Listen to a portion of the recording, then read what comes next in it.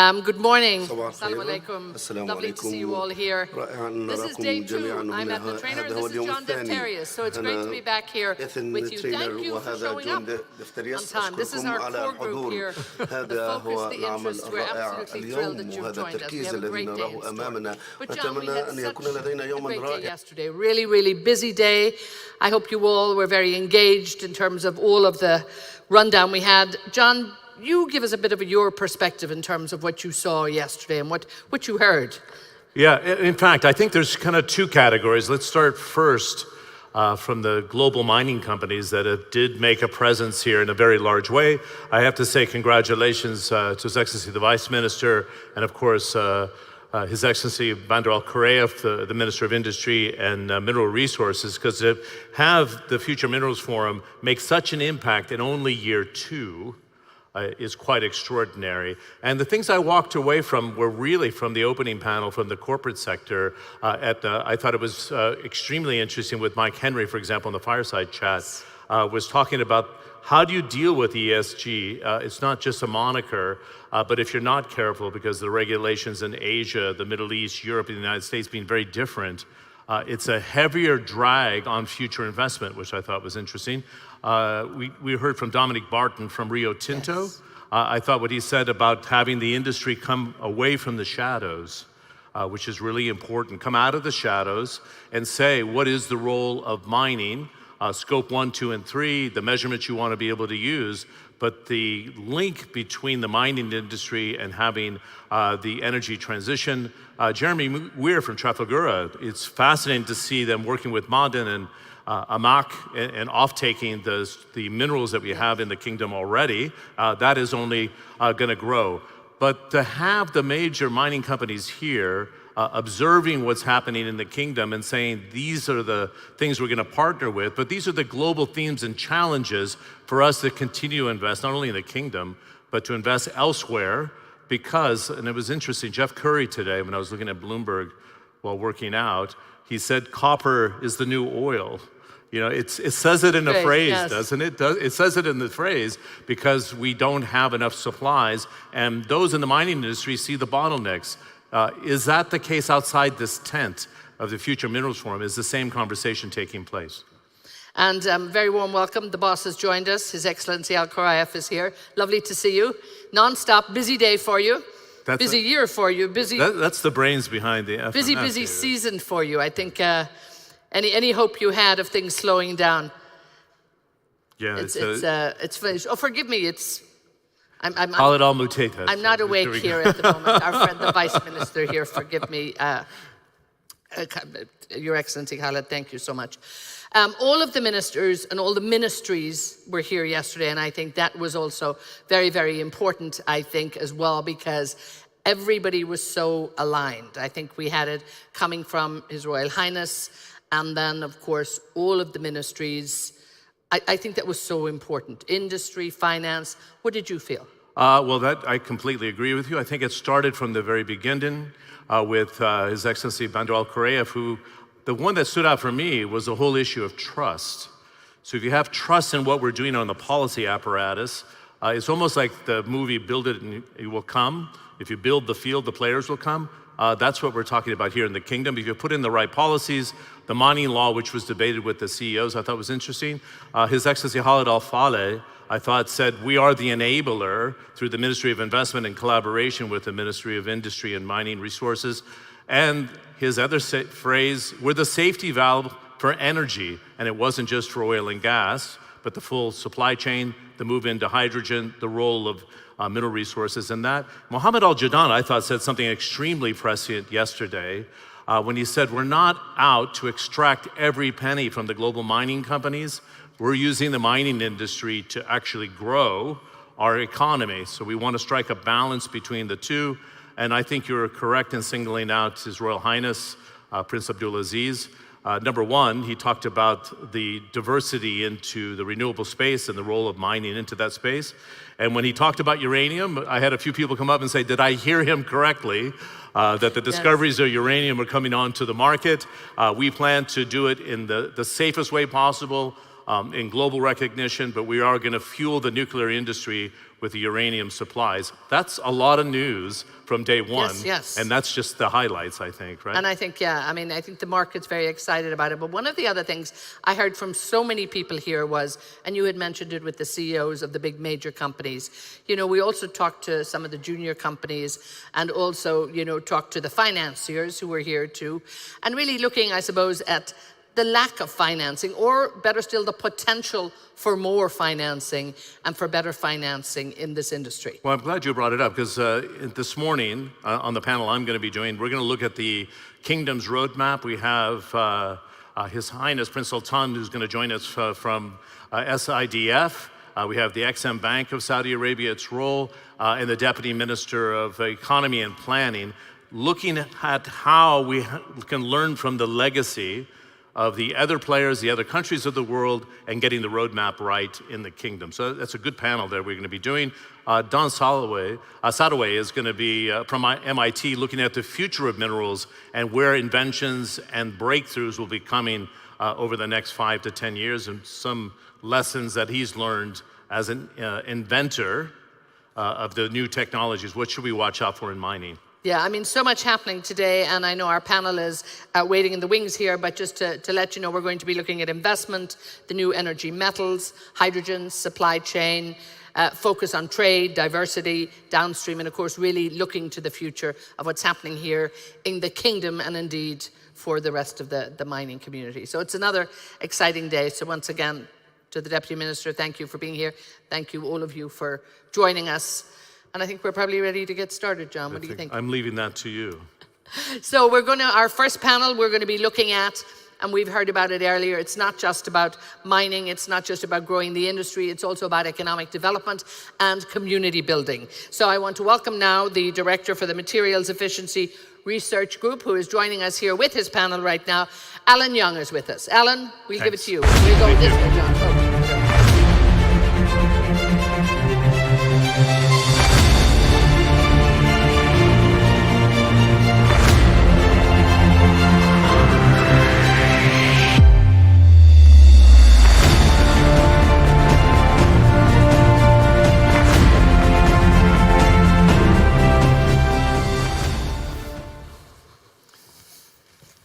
Welcome, everyone. You get full points for rising early after a long and delightful night and a long and productive day yesterday. I think it was extraordinary. I learned so much yesterday, and I'm really looking forward to building on that today.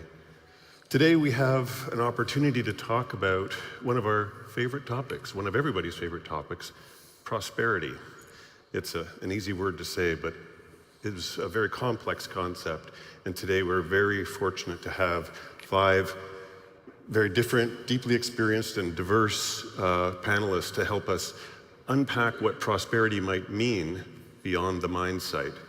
Not just for the companies, but for the communities and other partners in this. What does prosperity actually mean? What are the key challenges that we're facing in realizing that prosperity? And what are some of the strategic priorities we might have in moving that forward? Essentially, the challenge is for mining companies to go beyond mineral suppliers to becoming materials solutions providers for the green energy transition. That's a phrase that I believe I first heard uttered by former CEO Mark Cutifani from Anglo American, and it's a profound challenge, but I think it's one that I hear coming at us from many directions in earlier discussions. So I'm very pleased to have, again, quite a diverse range of perspectives on this topic, because there's no one answer to prosperity. It comes from many different ways, it has many different dimensions, and I think we'll have a chance to explore those, and I won't attempt to resolve them. So let's start here with, to my left, Ronan Leroy, who's the head of the mining division for TTP Mining.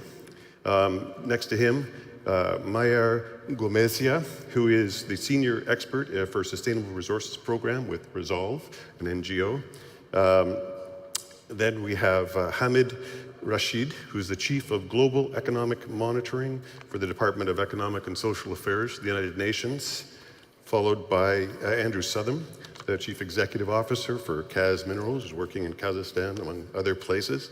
And to our far side, we've got Wendy Terrell, who's the Executive Director of the Development Partners Initiative, or Institute. So to start off, I wanted to ask each of you to give us your thoughts on what does prosperity mean for you in your work, and how do you know when you're advancing prosperity that's meaningful to the goals that you have, whether you're a CEO, whether you're an executive director, and whether you're working with the UN or others. I'm going to start with Andrew. Just one final caveat. With only 35 minutes, we're going to be dealing with poetry rather than prose. So I'm asked them to be very concise and strategic in the answers, and we'll just keep to a couple of minutes each as we move along. But actually, sorry, one other thing. After we start with this, this initial discussion on the definitions of prosperity, we will move into having the panelists discuss what their particular challenges are, and then we'll finish off with those strategic priorities. So start with your views on what prosperity means to you. Thank you. I'm not sure I'll be able to answer in poetry, but I'll do my best. Well, mining is a long-term endeavor, and you operate under license from the state, and it is critically important that mining brings prosperity in that long term, and also is actually seen to do so as part of your license to operate. The taxes you pay are a fundamental part of that, and companies must be fair and responsible in how they approach that. Of course, you are an employer, and you need to be a fair employer. And for example, during COVID, we maintained wages for all of our staff, regardless of whether they were able to be on-site or off-site, and treated them appropriately through that. You also have the training and development. Now, you can train and develop your own staff, and we do, and they gain qualifications, and that supports their development. They may go on to other endeavors within the country. But we also have programs for the longer term in Kazakhstan, whereby we train, we support colleges, we support universities in training the next generation of Kazakh miners. And many of these people have gone on to do internships with us, and hundreds of them have actually gone on to become permanent employees. Many will work for other companies and support the economy elsewhere, but this is part of our contribution to the next generation, the longer term of Kazakhstan mining and engineering and other sort of industrial skills, which is in areas we feel we're particularly able to contribute in. We also work with suppliers, and mining companies, through their own activities, obviously create and support local supply chains. But we're able to do much more than that. Our standards, for example, on health and safety, on quality and things like this are areas where we're able to work with suppliers for them to raise their own standards and provide those services elsewhere and operate much more efficiently, productively, safely in the wider economy.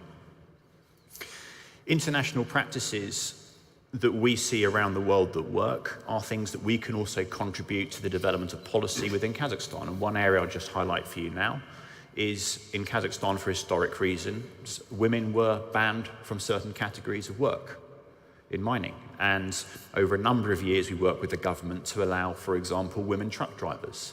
And that's now created a new career pathway for women, new opportunities, increases our diversity, and is a way we're able to contribute again to the longer term development, longer term prosperity of Kazakhstan.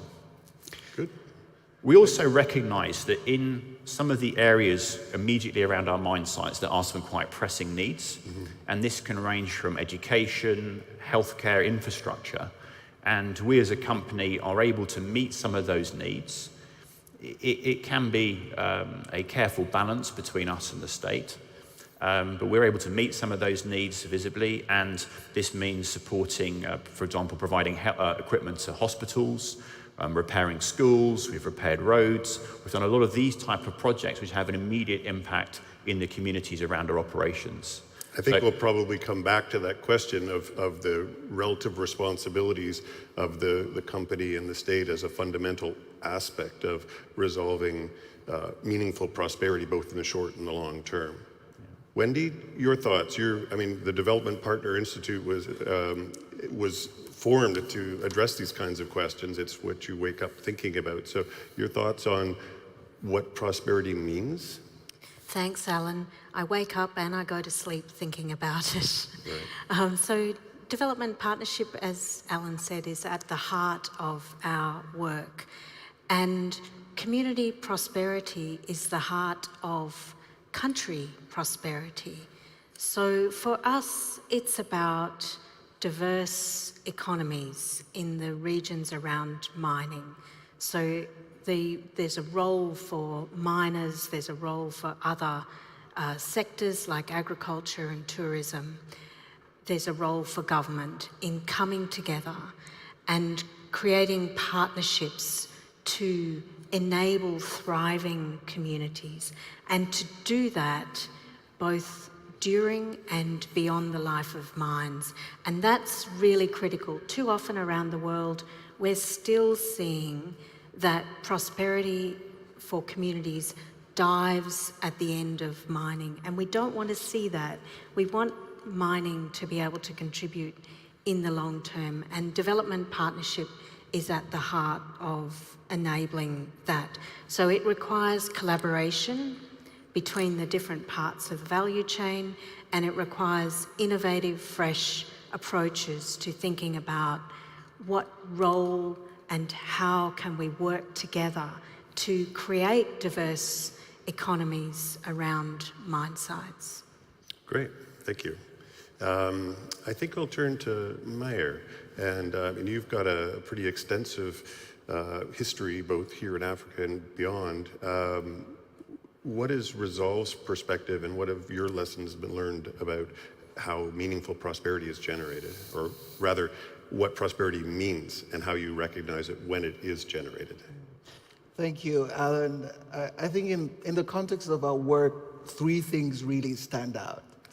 And the first is in terms which the audience, is well attuned to. However you slice and dice it, there is an aspect of transforming your liabilities into assets. And reframing this, that includes for communities as well, ecological liabilities, for example.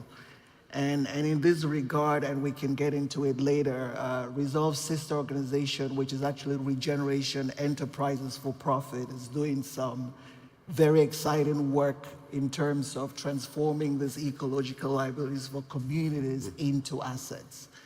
And the other thing is that this has to be done in a sustainable way ultimately, and sustainable not necessarily, or not only in terms of social sustainability, but in terms of how durable it is. And in our work, what we've come across is that some of the ways in doing it is integrating these aspects of prosperity for the mines into the broader socioeconomic context. An example which we can get into it again is probably one of the largest global alliances for development in USAID history, which is called the Health, Electrification, and Telecommunications Alliance. Not directly related to mining per se, but we're working towards trying to tie that into some of the aspects of prosperity for the communities, but in a way that is integrated in the country's broader context. And the last one is some aspect of, I'll say, intentionality or a social license to operate, or what have you, however you call it. And this again is coming from our work on community smart consultation and consent. And not to beat on the drum, it's not to say this is working or not, but how do you transform these aspects of seeking consent into practical solutions for communities as well as the partners? Yeah, that's a really key element of figuring out through the process of consent what prosperity means for the community. You're not projecting on what they need, but through the discussion and dialogue on consent, you jointly define what prosperity is at the outset of the project, and then you have joint goals going forward. I think that's a really fundamental point. Ronan, you're working in a variety of complex environments, both on the mine development side and the broader company developing infrastructure. What does prosperity mean for you? Prosperity means, indeed, we have this question with our colleagues and with the communities every month, every year. So perhaps I will be their voice this morning. When we talk to our colleagues, prosperity is, of course, is salary to start with, but beyond that, what is more important is medical support. It can be clinic, it can be medical insurances. It's a real need for them in terms of prosperity for their families. And the third one is education. Education with a target, education to get access to a better job. So these are the top three, I would say, for our colleagues. However, we are used also to talk with the communities, and then the answer is slightly different. Indeed, it's more global, and what they ask first, it's a fair access or fair opportunity to employment, and they insist on the word fair. So this is their meaning of prosperity. The second point, it's about their, let's say, they want to share their share of the revenue generated by the industry, and it's not through the cascading of the salaries and things like that. It's more about public services, roads, clinics, schools. Right. And the third one, it's always about their environment. So they don't talk about climate change. They are talking about their direct environment. So depending where they are, could be the crops, the water, whatever. And something that we should not forget is also the social cohesion. They don't want to change their social habit and cohesions. So these are the top three. Yeah, that's a really rich, multi-dimensional set of factors that are quite interdependent. You can't achieve one without the other, and so you have to keep your eye on infrastructure, on environmental capacity, on education, and on, of course, salary and things. That's helpful. Great. And we'll finish with the perspective, the macro perspective, and we had some very interesting discussions over the last day or two on the challenges at the national level, the challenges at the site level, how these interrelate, and how the relative roles and responsibilities are potentially complementary, but not always. So, Hamid. Thank you, Alan. I just want to broaden the discussion a little bit about macro, and the prosperity in its true meaning must have at the term shared prosperity. There's no prosperity which is just for one community or not for the other. Right. So if you take that perspective of shared prosperity, that means you think about leaving no one behind, making sure that a rising tide of mining or other resources lift all boats, not just few boats, and don't sink other boats. Right. And also to make sure the fundamental aspect of prosperity is equity. Equity both within the generation and across generations, meaning that we have to make sure that our future generations are as well off as our current generation. And that is a very important point when you think about social, environmental, and governance perspectives in policy making. Now, the key question is that what drives prosperity? Mining can play an important role, but if you look at long-term prosperity in countries, it cannot come from mining alone. The prosperity comes from sources of prosperity is productivity growth. As an economist, I can tell you that you can add 1 + 1. The idea of productivity growth should be 1 + 1 should be not just 2, more than 2. Right. It should have a multiplier effect. And that is where the key role, we have to think about the role of policies. And here, of course, we have to look at mining, what mining can deliver. Mining at the community level, of course, can build roads, build schools, hospitals. There can be a pathway to prosperity for a local community. But it's beyond the local community. When you think about it, you have to think about the macro policies, the policies that can make a difference in terms of promoting productivity growth, making people more skilled over time, and looking backward, thinking about 20 years or 30 years down the road, what kind of skills will be needed in this economy, and what kind of investment we need to make today to make them ready for the future economy. And last point I would make is that given the very fast changing scenario that we have in the global economy right now, and that the fast change, the rapid changes are also at the local community, at the regional level as well. So we have to be very careful about what skills we target over time, what kind of economy we want to be over time. And our prosperity, our pursuit for prosperity would be based on that vision, the vision, long-term vision that we hold. It is not to undermine that short-term doesn't matter. Short-term matters a lot. And mining and other communities can play a very important partnership role, but the key driver of prosperity comes from policy making, the right policies. And this is where we have to pay adequate attention to make sure that we have the right policies.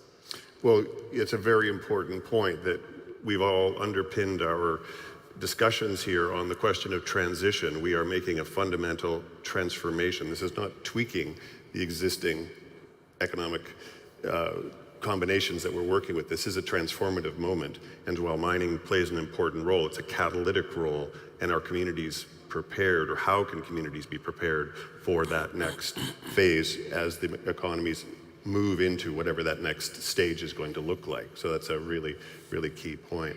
I want to shift gears just a little bit because we've laid out some really good discussions on what the end goal could look like or does look like.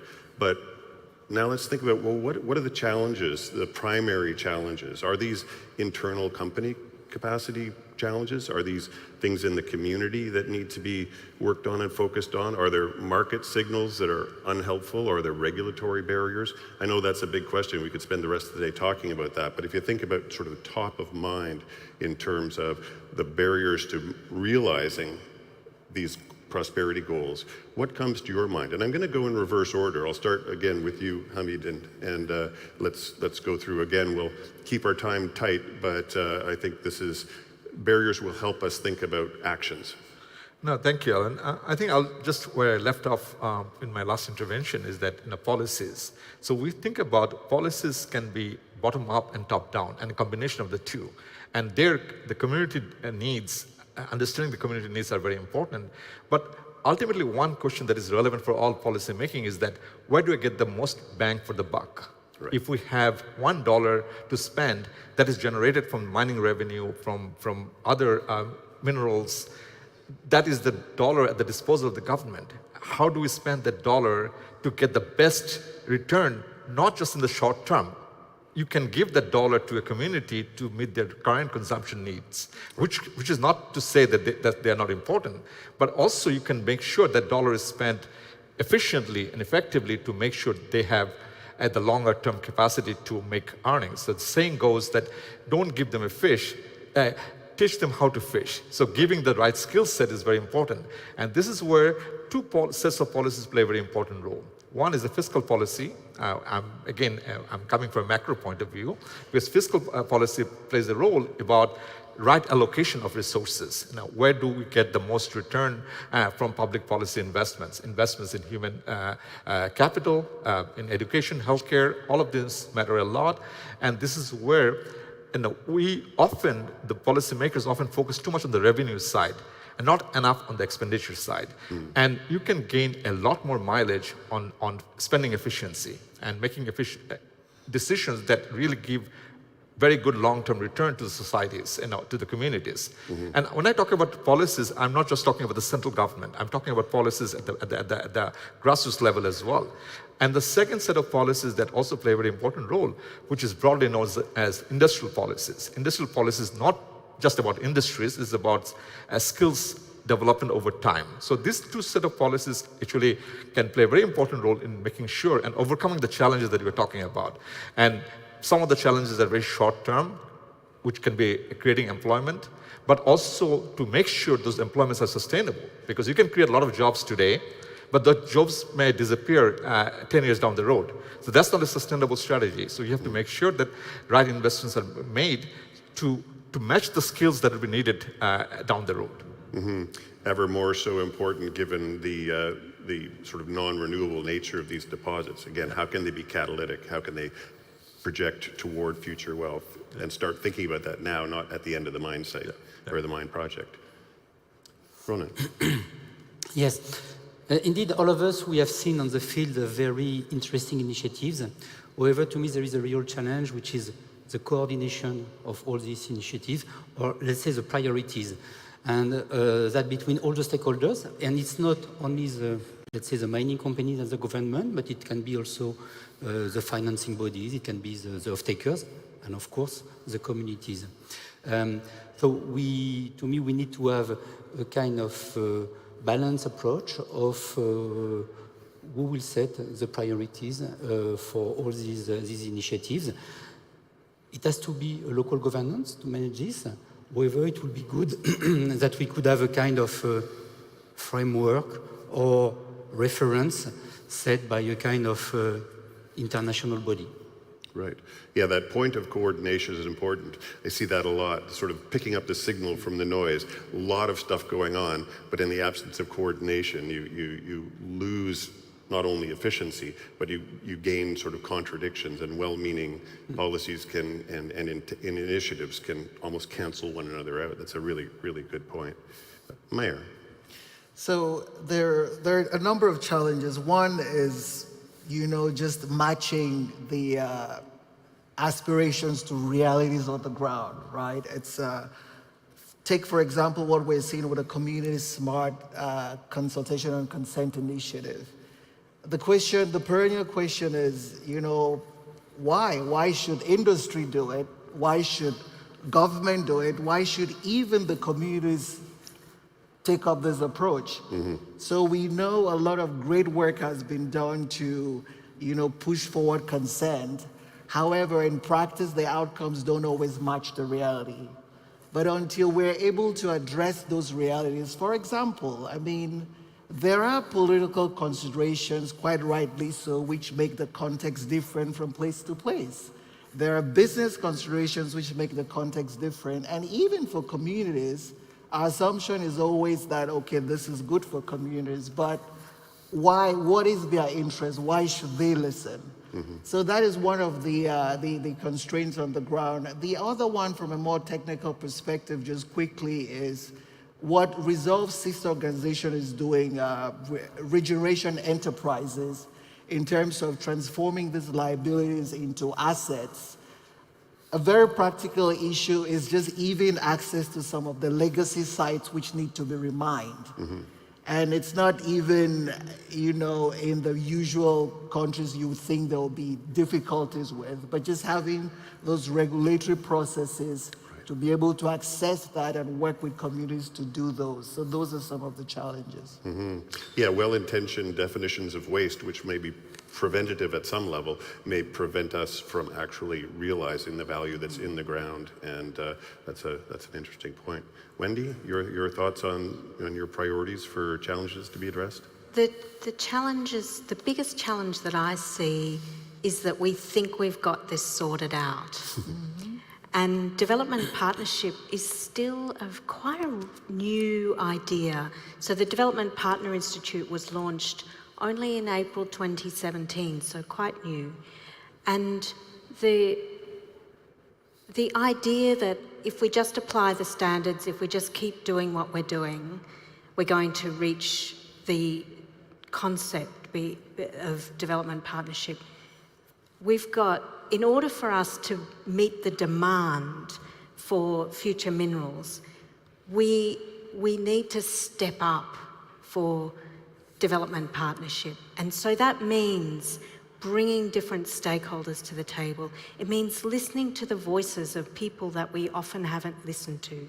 Young people, women, Indigenous people, bringing people to the table.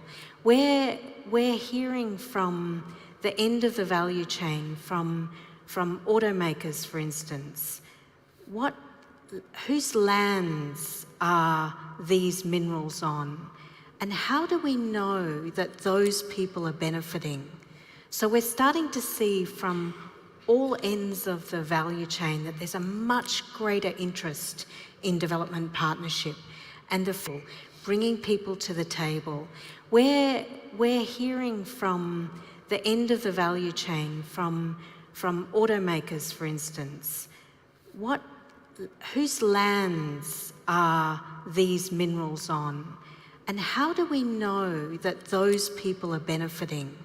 So we're starting to see from all ends of the value chain that there's a much greater interest in development partnership and bringing people to the table. We're hearing from the end of the value chain, from automakers, for instance. Whose lands are these minerals on?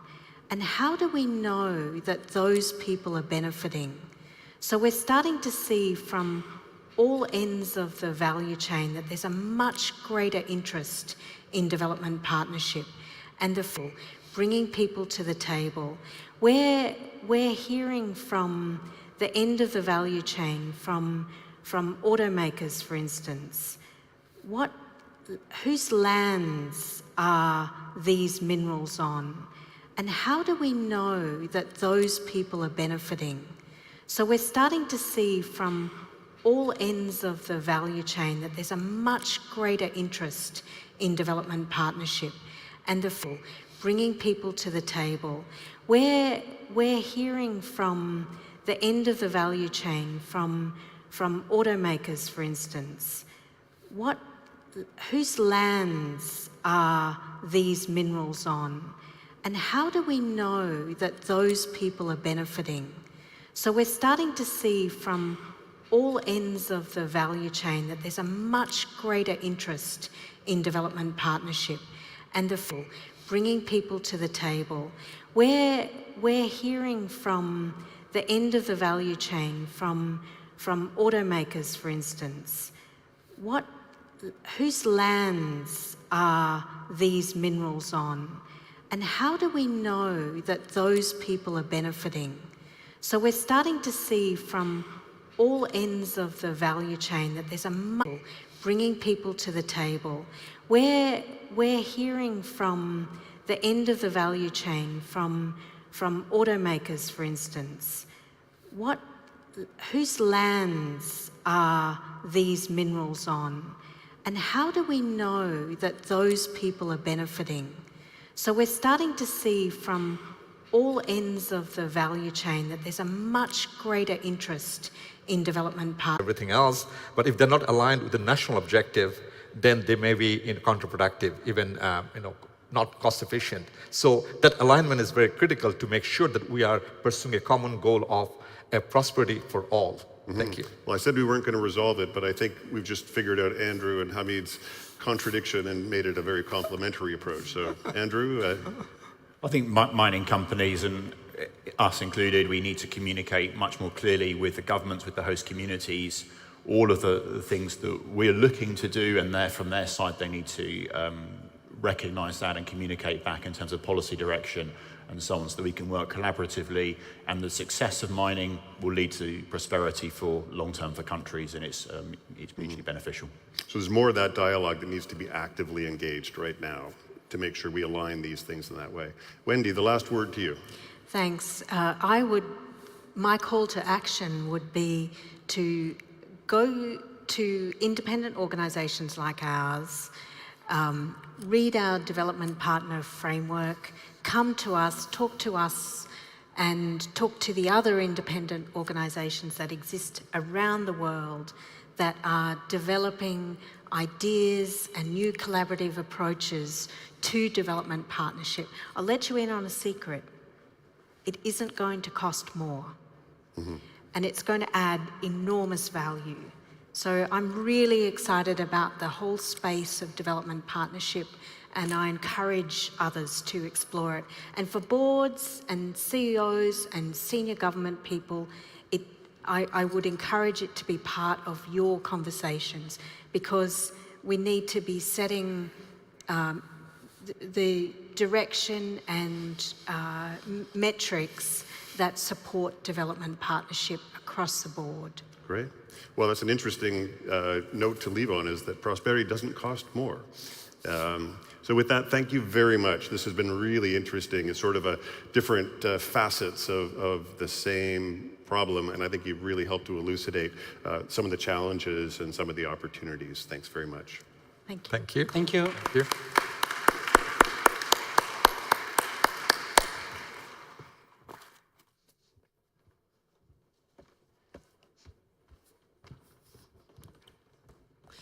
Thank you all so much. And Alan, Young, thank you so much for conducting that panel there.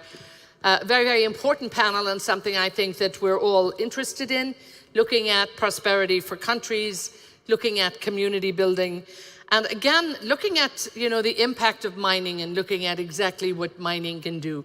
I think the big multiplier effect that mining can have, particularly when it comes to the economy and particularly, when it comes to building community and building a better life for everybody, not just for the key investors.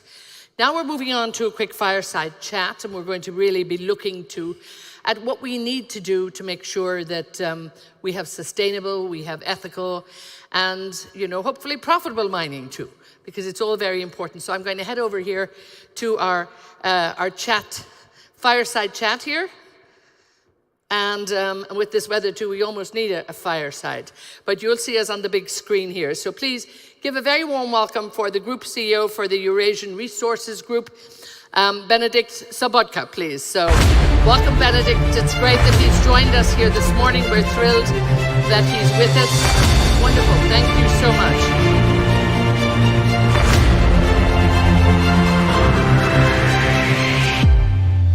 And thank you all for being here too. Now, Benedikt, when we look at the Eurasian Resources Group, ERG, you're a major producer here in transition metals.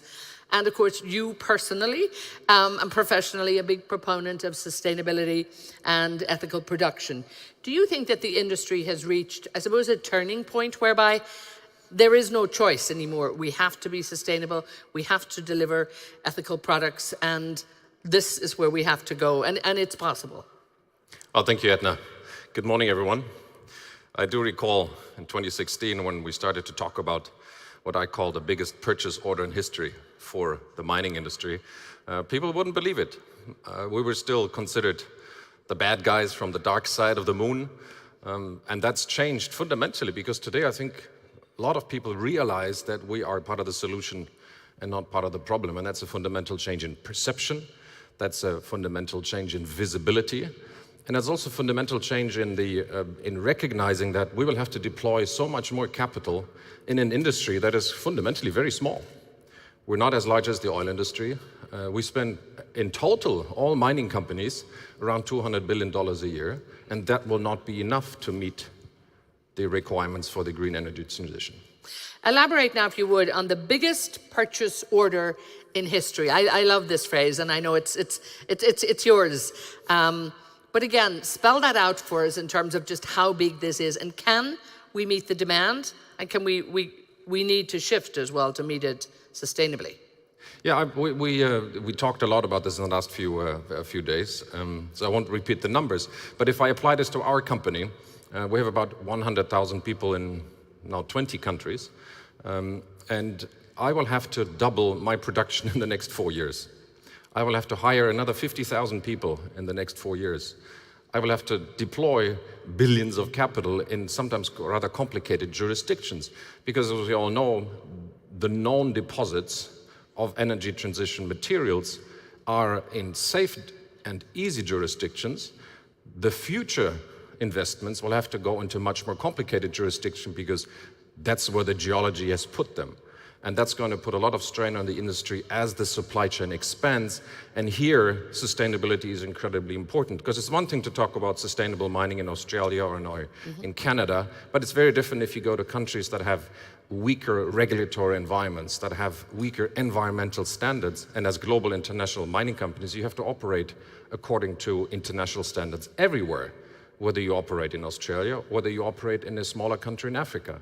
So it's very important that we take stock and understand building out these supply chains in a sustainable fashion is going to be a tremendous challenge. And this is where ESG is such a contradiction, because on the one hand, ESG is the biggest driver for this purchase order in history, this biggest purchase order in history, but on the other hand, it makes producing materials and investing in new materials so much more difficult, because the standards are so much higher.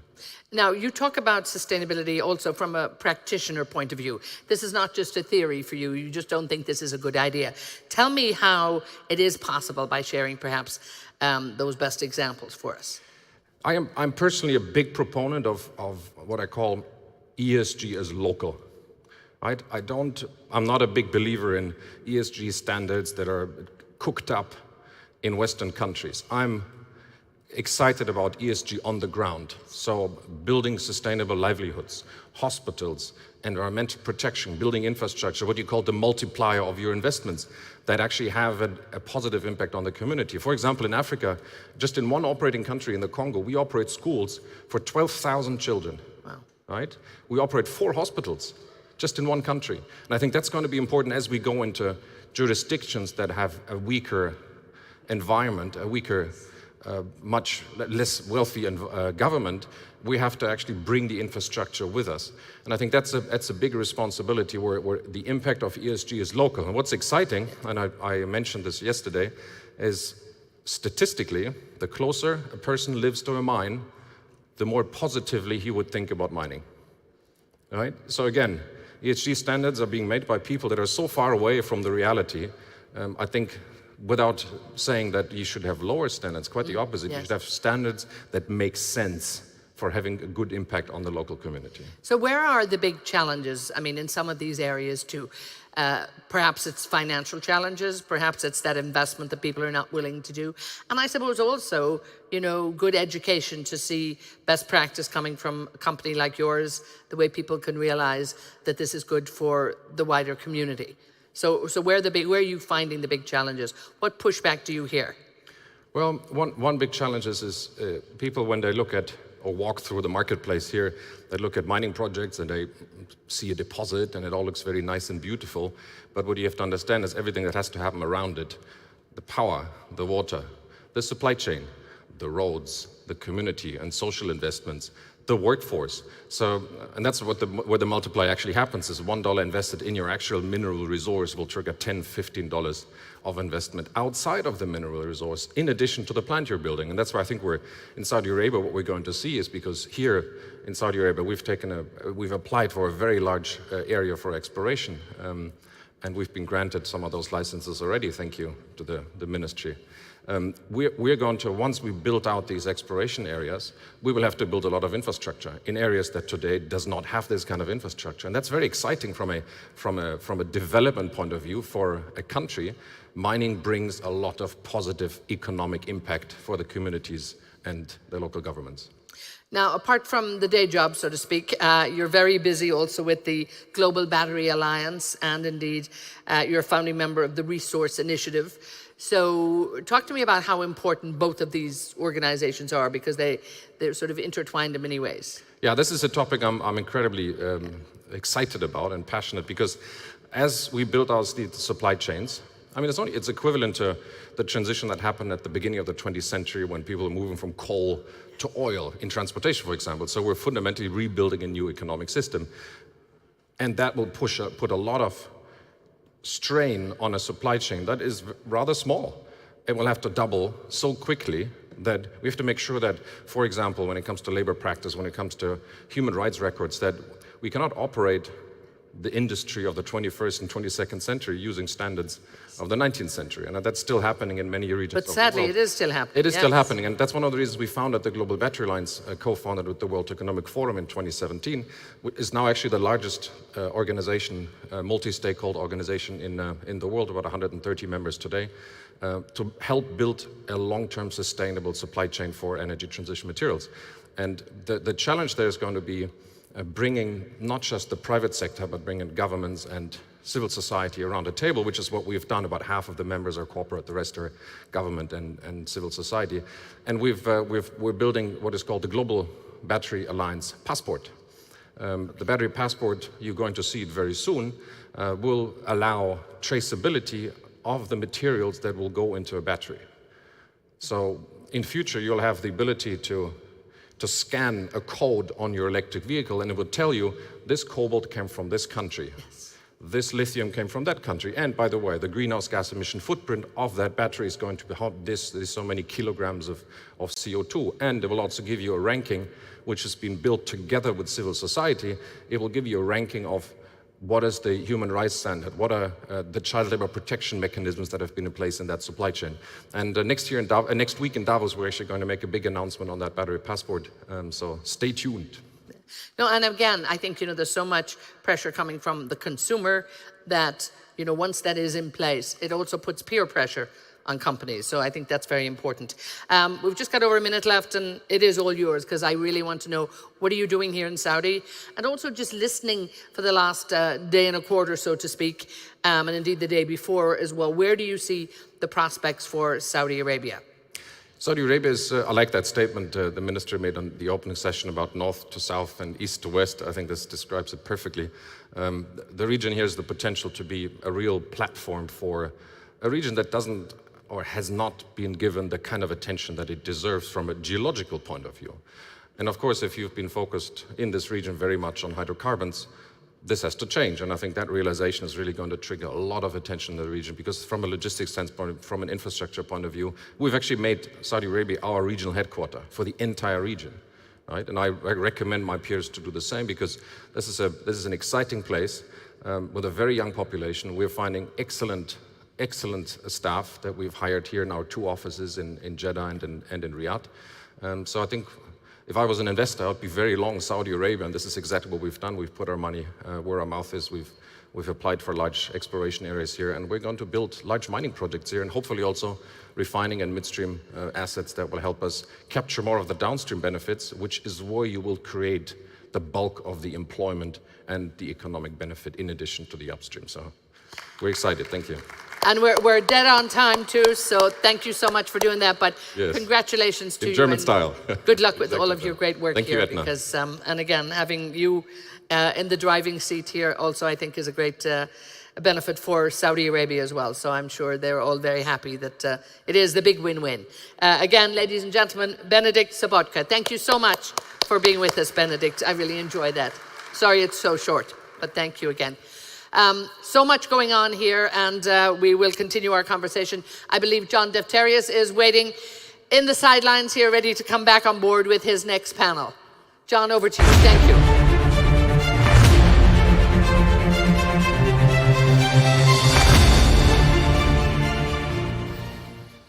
Terrific. My panel is going to come on into the seat here, and we'll give them a nice round of applause thereafter. Excellent session there. With Benedikt Sobotka of the Eurasian Resources Group, and looking at the supply chain and the future of mining. We haven't had a chance to take a step back at the Future Minerals Forum and just focus on the building blocks of the strategy of developing the mining sector here in the country, to finance it, to support it, and what it means into the feed through for gross domestic product, development, employment, but also, very importantly, how does it fit into the Vision 2030 as well? We have 3 guests on stage and 1 joining us virtually. Let's welcome Prince Sultan Khalid Al Saud, His Highness the Chief Executive Officer of SIDF. It's good to see him. His Excellency Engineer Saab Al Qab is the Chief Executive Officer of Saudi Exim Bank. Her Excellency Farah Ismail is the Deputy Minister for Sectoral and Regional Development Affairs. That's at the Ministry of Economy and Planning, with His Excellency Faisal Al Ibrahim. And joining us virtually is a good friend and somebody who's a very familiar face here in the kingdom. Let's welcome Professor John Tsiafanakis from the Gulf Research Center. He's joining us from Cambridge because his children got struck with COVID, and he wanted to make sure we're all safe in the building. Nice round of applause to all of you, and thank you for joining us. Thank you very much. This was going to be an international panel, and half with our colleagues from Saudi Arabia. As it turned out, because of travel and the other panels, it became literally a focus on Saudi Arabia, but I'm actually thrilled about it. I think it's better for us to take the opportunity to drill into the different subject matters, which is extremely important.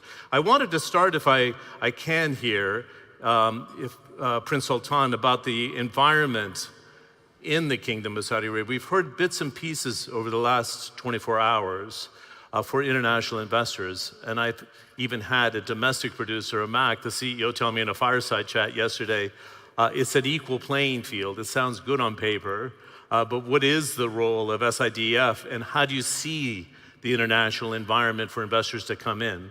If representation on the panel is anything, you can see most of the major CEOs have been attending. What is the reality here in terms of the environment for opportunity in this sector, but overall even?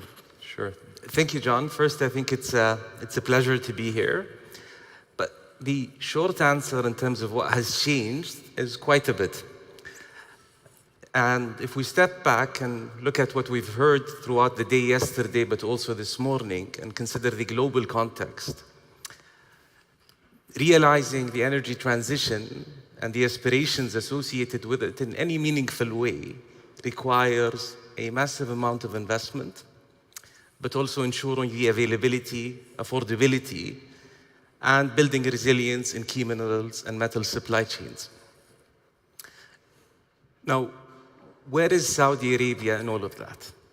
And I think it begins with the kingdom's vision of making mining the third pillar of the Saudi economy, but also boils down to a mining strategy that undertook certain initiatives across the board to make Saudi Arabia part of that global solution.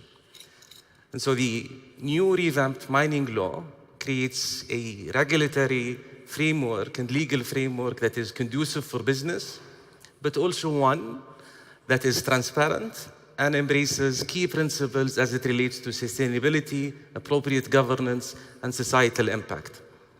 The rest of the enablers, many of whom are represented obviously here today, relates to the availability of secure, affordable energy, the availability of funding via development finance institutions, SIDF, the Exim Bank, and the rest of the development finance ecosystem in the kingdom, but also world-class infrastructure.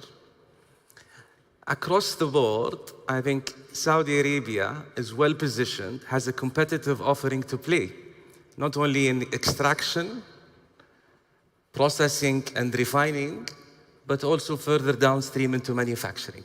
Yeah, it's absolutely true. If you just looked at it on the upstream, I don't think it would add the value that the kingdom's looking to get. So thank you for that, Prince Sultan. We had a chance to talk at the FII, but that was in the general context of what the mandate is for the Exim Bank. But let's drill in, if we can, specifically, how do you support the mining sector? And I think it's fascinating because you have a long history as an engineer by education, but as a banker. How has that translated into the export arena as a pillar, along with what we see from SIDF, supporting this effort and the transformation? I think most people wouldn't think it's the third pillar, but it absolutely is. But what is your role here? And even the news that we heard yesterday from Ma'aden and PIF, $15 billion to help other countries develop and to have stakes in the development and the growth of mining, even outside the kingdom. Please. Yeah, good morning, everybody. Good morning, John. Welcome back to Riyadh. Thanks. Pleasure to be here with you. I think it's becoming my second home, to be Should be first home. Yeah. Don't tell my wife that, so, by the way. My move away from the Middle East was to live with my family. So and now we have cold weather for you. It's important. I mean, we are a young organization, 2.5 years old. But let's talk about Saudi Arabia. Saudi Arabia is blessed with a significant mining or mineral reserve with a financial value of $1.3 trillion. This is definitely beyond the local demand and internal use, which create a great opportunity for investors and export. We at Saudi Exim bring something unique to the table, to the key and for the key stakeholder of the mining industry, being investors, exporters, importers, and financial institutions. We are not only bridging their financial gap the conventional way, but also we mitigate their export risk through different insurance products and expanding their capability to reach a global market. And in numbers, in 2022, we have provided $1 billion, over a little bit over $1 billion of credit and insurance facility to the mining industries, and which is ultimately open an opportunity in a global market for the industry, and it was only our beginning in this sector. Okay, thanks very much. Far Ismail, it's great to have you, by the way. And looking at how this builds in, I would like to finish our debate about Vision 2030, but let's start with the role of investment. We had His Excellency Khalid Al-Faleh on the same panel yesterday, right? And he was talking about being an enabler for this industry. But how does the investment feed into the economy and the difference it makes? I think many people don't understand the multiplier if you have global players along with two enablers at the table here. How do you see it from the Ministry of Economy and Planning? Sure, thank you very much, John. Very pleased to be with the esteemed panelists and with you today. So I'm going to take a step back and talk about investments in general and how it fits into the Vision 2030 overall. So as everyone knows, since the launch of the vision, the Kingdom has embarked on a number of corrective measures from a legislative and regulatory framework, and in fact, a comprehensive package of social and economic reforms was launched through the vision realization programs, but also through the number of integrated sectoral strategies, including the National Investment Strategy. I would say that investments come at the heart of Vision 2030, and His Royal Highness, when he launched the Crown Prince, when he launched the National Investment Strategy in late 2021, he launched it with an ambition and aspiration level that I would say not seen elsewhere in the world, with a very focused objective for the private sector to play a pivotal role in achievement of these targets. We want to become one of the top 15 economies in the world. This means that we need to increase our GDP to about $1.7 trillion by 2030. So catalyzing investments is crucial for the Kingdom to achieve these targets. And we will be tapping into different sources to achieve the investment target. I'm not going to drill into all the numbers in the National Investment Strategy, but the key number is $3.2 trillion will be injected in the economy through investments, be it from FDI, and increasing FDI as a share of GDP from less than 1% to 5.7%, also through the funds, the Public Investment Fund and others. And a lot has been launched already, but also through domestic private sector and the many initiatives that have been launched to enable the contribution of the private sector, like the Sharik program, which is the collaboration between the government and large companies, and many other initiatives that have been launched over the past few years, and we've already seen a lot of targets being achieved. Now, where does mining fit into this? The mining sector stands to benefit a great deal from all these programs. We heard about the Global Supply Chain Resilience Initiative, which was launched recently. And mining and minerals are one of the 7 targeted sectors in this program or this initiative. Again, mining is one of the 4 key pillars of the National Industrial and Logistic Development Programs, which is one of the largest, I would say, or most strategic vision realization program. So mining will play a very crucial and important role in the achievement of all of the vision targets through investments and other initiatives. Good, and we found out yesterday, I mean, the goal is to get a 4-fold increase from the 2021 level of $8 billion of investment, international investment into mining. So it's ambitious, but Yes. phenomenal. Let's bring in Dr. John Stefanikis is joining us from Cambridge. It's good to see you, John. You stand here as a very large screen, so your presence is being felt. I wish I had you on the panel here. I think we should kind of deal with learning from legacies in different mining sectors around the world. It's almost great to start as a greenfield site because you don't repeat mistakes perhaps of other countries. How does that apply to the Kingdom here? Learning from others, taking advantage of the geographical positioning, the new Silk Road that I talked about from East and Central Africa through the Middle East into Central Asia. How do you see it, John, in a macro sense here, picking up on Farah's comments? Thank you, John. And I feel very humbled and honored to be at the panel, even virtually. I have a lot of respect for all the panelists because I worked with them in the past, and I see them all doing great things for the Kingdom and for the institutions they work for today. So I think that Saudi Arabia clearly is looking at this from a unique perspective, because it can look at the lessons learned and the mistakes and pitfalls of others and move forward. And like it did since the 1930s, with the development of Saudi Aramco, of course, back then with the assistance of America.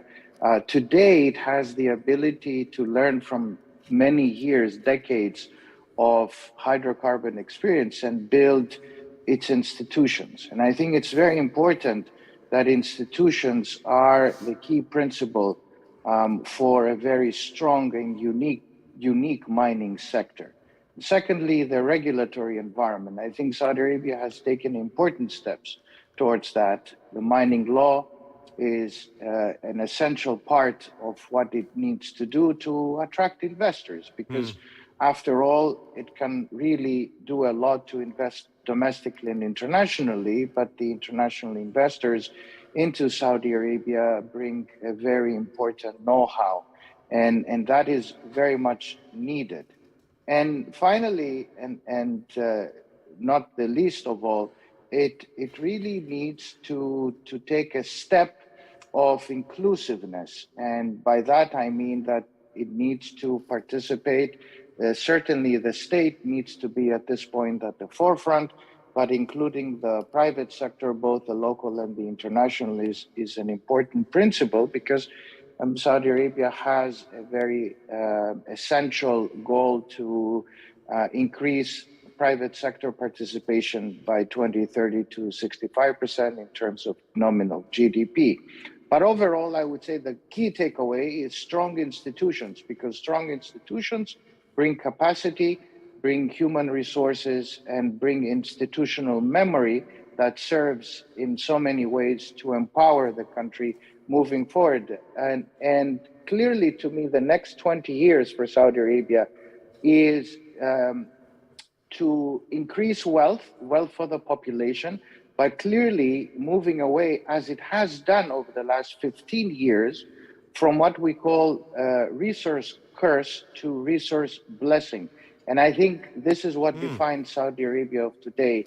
It is a blessing to be involved in mining, and doing it now, it is a unique historic opportunity. Yeah, it certainly is. Okay, thanks for that, John. So we have 15 minutes left. So I'm going to ask the panelists to be 75 seconds or less so we can cover all the different topics. You can even pick up off of each other.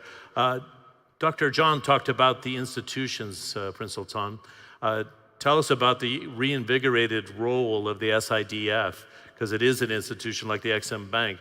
But what's astonished me, and I'm not just blowing smoke at the kingdom here, is you've taken institutions and then given them a mandate. You've been given a mandate. What do you see as the SIDF mandate? Sure. So for those in the audience that don't know of SIDF, we're an institution that was established in 1974 as part of the first wave of development in the kingdom, primarily to provide long-term project finance to the manufacturing sector, and played a pivotal role over the past 48 years. So 74, manufacturing value add was 5 billion Saudi riyals. Today it's north of 400. With the kingdom's vision and the focus on the various sectors, mining being pivotal, we expanded our sector coverage to include mining, energy, and logistics. But John, I think I would love to have the opportunity to give the audience some validation points.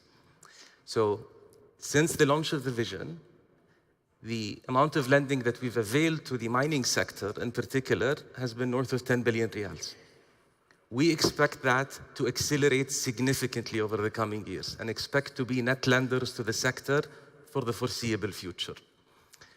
The second part of it is, since 2016, with the launch of the vision, the amount of lending that we've done to the various sectors that we cover is more than what we've done in the first 35 years of our history. Wow. But it's not only the volume of lending, it's also the projects themselves. So across, we are the largest lender to the largest green hydrogen facility in NEOM. We are investing as well in lending to blue hydrogen, but also to 2 EV facilities and across many different product categories that we hope will add to the economic complexity of all the activities that we undertake in the economy. Okay, very interesting. I think for also time, Saad, I think one of the things you wanted to address because the issues come up is ESG, and making the connection of the Exim Bank supporting this to actually enhance environmental credentials, right? Because the role of minerals throughout the value chain, and you're a banker, how do you take it from the Exim Bank and say, this is necessary because it touches these different sectors? Do you want to take it from there? Yeah, thank you, John, and it's a great question. It's the supply of minerals is very important for the sustainability of planet Earth. As per the latest World Bank report, that we require to produce 5-folds of the current production by 2050s.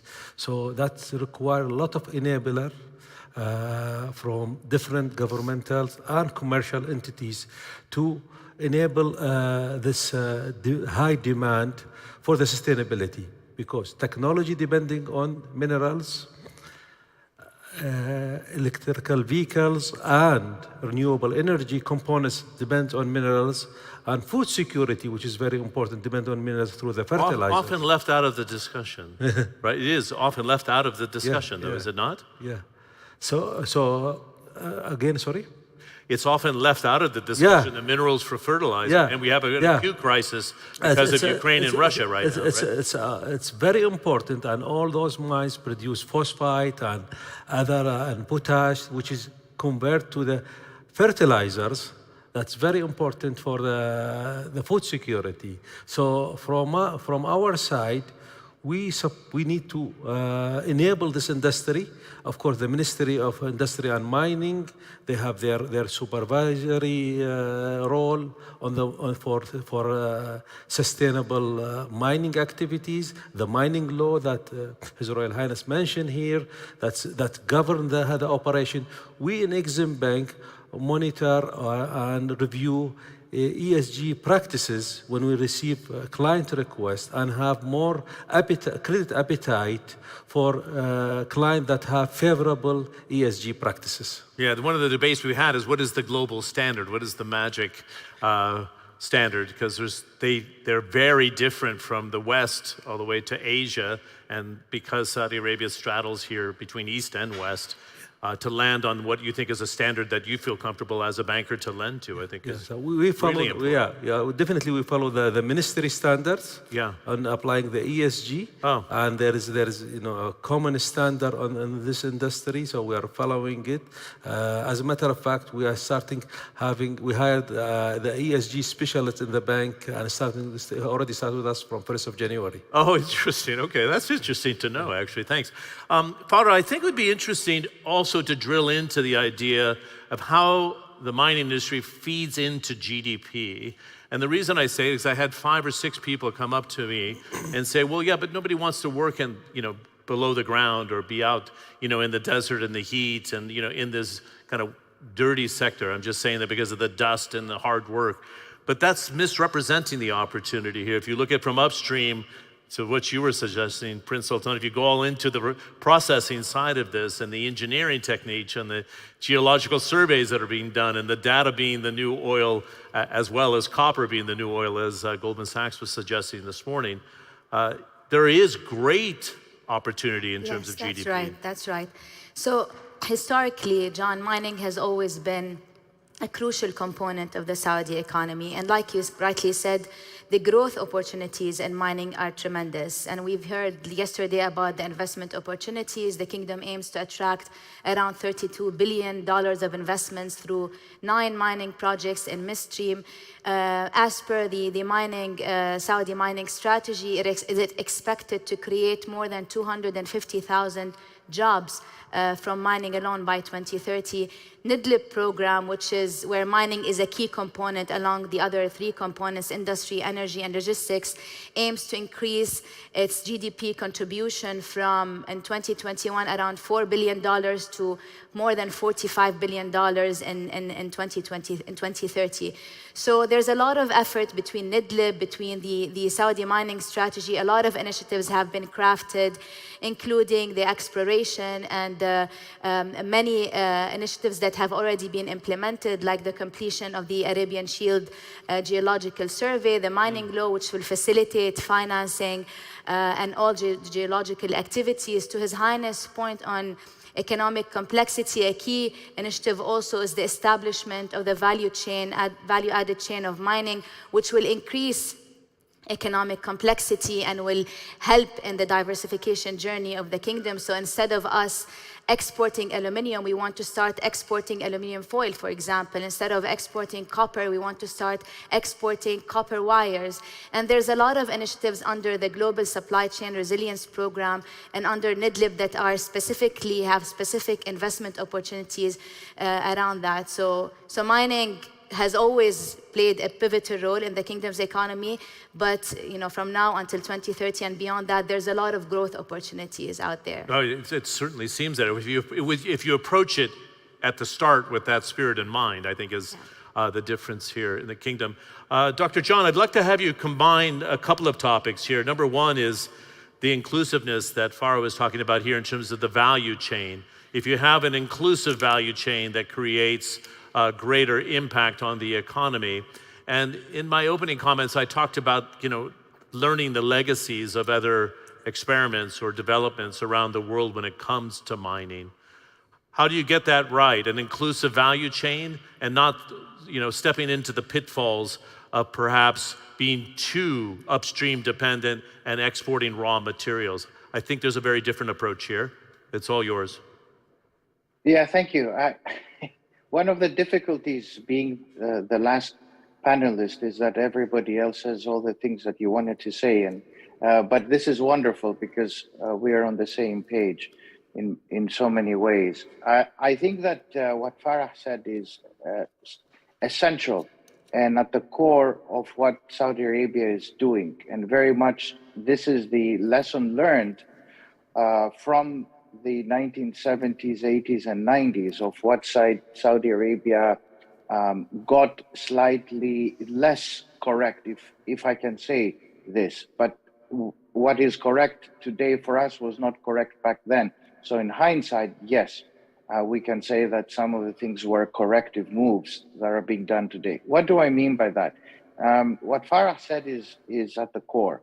Meaning that in the 70s, 80s, and 90s, Saudi Arabia exported the raw product. And today, Saudi Arabia is building capacity internally. So, for instance, it is trying to make a very serious bet on electric vehicles. And not only making a bet by having an investment outside, by bringing in the investment into the country. That is the example of Lucid. What goes into Lucid? It requires the most important part is a battery. What goes into a battery? A lot of these essential rare earth minerals and other components that comprise the battery. What else goes into that? Well, it is different material, including aluminium and other products. In the old Saudi Arabia, the raw product, being the bauxite, could have been exported. In the new Saudi Arabia, it is thinking about the entire value chain. So that is important because an essential principle to anyone's economy is not just to increase complexity, but make sure that it exports that complexity to what His Highness Prince Sultan said, that it's important to increase the value add, but also make sure you export that. And Saudi Arabia has made important strides towards that over the last 5 to 6 years, and it needs to up the game on that complexity. So very much it needs to not only, and this is an essential part of the complexity of the challenge that Saudi Arabia has, not only increase the FDI, but make sure it is transparent, which it has been, especially in the mining sector. It is very transparent. A lot of these data points on the geological surveys are now widely available. This is a unique opportunity and it is a first. Secondly, governance is very important. Saudi Arabia has made essential strides, very important strides. No one else in the emerging markets that I monitor has made such strides in governance. So it is a very different country, hence investors will come in. Once investors come in, the product changes because you increase the value chain, because then Saudi Arabia is part of the global supply chain of product. So it's no longer producing material for somebody else to increase the value of those materials. It is producing them and wants to produce them as part of its localization strategy. Excellent things that Saudi Arabia is doing today. Thank you. And I'd say excellent analysis that didn't step on anything that Farah had to say. So that's pretty quick thinking, Dr. John. I'm going to say thanks, but you can listen in to the last question here. And I want to pepper this young team. I'm going to challenge you because we have 2 minutes and 20 seconds left. So when I mean 30 to 45 seconds, that's what we mean, all right? I'm going to start with Farah. I had, as emerging markets editor for CNN for so long, I had a chance to see a lot of 2030, 2040, 2050 plans. But what stands out for me here is that this was not a plan that was launched and forgotten. Can you give me your experience in 45 seconds? Is it the North Star at the Ministry of Economy and Planning, and that's the narrative through all the key ministries? Farah? Thank you, John. It's very difficult to answer this question in 30 seconds. Let's make it happen. I'm going to try. So I think Vision 2030, when it was framed and structured, it was structured in a way that fundamentally focused on tackling challenges that the Saudi economy is facing today. We have a system of government that has a long-term perspective. At the strategic level, we are highly centralized, so everybody can rally behind this vision. The difference between us and other plans is that we know our challenges and we are tackling these challenges with specific metrics, specific KPIs, and very detailed plans and strategy. I'm going to give you some examples. But I don't think there's a lot of time for that. Do you want Okay, so I'm going to be very brief. The Vision 2030 focused on many challenges, diversification away from oil. We have specific metrics that talk about that, and it's no longer plans on paper. There's a lot of initiatives that have been launched, and we're already down from 60% in the 1980s of oil and gas contribution to GDP to around 35%. Wow. We want to include the whole population in the achievement of this vision with very clear targets. Unemployment has always been, among Saudis has always been very high in the kingdom. The participation of women in the labor force has always been one of the lowest in the world. How can we achieve this transformation without including and tapping into every single talent in our society? Unemployment among Saudis already dropped from 11.6 to 9.9%. The objective is to get to 7% by 2030. Women participation in the labor force, the target was to increase from 22 to 30%. We are already beyond that target. We reached 37% as of Q3 2022. Yeah. So the difference is that we are tackling our challenges, but this is the scientific answer. The real answer also is that we have leadership who really believe in this direction and is rallying the whole country, society, the people, the investors, and the residents around this objective. So it's no longer plans on paper, it's a lot that has been achieved and a long way to go as well. So I think you actually have the dynamic voice, the knowledge, and everything for television, but you went 2 minutes and 40 seconds. So we blew right through it. So I'm not going to hire you as an anchor, but I'll have you as the economic analyst on CNN would be a good thing. I think it's a fair comment. That's a very emotional question for everyone in the audience. That's why. Well done. And I'm sure our two gentlemen on the stage don't need to step in because I think we heard that. But you hit all the touch points. I'm pretty confident SIDF and Saudi Exim Bank, I think, live by the same spirit of the 2030. I have to stick to time because I've got my magic director, Pauline, talking to me and say, let's go. Can we give a really nice round of applause to Prince Sultan, Sadal Kab, Farah Ismail, and Dr. John Stefanikis. Thanks very much. You can talk to her back behind the scenes on the 2030 plan. Thank you. We're happy to see our time to her. I know. It's great that she's leading, but we have to have some fun with it all the time. Thank you. Thanks very much. Thank you. Thanks. Farah, thanks very much. Thank you, John. So we're going to come into our discussion area here for a fireside chat. And this is a really interesting one that we haven't had a chance to do, and I'm glad we saved it for the second day. It's taking a look at where we're going with future minerals and what are the breakthroughs in this industry.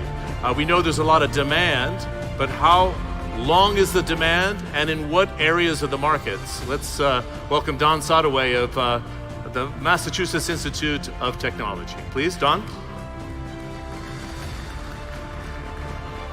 Thanks. I've been looking forward to this discussion, and you and I were playing tag for a long, long time about how we should be able to shape it. Number one, Don and I had a memo that we'd both wear a purple tie on the last day of the Future Minerals Forum. All jokes aside, I'd love to have you, if you can, because of your expertise and you're an inventor. We know the demand that's out there for certain metals. Does that create a sense of complacency when it comes to innovation or not, John? Don, what are you looking for now that could change quite radically over the next decade? Well, I think that the urgency with trying to keep the supply chain stocked and secure, there are two approaches to that. One is to take the steps that keep the inventory high and so on. But my approach is always to invent, and to invent more secure inputs that will give us a reliable supply of the minerals that we want to convert to metals. Yeah, so I was watching Bloomberg this morning. I was saying in my opening comments, and we had Jeff Curry, the commodities analyst and strategist for Goldman, who's pretty good at his game, said that copper is the new oil. But you talk about this unfounded complacency. Do you think this industry needs to innovate to take a look at what's going to be needed in the future? So you can cover whether it's copper, do you want to take a look at lithium, what's been used with nickel, what are the primary demand drivers do you see in the future, and where does innovation need to come from? Well, in the case of copper, we heard yesterday that on the horizon we foresee major shortfall in supply. The demand for copper is going to rise as we try to intensify the electrification. And so in this audience, of course, the first response is mining. And mining is important, of course, to get the ore out of the ground. But that doesn't give you something that you can draw wire with. You have to convert the ore into metal. And that requires smelting. And the smelting technology that we have today is very old. It's inefficient. It's very polluting in terms of emissions to air, to water, to soil. And so there's room for innovation there to make something that is far superior, that will give us better metal at a lower price point with zero emissions. So let's get innovating. That's where we need it. And we can go across the various other metals that people need. I mean, if I want to talk about future-proof metals, copper is one of them. We're going to need copper. I cannot imagine copper falling out of favor. We're going to need iron because we're going to build things out of steel, and we want to make steel green, and aluminum. Those are the three. And those are three that are, they're ripe for innovation. I've already worked on innovation in the steel sector. Aluminum is out there, and copper is ready. Good. Where's the innovation in aluminum? I know there's been projects here too on the smeltering side to try to feed here in Saudi Arabia. I know the same thing in the UAE, using green energy to try to power the plants. But where do you see the innovation that you're talking about? Well, in the smelting of copper, it is, of aluminum, it's with electrolysis. And in the electrolysis, they use a carbon anode. And so that carbon anode is consumed during the electrolytic process, and it emits carbon dioxide.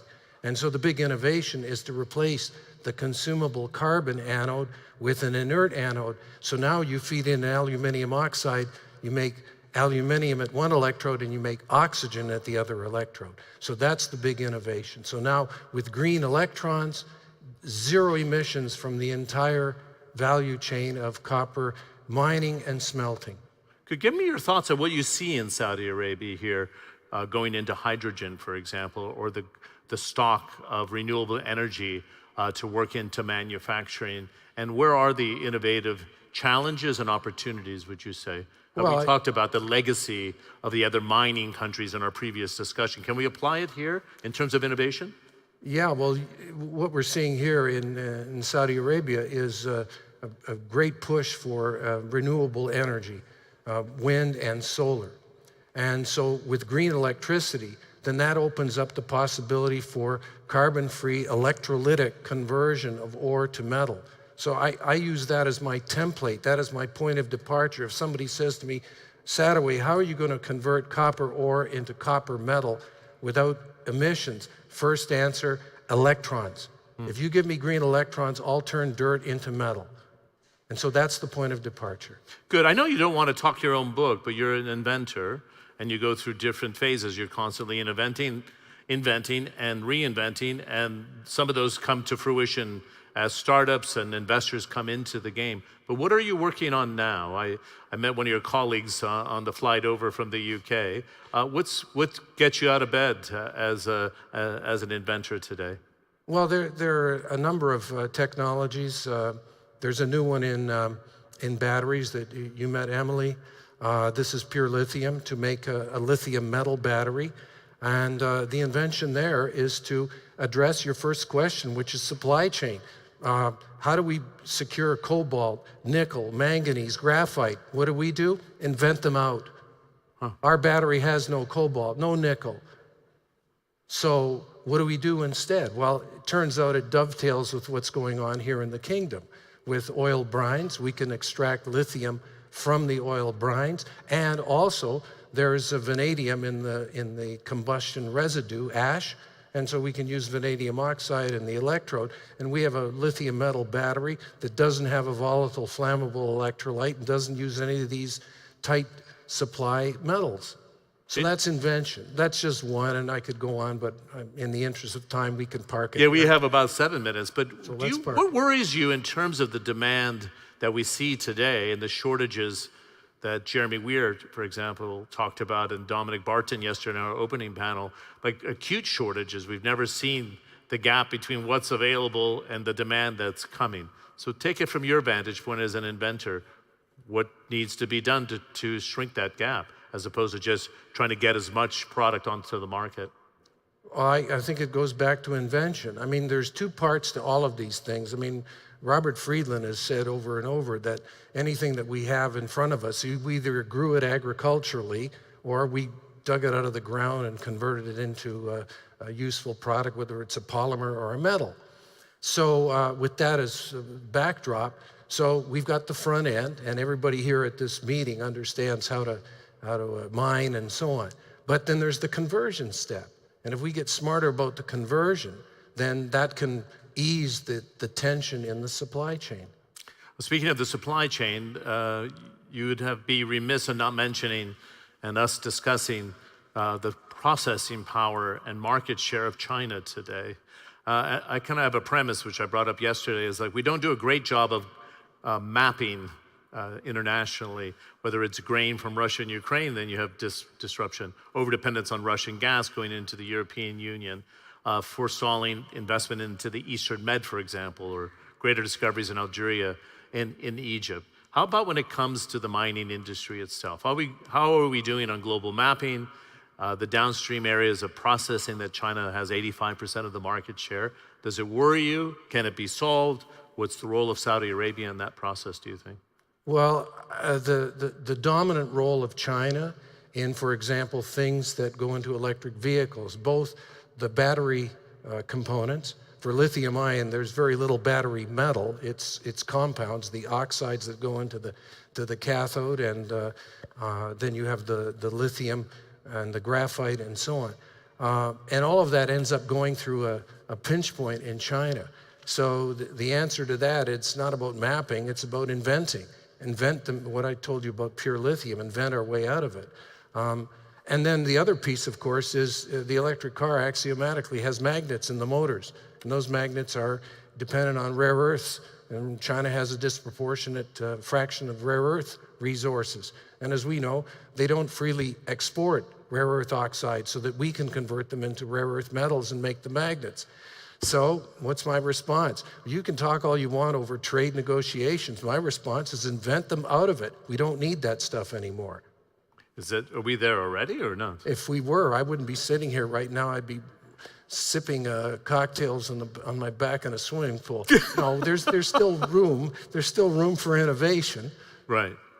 But it's interesting you have state planning of that nature, not to that extent in the kingdom, but you can see the mapping that they're doing from the upstream to the downstream processing and value added into the mining sector as it goes into this journey. But you have to give some credit to the Chinese. I mean, they need all of everything with 1.4 billion people, right? So they've needed oil, they've needed gas, they're using coal, they're major producers in solar PVs, of course. But electric vehicles they've thought about battery creation. They're challenging the rest of the world, right? It's got like a 20-year head start on this process. That's correct. Okay, and what can be done? Invent. No, but you say that, but is it literally a lead time that can be caught up to, do you think? Well, there's a timeline on all the new inventions, because first you have to demonstrate, reduce to practice at the lab bench, and then, of course, upscale, demonstrate that it works at industrial scale, and that takes time. But you can shorten that timeline with resources. And what I learned yesterday here at this meeting was that the Kingdom of Saudi Arabia is making huge commitments to shorten those timelines, to make the investment, and in parallel to make the funding available with these loans and so on and so forth to attract investment and thereby accelerate those timelines. Okay. You've had some meetings on the sidelines here at a very senior level, because I tried to get a meeting for a coffee to talk about this panel, and we did it this morning. So you're a busy man. Give us your inkling, because you are an inventor and a big thinker. When you sit in the meetings and you look at the global mapping of Saudi Arabia, we had that last panel that finished on Vision 2030, and then the KPIs that need to be measured along the way. What are your thoughts? I have a lot of skeptics in Europe, where I'm living, in the UK. I hear it from America all the time. They don't believe in the Vision 2030. They don't think it's the real deal. You can give an unvarnished look at what you're hearing and the planning and the connectivity between the cabinet ministers that we've even seen in the last 24 hours. Share your thoughts on how these pieces of the puzzle come together in the kingdom. My unvarnished opinion is that those stereotypes need to be blown up. I was thoroughly impressed with all of the people that I met, the senior people and the young people. I met nobody that I thought was just an empty box that was there because of some family connections. Everybody I met was literate, technically literate, very up to date, and with the resources behind them. I think people need to revise their opinions. So it's a dated view, I think, particularly in the United States, wouldn't you? I would say so, yes. Okay, very, very good. The last thing I wanted to talk to you about is to get I had this vision of the New Silk Road, and have followed it for the last 15 years, but in the mining sector, it looks like the kingdom wants to put that into practice. So actually investing in Africa and Asia and taking that to Central Asia. This could be a very prosperous belt. I know there's a Belt and Road Initiative in China, which has stuttered or sputtered because of the lending and the debt in some of the countries. But when it comes to mining, it could come to life. Could it not? It could. It could. I mean, when I look at something like what I did with the liquid metal battery, the plan with that is to make it go global by manufacturing it locally. So very much that batteries in Africa should be built in Africa by Africans using African resources. That way they become authors of their own futures. And so I applaud Saudi Arabia for looking at those kinds of investments to make this technology go locally throughout the world, so that these people can all be participants, not just receivers, purchasers of this technology that comes from one plant in China. So I think this is a very wise approach. Good. This is not your first visit to Saudi Arabia, is it? It is. Oh, it is? Oh, I didn't realize that. Oh, well, welcome to the I've been here less than 72 hours. Okay. These are very fresh opinions. Oh, very good. Can we give him a nice round of applause? Don Sadaway of MIT. Thanks very much, Don. It's great to see you. And then we're going to pick this up, and I'm going to not step on the toes of my colleagues. You can see the panel coming forward. Let's give a warm welcome to Emily King, the founder and chief executive officer of the Prospector. Emily, come on to the stage. It's all yours. Thank you very much.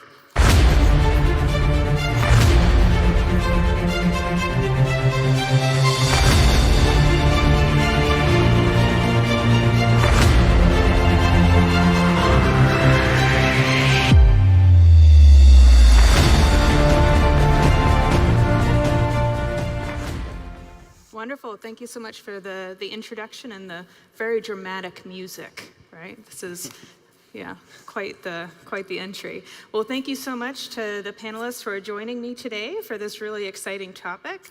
We have Suleiman Al-Mazroua, the Chief Executive Officer of the National Industrial Development Program. Thank you, Suleiman. Yeah. We have Emily Baudouin, who's the Founder and Chief Executive Officer of Pure Lithium. And we have Rod Eggert, the Professor of Economics and Business and the Coulter Foundation Chair in Mineral Economics at the Colorado School of Mines. And then virtually, we have joining us Kirill Dmitriev, the CEO of the Russian Direct Investment Fund. So thank you, Kirill, for joining us online. So I'd like to kick this off with Suleiman, first to ask you, can you give us some of the big picture? What are the Vision 2030 targets regarding alternative and renewable energy targets? Thank you, Emily. Let's go back to yesterday. Yesterday, we had many good sessions, and a lot of lessons learned were captured there. And I want to start with that, if you allow me. First one was long-term planning works. Long-term planning is the shortest path to destinations. We are seeing it. We have seen it in many of speakers and panelists speaking about how we must work on discovery and exploration because this is the key to achieve net zero by 2060. Also, when it's coming to human capital planning, R&D and research and development. So that's one of the main key learning from yesterday. The second one is integration. Integration, that's mining should not be developed in isolation of industry, and industry should not be in isolation of energy and energy transitions, and all of them should not be in isolation of supply chain and logistics. So integration cross is a key for the development of these sectors. The third one was the private sector should always be on driving seat. The government provide the enablers, the incentives, the ease of doing mining. However, the private sector should be always in the driving seat for the development. And that's exactly what Vision 2030 provides. Yeah. First, a long-term plan with a clear framework of circular carbon economy that was adopted by G20. A long-term game-changing initiatives starting from the largest hydrogen plant in NEOM to the energy efficiency program to the EV manufacturing cars in King Abdullah in Economic City. So these just some of the game-changing initiatives that we planted to make sure that we achieve the targets. And our main target is to have 50% of our power generation coming from renewable sources. That's tremendous. So that's just one type of how we are addressing the long-term plan. The second is the integration. We have a program, NEDLIP, which is the main job is to integrate these four sectors: mining, industry, logistics, and energy in one program. Integration is what we do in the long run to make sure the lifetime of the development happening through the cross between these sectors. Wonderful. No, those are such tremendous targets to have, and I know there's a really detailed plan in order to get there as well, which is so equally important. And moving down, Emily, what are some opportunities that you see here in the kingdom or in the region with regard to alternative energy and renewable energy? Well, it's a great question, and I'm so excited to be here for the first time. The kingdom has an incredible opportunity to utilize their existing oil infrastructure to extract lithium from their oil well brines. And this isn't the lithium for the 30-year-old batteries that we're all sitting here using in our cell phone together. This is for the next generation of batteries, lithium metal batteries. You heard Professor Donald Sadoway, my co-founder, speak just a little while ago about the batteries we're working on at Pure Lithium. And we can make lithium from these oil field brines, and we can turn it into a battery electrode, which is the most important component for our battery. Why we're so excited is we see Saudi Arabia as an opportunity to deploy transformative technology in one country. So there's no battery infrastructure here, and the opportunity to leapfrog into the next generation battery because the materials are all here under the ground is so incredibly exciting. And there's a vision. Right. How very cool. I had never heard about that until I spoke to you and about your company, Pure Lithium. We invented it, so. Yeah. I guess if Yeah. it would be weird then to have heard about it before. Yeah. Yeah. No, that's really exciting. And Rod, how about you? What opportunities do you see here in the region, or here in the kingdom, but also in the region? Well, I too am excited to be here in this exciting time for both the kingdom and the region, really, and the world as a whole in the area of minerals and energy. Many opportunities. I would highlight three. First, there's the potential for the kingdom and the region to become a leader in the production of sustainable hydrogen. And by sustainable, I'm not going to get confused and tied up in knots about colors, but I'm thinking about hydrogen taking advantage of solar, wind, natural gas, cleaner fuels, and even more traditional fuels when we link it with carbon capture, utilization, and storage. So that's one area. Second opportunity, using the sustainable hydrogen, become a global leader in the production of green metals. So metals that are lower carbon or zero carbon, taking advantage of the local hydrogen resource. And third, a little more broadly and upstream, the potential for the region and the kingdom to become a leader in the production of raw materials and intermediate products that are used in the emerging energy technologies, ranging from major metals like copper to emerging metals and like lithium, but also nickel and cobalt, rare earth elements for use in magnets in internal electric motors. Yeah, there's just so much here and in the region, so much to be done, and such tremendous opportunities. But I wonder, Kirill, handing it over to you virtually, could you talk to us a little bit perhaps about some key barriers that you see to integrating alternative and renewable energies into the value chain? Yeah, well, thank you for having me. And first of all, of course, there are several issues that need to be addressed. And the world is having a very fragmented supply chain right now. So ensuring that supply chain works and is not fragmented and opportunities in different countries are used to make sure that the world benefit as a whole is very important. So I think fragmentation of supply chain is definitely an issue. Adaptation of new technologies. And I think here it's very important that Saudi Arabia committed very significant sums of money, up to $1.3 trillion, to explore new untapped minerals in a very environmentally friendly manner. So this access to demand for new technologies and funds and companies that are willing to pay for new technologies is important. And I think a third thing, it's very important to think very broadly, because when we really narrow to specific technologies, this whole green environment approach, I think that's just too narrow. And for example, Saudi Arabia has Ma'aden, which produces green fertilizer, which has much lower cadmium content, really benefiting soils in the world. So I think we need to think very broadly about green technologies, including green fertilizer and other things like this. And also, I think there is a market that needs to be developed, and I'll finish at that point, of carbon trading credits. Because if you really think about the world as a whole, you have Russia, which actually consumes most of the CO2 produced in the world, and 37% of its energy production is green. So I think the market for credits in carbon needs to be developed, and I think this market will enable much quicker adaptation of new technologies, because there will be a funding base and there will be a much easier way to pay for environmentally safe approaches. Oh, thank you for that. And Emily, I wonder if you have any thoughts on the same question of some of the key barriers that you see as well? Yes, I mean, there are numerous barriers, but to start at the top, it's storage.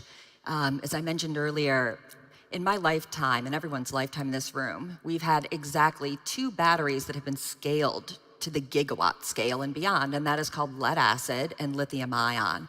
Lithium ion is a 30-year-old technology that was invented to power a cellular phone.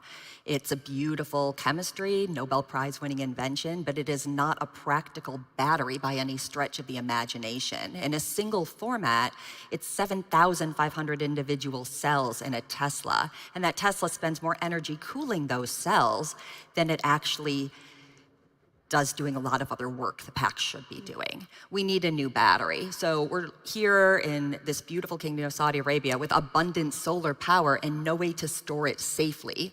Why are we going to put these batteries outside and use an air condition to cool them? That makes absolutely no sense, and it doesn't give you any gains insofar as carbon emission or economic benefits. So the first barrier is storage, and I will tell you that Professor Sadoway and I work on this every day. We're passionate about bringing new technologies to market. It's very, very difficult to do. So the second barrier that I want to talk about is the commodity cycle that we're in.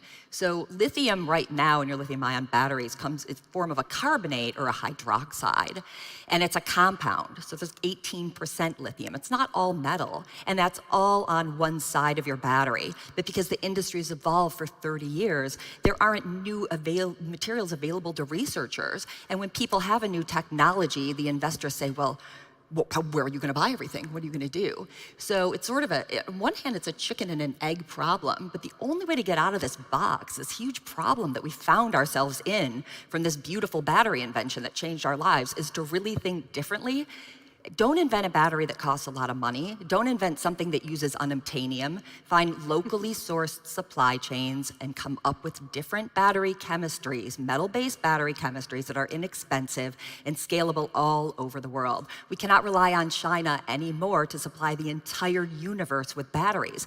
We have different climate regions all over the world. You can make different batteries climate specific, and you can save costs and be smarter with resources. So we just need to coordinate better, but the barriers are a lot. But I love the unobtainium reference as an avatar. Yeah, it's our joke. If you're lithium, we're like, yeah. Well, Rod, how about you? What are some key barriers that you see in this space? Well, I'm an economist, so I will first and foremost emphasize or highlight cost. To be deployed commercially, anything needs to be cost competitive. Another barrier is also on the commercial side, and that is that despite the large amount of press given to emerging energy technology issues, there's still a bit of a reluctance, I think, of the private investment community to jump in energetically. And then more in a technical realm, I think the slow pace of converting inventions into scaled up, commercially viable and profitable technologies. And I think government can play a key role in accelerating the piloting, the demonstrating, and the testing of ideas that seem to be a good idea in the laboratory, but fail to attract commercial investment because there's still a significant amount of technological risk as you go from the controlled environment of the laboratory to the more realistic environment of a large industrial facility. No, that's a great point, and I would imagine one of the key opportunities here in Saudi to integrate those two steps together, perhaps, so they move much faster. And I wonder, Sulman, then, excuse me, if you could talk a little bit about how Saudi's green metals value chain is integrated in with the global value chain, because I know there's a really close connection there. Definitely, but before we go to green, I believe that with material technologies, development, advance, innovation, it will be hard to distinguish what's actually green metal, because most of the metals will be on the green side, and that's what we aim to achieve. To us, I'll follow the Rod side, that commercial. We believe in demand supply, and we are looking to how to provide the global resilience with more supply. So we started our geological survey. We have a lot of untapped mineral in Saudi. that can contribute to the resilience of the global supply chain. And on the other hand, we are creating the demand. We have the EV manufacturing cluster happening on the King Abdullah Economic City. And also, we have the highest target in renewables, where we will need a lot of renewable manufacturing and renewable equipment to actually power the kingdom. So we are working both supply and demand to make sure we contribute on the innovation from one side to achieve the sustainability, and from providing the world with more metals through the Arabian Shield. No, that's tremendous. And I know one of the other key barriers that we've mentioned at least once already is the barrier of financing, or maybe just the restrictions of traditional financing to these types of opportunities. And Kirill, going to you virtually, are there any alternative forms of financing that you see to fund new innovative projects, as opposed to, again, the traditional structures that sometimes are resistant to this new technology or new developments? Yeah, and I agree with what has been said before, that I think governments and sovereign wealth funds can play a big role on this, given the uncertainty. And what is really needed is sort of demand for those technologies that is possible when government takes a longer term view and is willing to pay and invest in those technologies long term. So I think what PIF is doing, sometimes jointly with Maden and separately, is really quite remarkable, because it's not only investment, but it's a huge base of companies that can use some of those new technologies. So I think this involvement of sovereign wealth funds and creative approaches, giving also demand for products that only governments and they can give, is very important. And then, of course, traditional methods still work. Venture capital, of course, can be further developed in the MENA region. And we see great strides in this, because I think it's very important that venture capital is not just based in one or two places in the world. It has to be a global approach. And we see that lots of venture firms are coming to the Middle East, are beginning to act in the Middle East, and I think that's important. And a third point, we do believe in huge opportunity, as I mentioned a little bit earlier, in the big markets that will happen when you have trading and carbon credits, because once again, that enables capital to come into projects in the world that have the most cost-efficient way of reducing CO2 emissions for the world. So we believe once that mechanism is developed, and there will be a big, COP27 conference in Abu Dhabi this year, that I think is going to give a big jolt to those efforts, there will be a new financing mechanism available through that to many countries and many companies, which is just starting to emerge. No, thank you for that. I know I've been having lots of conversations in the last 6 months with venture capital groups in the US and other financiers that are finally starting to look at mining because they're looking at decarbonization. And it seems very recent, at least to me, that the money people are finally starting to put those two topics together.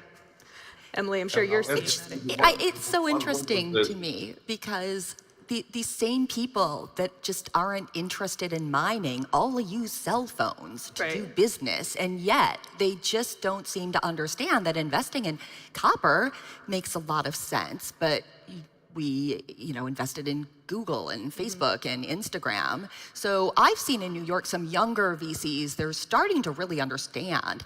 And I'm fortunate to be inspired by Robert Friedland, who's our largest shareholder. And I've really learned a lot about mining in the last year. And there's so many good parts about it. But the VCs, I just don't understand the disconnect. And when I look at the prices of stocks and I see what people are buying, I just don't understand. Yeah. We have a lot of education, I think, to do. But I always tell people, you're not interested in mining? Can I have your phone? Yeah. Just give it to me, because I'm not going to give it back to you unless you sit here and listen to what I have to say about it. Yeah, and I think oftentimes people tell me, well, I don't understand mining, so that's why I don't invest in it, or I don't know anything about geology. And I usually turn it back to them and say, well, do you actually understand how a Tesla works? because Good it job. hasn't That's a good one. stopped anybody on that side. But Kirill, I saw you wanting to jump in as well. Did you want to share some thoughts? Yeah, I'll just give you one quick example, because the production of key metals will need to increase 5 times in the next 20 years to catch up with demand. So definitely that's a huge opportunity for investment. And another example of a very interesting investment, because people need to understand how do you get good return on green investments, is, for example, modern doing green fertilizer. And Europe now is advocating green fertilizer, and people are willing to pay premium for green fertilizer.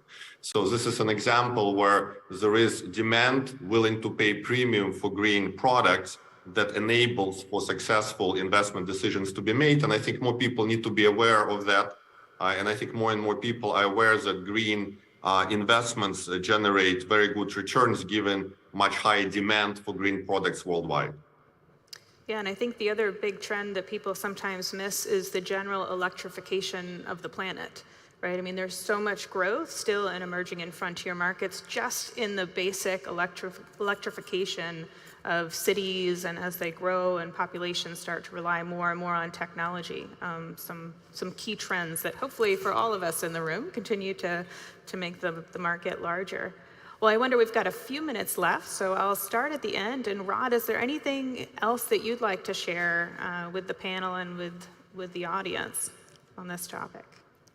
2 things very quickly. First, with regard to barriers to finance in particular, the next level of detail might emphasize the difference between large existing major metal markets like copper, which are reasonably well understood, but have challenges with especially ESG considerations with new mine development.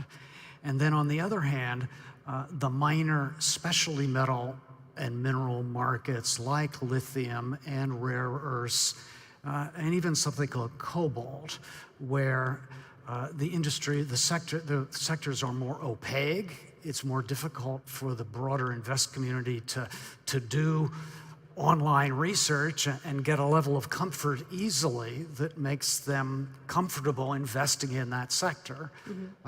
These small markets also are exposed to technology risk. A big risk with cobalt is, well, if cobalt is substituted away from in batteries, that's a major loss of market. And if certain rare earth elements no longer become the state of the art in permanent magnets for electric motors, then that's a technology risk that is difficult to understand. Yeah, I know. I love calling myself a mining futurist. And people oftentimes are like, well, what is that? But I think one of the cool things that you mentioned, Rod, is it's really not just about how are we going to get the supply for the demand we have now, but what will the demand be for in 10, 15, 20 years, right? And you can only start to answer that question if you start to look closely at the technology that's being developed now for the world we all want for the next several decades, right? Only then can we as a mining industry anticipate and start to plan and do the exploration and development needed to have those minerals and metals for a few decades out. Yeah. Emily, did you want to chime in? Yeah, I mean, just sort of echoing what you are both saying is we need to think of the future. This conference is called the Future Minerals Forum, not the 30-year-old batteries that you're holding in your hand. So all of this opportunity, there's no sunk battery capital here. You have the opportunity to start from scratch, deploy quickly, and change the world. And I encourage everyone in this room to think differently, think for the future. Don't think about what you're holding in your hand today when you're making these decisions. Yeah. And Kirill, any thoughts from you Well, I think it's great that, again, Saudi Arabia is bringing so many people to think about this key topic for the world. And I think more and more people recognize Saudi leadership in energy generally, but also important leadership in bringing minds to think about green energy. So I think this is important, and we'll continue to engage to make sure the world becomes a greener place. Wonderful. Suleiman, what kind of thoughts do you have that we haven't discussed yet? Well, I think I'll still go back to yesterday when Dominic from Rio mentioned that metal is core for energy transition. we need more metals to achieve the net zero. And for us, I think balanced approach of environment, economic development, and energy security need to be addressed. And I think the circular carbon economy that masterfully by His Royal Highness Prince Abdulaziz bin Salman proposed and granted approval in G20 is the key to achieve that balance for all of us. Yeah, no, I think that's such a great point, because it's not just what we need to do, but how we need to do it, right? And in that, some of you may know, I mentioned I host a podcast called On the Rocks, and I end every podcast by asking my guests the same question. So I haven't prepared any of the panelists for this one, so I apologize in advance, but it's an easy one, all right? So Rod, I'm gonna start with you. If you could wave a magic wand and change one thing about the mining industry overnight, what would you change? No pressure. Awareness of the very important social aspects of mineral development. Yeah, and just how critical it is, yeah. Emily? I was gonna say that mining just really needs a PR firm in general. There's so many great things about it. I'll give you a quick example because I really didn't know much about it until a year ago. There's a tailings pond somewhere in the world that a bunch of elephants really like. And some really bright women figured out what bee those elephants hate and planted a whole bunch of beehives, and that made the elephants go away, and it solved the tailings pond problem. And I said to her, oh, that's great. And there's some women selling honey, and she said, no, it's literally the biggest exporter of honey in this country. Oh, wow. And I just got chills. There's a lot of really amazing impact that mining can have, and that's what I like to focus on in my discussions with people.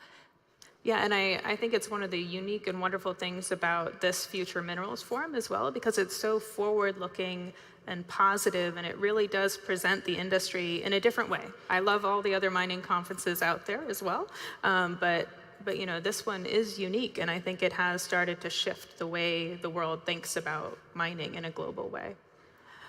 Kirill, how about you? What would you change about the mining industry overnight? Yeah, I think it's this connection of if you invest in green, you make high returns, and this makes market cap going higher. So basically, I think lots of mining companies are still very conservative. There is no connection that by investing in green, you make high return on your investment. And we in the world where that is true. And if people understand it, they'll start investing much more in green technologies. Yeah, absolutely. Education and understanding for sure, economically and across the board. And Suleiman, you get to be the last one to answer. I gave you the most amount of time to prepare. Thank you.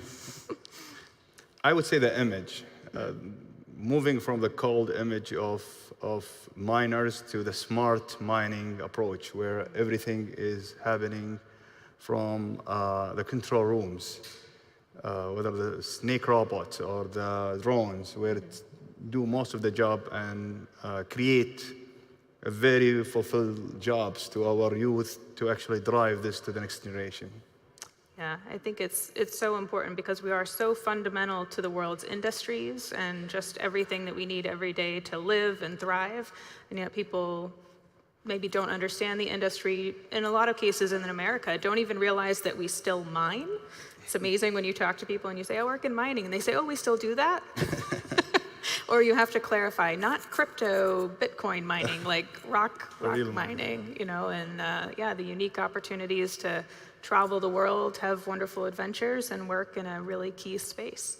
So thank you all so much for joining us, and I look forward to hearing the next conversation.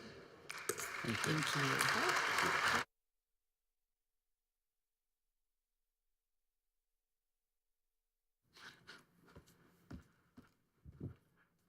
Okay, let's make sure that the microphone's working. I appreciate that. Thank you very much for the participation. And we're continuing on the theme of hydrogen here going forward.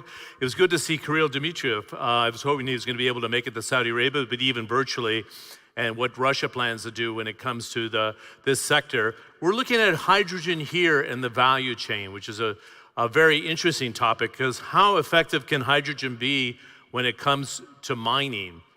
On the upstream side, I think we'll hear in this debate that it's probably more difficult because it's so remote. But as we say, what are we doing downstream, for example, here in the kingdom and in the processing facility, in the steel industry, it's quite a different story and a fixed premise utilizing hydrogen. Let's welcome to the stage Alicia Eastman. She's the president of Intercontinental Energy. R.K. Goyal is the managing director of Kalyani Steel. He's joining us from Pune. Marcello Spinelli is the executive vice president for ferrous minerals at Vale.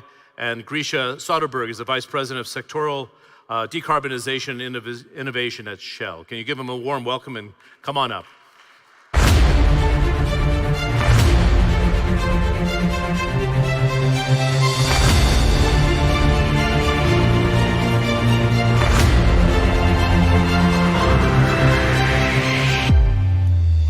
So thank you very much. We've got 40 minutes for quite a robust discussion. The previous conversation on this stage was hydrogen and how it can apply to the mining sector. And we're looking here at the value chain and the different on-take of hydrogen in different corners of the world. In the last 3 years, for somebody who covers energy, you can see the money flowing into the sector in a very, very big way, but it's not one size fits all around the world. Intercontinental Energy is a player that's been around since 2014 with the mandate to develop the sector. Alicia, do you want to give us a sample of what you're doing in different parts of the world? It gives us an opportunity to look at the partnerships being developed, and is it easier in certain parts where people understand it? There's a desire to do so, and then we can talk about the cost and the challenges thereafter. But tell us from your vantage point, what's been the experience so far in the last 8 years? Sure. So when we set out to start the company, we were very much interested in coastal deserts. We had realized that the cheapest places to make green electrons are coastal deserts, like Oman, parts of Saudi, Australia, North Africa. And the reason is that you get this diurnal profile where you have lots of sun during the day and a lot of wind at night. And that means that you have constant power, which is one of the bane of renewables, is the intermittency. So you really want to have this ability to have two different types of renewables that offset each other, that are coming on at different times. And that means you have a constant source of power, you need a lot less storage, and everything is cheaper.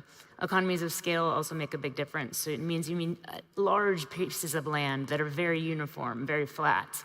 And then the price becomes something that people can actually afford to switch to. So I find that because the countries that we're working in realize that they have these special resources, the countries are obviously very supportive of developing it. And because our projects are so large, our smallest project is 25 gigawatts. In fact, it's in Oman, and we just announced on Monday that Shell has entered that partnership with us.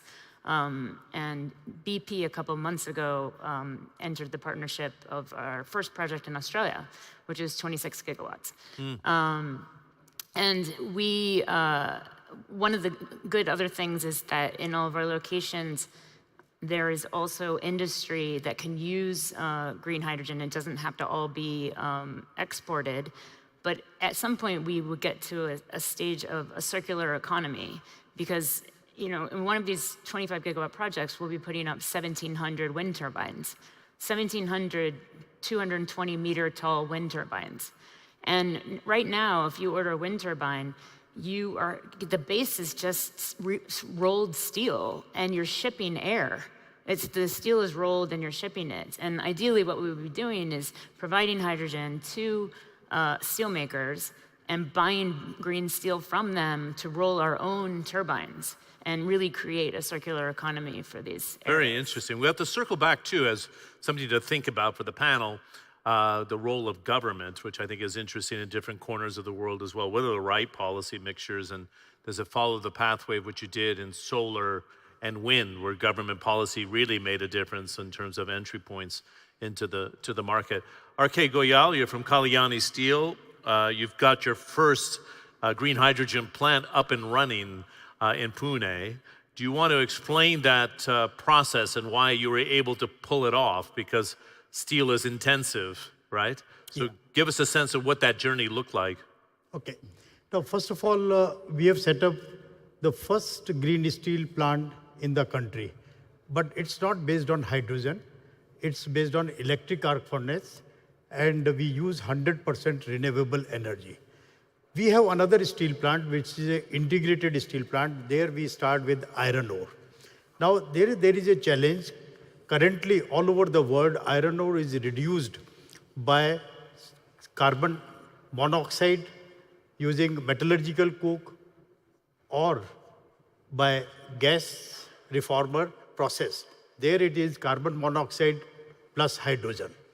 So for a steel industry, for an integrated steel plant, when you want to start with iron ore, we definitely can convert that into direct reduced iron using hydrogen. Now, typically the challenges are we require continuous supply of hydrogen, and then the basic agenda of green steel is to start from green energy. So we have to use either solar, hydel, or wind energy, produce hydrogen, and a very large quantity of hydrogen. Just to give a perspective, it requires almost 65,000 tons of hydrogen for 1 million ton of steel.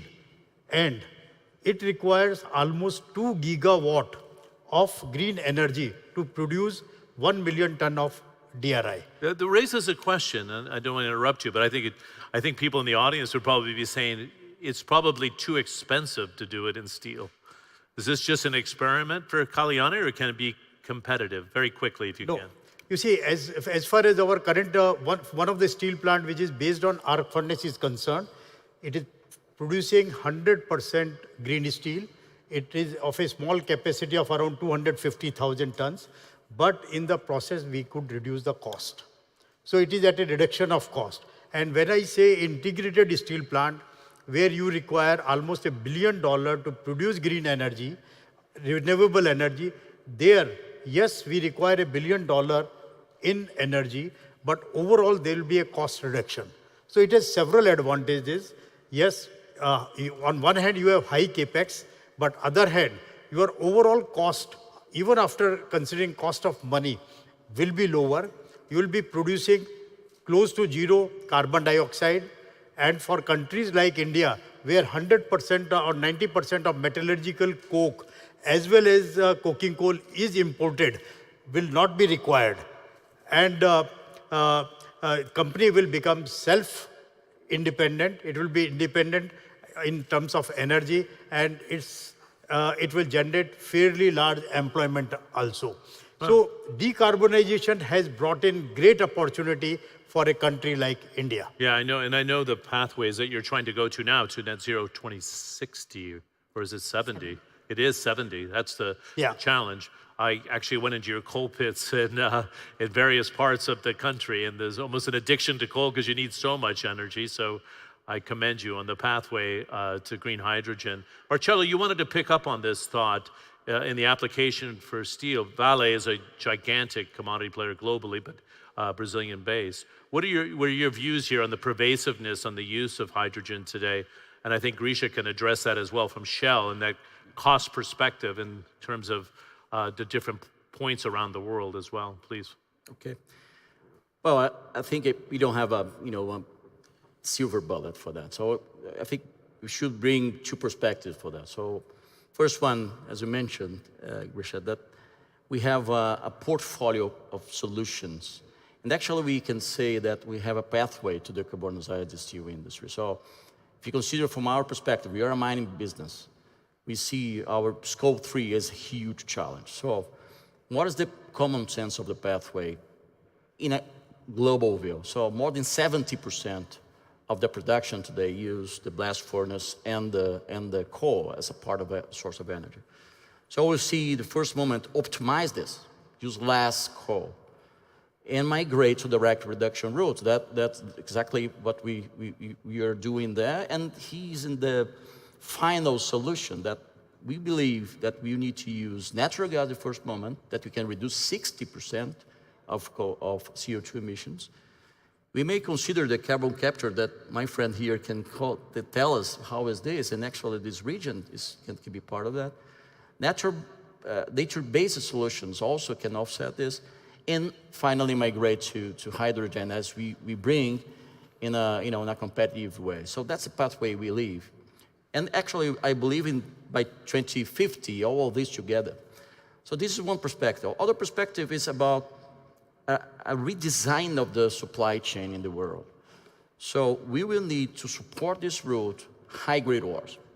So yesterday we saw many of our competitors here, they're not talking about Scope 3 a lot because they don't have high-grade ores. Vale is in a very good position for that. I'm not only proud of that, but we have a problem because we don't have enough. So we have to, improve that production of high-grade ores.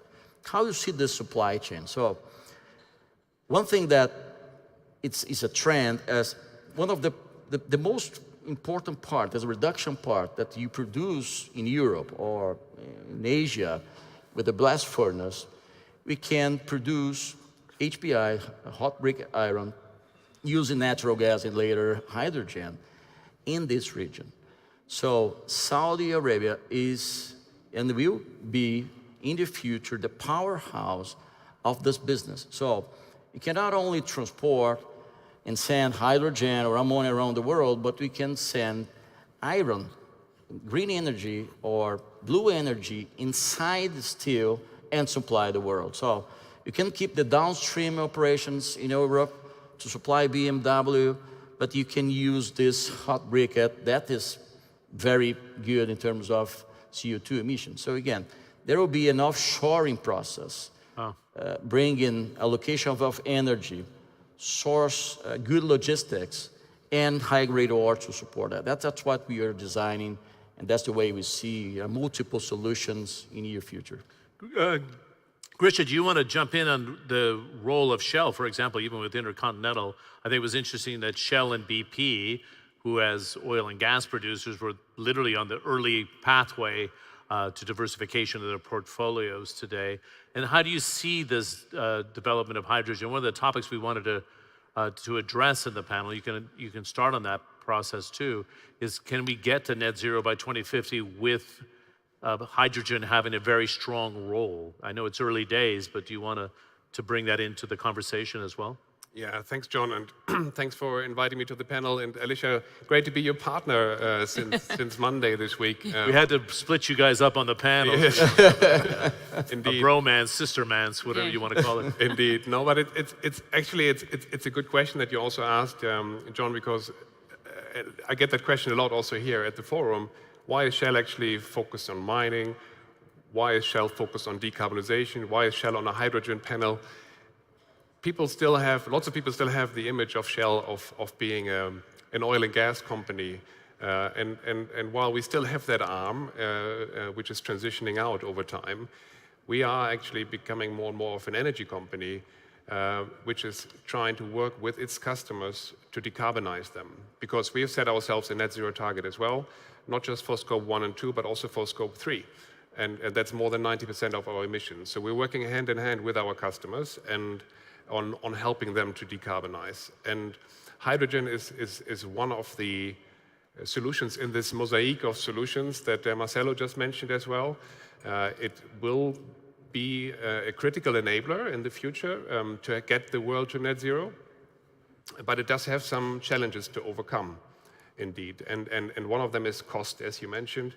At the moment, if you look at it, for the last 2 decades, other energy carriers were more in the focus. Gas as a transition fuel, electrification, biofuels, and a lot of advancements were made in hydrogen, a lot of research, a bit of development, first pilot projects and so on. But it has failed yet to get commercial acceptance with customers, and that's because the cost is too high yet. So it will come, its time will come, but we have to get the cost down, and the cost can only get down if we develop economies of scale, and that requires, on the one hand, developing, having the right policies, having investments, but also de-risking investments. RK just mentioned the importance not just of the steel manufacturers, for instance, in that if you want to produce green steel, it's also the off-takers, it's the miners, it's the whole value chain that needs to come together and to build coalitions of the willing to help de-risk all the investments required, because at the moment it's still quite costly. And that will then help to drive economies of scale, and economies of scale will help to get the cost down. And so it cannot be just green hydrogen that we focus on, because there will be a lot of demand for renewable energy, for electrification, and green hydrogen requires a lot of power, renewable power as well. So we need to make sure we are also open to other solutions, like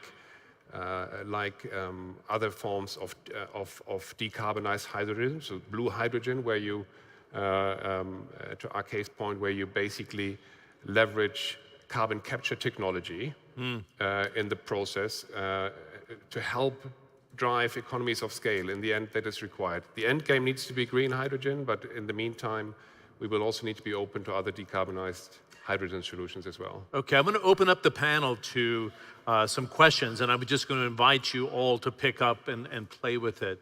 One of them, and is it even apropos for the mining industry if you're far afield and you don't have the infrastructure? One of the points you were making in our conversation in the green room there, Alicia, was that it's good for a fixed position, but if you're a miner going into different facilities, you don't know how long it's going to be, the exploration process. Does it work for mining? Is it just the downstream play or not? How do you see it? Well, I think hydrogen has always been the promise of mobility for green electrons, because other than AC lines or cables, undersea cables, it's very hard to move electricity around. So hydrogen was this is how we bottle it up and send it somewhere else. As it turns out, hydrogen is not that easy to transport. It's not that easy to store. But if you take a little bit of nitrogen from the air and you combine it and make ammonia, it is very easy to transport and to store and to use. You don't even have to crack it back to hydrogen in a lot of cases. Isn't that what you're doing with Aramco? What's the plan here? All of our projects are basically the same. It's the same concept. The land areas have a very similar profile. But yeah, what we would be doing is the same, which is all of the upstream wind and solar is used in order to desalinate seawater and then split that water with electrolysis into hydrogen and oxygen, and then add nitrogen from the air using a very old Haber-Bosch process, and to make ammonia, which you can then export. But let's take the Saudi example. There's lots of industry nearby, steelmaking that wants to be green. There's Ma'aden wants to be greener. There's lots of industry in Eastern Province that could be greener, either with electrons or the hydrogen. So there's a local market as well before you get to the downstream shipped out export market. Great. In 10 years' time, would you say, RK, that hydrogen, the Kalyani model, will be pervasive in India at least with this green hydrogen steel? I think the way research is going on, a lot of R&D work is going on globally. Number two, steel sector is topmost priority sector because it generates 7% of global CO2 in the world. So it's a topmost priority sector. Easier to be done as compared to many other industries. And the way work is going on, I will not be surprised if we are able to do by 2030, and in the next decade, most of the plant switch over to hydrogen-based steel or green steel. So it's not very far off. I don't see. And at the same time, almost 30-40% steel, even on date, is produced by electric arc furnace. In India, it is almost 50%. That can be decarbonized. All this can be converted into green steel pretty quickly. Now it's an issue related to investment, where the respective governments of the various countries need to take a decision how to support this movement. But it is on the topmost priority. Another thing is in relation to this, which is not in steel, but in aluminum. Like typically in steel, you consume around 3 ton of carbon dioxide. In aluminum, it is almost 16 to 18 ton of carbon dioxide. So that's another major sector, and that's another area where hydrogen can play a big role, RE can play a big role to convert that again to the green energy. In fact, after our success in steel, now a lot of aluminum manufacturers in the country, they are approaching us whether we can support them to produce green aluminum. Good. What are you going to do with all that coal in the country then? Pardon? You have 100 years or 150 years of coal supply. You just let it stay in the ground would probably be the preference. See, how we are changing coal to something which is available abundantly, the solar power which is available, which is free of cost. Yes. Even coal is not free. Now it's a matter of converting solar power into energy which can be used, and it improves the life of everybody because you have a cleaner air. Yeah, for sure. No, You see, we've always forget about the investment or the expenditure on the healthcare. Now, because of the high level of pollution, you may be hearing about few cities in the country, the people are falling sick. The expenditure on medical and pharma industry are very high. So this is another very large indirect saving for the government. Good.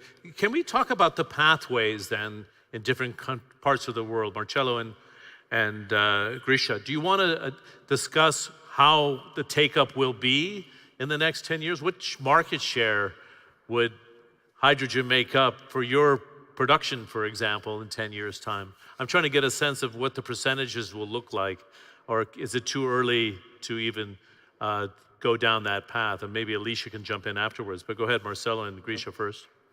You know, you have many numbers, you know, and there will be restrictions to reach any of these numbers. So I'm really worried, John, about the scarcity of metals.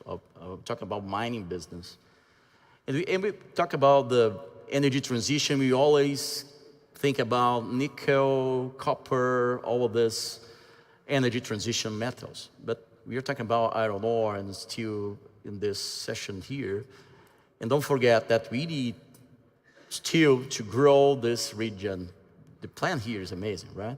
Also India, also in many places. So we're talking about the basic development. But not only this, we need to actually decarbonize, and there's a lack of high-grade ores to make this happen. We have a proven solution that is direct reduction. That is the main operation here in this region. But when you think about the scarcity of high-grade ores, we need to act now. So again, the first moment we see the possibility to concentrate ores in many places, and not all iron ore can be concentrated. To support that route, that is proven. This route is proven. So again, if you ask me what will be the market share of this solution, I can say direct reduction will play a role. But the speed of that depends on the solution of iron ore. And that's our role. There's a lack of 70 million tons of iron ore, high-grade ores, pellets, agglomerated products like briquette that we are bringing the solution now. And we are working hard to make that happen until 2030. But from there to 2050, we need more. So that will be the main constraint, one of this part that we are really committed to that. The other part is related to the source of energy. So we can forecast 15% in 2050 and a mix of, for hydrogen, a mix of scrapping. At the same time, you can have the DRI with carbon capture, and you can have a remaining production of coal and blast furnace with some natural-based solution to offset. We cannot forget that. And thinking about Brazil that I mentioned, we have a privileged situation in Brazil. More than 90% of our source is already based on clean energy like hydro, solar, and the Valley will reach in Brazil in 25, 100% source of green energy. So this is a privilege. Also the fuel, have the ethanol as part of our fleet, so we are really good on that. But don't forget the nature-based solutions. So we have Amazon, we need to bring more of this to the table. That can be a solution. All of these will be together to solve the problem. It's a huge investment. Competition in other areas that will reuse hydrogen also, not only the steel making, but you have other source of problems around the world. So we need to be together. I like that the way you said, all of us will be together to have this solution, but all of these solutions will be in place until 2050. Good. You have a new CEO now coming into place, Grisha. If I asked you that question in 10 years, or if you want to project to 20, what percentage would hydrogen make up of the Shell portfolio, and does it make money? I mean, one of the things that both Shell and BP were faced with is that they were the leaders in transition when it comes to oil and gas players. Then the shareholders start to say, well, where's the profit, right? So how do you strike that balance, and what do you think hydrogen is going to make up of your portfolio? Yeah, I will probably try to stay out of trouble with our new CEO and stay away from a prediction on that one. But it's because it's in the end, it has to be profitable, to your point. It has to be able to drive value. And that will be determined by supply-demand balances, and especially by the acceptance of customers in using it. And it's too early to say what percentage it will be. I think for the next 10 years, it'll be more proof of concepts, pilots, trying to see also where we as Shell, for instance, can play in the value chain. We're looking at production, we're looking at storage, we're looking at transportation, we're looking at generating demand with consumers as well for hydrogen. So we're playing across the value chain, really. And we will learn a lot during the next 10 years. And hopefully this will then also help to overcome those cost challenges that I mentioned earlier. And that will then hopefully allow also to scale it up. But to what percentage, I don't know. It'll be one piece, one mosaic of the solution.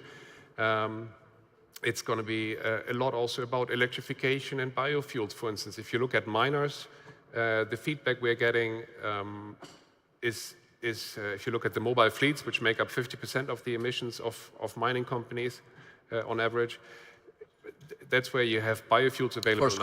For Scope 1. For Scope 1, for Scope 1 and 2, sorry, indeed. You have biofuels, which is available now. You have electrification, which will be available in the midterm, and which gets miners to net zero quickly at a cost which is comparable to diesel at the moment. So it's a good business case, which at the moment hydrogen is not yet, which is why we don't see that traction there. It could become applicable in the processes, and I see it to be quite an important lever actually in industrial processing going forward. And I see more, if you look at blue hydrogen, especially in the steel making, a solution in the midterm. If you look at other investments that we've made, I mean, we just talked about the one in Oman. We also last year announced a big electrolyzer, 200 megawatts in the port of Rotterdam, where we are actually trying to leverage the integrated power. So we're trying to use the power that we have from an offshore wind farm in the Netherlands, use that renewable power to produce the green hydrogen, and that we can then again supply to our own assets to help decarbonize them, but also to industrial partners or to the road transport sector. And that integration of renewable energy, and Alicia mentioned that earlier, and the production of green hydrogen, that will be important. I think another important lever to help overcome this challenge of chicken and egg a little bit is really collaborating with others. For instance, we're developing a blue hydrogen facility in Rotterdam as well, but we're partnering with 10 partners to help de-risk it. And collaboration will be key. Building these coalitions of the willing that we mentioned earlier will be key. We talked about Scope 3, because that's also 90% of your emissions, right, Marcelo? 98%. 98% in your case even. So you're very interested, of course, in trying to make sure that that is addressed, and that's where the steel makers come into the picture, RK. And that's where these coalitions of the willing will be really, really That's a crucial. good way of putting it. I remember that terminology in the Iraq War with George Bush Sr., the coalition of the willing to intervene on Kuwait. I wanted to spend a minute or two, or the time allocated here, to make it a worthwhile discussion. I'd love to hear Alicia's view on this to start, because you're in so many different parts of the world already.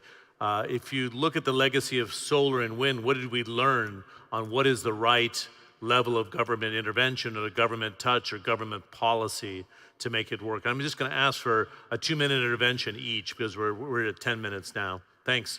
Great. Well, I think what we learned is that had the government stepped in earlier to provide more subsidies, had governments come into solar, for instance, earlier.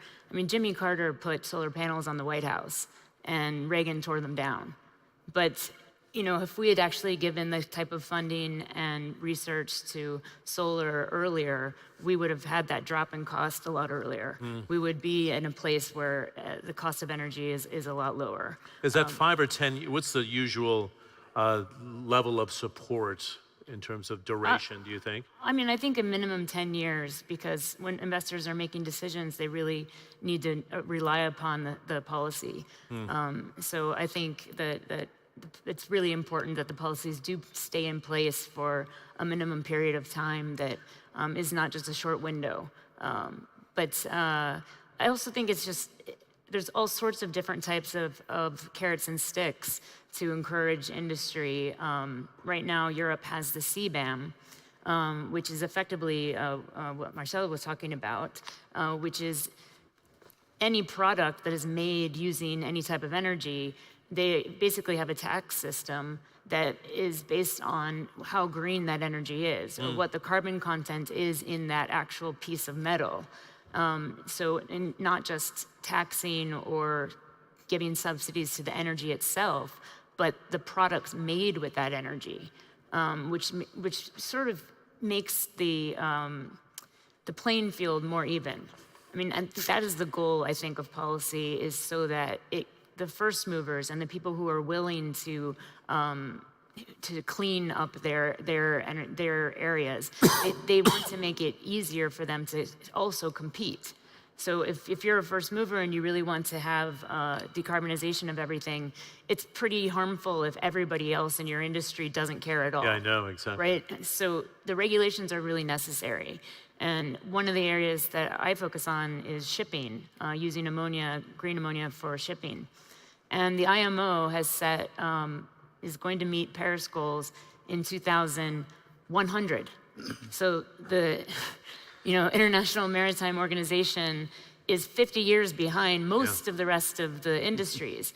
But within shipping, there are these first movers, and there are groups of them that are they're working together. We're working with them as well to make sure that there are green options for shipping and that they can hit those targets earlier. And I'm hoping, I'm very optimistic, in June of this year, IMO will actually set the target to 2050. Yes. That's what we're hoping. That's been quite a tussle. I remember covering it, and the shipping companies saying that's impossible, everything's impossible. But innovation's actually coming, as you're suggesting. Now the IMO needs to kind of set harder deadlines. Do you want to use the Indian example? Is it a soft, heavy touch? Is it encouraging RK, hydrogen? What's the Indian government's role? Okay. You know, in India, the government is working with all stakeholders, including us, to frame a policy. Number one, our Prime Minister has a very, very high focus on green electricity, green energy, green hydrogen, everything. Now, the government wants to convert everything to green. Just for example, now we are working on wherever we are using fossil fuel, including transportation. Like railways, everything has to be green. Basically because they have to operate on green energy. Number two, encouraging and implementing fast trains, bullet trains or some such thing, so that part of the air travel goes down. So if the air travel goes down substantially, then again we are decarbonizing. So it's a infrastructure which is required to be created so that this fossil fuel burning goes down. This is one. Number two, government is supporting everybody, whether it is steel industry, whether it is for green hydrogen manufacturing or solar farms, to make investment in them, right type of policies, right type of support, including some interest subsidies and all, so that this infrastructure is created in the country. So this will help in decarbonizing the country. So similarly, for the passenger vehicles, e-mobility, there's a lot of investment which is happening now, and there is a targets to the various industries that by such and such time frame, India should be producing so many e-vehicles. I know, it's moved pretty fast, actually. It is moving fast. The incentives are there, but the tax incentive, we have to move to the other two panelists, but the tax incentives are there? Are there subsidies? What's happening in hydrogen? No, hydrogen in the sense, it's not a direct subsidy. In the sense, if you want, there will be very fast clearance. Now, if some financing support, some guarantees are required, government will support. Okay, very good. But no direct subsidy. Okay, thank you very much for that. Marcello and Grisha, do you want to wrap us up here? What is the right level of support, as Alicia was saying, to get this to be more pervasive into the market? What are we seeing in Brazil, for example, or in the other markets of Ali is present? I think I could bring three examples. The first one is the carbon tax. That can stimulate, all the efforts and make this happen. So this is a market that will grow a lot in every place. Brazil I think is behind, but you see in Europe, they are going fast. China will be a really real turning point for that. So that's the first thing. The other, you see many places like IRA in the US, a lot of specific stimulus to produce hydrogen or carbon capture. So, and we see different initiatives around the world. But the main one, I think, is what happened here in this panel. So I have my friend here that is an expert of carbon capture and how to do the transition. My client is here. Alicia is an expert of the future. And the arrangement with the private and the public sector is fundamental. So there's not only one design, and I can bring an example that we are calling the mega hubs that we are bringing to Saudi Arabia, and we are moving really fast. When you have in one side a country that is really want to lead this process, bring incentives in terms of cost of energy, new technologies, a fantastic infrastructure in terms of logistics, ports, amazing infrastructure. Again, this is one side. The other side that we can see our clients moving in a direction of a new technology that is totally dominated in this region. And what we can do as a mine company, we can bring the clients for the scale that Alicia is waiting for and combine everything. So I believe in specific stimulus, but before that, we need to arrange or organize this supply chain and this solution together in private and the public sector. Good, but you also need those incentives. We have less than 2 minutes left. Grisha, do you want to tackle it in how you see, because you work around the world, right? Is there a model or two that are doing this right, the light touch? Well, we see models where there's zero government support, then you are completely depending on the coalitions of the willing, but definitely government policies and regulatory policies, as Alicia said, also they help because they create that level playing field, and it can be the carrot or stick. We see funding of projects, investment projects, or co-funding, which helps to overcome some of the barriers. We see the carbon taxes that were mentioned here as well, but it's really thinking that through, right? I'm based in Germany, for instance, so Germany has a hydrogen strategy now, but it's also not completely there yet, right? Because you need, okay, how do you import hydrogen? At the moment, you're not allowed to export carbon for instance, through pipelines or something. So you need all these policies to be in place, and that's something we have to work hand in hand with regulators as well, because it's a journey that we are all on together, and joint policy and advocacy across the value chain, but also with regulators, I think is super important. Good. Thanks for sticking to time there as well. I mean, for somebody who's covered energy for so long, you kind of wonder, since the Rio Agreement of 1992, you would say we're living in compressed period of time, but what do we do for the first 25 years of that? Makes you wonder, right? Because the threat wasn't, we spent too much time debating the threat as opposed to moving into the coalitions of the willing and taking it underway. So the level of innovation that's needed today, right, and the capital to make it happen, like an intercontinental energy, was what needs to come to the fore. Thanks a million. This is a fairly complex issue, but you broke it down in such a digestible way for an industry that's exploring the way it goes now. Can we give a nice round of applause to the panel? And I'm going to ask you to exit stage left, and we'll get the next one going. Thank you very much. Thank you. And let me invite Peter Bryant to come up and take the stage for the next fireside chat. Thank you very much.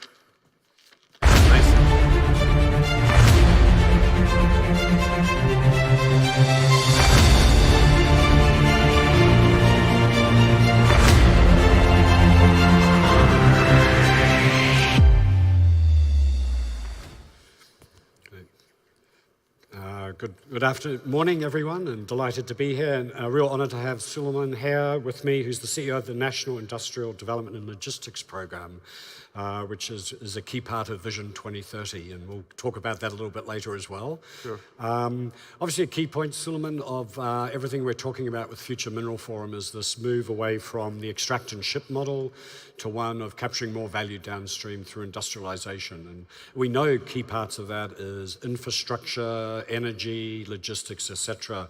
So really interested in your organization's mandate and how you feel you can enable that infrastructure that's necessary to capture that kind of downstream value. Sure, and I loved your article about the industrialization that you sent to me. Yes. This is what we do in NIDLIB. This is exactly what NIDLIB is all about, is moving from the transactional to more integration. Mining, industry, logistics, and energy must work in an integrating fashion to actually achieve the economic development that we are approaching. And diversity will be coming through going from just selling the mines all the way to integrate them to industry and provide the right green products to the markets.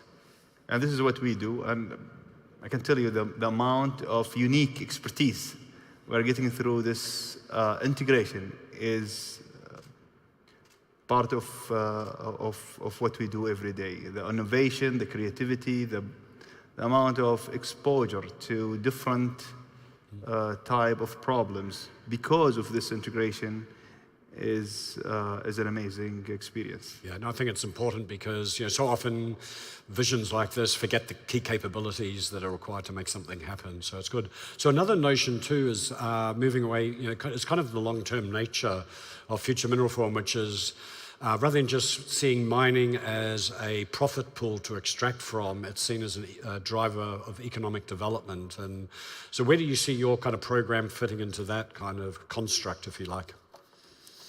We export added value products. That's the basic function of our economy, that we will be only exporting added value products. So we will not just produce or export it. That's one thing that we are trying to achieve through this program. Also with energy transition and logistics barriers, we will make sure through the program that the other sectors are actually working at the same speed to achieve the resilience required in the global value chain. Being on a region such as ours require more integration than what it is now. Yeah. We're considered maybe the least integrated region when it's come to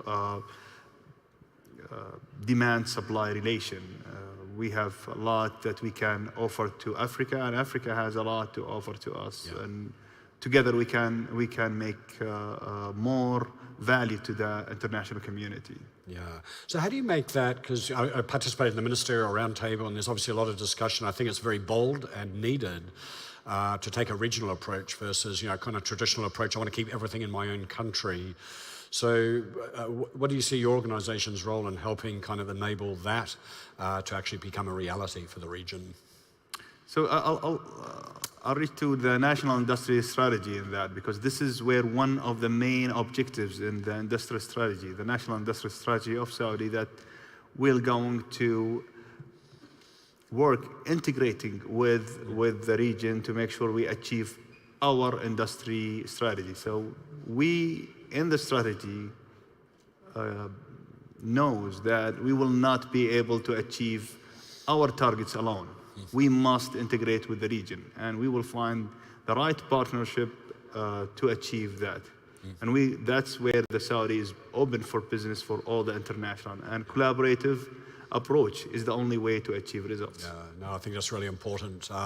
One thing you mentioned as we were sitting in the back was kind of the role of bringing capability to quite a multitude of organizations, and have you, if you like, these capability centers or centers of excellence. Do you want to explain that and their criticality to kind of, because it's pretty impressive you're doing so much so fast all at the same time. So what we have seen is,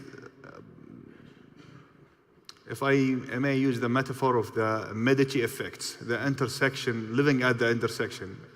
While we're doing this great program, we are seeing that being on the middle where you see mining, industry, logistics, and energy in the same times, it's an amazing opportunity to provide more creative ideas, creative solutions, not only the basic supply-demand relation. And from that, the idea came of the capability centers, where advanced manufacturing and collaboration happening in a systematic way. And we have 5 of them now established. One will be in NEOM, one in KAICC, King Abdullah University, and one in Spark Aramco Industrial City, and 2 in Riyadh, one in Riyadh Industrial City, and one in King Abdulaziz Technology. So these are the 5 that now we are starting, and many to come. And the idea is to take this great, innovative hub to make it available for everyone, so we capitalize on it. And we advise that other nations explore that type of intersections, because a lot of innovation comes from that. Yeah, no, that's fantastic. One thing you mentioned before is just keeping pace with everything. How do you go about, if you're dealing with all these organizations, how do you make sure everybody's moving at essentially the same pace, reasonably, and that no one either falls behind or gets too far ahead of the other? How do you go about doing that?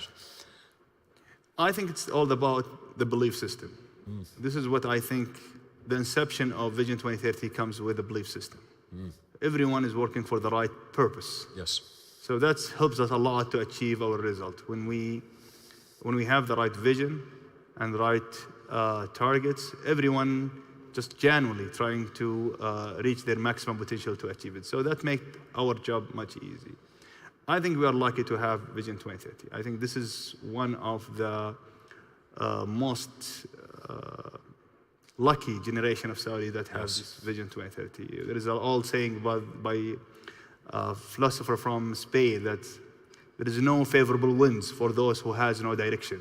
Yes. We are just lucky to have that direction, and many winds is coming our way. When COVID hit, it was dramatic all over the world, but we always use every single wind toward our benefits. Our e-government get advanced because we have all the plans laid over, and they just accelerate them. The e-health accelerated. All the other programs, even the manufacturing of masks, it was already in the plan, just accelerated.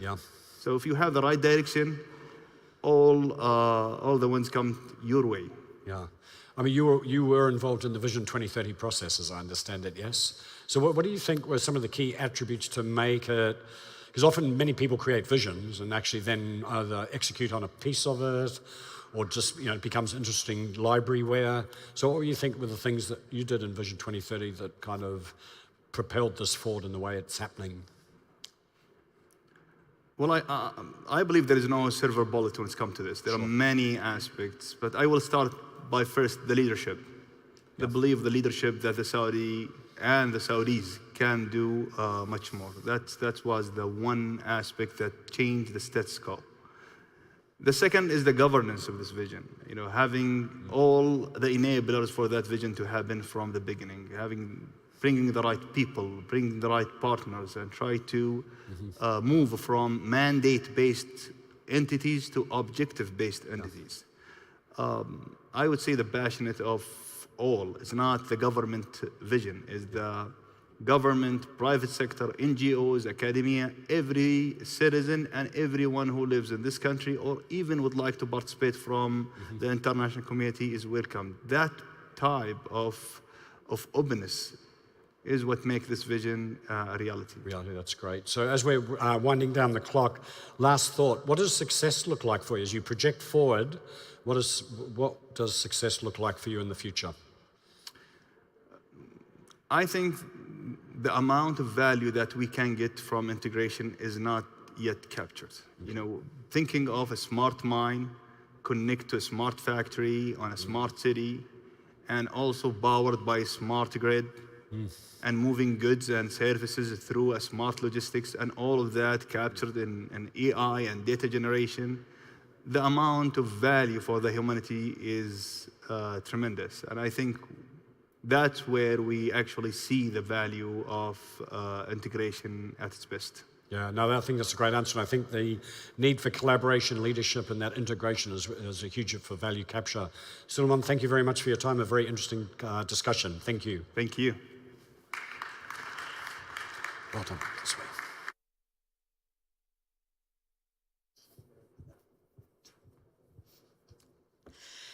Thank you so much, Peter. Great discussion there, and Suleiman from NIDLP. Again, really looking at what's going on here, the possibilities.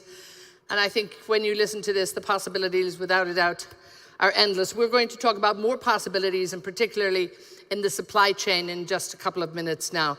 We still have an action-packed afternoon for you, and we still have, you know, a bit of an action-packed morning, so we're still not finished.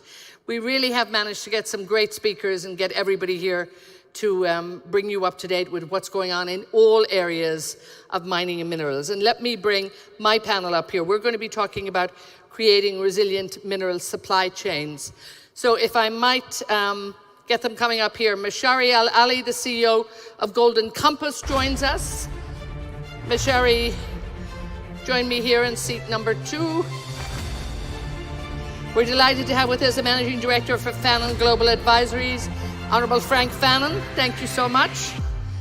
From Metzco Autotech, we have the President for Minerals, Marco Teras-Vassara. Lovely to see you. Jock O'Rourke is the President and CEO of the Mosaic Company, and Sonia Scarselli is the Vice President from BHP Explorer. So thank you all so much. We have a great panel here, and we're going to be looking at supply chain resilience in minerals and integration processing in the region and indeed beyond. And Mashari, if I might talk to you and start you off. In your role as a consultancy, you know, you're really looking at a broad range here. Where do you see, when it comes to supply chain, the greatest, I suppose, the bottleneck and the need? What needs to happen right now? First of all, I would like to thank you and thank all the gentlemen here. The supply chain, as you know, it's the bottleneck right now, especially with the political situations globally, and also with the high demand that Saudi Arabia has. With the Giga project that Saudi running right now in the north and BIF as well, and the highest demand, the high demand of mining sector, especially right now that Saudi Arabia industrial mineral resource issue more than 300 licenses, exploration licenses this year. That will leading for a huge of demand, and that will create a lack of supply chain. If you are looking at it right now to all the suppliers in Saudi Arabia, you will find the lack of that because of the global situations. Yes. And perhaps to bring us up to date on the global situation, no better man here than Frank Fanon. Frank, we look at the European Union, North Africa, and different patterns of trade. Do you think there's a need, I suppose, for a new supply chain And what can this region do? I mean, when you look at, the West at the moment, does it lack the minerals? I don't know, does it lack the intellectual capacity, the capital, or does it just lack political will, perhaps? I mean, what's gone wrong, and how do we maybe not fix it, but change it? Yeah, thank you. It's great to be back here again. I spoke at the first forum, and the second one is just such a great success and achievement. I would say that first, going back to first principles, we're having to look at the supply chain in a completely new way. Coming out of COVID, the COVID experience, which we all saw, really strained our traditional supply chains. The war on Ukraine effectively broke them. And continuing hostilities between the US, Europe, China, ensures that they're in terminal decline. So everything is being reoriented, which has driven a new sense of industrial policy in the US and Europe and other places. So where everything's being recreated. The question, you posed an important one. We just, in the US, passed a historic bill, the Inflation Reduction Act, which provided lots of carrots to incent the development of clean energy technologies, including mining in the United States. However, it's not the matter of, which you touched on, the lack of intellectual capacity or industrial capacity. It is that issue of political will and the failure to have a real meaningful ability to permit things with any degree of certainty is going to be the most considerable constraint for the US, but I would say the West more generally, in achieving the policy-induced energy transitions that they've been calling for. And we'll talk a little bit more about that, but it sort of leaves things at a bit of a stalemate and standstill, which is not good for anybody. Marco, when we look at, looking at your company, Finland-based, but a global reach, and I suppose we look at the shift in supply chains moving a little more regionally as well.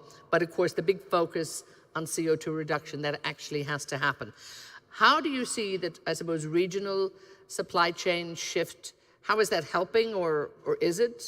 Yeah, definitely it is, and of course the points that Frank mentioned are very valid, these geopolitical issues, but there's another incentive for us as well. We are supplying very heavy components from all over the world to different locations. Yeah, I want to get into specifics of that later, but...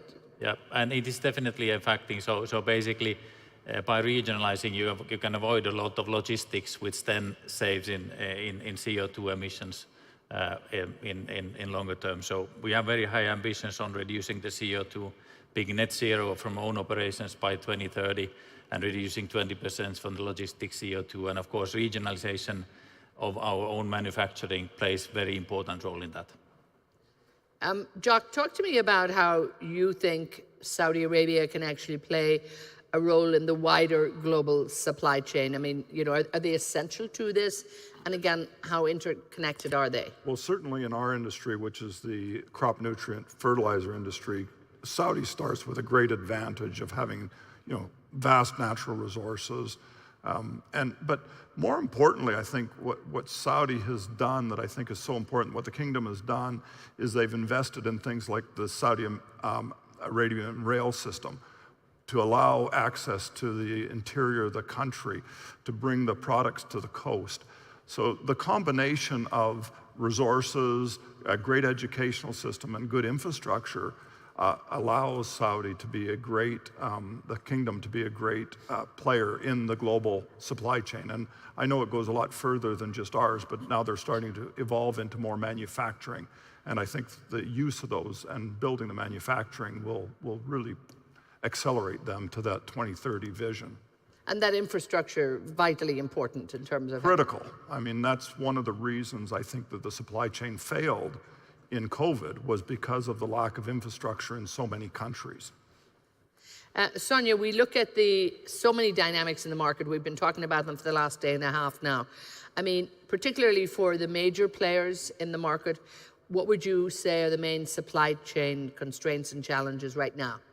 So if we think about the energy transition context and we think about the need of critical resources to really enable the commitment for 2050, One of the key aspects is supply those resources to the market is the beginning of the value chain. And what we're facing today, it's, I wouldn't say lack of focus, but it is a reminder that those, to find, develop and produce those critical resources, it takes and requires time and effort. So one of the key challenges is on the front end of the resource value chain, finding them and then bringing to the market.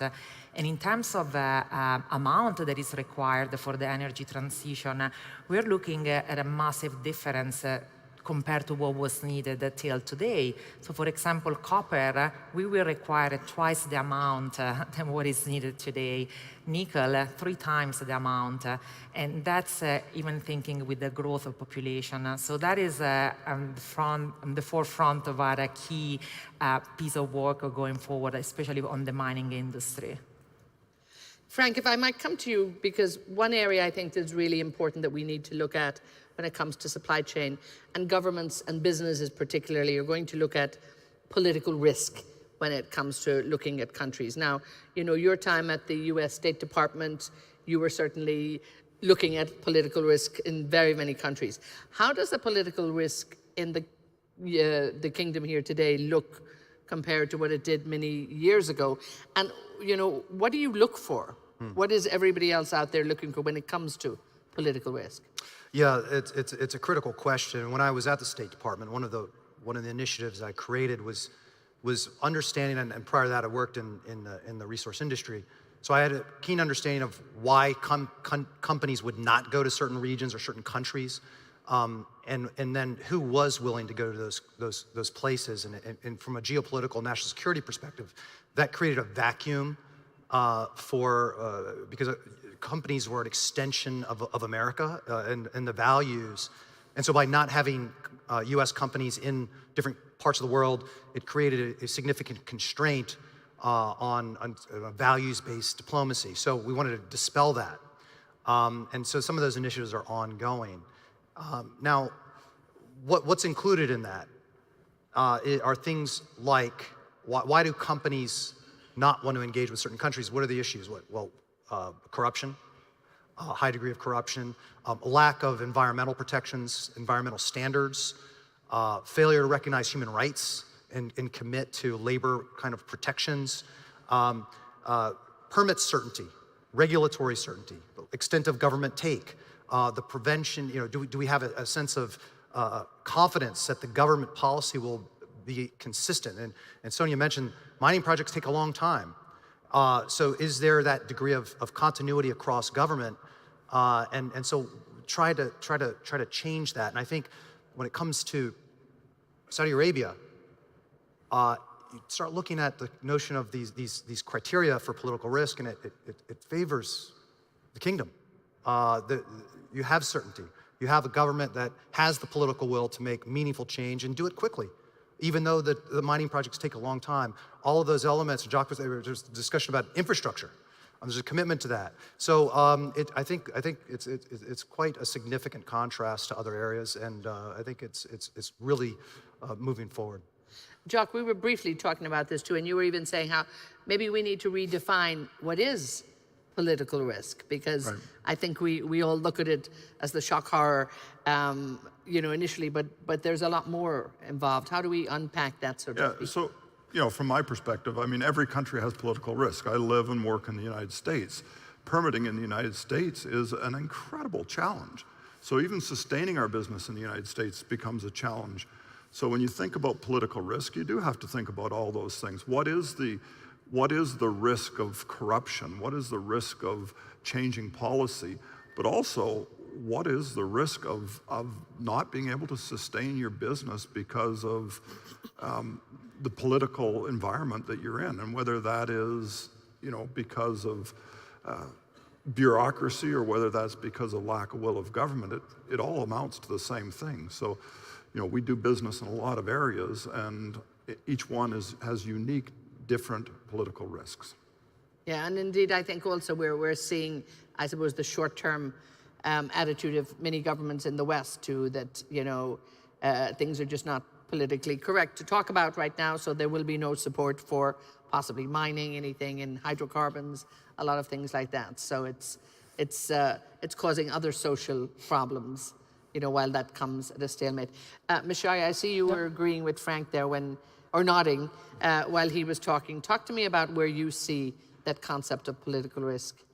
Actually, the political risk, as Mr. Frank has mentioned, is some of the countries, they are working very hard to reduce the political risk effectively. Saudi Arabia, they are doing a great job in the last 10 years, especially in the mining sectors. They already established a new strategic for mining, and they are identifying many of the risks that it will be affect to implement this strategy. And one of the reasons, as Joe said, is the infrastructures. The infrastructures, they are working very hard to increase the capacity of the seaboards and also of the roads as well. Like what we are seeing in a very good example that they are developed at Duwaihi and the Souk and the Mansoura Masarra mines. They already supply and bring waters for 600 kilometers from city by using the sustainable waters, swage waters. So they are working very hard to develop this type of things, and that will be efficient. Recently, it will be in the end to develop this rank. Yeah. Thank you for that. Marco, come back to some of the work that you're doing, as a main supplier in terms of the mining equipment. You briefly touched on it there. And really, we look at resilient operations and we look at, how do we get resilient minerals. But what kind of new innovation is actually changing the landscape, and particularly in what you're doing right now? Yeah, what I, of course, relate to the topic of sustainable supply chain, like to take up an example on our circularity innovation. Basically, in the metals value chain, grinding is the place where you consume most of the energy, but also where a lot of wear and tear happens. And quite a long time there has been a practice of disposing that waste, that wear material, to landfills and waste bins, because there has not been means in separating rubber from casted iron. Now we have actually, through an innovation, we can do it economically viable and doing that as a service to our clients, so that they don't have to do it. We can avoid putting hundreds of thousands of tons waste to landfills, which can be reprocessed and reused in the same application. So I think that is really playing into the theme of sustainable supply chain. And it's very important to hear that, and I think encouraging to to see that some major players like yourself are actually adopting to something very radically different in many ways. But that's what has to happen as well, though, I think, and not just your company, but companies in this country, companies in anybody involved in the mining area. Yeah, absolutely. So in everything we do, I think in all the new product developments, sustainability is number one criteria. So that is the first thing we look at. And of course, that is not only in the product development, but this all operation throughout the logistics, manufacturing, everything we do today is looked upon through these sustainability eyes. Sonia, when we look, you just mentioned how, the resources that are here at the moment are, by no means enough to fulfill the demand that we're going to see. But how can you actually meet that projected demand, and particularly when we look at future-facing commodities, copper and nickel? Talk to us a little bit about what are the plans in place? Yes, for us, we've been looking at different ways where we can simulate, especially the front end of the life cycle, the exploration part. We are currently having our own internal exploration, business development. Those are the more traditional tools that we've been leveraging. But recently, we have created a new program. It's an accelerator program, which is BHP Explore. And the intent of this program is to invest on early stage exploration companies and startups and juniors. They are looking at those resources. And so the way we're doing it, we help them to build around their concept and their ideas. We accelerate their business and their exploration plans and finance and support them to actually go in the field and test those opportunities. What that allows is to reduce the time from the exploration phase. I talked about the 15, 20 years from exploration to production, and of that chunk of time, 5, 7 years is just the exploration phase. So we can actually accelerate that phase to cut the time in half or even less, which is actually very important. But we also can help those companies to set up those activities in a way that it will be much easier on a success case to develop and produce. So as a tool, it definitely helps us to recognize opportunity globally. Actually, on that, I might wanted to add a little bit on the conversation that we had around the different jurisdiction, above ground risk. And I do agree with the comment around above ground risk is very different and is not anymore to be used the same way we used in the past. Yes. It really changed a lot, and it's changed in terms of regulation, legislation, change on political sentiment, but also the public opinion that is having a big impact on our ability to do operations. And so that's something that is going to definitely be an unlocker and an enabler for the mining industry going forward.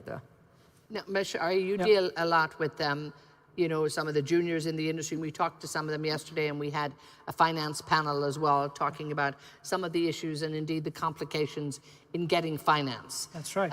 You know, there are some ways and some incentives, without a doubt. There was mention of maybe eventually a secondary market on the stock exchange. I don't think we're there yet here. Yes. But what are the ways that you can actually, because this demand has to be met, and there is a sense of urgency as well. That's right, that's right. Many junior companies, in the meantime, they are working very hard to get the finance. We saw that recently here in Saudi Arabia, but it's a best practice. I believe it will be start as we are Saudi Arabia. They are just launched more than 300 licenses this year and 225 licenses last year. I believe the total it will be 500 licenses. That will be create a very good potential for the market in the near futures. And there is a very good program that has been launched recently in the last 5 years through SIDF. SIDF now they are supporting the junior mining company, especially in the last stage of exploration. And one of their initiatives, as you know, that to support the existing mining companies to expand more and more through building and providing good loans with no profits. All of that will create a potential, high potential in the futures for market exchange, I believe. Yeah, and we talked to the SIDF the last time. I even heard from them here. That's right. Some great initiatives going on there. That's Frank, if I might talk to you about the importance of transparency in the supply chain and how important that is. You know, clearly everybody wants to make sure that scope 1, 2, and 3 are being managed, but how can the region here, you know, provide enough transparency, I suppose, to satisfy country demand and to satisfy customers? Yeah, it's a huge topic, and the answers are still being thought over right now. I think, you know, what we have is this energy transition, as it's talked about, or energy transformation, and this one's unique because typically we've had multiple energy transitions over in history, but those are all based on technology. A new technology was adopted. And then it was utilized because it was more energy efficient, more energy dense, it was easier to transport, more readily able to scale. And so publics adopted it. And then governments came in to regulate it after. This energy transition is exactly the opposite. The policy is driving a transition to go off of a fossil-based economy to a non-fossil-based economy. Policymakers want to do this quickly. Mining, which is the critical element, takes a long time. How is this all going to reconcile itself? So we went from a technology-induced transition to a policy-induced transition, and this one is also being constrained by geopolitical considerations and ESG. And so what does that mean going forward? And the transparency is a part of that ESG criteria. So I think that, you know, a place that's starting fresh is able to approach this in a way that doesn't have some of the traditional kind of entanglements of other relationships, geopolitical entanglements, and they can start with a fresh slate. I mean, and Sonia talked about some of the challenges, and we talked about permitting and how to actually get things done.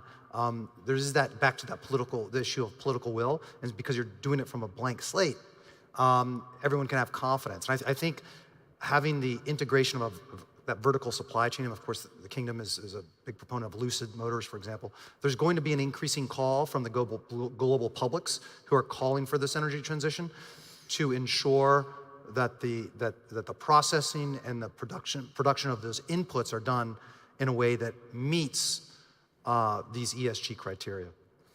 And Jock, I mean, it's very important, I think, that we make sure whatever is done now is done sustainably. I don't think there's any discussion around that or any real disagreement. But when we look at what's happening here in the Kingdom, and also the push to become an industrial leader, and again, looking at, I suppose, managing or helping feeding the global, to become a global supply hub, so to speak. You know, again, what can the Kingdom do to make sure it does that sustainably? You know, first of all, I think we talk about the Middle East. I mean, Saudi Arabia is in a perfect location to serve Asia, Middle East, Africa. And, you know, I mean, it starts there from a supply chain. If anything we can do to shorten the supply chains are going to be helpful. So as a hub, you know, and the government is doing great things here. The Kingdom has done great things. For instance, at Ras Al Khaimah, building a deep sea port at Ras Al Khaimah, which allows the export and the import of, you know, what the materials you do need. Again, building an industrial hub where you have the contractors, you have the maintenance, you have all of the things you need in one spot allows you to take on a bigger role. And then I think the other thing that maybe gets missed a little bit in this is the access to financing, that the government is dedicated to really putting the money and the investments into building that supply chain. And, you know, as we talk about the agricultural supply chain, it all ends in, you know, countries which you're really trying to feed people. And the other aspect of it is the new products. You know, if you think about the pressure on nickel and copper, it's equal in agricultural products, and maybe even worse in some respects, because you have, in the transition to energy, you have things like ethanol being used for fuel, you have biodiesel, and so that is not only increasing the demand in the short term, but increasing the demand overall. And now you're starting to see lithium iron phosphate batteries take up even more. So, you know, taking advantage of these resources and building the next generation of products, I think, is where Saudi Arabia could really become the global hub certainly for this region. And there's no other country that's as well endowed to do that. And Sonia, when we look at, you know, that increased supply that is needed, we heard from BHP the bigger picture, but talk to us a little bit about the role of BHP Explore. Yes, from our side is the first part is to identify the opportunity globally. So part of the program is to look at these companies. They are everywhere, and so this has been very exciting. But also it adds some challenges on working in different jurisdictions with different regulatory approval and system. But once we overcome that, what we're looking at is really discovering new resources that we can bring to the market much faster than what we've done in the past. And being there at the front end of the exploration of what it does allow to put around any of the new mine the right framework for the development and the production, whether it is the environmental framework, the safety framework, and so on. So the program itself will allow to accelerate those resources. Hopefully, instead of taking 15 to 20 years, we can cut some of that time quite significantly.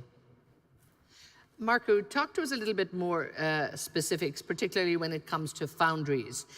Huge energy consumption going on there. Do you envisage that you can actually turn a foundry, can you turn that green?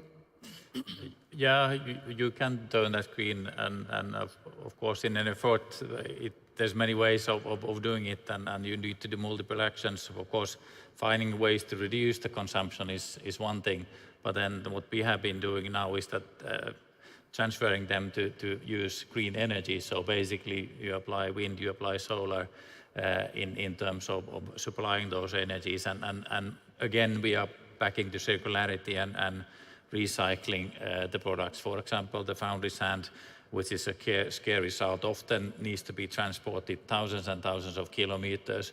So when you clean that and reuse it, that you again avoid a lot of CO2 emissions. So there are many ways you can do in your own operations to be more sustainable, and of course that's what we are trying to do.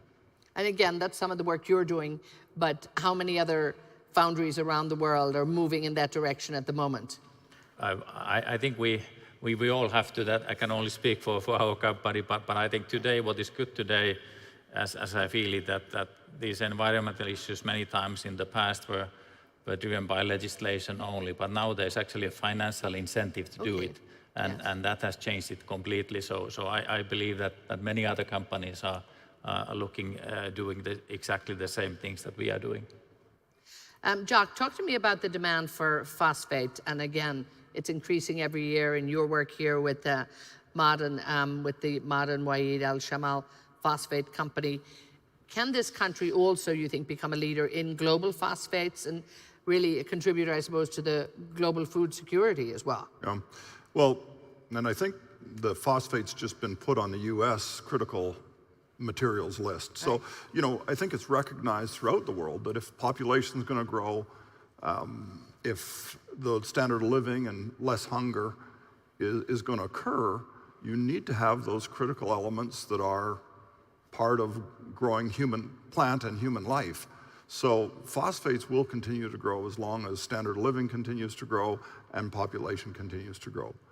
The northern part of Saudi Arabia has fantastic reserves of phosphate, and now with the MPC, Modern Phosphate Company, and our Wa'ad Al Shamal that we're involved with Modern, we're seeing the country develop those resources to supply the world. And if you think about it as a non-renewable resource, those long-term, high-quality reserves are going to be around, and much like the wealth that was created through oil in this country, you're going to see the same thing from mineral resources. And then the challenge is, the 2030 challenge is, how do you use those to become a more sophisticated society, if you will, move those into downstream things. And I think they're doing that with things like Lucid Motors, where they're getting into batteries.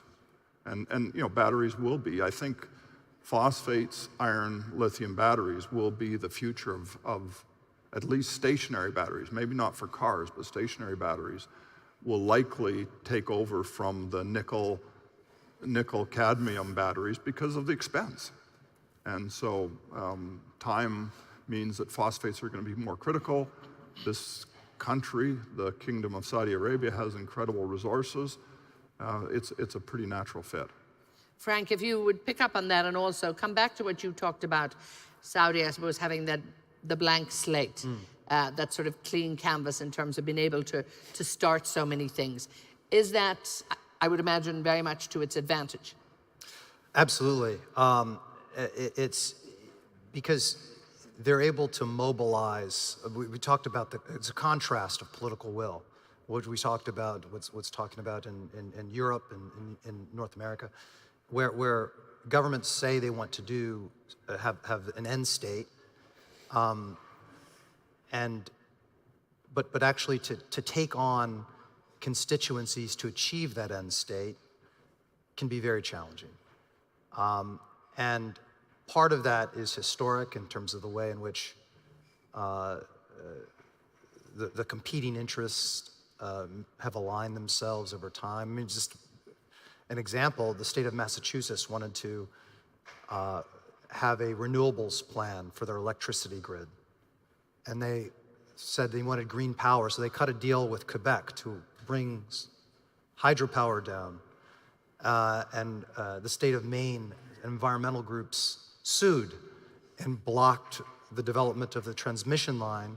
Environmental groups sued to block the transmission line to bring carbon-free power to the state of Massachusetts. So this is just a practical example of how are we going to achieve some of this ambition when there's these competing constituencies. You must do it at scale, as Sonia was speaking about. The scale is just absolutely remarkable. So a place like Saudi Arabia, who's looking at this energy transition from that ground up, and they have, of course, the political will, they have the capital, they have the infrastructure, but because they're beginning from anew, they have a reduced level of that kind of competing constituencies. And so I'm confident that they can achieve the degree of ambition reasonably quickly relative to other parts of the world where to build something is quite controversial in many parts of the West. Sonia, if you can maybe look a little bit to in terms of the regulatory environment, and what would you say are alternative ways to create resilient mineral supplies?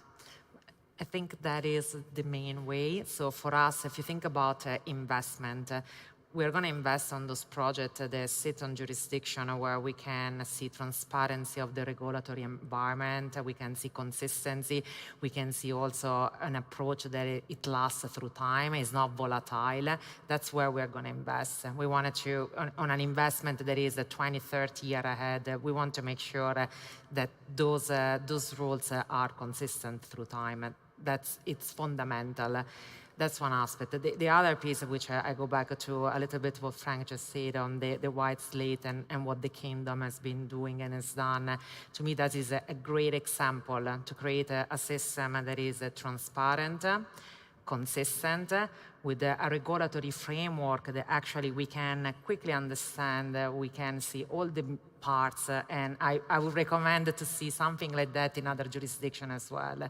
It's a clear example on what we're looking at going forward. We definitely wanted to invest in different countries, but have to be investable. There has to be a system that allows us to see with the transparency that our investment is on the right place. Mashari, when we look ahead, I suppose, and for you looking ahead to, the next couple of years, let's maybe say a 5-year horizon. There's so much happening at the moment. There's so many dynamics at work right now. Where do you see the country really, I suppose, shining in terms of any particular area? What are you expecting? If we are looking actually to the mining sector, particularly in the main times, and where it will be after 5 years, I believe with the strategy that has been implemented in the last 2 years, and with the high transparency that the ministry play right now, and the high communication, the effective communication between the private sector and also the governmental sectors, we believe the mining sector will play a big role in the next, especially right now with the Giga project that has been implemented in the up to the north. And also that with the industrial hub, as Jockey said, that the big international companies, they are really need the supply chain in support of doing maintenance and many other things related to the operating in the Saudi Arabia. That Saudi Arabia that has been implemented all of that based on the strategic that they already studied in the last 5 years. And they are working very hard. They already allocate a budget, a huge budget for that in the governmental budget, and they are working and sign many contractors with big international construction companies to do that things right now. Now, Frank, you were here last year, and I mean, talking to some colleagues, I'm sure, while you're here this year, as you look to the future, what do you think in terms of the mining sector particularly? A few years out, where do you think we're going? And even within 1 year, what are you feeling in terms of the difference? Yeah, I think the mining sector is going through its own state of innovation. I mean, the team that Sonia and the things that BHP is leading and what Sonia's leading, that's a new way of thinking about things, completely. And I think you're starting to see that all across the board. And one of the other things that is also interesting is that many of the energy transition metals in particular they're being pursued and developed by smaller companies. The exploration traditionally is being done by smaller companies. It's analogous to the US shale revolution. The US shale revolution was not led by the majors. Yeah. It was led by independent small companies who had an entrepreneurial spirit, and they innovated and they got after it. And eventually the bigger companies went and partnered and bought them. And so what Sonia's team is doing is kind of an inverse of that in a way. And I think that the entire mining industry is going through its own reorientation, partially because of some of the ESG considerations, but also because they have to do things differently to achieve the calls of society. And I think the kingdom is well placed to take advantage of that, given the blank slate we talked about, the level of investment, and this entrepreneurial mindset that's occurring in the kingdom is transformative. We have to wrap this up now, I'm afraid, at the minute. Sonia, if there was to be, I suppose, a call to action that you would want to put out there, what would it be right now? I need about 30 seconds on this last. Take the example of what has been done here in Saudi and take it as an example for other countries to bring the same level of rigor, transparency, and consistency across board. Mashari, if we were looking, what's the big call to action? What do you need to make your life a bit easier here?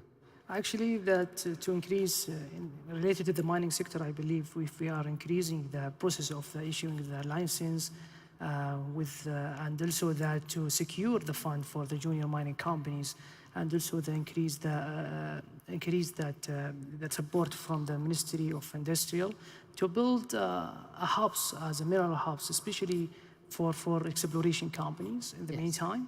That will create, I believe, a big impact in the future. And I think we're beginning to see that. Marco, again, I suppose a call to action if there is one, but what needs to be done urgently? I think seminars like this are very good because technologies exist, there are incentives, there's wish to change things. So I think more we can share information among each other, better we actually can then find the right way for the future. So I'm an optimist. I think with all these people gathered together, there is a lot of power to make change, and I believe it will happen, and it has to happen. It can happen. Jacques? I think the big thing is continue with the bold vision, continue to build the hubs, because these hubs are, they're really where it all happens, the industrial hubs where you can bring the stuff together, continue to build the infrastructure. I think that's the way you're going to really accelerate the... Frank, please take us out on that note of optimism. Add to that for us. Inspire us. Yeah, I mean, I think that the future is quite bright. And what's being talked about, vision without execution is just a dream.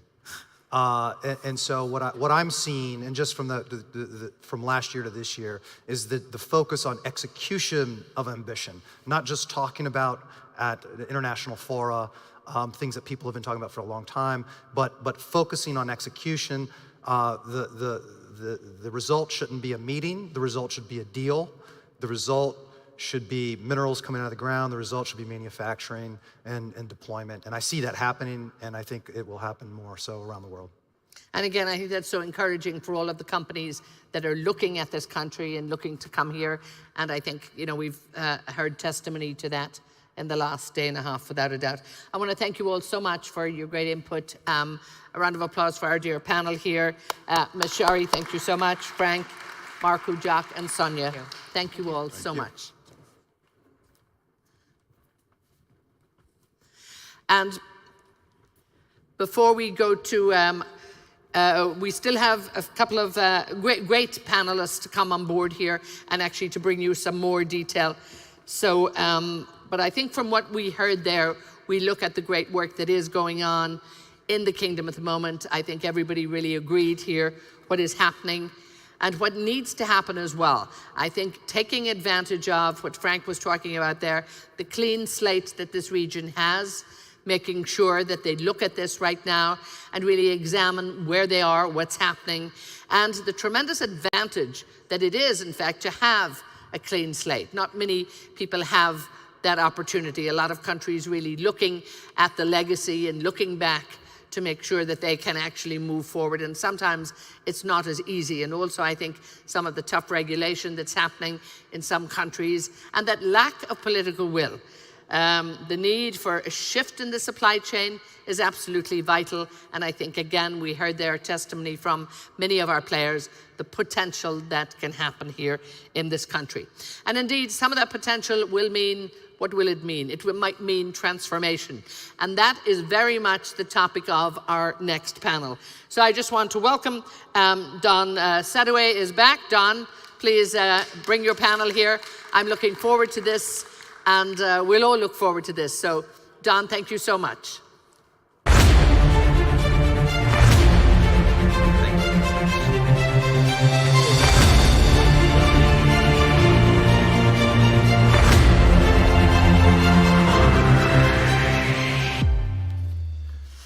Well, hello, everyone. My name is Donald Sadoway, and I'll be the moderator of this panel. The topic of discussion is incrementalism giving way to transformation. The era of incremental change is over.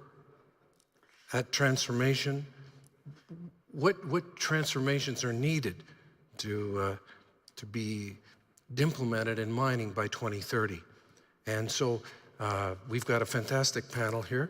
First, on my immediate left is His Excellency Saleh Al-Jasser, who is the Minister of Transportation and Logistics Services. And then next to him is His Excellency Osama El-Zamel, who is the Vice Minister for Industry Affairs. So we are honored to have two distinguished members of the Saudi government with us. And then up on the screens, we have Ivan Arriaga. He's a CEO of Antofagasta, joining us remotely. And then also George Fang, who is Executive Vice Chairman of Huayu Cobalt. Gentlemen, welcome.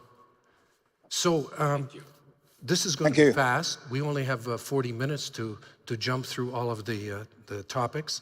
And so it'll be a bit of a lightning round. But I would be really interested in hearing some of your comments on the fine structure associated with what is needed in technological innovation. And so for the first panelist on my left, I would want to hear what his opinions are about innovation that can occur in logistics. Well, thank you very much. Actually, the whole country is in transformation. And for that, logistics and transportation sector have to enable all this transformation. We have to enable transformation in industry, in mining, in tourism, and every other sector in the kingdom. And with respect to mining, I think we've been working together for a long time, and the great news that we currently enjoy a very strong infrastructure in Saudi Arabia when it comes to ports, railway, roads. Saudi enjoy in terms of road connectivity, we rank #1 in the world. When it comes to ports, we have ample capacity in our ports. Our ports have been ranked by the World Bank on top of the list when it comes to handling TAUs. King Abdullah Economic City Port was ranked #1. Jeddah Islamic Port was ranked #8 globally, moving ahead in 1 year from 53 to number 8. King Abdulaziz Port have moved from 98 to 14. All of this because of the reforms that have taken place, regulatory reforms, infrastructure reforms, collaborations with other, improving connectivities in our port. Also, when we built the national transportation and logistic strategy, which was launched middle of 2021 by His Royal Highness, the Crown Prince Mohammed bin Salman, we made sure building that it cater for all the plans of the other sectors, including the mining sector. For example, you know, one of the game changer projects in the National Transportation and Logistics Strategy is a railway that connects east to west. And this will be a major enabler to the mining sector. We already have a major rail system, 1,500 kilometers line that was built primarily to support the mining industry, which is the North Rail system. And just recently, a couple of months ago, we have connected that line with 2 more ports. It was already connected to Ras Al Khair port, but we have added actually 3 ports: Jubail Commercial, Jubail Industrial Port, and King Abdulaziz Port. So we have added more enablement to the mining sector. Road network is already you know, very well built. It can support all the expansion that the mining sector is aspiring to achieve. So I'm very confident that today and more so in the future, that transport and logistics is a competitive edge actually for the mining industry in Saudi Arabia.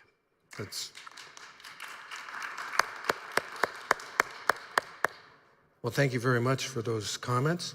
Let me turn to your junior colleague, His Excellency Osama Al-Zamil.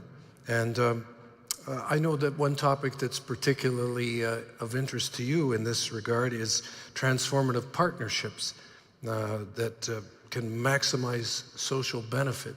Would you care to comment on that one, please? Thank you, Don.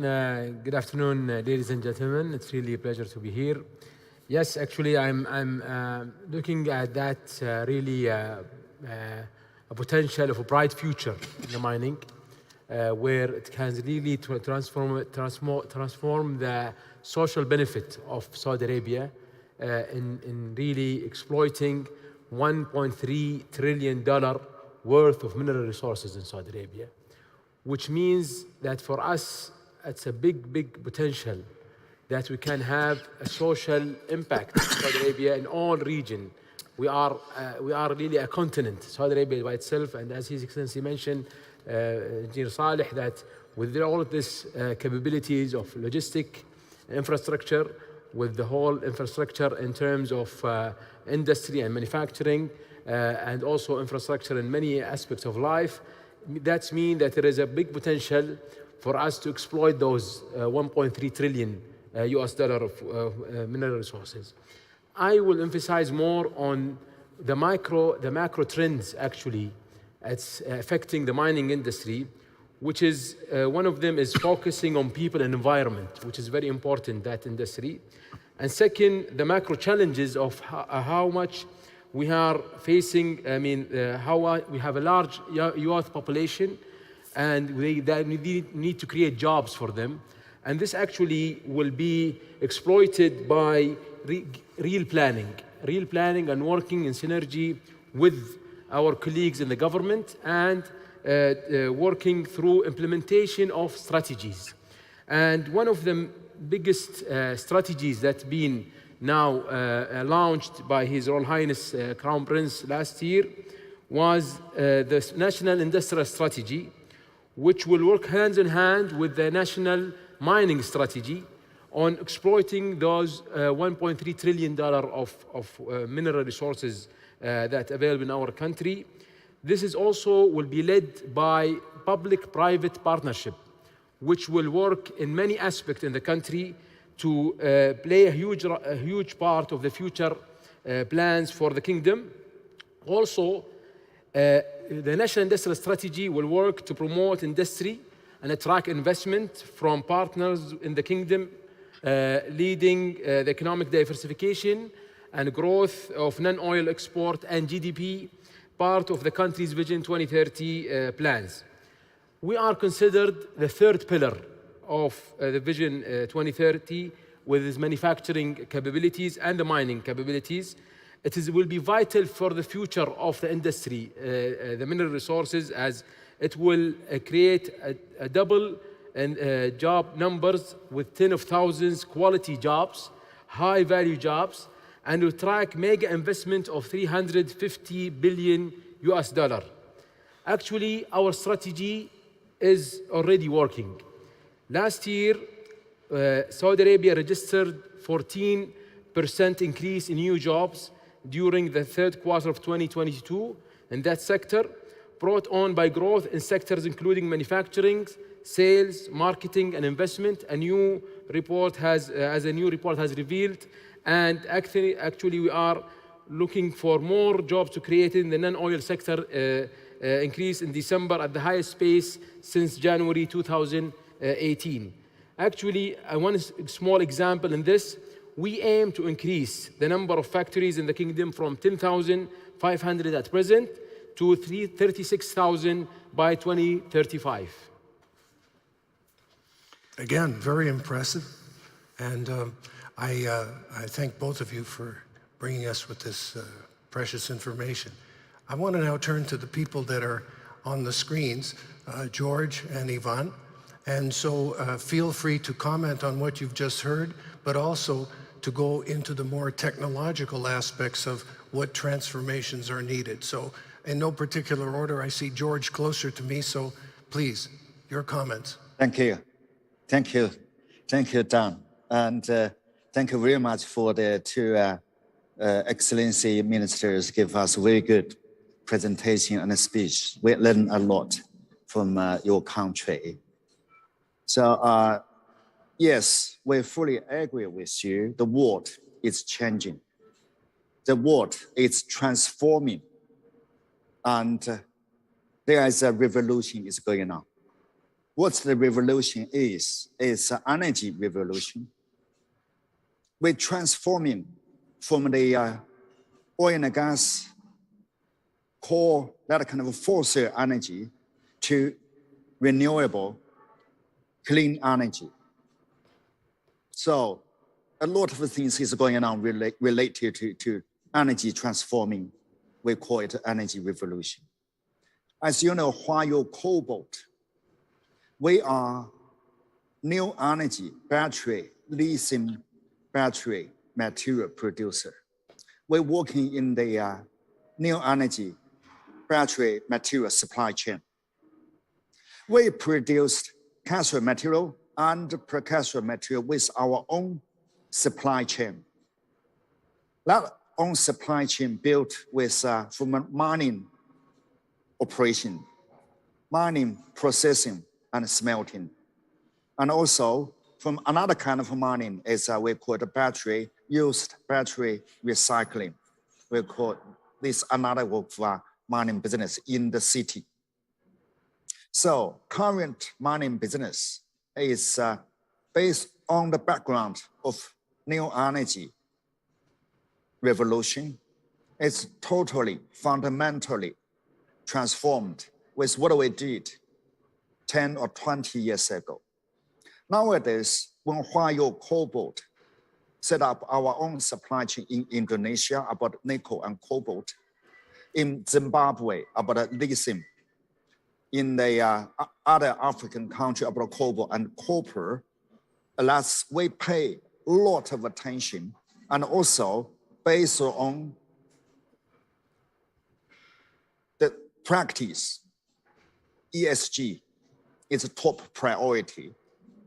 Carbon emission is the things we need tracing the whole supply chain.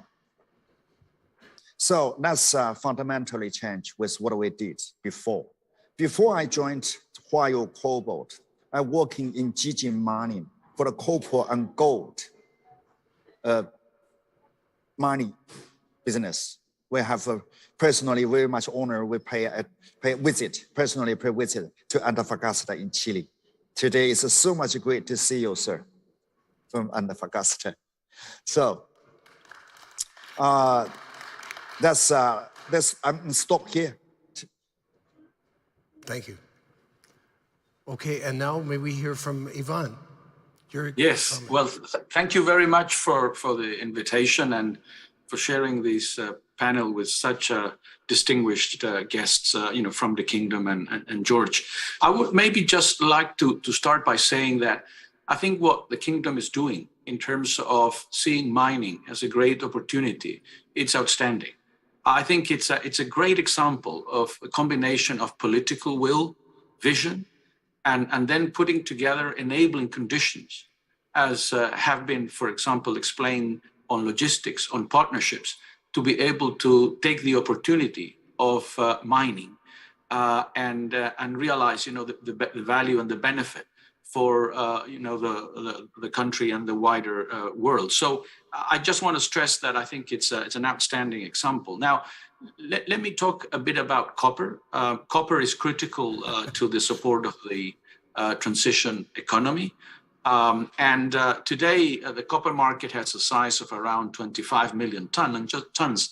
And just to give you an example of the challenges that we have ahead, the expected increase in demand from between now and 2030 is that an additional 5 to 6 million tons of copper are going to be required as transition mineral, mostly to be placed in electromobility and renewable energy. So there's a very significant challenge in terms of being able to grow the production of minerals. And that's basically, one of the key features of the copper market. Now, mining has a very transformative, therefore, role to play, both in terms of the energy transition, but also in terms of the ability that it has to bring to host countries and communities economic benefits, and the sort of transformative role that it usually plays as well in supply chain development, bringing employment, opportunities, innovation, and technology. So with that background, positioning mining in that way and looking at being able to address that opportunity, we at Antofagasta are a pure copper, focus primarily in copper. We have high quality assets, but more importantly, the technology, the resources, and the people to grow. And that's why we're looking at opportunities, and all that it's been done in the kingdom looks extremely attractive for us as a way of moving ahead with our plans. Now, let me stop a little bit around some transformative opportunities that I see more specifically in the way that we do our business, which I think are also relevant for what the kingdom is pursuing. And I would say, and I would cluster them in three main areas. First of all, I think there is a great opportunity in terms of permitting and regulatory frameworks. And I think the kingdom is starting to some extent, from a new slate, and from that point of view, being able to design permitting, which is transformative in the sense that it's predictable, it's transparent, it's front and loaded, so that miners and investors know in an early stage if projects are viable for permitting or not, and then that are reliable, that once given, we're able to undertake them without litigation subsequently, would be very transformative. That in of itself would be a key enabler to be able to undertake mining and then grasp the opportunity that there is in terms of growth in mining. So transformative permitting and a regulatory framework that is underpinned by the political will and the vision that has been expressed, by the kingdom, I think is a tremendous opportunity to transform mining and grasp that opportunity. Second, I would say in the use of critical resources for mining, and this is more specific than for mining processes, but I think certainly one of the key opportunities that we see in mining, which is happening, is the use of renewable energy, for mining processes. And from that point of view, I think, the availability of renewable energy, be it, solar or hydrogen or green hydrogen, in the future, I think are interesting features to consider. In the case of Antofagasta, we've got our operations are primarily in Chile, and therefore we're able now to mine and use in our operations essentially renewable energy. So all our electricity is sourced from renewable energy. So I think that's an opportunity to position, the mining, which is valuable. The other one is water. Mining does use water in its processes, and I think to the extent that there are areas, because of the changes that are taking place, which are becoming more stressed in terms of water availability, the ability to provide water from sea facilities through desalination or simply salinated water. I think it's another opportunity of the kind of transformations that we're seeing in the mining world, which sort of highlight how the mining in the future is going to be performed, going to be done. So I think energy and water as key inputs to mining processes, migrating to renewable and seawater in water-stressed areas are key transformations that I see in mining. And then lastly, I wouldn't want to not mention that the transformation opportunity that I see in the workforce for the digital age and the challenges that we're facing in the future. Mining is becoming much more digital in the way that it is performed.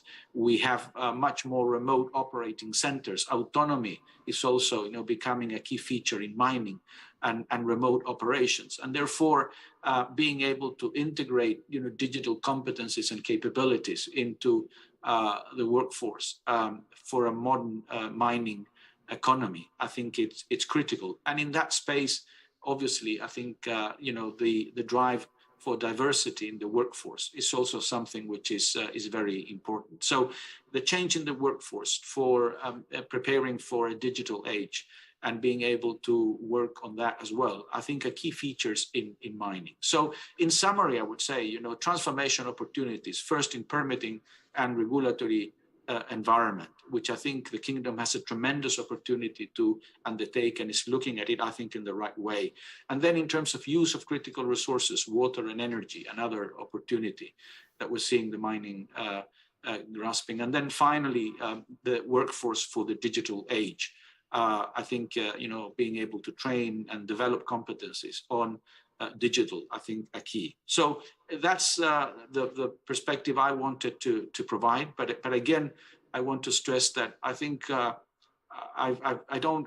combination of what we're seeing in terms of vision, political will, and then creating the enable conditions in the kingdom for mining, for the mining opportunity, it's outstanding. And I really want to celebrate and recognize that effort, because I think it's a great example of how things can be done. Thank you. Well, thank you for your comments, and thank you especially for making reference to what's going on here in the kingdom. And with that, I would like to have a second round and begin with His Excellency to ask if you would like to return to some of the comments by Ivan with respect to the changes that have been taking place here and how they are impetus to accelerate the transformation. Any comments? Well, as I mentioned, transformation is taking place in everything we do, and adapting new technology, protecting the environment, and also keeping an ongoing channels of coordination with the other sectors to make sure that we live up to the promise of enabling all the sectors. And I explained how we work together in building our national strategies, where our national transportation and logistics strategy was built in coordination with everyone. The same for the mining industry strategy when it was built, or the industry strategy when it was built in coordination with everyone. But coordination doesn't stop there. We have also other forms of continued coordination and collaboration. For example, when it comes to industry, mining, energy, and transportation, we are partners together in NIDLIB program, which is one of the most important vision programs to enable those sectors, where we work together to align on our initiatives and also coordinate on funding those initiatives, and to make sure that everything we do is coordinated and coherent. Thank you. Comment? Well, if I will comment, is maybe in two aspects. First is about human capital development. This sector is relatively new, and now the maturity level going up and rising, especially with such forum that we are gathering the highest intellectual in the world coming together, uplifting our local talents to understand what does it mean about mining, not what is currently happening, but also in the future. And as we had in this forum about smart mining, it was really brought with different entities from academia, from other entrepreneurs, that this also will give a lot of potential for our entrepreneurs to go and grab the opportunity in the mining industry, and also in the manufacturing also sector. That's why I think we are now in a very golden era to capitalize on going forward. We have done it before. We have done it in the petrochemical industry, for example, and we had very mature experience in that area, which also have benefited also from it in the mining industry. That we're looking this and looking this in the petrochemical industry and other manufacturing industry. But I think with the mineral resources, manufacturing capabilities are coming in big time. And I just want to mention one example that maybe Don is your experience with it, which is the AV battery metal plants. For example, they're targeting about $2 billion, which is related to the midstream pipeline of projects. That by itself, we bring capabilities on that. Even those kind of projects, we are talking about around $32 billion of 9 projects that we looking forward on that kind of development. This all capabilities need to have a human capital development. So in short, the ministry, as we are the Ministry of Industry and Mineral Resources, so we are in one house, in the industry and in the mineral resources, we are actually follows the directive of His Royal Highness the Crown Prince, who said, we have all the capabilities we need to enable a competitive and sustainable industry economy, from ambitious young talent and distinguished geographic location, rich natural resources, and the presence of leading national industrial companies. Through the National Industry Strategy and in partnership with the private sector, the Kingdom will become a leading industrial power that contributes to securing global supply chains and exporting high-tech products to the world.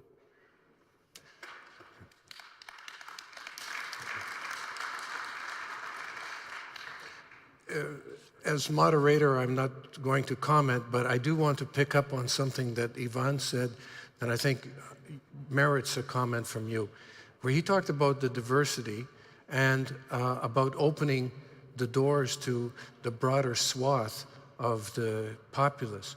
And one of the things that has impressed me over the last 24 hours is how much I've learned about the bringing of women into the workforce.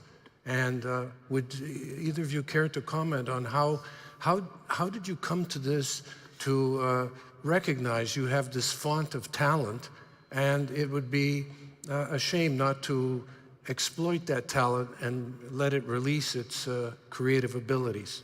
enablement of women and young in general has been,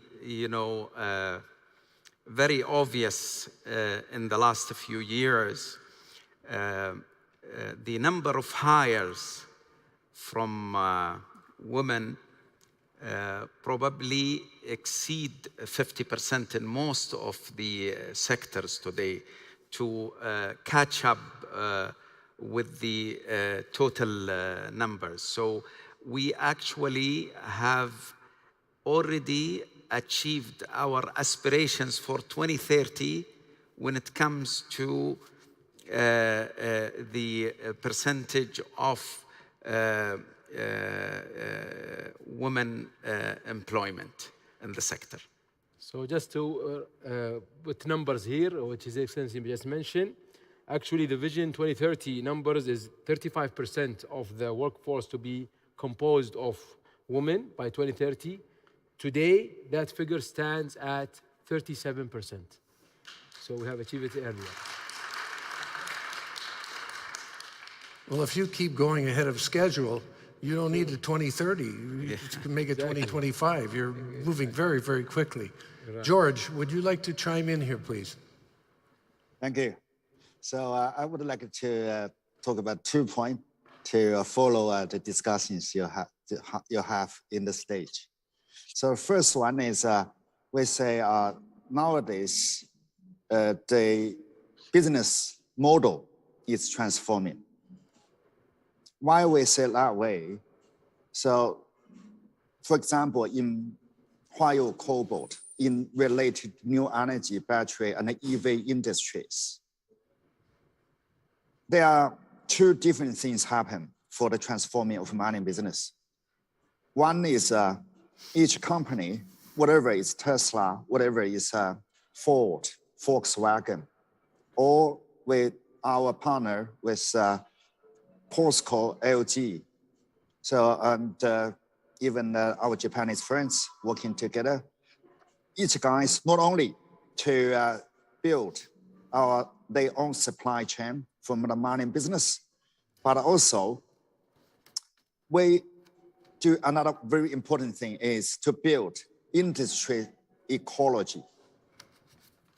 Not only we pay a lot of attention to our own business, to our own company, but also we're working together with partners.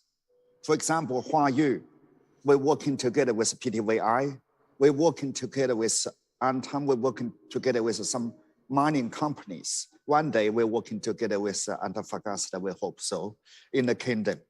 So, and in the upstream, in the downstream, we're working together with battery producer, CATL, LG Chem, and LG Energy Solution, and even the OEM, the EV makers, and the battery for the storage. We're working together. Why we're working together? That's because we want to think about the harmony industry ecology. Not only to develop a better business for ourselves, but also the whole industry chain, the value chain, the ecology getting better and getting more high standard ESG, getting more attention to the carbon emission. Think about the 2030 and 2060 for the carbon neutralization and the zero carbon emission. So that one get a high quality growth and a better life for the world, for the human being. So that's the really transformation for the mining business. So Huayou is listed in Shanghai Stock Exchange. Our nowadays the market cap is not 100 billion RMB. So just around 15 or 16 billion US dollars. But we are in the process trying to catch up with the new energy revolution, trying to play an important role in the EV supply chain and trying to make a contribution for the industry ecology in the EV industry and the battery new energy industry. That's one transformation. Another one is in terms of what localization. When we do the business, Huayou is a global company. We do business globally. So we do in the working force, as you mentioned, how much the women will be in the working force. Nowadays, while you have 30,000 employees working globally, the exact number will change. Somewhere between 30 to 40% is women. That's because we are doing the special business in the energy material production side. That's neat. Various employees have a different skill set, and also pay a lot of attention to localization. The local people, for example, in Indonesia, we got around 20,000 people. That's local people is around 80 to 90% of various for different operations. And even in Zimbabwe, we got a localization is still around 80 to 90, and pay a lot of attention to the women labor force. Not only training, but also education, and also pay a lot of attention to working in the company and life in the society. So that's the second transformation in our business. So I stop here. Thank you. Thank you.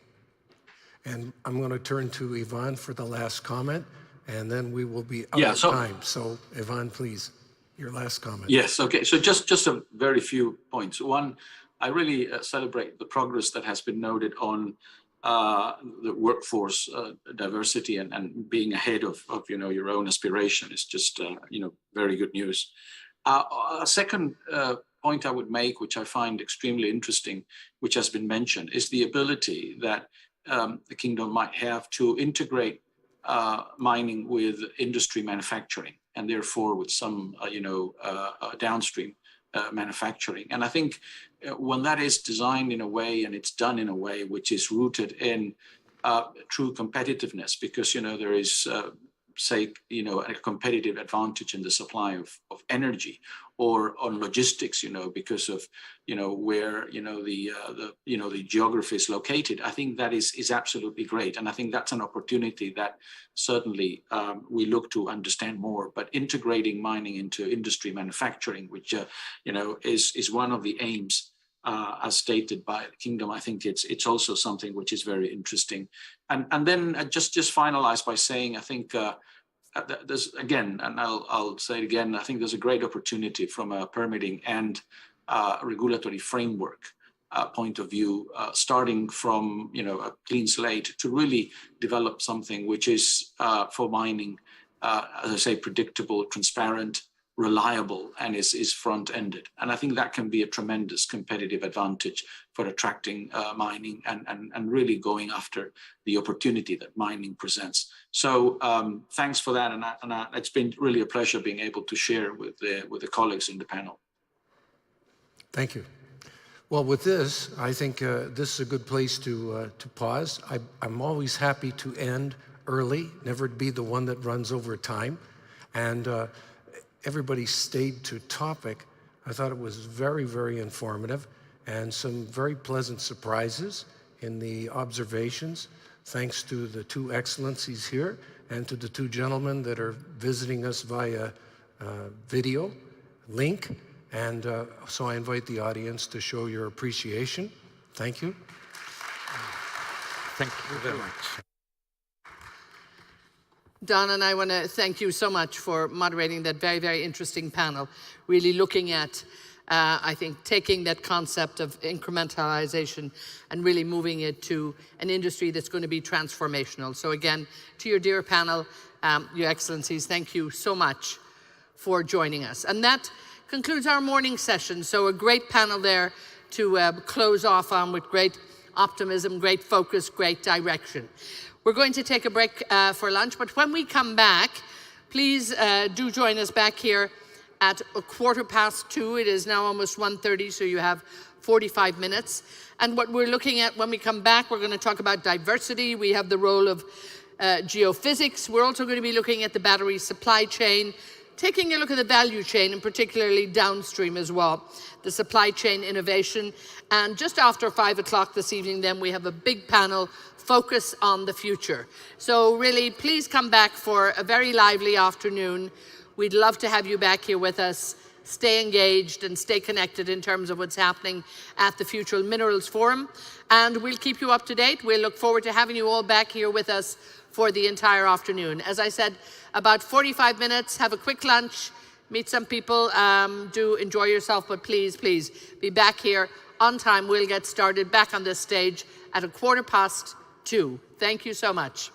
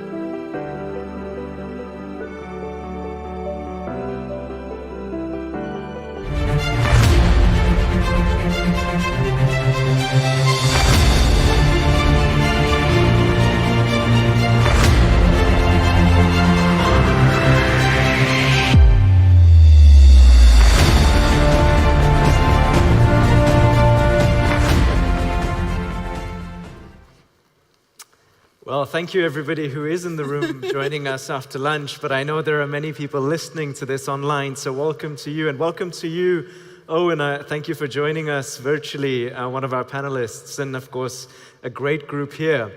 Our topic today is diversity, equity, and inclusion. And already when you say those words, some people tense up, because we're going to be discussing some issues that could be feeling sensitive. So I invite you to unclench and relax, because really we're talking about human issues here. We're all humans after all, and if we can just be real and authentic, I think we can get to a good place of understanding. So that's what I'm going to be encouraging all of you to do today. And I firmly believe that any discussion on diversity, for that matter anything else, begins with representation. So not only do the 5 and 6 of us look different, because we have a broad balance of genders, races, and ethnicities on the panel, but actually what you'll come to learn from these people is they represent different aspects and facets of society, and that is very valuable. So before we get into the discussion, I'm going to do something that I hope you'll indulge me in, and I speak only on behalf of ICMM, but if others want to join in, then feel free to do so. I'm going to do an acknowledgement. Now, typically, when we operate in certain parts of the world, particularly in Canada or Australia, it is common practice to do a land acknowledgement. I don't think that's appropriate here, so allow me, if you will, to do a different type of acknowledgement. What I want to do is I want to acknowledge the indigenous and land-connected peoples of the many lands which our collective mining operations take place. As the traditional owners and custodians of these lands, both past and present, we honor their cultures, knowledge, and connections to their lands and way of life. We also recognize the communities that host mining operations around the world and their contributions to the success of those operations. We know that mining operations can have impacts both positive and negative on the environment and on society. And so we affirm our respect for the rights, interests, and aspirations of indigenous peoples and the continued contributions of host communities involved in mining operations, and our commitment to, at all times, operate with principles. Finally, I'd like to acknowledge the vast diversity of people that make up our workforces. We reaffirm our commitment to building workplace cultures that promote diversity, foster inclusivity, and embrace the unique skills and qualities of all. Now, those are grand ambitions. I hope we live up to them in the session today, but that's really what we are here to discuss. Stacey, I'm going to start with you. Wonderful. Your organization has a very clear name and mandate. Tell us what you do and why you do it. Absolutely, and first, as someone who works very closely with indigenous communities, how beautiful was that? I know Florence will have much to say on that, so thank you for starting and setting the tone that way. With Women in Mining UK, we're a not-for-profit organization that's run by volunteers. Most people think that we're a paid organization with paid employees, because that is the level of intent and the level of love that we have for the organization and the cause. Our mandate is around inclusion of women, but it's really around the employment, promotion, and retention of women in the industry. And we do that through a number of ways. But it's not just getting women involved in the conversation, but it's getting the entire mining sector, whether it's from the financial sector to the landowners, getting them a part of the conversation, and doing that not just in silo, but working with fellow women in mining organizations around the world. So I know that there's so much to say about Women in Mining UK. I will stop there. Thank you, Stacey. Now, Florence, you have an even more specific goal. You focus on Indigenous women in Australia. Yes. Tell us about your organization, what you do and why. Absolutely, and thank you as well for that acknowledgement. That was beautiful. And as a direct representative woman, I would also like to acknowledge the lands on which I speak and pay my respects to its people. Yes, so Indigenous Women in Mining and Resources Australia, we commenced operations about 5 years ago, and it was to fill the gap where we couldn't find an organisation where women looked like us. So essentially we started that as a place of belonging, and we soon found ourselves really addressing very serious conversations around policy, around inclusion, around strategy as well. So we're growing very well, but essentially we connect with women who are on the ground in operations, giving them a platform to speak and to be visible as well. Wonderful, thank you. Lamont, I wonder if you could tell us a bit about your work. You're the only one of us that is based in the region. And so tell us about your view of issues related to diversity, equity, and inclusion in this region. Well, Saudi Arabia is very ambitious when it comes to promoting inclusion, diversity, and the like. And so far they've surpassed their goals. For example, women's inclusion in the labor force back in 2017 was 17%. The target for 2030 was 30%. Okay? The achievement now is already 34%. So it's pretty clear that women have come to the labor market much faster than was hoped. And I think that shows the pent-up demands. Another very interesting number, 45% of startups in Saudi Arabia are set up by women. 45%. If I look at the other side, so we bring, as an exchange, we bring together people who need money and people who have money. A very high percentage of the people who have money are women. Here in the Saudi exchange, more than a quarter of investors are women. What I hear from international brokers who service the Saudi markets, close to 50% of their clients from Saudi Arabia are women. Now, what is interesting, however, is that when you go one level up, let's say the fund managers, it's men.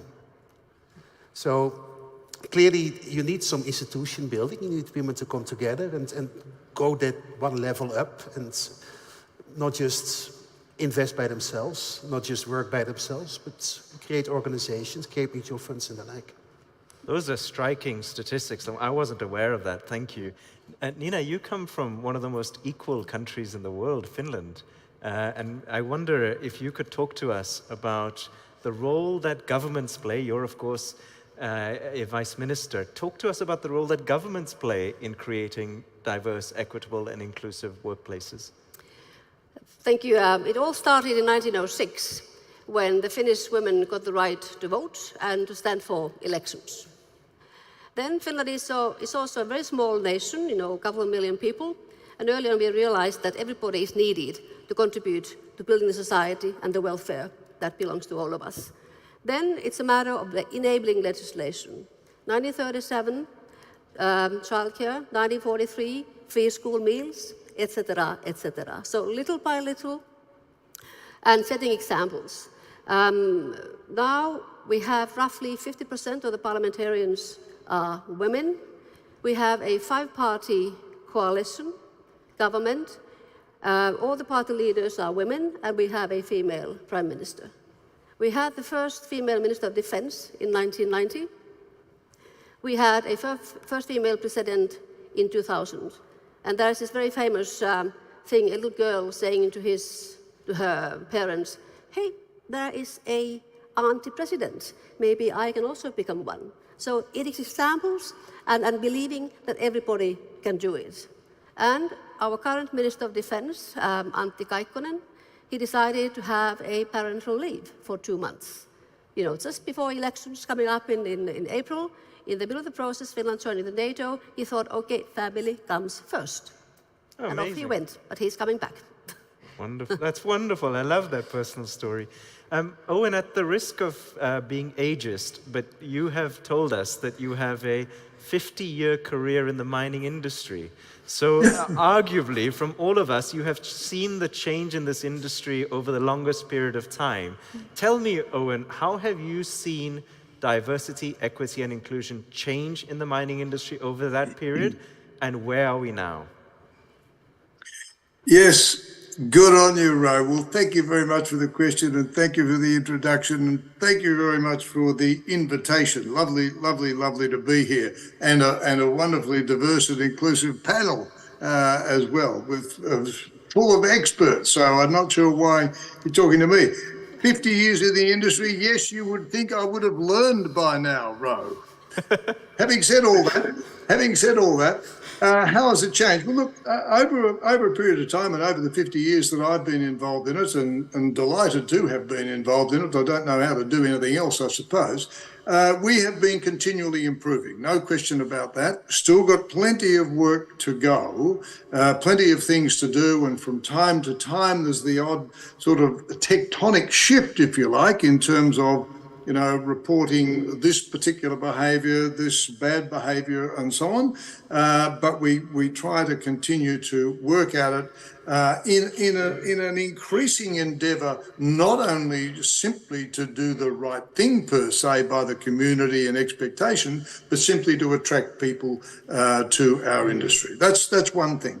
Second thing, I suppose, Ro, is that in terms of change here, what we're seeing at the moment and have seen for the past multiple decades and will continue to see for the next multiple decades is continued strong growth in demand for commodities. So all of the things that you were saying in your welcome to country there, in a way, all of those things, all of that work that we have to do will continue. And there's going to be a lot more of it.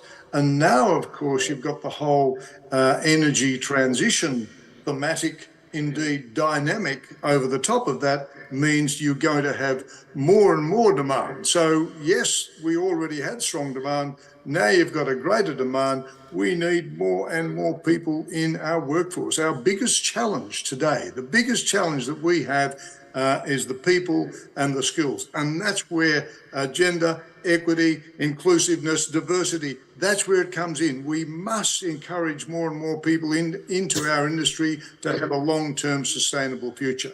And finally, Ro, in terms of how has it changed, we're getting more top-down encouragement, if you like, in terms of whether it's coming from our investors' expectations via their ESG requirements, whether it's coming from the regulator, whether it's coming simply from community expectations. We have no choice. We're going to have to continue to improve, to do all those sort of things. So from those three forces, if you like, we will continue to do it, and delighted to be involved in it and, in fact, helping to lead that process.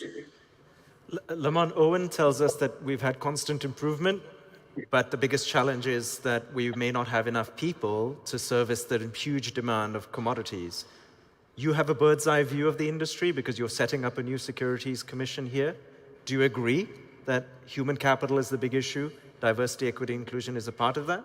Well, definitely. And in today's world, you'd be an idiot to exclude half of humanity from your possible workforce. More than that, you'd be an idiot if you recruit them and then you don't use them properly. So, yeah, I don't think anyone really has a choice. It's the logical thing to do. And companies that don't do it will be punished by the capital markets. Stacey, I think Lamont has just called us idiots because clearly we need organizations like Women in Mining UK because we're being idiots by not having enough women in the workforce. How do you think we're doing? What's the state of affairs? I don't necessarily know if it's not having enough women in the workforce. It's often that in certain contexts, but it's also not creating this enabling environment to keep women in the workforce and to bring women into the mining sector, because the skill set, it's there. And it's not just through traditional mining roles, but it's through tech, it's through biodiversity conservation that the mining sector needs. So it's looking at the skill sets and bringing that in, and also defining mining in a way in which women feel included and enabled to stay in there. And then, Florence, you've chosen to shine a light on issues very specifically to Indigenous women in Australia. Even if we understand the broader issues of diversity, equity, inclusion, what are the issues specific to Indigenous women in Australia that you think we generally don't pay enough attention to? Yeah, and there's definitely a lot of challenges that we can certainly list, but I would say access to education is really something that we lack. When I first started mining, I lived in a remote community and we didn't even have access to go to university. And I know online wasn't an option at that stage. So access to education to help us be informed about our own future is something that's lacking. Also in Australia, I'm not too sure if Owen will agree with me as well, but just how fractured we are as a society also does create a huge challenge for us to even be included in the workplace. So that's certainly something, it's a big problem, it's a very rigid problem, but something that if it did start to change, it will really help our workforces as well. I come from a fractured society myself, South Africa, so I think I know what you mean. Owen, do you agree? The fractured nature of Australian society continues to cast a long shadow over the participation of Indigenous women in the workforce? Look, I think a very good point and very well made. I mean, I think one of the things that I've been, particularly interested in, and I think contributing to, is involving Indigenous people, Indigenous women in the workforce in all of our operations. We've got multiple operations in Australia, been involved in a lot of them. And in fact, it's an opportunity, it's a wonderful opportunity actually, because you're working in remote communities and it is in your interests to do that. Not only because the Indigenous people tend to be closer by in a way, but they're part of your community. And if you don't have their cooperation, you don't have their respect, you don't have their involvement, you don't have their confidence, well, there's no point showing up. So, it is your duty and indeed your opportunity to create that involvement. Now, yes, there are barriers all the time to these things, and we continue to break them down. And I think I'd have to say that over a period of time, we've broken them down. Lots more work to do. And one of the biggest, opportunities I see, not only Indigenous women generally, to get them involved in mining is such a huge pool and a great opportunity for us to do it. But we do have to make it more attractive. You've got to make it safer. You've got to make it more attractive. You just have to offer up the growth, the development, the skills, and so on to be able to do that across the whole range of diverse backgrounds and cultures and so on and so forth. So, yeah, sorry, Ro, I don't know whether that answers the question or not. No, very that's helpful. My point. Look, very helpful. And Nina, you have the great benefit of being on this panel, and you're not in our industry per se. You have had a wide range of experiences. What have you seen other industries do, or governments do, or countries do on diversity, equity, inclusion that maybe we as the mining industry can learn something from? One thing that I think is very important is always to encourage people to think out of the box. And that goes for technology. Encourage girls, women into tech. Teach girls how to code. Coding is not only for boys and guys to do. And because mining, for instance, what I have learned here is getting more automated, more digitalized. It's work that is not only done deep down there in the mines or in the pits, but is being done from an office. And you can have a highly skilled woman, sitting in the office and, whatever has to be done with all these computers and digitalized stuff and whatever. So that's one thing. So encouragement to think, outside the box, encourage girls into technology and to learn skills, new skills that way, and to be part of the mainstream also in the future. But there is a slight danger looming that we all have to be very much aware of, because we have to do something about that, because the digitalized world can also be quite stereotyped. There's sort of a stereotypes already built in, sort of a built-in hatred or suspicion towards girls and women who are in that world. So we have to acknowledge that, do something about that, and keep on encouraging girls into this field. Stacey, in different ways, both Lamont and Owen have made the point that even if you had no heart and sense of values and justice, it would still make entirely good business sense to make your workforce as diverse as possible. Now, your professional life is about supporting community resilience, particularly in emerging markets. I think I'm correct in saying, but you will correct us, there is a strong overlap between diversity, equity, and inclusion and the ability of communities to be resilient. Put on a business case hat for why diversity matters to community resilience. I mean, I don't even have to do it. McKinsey has done it for us, and PwC, they've done it for us. I mean, I don't have to say it to most people in the room, but yes, diversity makes sense. When we have diversity in thought, then that means we have diversity in problem solving and solutions. I do a lot of work when it comes to disaster risk management and climate resilience, especially within the mining sector. And I'll just do a quick case study that I have that's very recent. We had an indigenous community, women, young children, young adults from 14 to 18, and men come together with the mining company and the government to talk about how can we better safeguard the industry, especially when we look at climate resilience.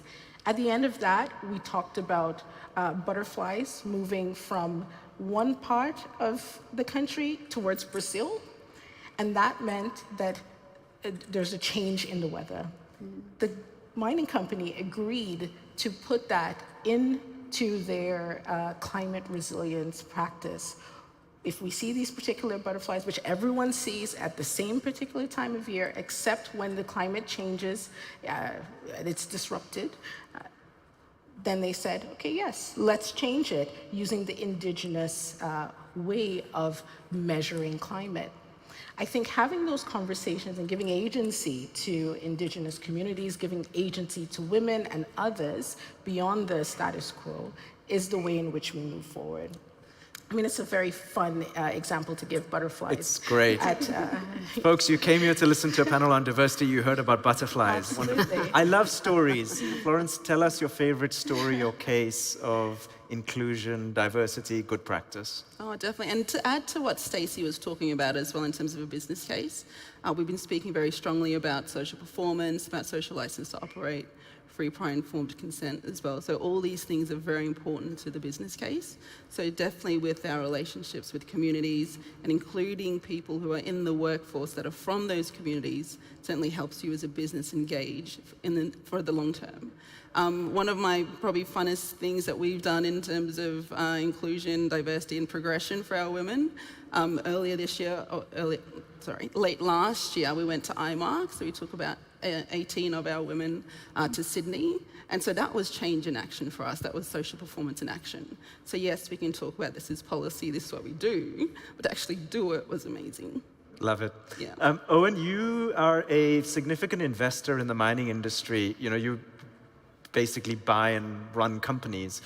When you are looking at a target company, how much attention do you pay to their diversity, equity, and inclusion practices, and how much does it influence your choice of whether and how to invest in them?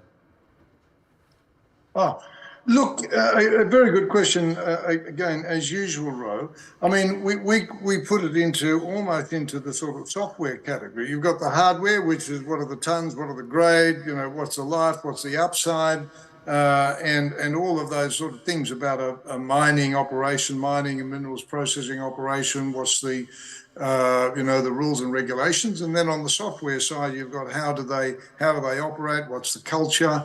How are they working with their communities? How are they working with their workforce? So, I mean, we see it as two things. First of all, how are they actually going at the moment?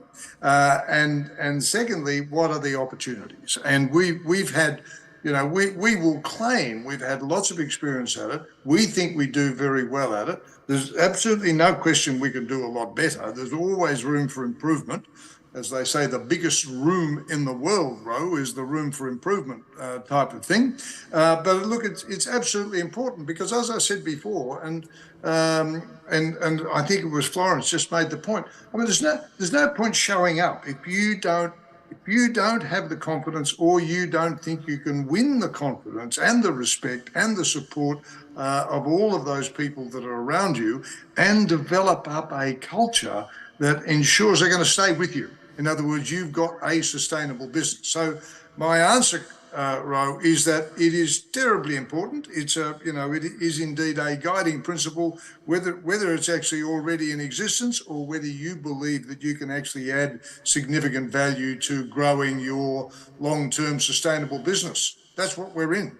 That's why we invest, to grow a long-term sustainable business. Excellent. Lamont, you gave us amazing stats about the progress made in the kingdom already. The next 2 or 3 years will see arguably the same or higher level of change. What can we expect to happen in the kingdom on issues of diversity, equity, and inclusion, say in the next 1 to 3 years? It's very short term, but yeah, I would expect those percentages that I mentioned to just go up. I think we've already passed the critical point where Saudi women will hesitate. I think the message has now gone out loud and clear. It's your time. And I think they've already come. That's not going to revert, and they will just come in bigger numbers. And that's a very good thing. You like stories. Let me tell you a little story about the type of benefits that this has. I used to manage a big company in India, an Indian company. It was doing charity. When I took over, I got rid of the charity, and I replaced it by something called corporate social opportunities. So we encourage staff to think about the ways that we could leverage our knowledge as a company in society. Women staff came up with some great ideas. For instance, one was we allow staff time off for volunteering, and we will sponsor the activities that they volunteer for. Women staff pushed for that. Our male staff was incredibly grateful. Grateful? You know? Grateful. They loved it. They didn't come up with the idea. They didn't push it, but they were so happy. You know, the pride. So. Wonderful. I love stories. The other thing I love, which is what we're going to end on, is personal commitments and accountability. So I want to ask each of you, and what are you doing yourself? One thing you are doing yourself as leaders of your organizations to create more diverse, equitable, and inclusive workplaces. Stacey? Definitely engaging more with the multilaterals and working on more policy development with gender being a focal point. So having a gender lens and working with the likes of the World Economic Forum. And I do work with the UN and the World Bank, so I can't include that because that's already part of my job. But yes, as an individual, yes. And with WIM UK, working more with our governments and our mining companies. I think that's key.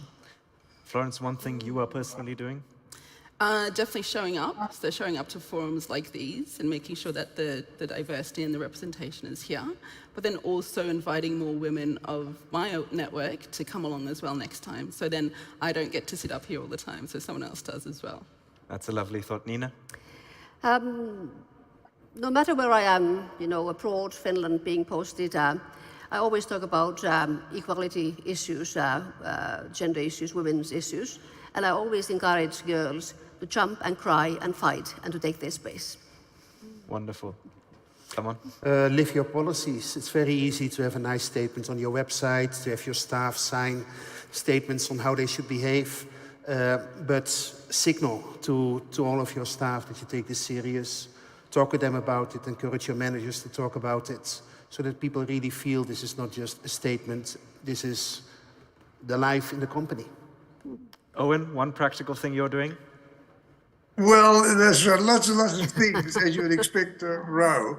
But importantly, look, leadership is what it's all about. And we have to demonstrate that. We're all leaders here, one way or another. You know, we've all got that duty, that responsibility, that accountability, actually. And one of the things that we've done recently is we IPO'd our copper business, 29 Metals in Australia, and two lovely directors that we have on the board, Fiona Robertson and Jackie McGill. They're both absolute leaders in women in mining, gender diversity, equity and inclusiveness in Australia. So I'm very, very happy and proud to have them on our board there. And also just recently in Spain at our operation there, Highfield Resources in Spain, Susana Beberek was awarded inside the top 100 influential women in mining in the UK. So we were very proud about that too, Ro. So a couple of examples there. Thank you.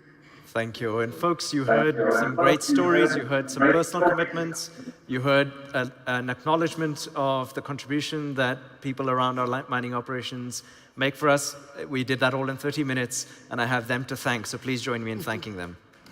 Thank you.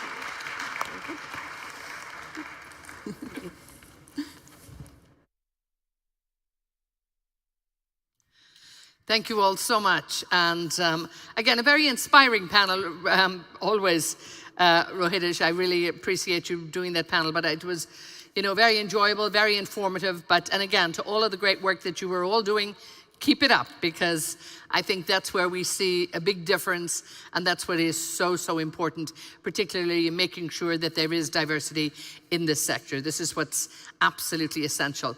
I was very encouraged there where everybody talked about, you know, what is happening here in Saudi Arabia and the fact that they're just doing it because they have to, because they can, because they should. And I think I'm hearing that from many people here, the diversity that we're seeing in the industry and the amount of women that are coming on board. It's very, very exciting. We have a full afternoon for you, so please, any of your friends who are missing, call them and tell them to come back here. And I now want to welcome Mitchell Hook is joining us now, and he's going to talk with the Chief Executive Officer of Argas. So fireside chat here, talking more about the value of information. Gentlemen, I'm going to hand it over to you. Mitchell.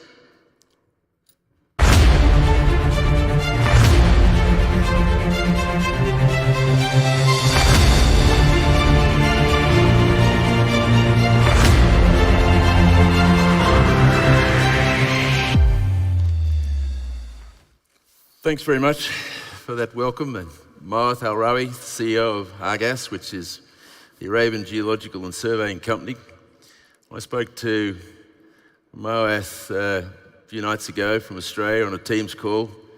I said to him, they're asking us to talk about the value of information and the role of geophysical data.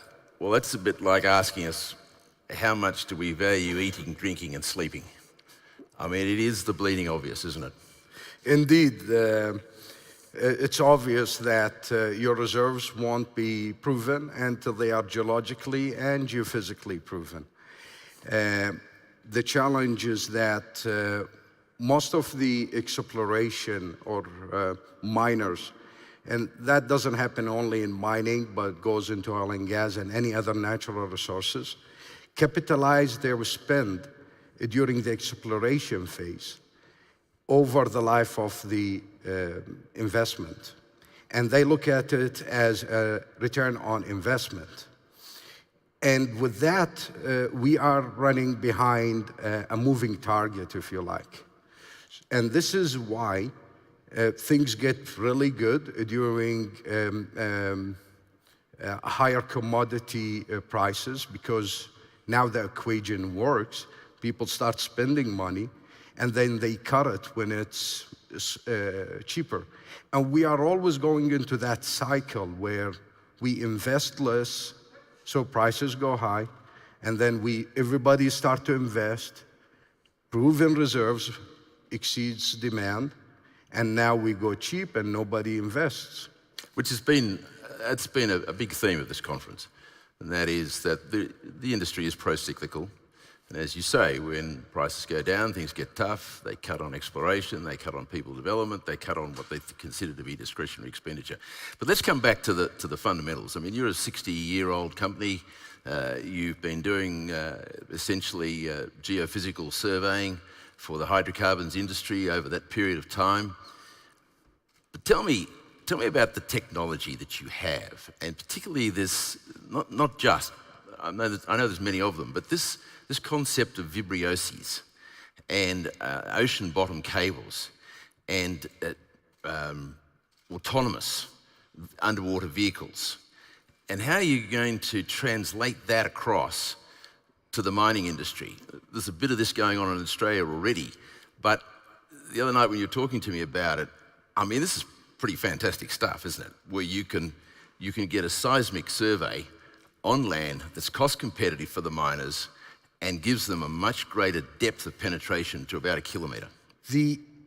Back to the value of the information. When we look at it as return on investments, we always running behind. The value of the information itself is what really matters. And therefore, we aim to maximize that kind of value of information. Think about it like intelligence services. They do not look at return on investments. They look at the value of the information itself. And what we are trying to do is to collect geological and geophysical information and data, the different depth, specific designs that will improve the value of the information to reduce the uncertainty for investors. It's a fact that most of the world reserves comes with a very low probability until you start to invest money into acquiring proper geophysical data. And we can take the kingdom here, although a lot of initiatives have been run by the ministry and by the SGS to try to complement the availability of the data, but almost 72% of the wealth of the minerals here comes with less than 10% certainty. And this means you as an investor, whether you were local or a foreigner, you would be hesitant to look into your risk profile. So what we are trying to do is to deploy a seamless solution to champion and accelerate the geophysical acquisition in the kingdom. And we do that through a network of affiliates where we will be able to deploy affordable seismic surveys for mining, where we can image the first 1 kilometer. Yep. We have been doing this for 60 years. We are a But not in mining. government. You've been doing it 60 years in hydrocarbons. How long have you been doing it in mining? Well, onshore. We have been doing it for a couple of years. Right. It's very effective. The challenge is to have the proper survey design. It's identical. We are imaging the under. So let me interrupt you surface. there. I'm conscious of time. So you're getting data, but data's not information necessarily. And while it gives us an outline of what's happening in the geology and the substrata and what have you, it doesn't actually detect the ore bodies. But the real skill is in the interpretation of the data, isn't it? Absolutely. And having that domain knowledge. So there's no point bringing somebody from Australia or Canada or what have you here if they don't understand Thank you. the, what do you call it, the spatial concepts and the domain in which they're operating. So you've also got people within your organization who can do this, and you provide other services that complement your seismic survey. Absolutely. So we provide a wide range of services of different geophysical and geological methods. And the interpretation, you know, the beautiful thing about mining is that it's pretty unique. It's what? Pretty unique. Wow. So those who are experts in gold might not be the right experts for lithium or uranium and so on. And what we are trying to do is to acquire the data into any acreage area. And we utilize our network of affiliates, experts who are experts in gold, expert in zinc, expert in lithium, and so on, to collect all that information.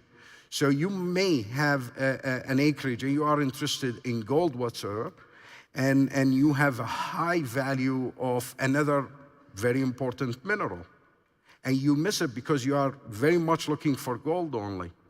So what we are trying to do, because it's very high and explored, That's a really important point. I don't want to lose that, because one of the initiatives here in the regulatory framework is that if you go exploring for minerals, you don't actually have to nominate the mineral you're going after. Whereas in a number of other jurisdictions around the world, you have to nominate the mineral, and that's what you're going for. Here, you can go for any mineral. Absolutely. So, therefore, that underscores the importance of what you're saying. And the correct survey design, what kind of geophysical and geological methods you can adopt and apply to find all that wide pool of opportunities is where we are trying to position. And this, we trust, will help and accelerate the value of the data that you have, and will accelerate the development of the mining in the kingdom. So 2 questions in the time we have. One, tell us a bit more about the services. And a question on notice, how much does it cost? What are the economics? So let's do with the services first. And we've got 2 minutes to get through it. So when the Arabian Geophysical and Surveying Company, or GAS, was established almost 60 years ago, it was to champion and develop the knowledge of geological and geophysical in the kingdom. Today we operate in 9 different countries, not just in the kingdom. 9 different countries? Yes. In the region? In the region, and we have, I would say proudly, maybe we are today the oldest active seismic company in the world. And we are extremely proud of this. Still Saudi is our core market and key focus. We have been working for our customers here, mainly Aramco, for many years. Today we are driving our natural resource department to develop and deliver services around. And with that, we have managed to present a second tier of services of seismic, using wireless nodes and lighter vibrators or vibrosize. These are the pads that hit the deck, and then you bang them, and then your cables pick up the signals, and we it's pretty smart technology. We target certain depth penetration to optimize the value for money.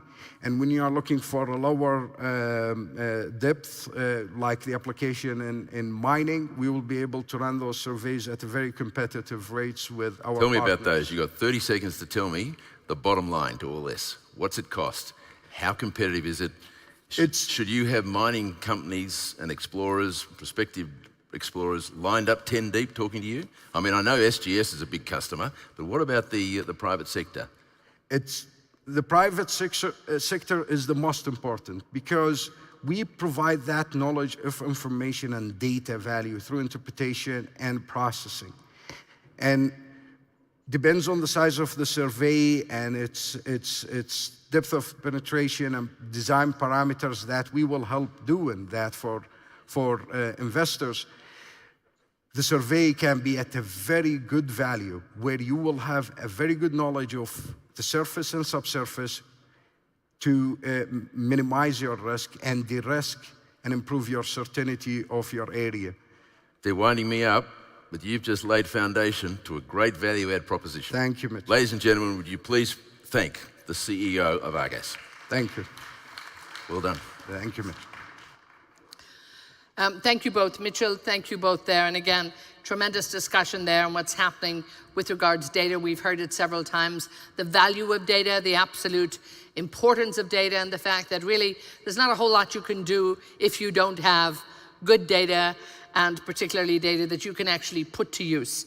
So interesting there, talking about the seismic data in terms of how things have changed, the additional services that are there, and also, I suppose, the cyclicality of this industry. I think getting away from the fact when everybody rushes in and invests, and then it gets too high, and then they pull out and they don't invest and it gets too low, and that I think we've got to get away from.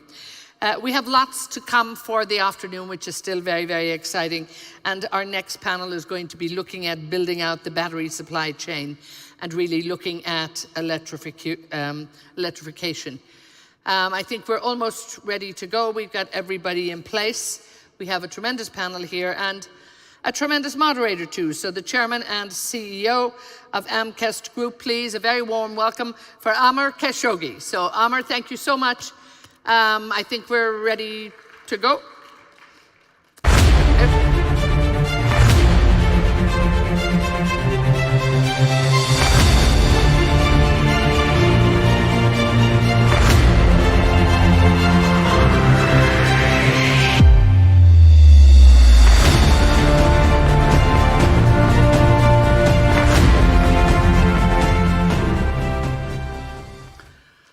Good afternoon. While you were waiting for us, we were charging our batteries. So hopefully we're now energetic to start the conversation. I would like to welcome Erez and Michael, and Kishao is joining us online.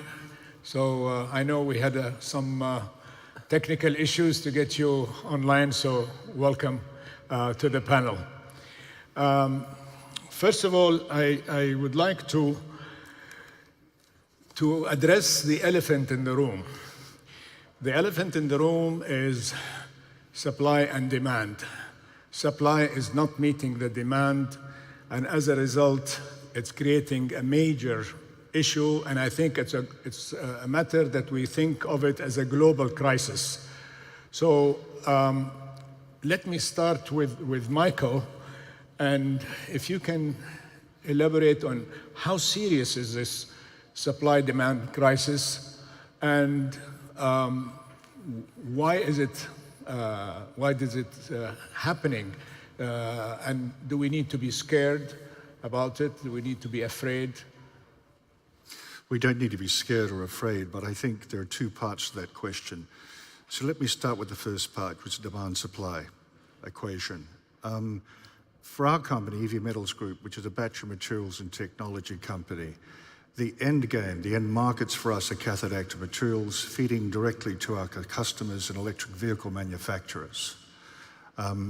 If we look at, say, the United Kingdom, by 2030 they require 150,000 tons of cathode active materials to support the development of the electric vehicle industry. Look more broadly at Europe, they're forecasting demand for 1.4 million tons of cathode active materials, both high nickel, high energy density CAM, and similarly the lower energy density lithium ferrous phosphate, or otherwise LFP. We forecast, or at least our independent studies are forecasting, a structural deficit out at 2030 of approximately 600,000 tons of cathode active materials, predominantly high nickel, about 25 to 30% of market share with LFP. And there is absolutely no capacity in the United Kingdom at this point in time, and more broadly in Europe, to supply that level of cathode active materials to the battery cell manufacturing plants that are being built or planned to be built to supply the electric vehicle manufacturers. To answer the second part of your question, we've been looking at capital markets for the best part of 2 years. We occupy an interesting position and quite a challenging position for global capital markets when we present as a battery materials and technology company. They haven't seen one before, or not many at all, not outside of China. So what we see is governments regulating for the energy transition, setting emissions targets through, and rightly so, government intervention on a global scale, unprecedented in our history. But when you look at the way in which global private capital is aligning itself, there's no alignment, it's disconnected. And hence you're seeing overinvestment, for example, in battery cell manufacturing capacity and massive overinvestment. And you look further upstream to the cathode active materials, which we would call the downstream end of the battery materials supply chain, underinvestment. And similarly, midstream, which is where we look at producing high purity chemicals that take the form of lithium hydroxide monohydrate, your nickel, cobalt, manganese sulfate that feed your CAM plants. Again, massive underinvestment to the point where the US and Europe are dependent on somewhere between 70 and 90% on offshore midstream and downstream processing capacity. The bottom line is government, industry, and global private capital need to collaborate to understand how to most efficiently employ global private capital to support, and we view, integrated supply chains, geopolitically aligned and transparent. Yeah, I'd like to get into the underinvestment a bit deeper, but let's move to Aris, and with the same issues. Do you share Michael's opinion about it? I absolutely. If you don't agree, you can. I can say that now. I happen to agree with Michael. Of course, we're definitely underinvested over decades. The majors, instead of, I mean, the retained earnings go to dividends, and they're not retained, and the proportion of earnings going into capex has been declining. There's not a lot of alternative investment vehicles out there if you actually see what the level of challenge that they need to meet with. So there's a few, but not a lot. Capital markets obviously have their issues and volatilities, and we found ourselves in a situation where the demand side is expanding, in a three-dimensional, very rapid pace. Adoption rates, everyone is I think convinced now that this is the way to go, but the supply side is lagging very, very much behind. It's a combination of quite a few factors. And as Michael was saying, it requires, I guess, like that movie, everything everywhere all at once, and it needs to start happening yesterday. So as Traxys, what we do is we're enablers. We build supply chains, we connect the dots, and we try to unclog these bottlenecks. And at the moment, there's a big bottleneck in conversion capacity, which is what enables the upstream to flourish and feeds and, again, enables the downstream. And that's where governments can support substantially. And the upstream itself, if you just take let's say, a typical 32 gigawatt cell manufacturer, it requires approximately 20,000 tons of nickel contained in sulfate per annum, and pretty much the same in lithium, let's say in the form of hydroxide. The plant itself, which is about $150 million of capital intensity per gigawatt, is 4 or 5 billion euros or dollars. People are happy to announce it, happy to fund it. But you also need 20,000 tons of lithium hydroxide at $25,000 per LCE capital intensity. That's another 500,000. And we need a lot of those. And they're happening few and slow. And the gap is building there. The gap is building. Yeah, I mean, we heard this morning the CEO of ERG telling us that in spite of $200 to $300 billion that are being sought after to invest to kind of close the gap and reduce it, there is still that issue. So, Dr. Kishau, let me ask you your opinion. And are you, in your battery operations and manufacturing, are you also sharing with us this supply deficit that's going on? Yes, I think it's really two problems. One is the supply itself, and another is the geopolitical aspect. Say if globalization... I'm sorry, Doctor, can you speak a bit louder? The voice is not coming through very clearly. Sorry. This is better? Yeah, better. Yeah, okay. Yeah, so I think really it's two problems. One is the supply itself, and then second is the geopolitical aspect. So if globalization is still alive, I think we have one way of addressing the supply issue, and then which is basically using the current global supply chain. A lot of the mines are in Africa, South America, North America, Australia for lithium, and then those get refined in China. Almost 90% of all lithium gets refined in China and then produced into active materials, cathodes, high nickel, LFP, and then consumed by Korean companies, Chinese companies in Asia to produce cathode and then produce cells and then ship the cells around the world, and also ship the active materials to North America, Europe, and then get built into cells in those areas. So that is the solution in the old days. But obviously, globalization is dead, and then so not only we have to find a solution to the supply, we also have to find a solution that's geopolitically, I guess, compliant. So now, not only we have to solve the supply issue, we also have to build a robust continental supply chain. Instead of sending all the materials and then refining that in China and then building cells and then building materials and then shipping those to other continents, now we have to refine materials in North America, potentially in Europe, or refine materials in North America, shipped it to Europe, and then build cells, build everything from cathode to electrolyte to anode and cells, and then packs in those continents. So that's another layer of complexity to solving this problem, but it's possible. It's definitely possible, and then we're already seeing, for example, upstream mining. A lot of the mines are already in South America, and then companies are building refineries in Canada, Mexico, to help supply to the North American market, and then also the U.S. already has pretty significant cell capacity, mostly Korean companies. But now we are seeing these Korean companies forming joint ventures with car companies, and then significantly scaling up that capacity.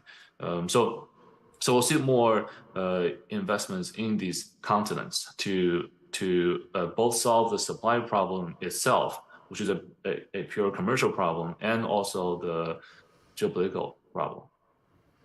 I mean, when we were listening to the Minister of Egypt for Minerals and Mining, he was complaining that he wasn't getting enough investors in the mining business in Egypt.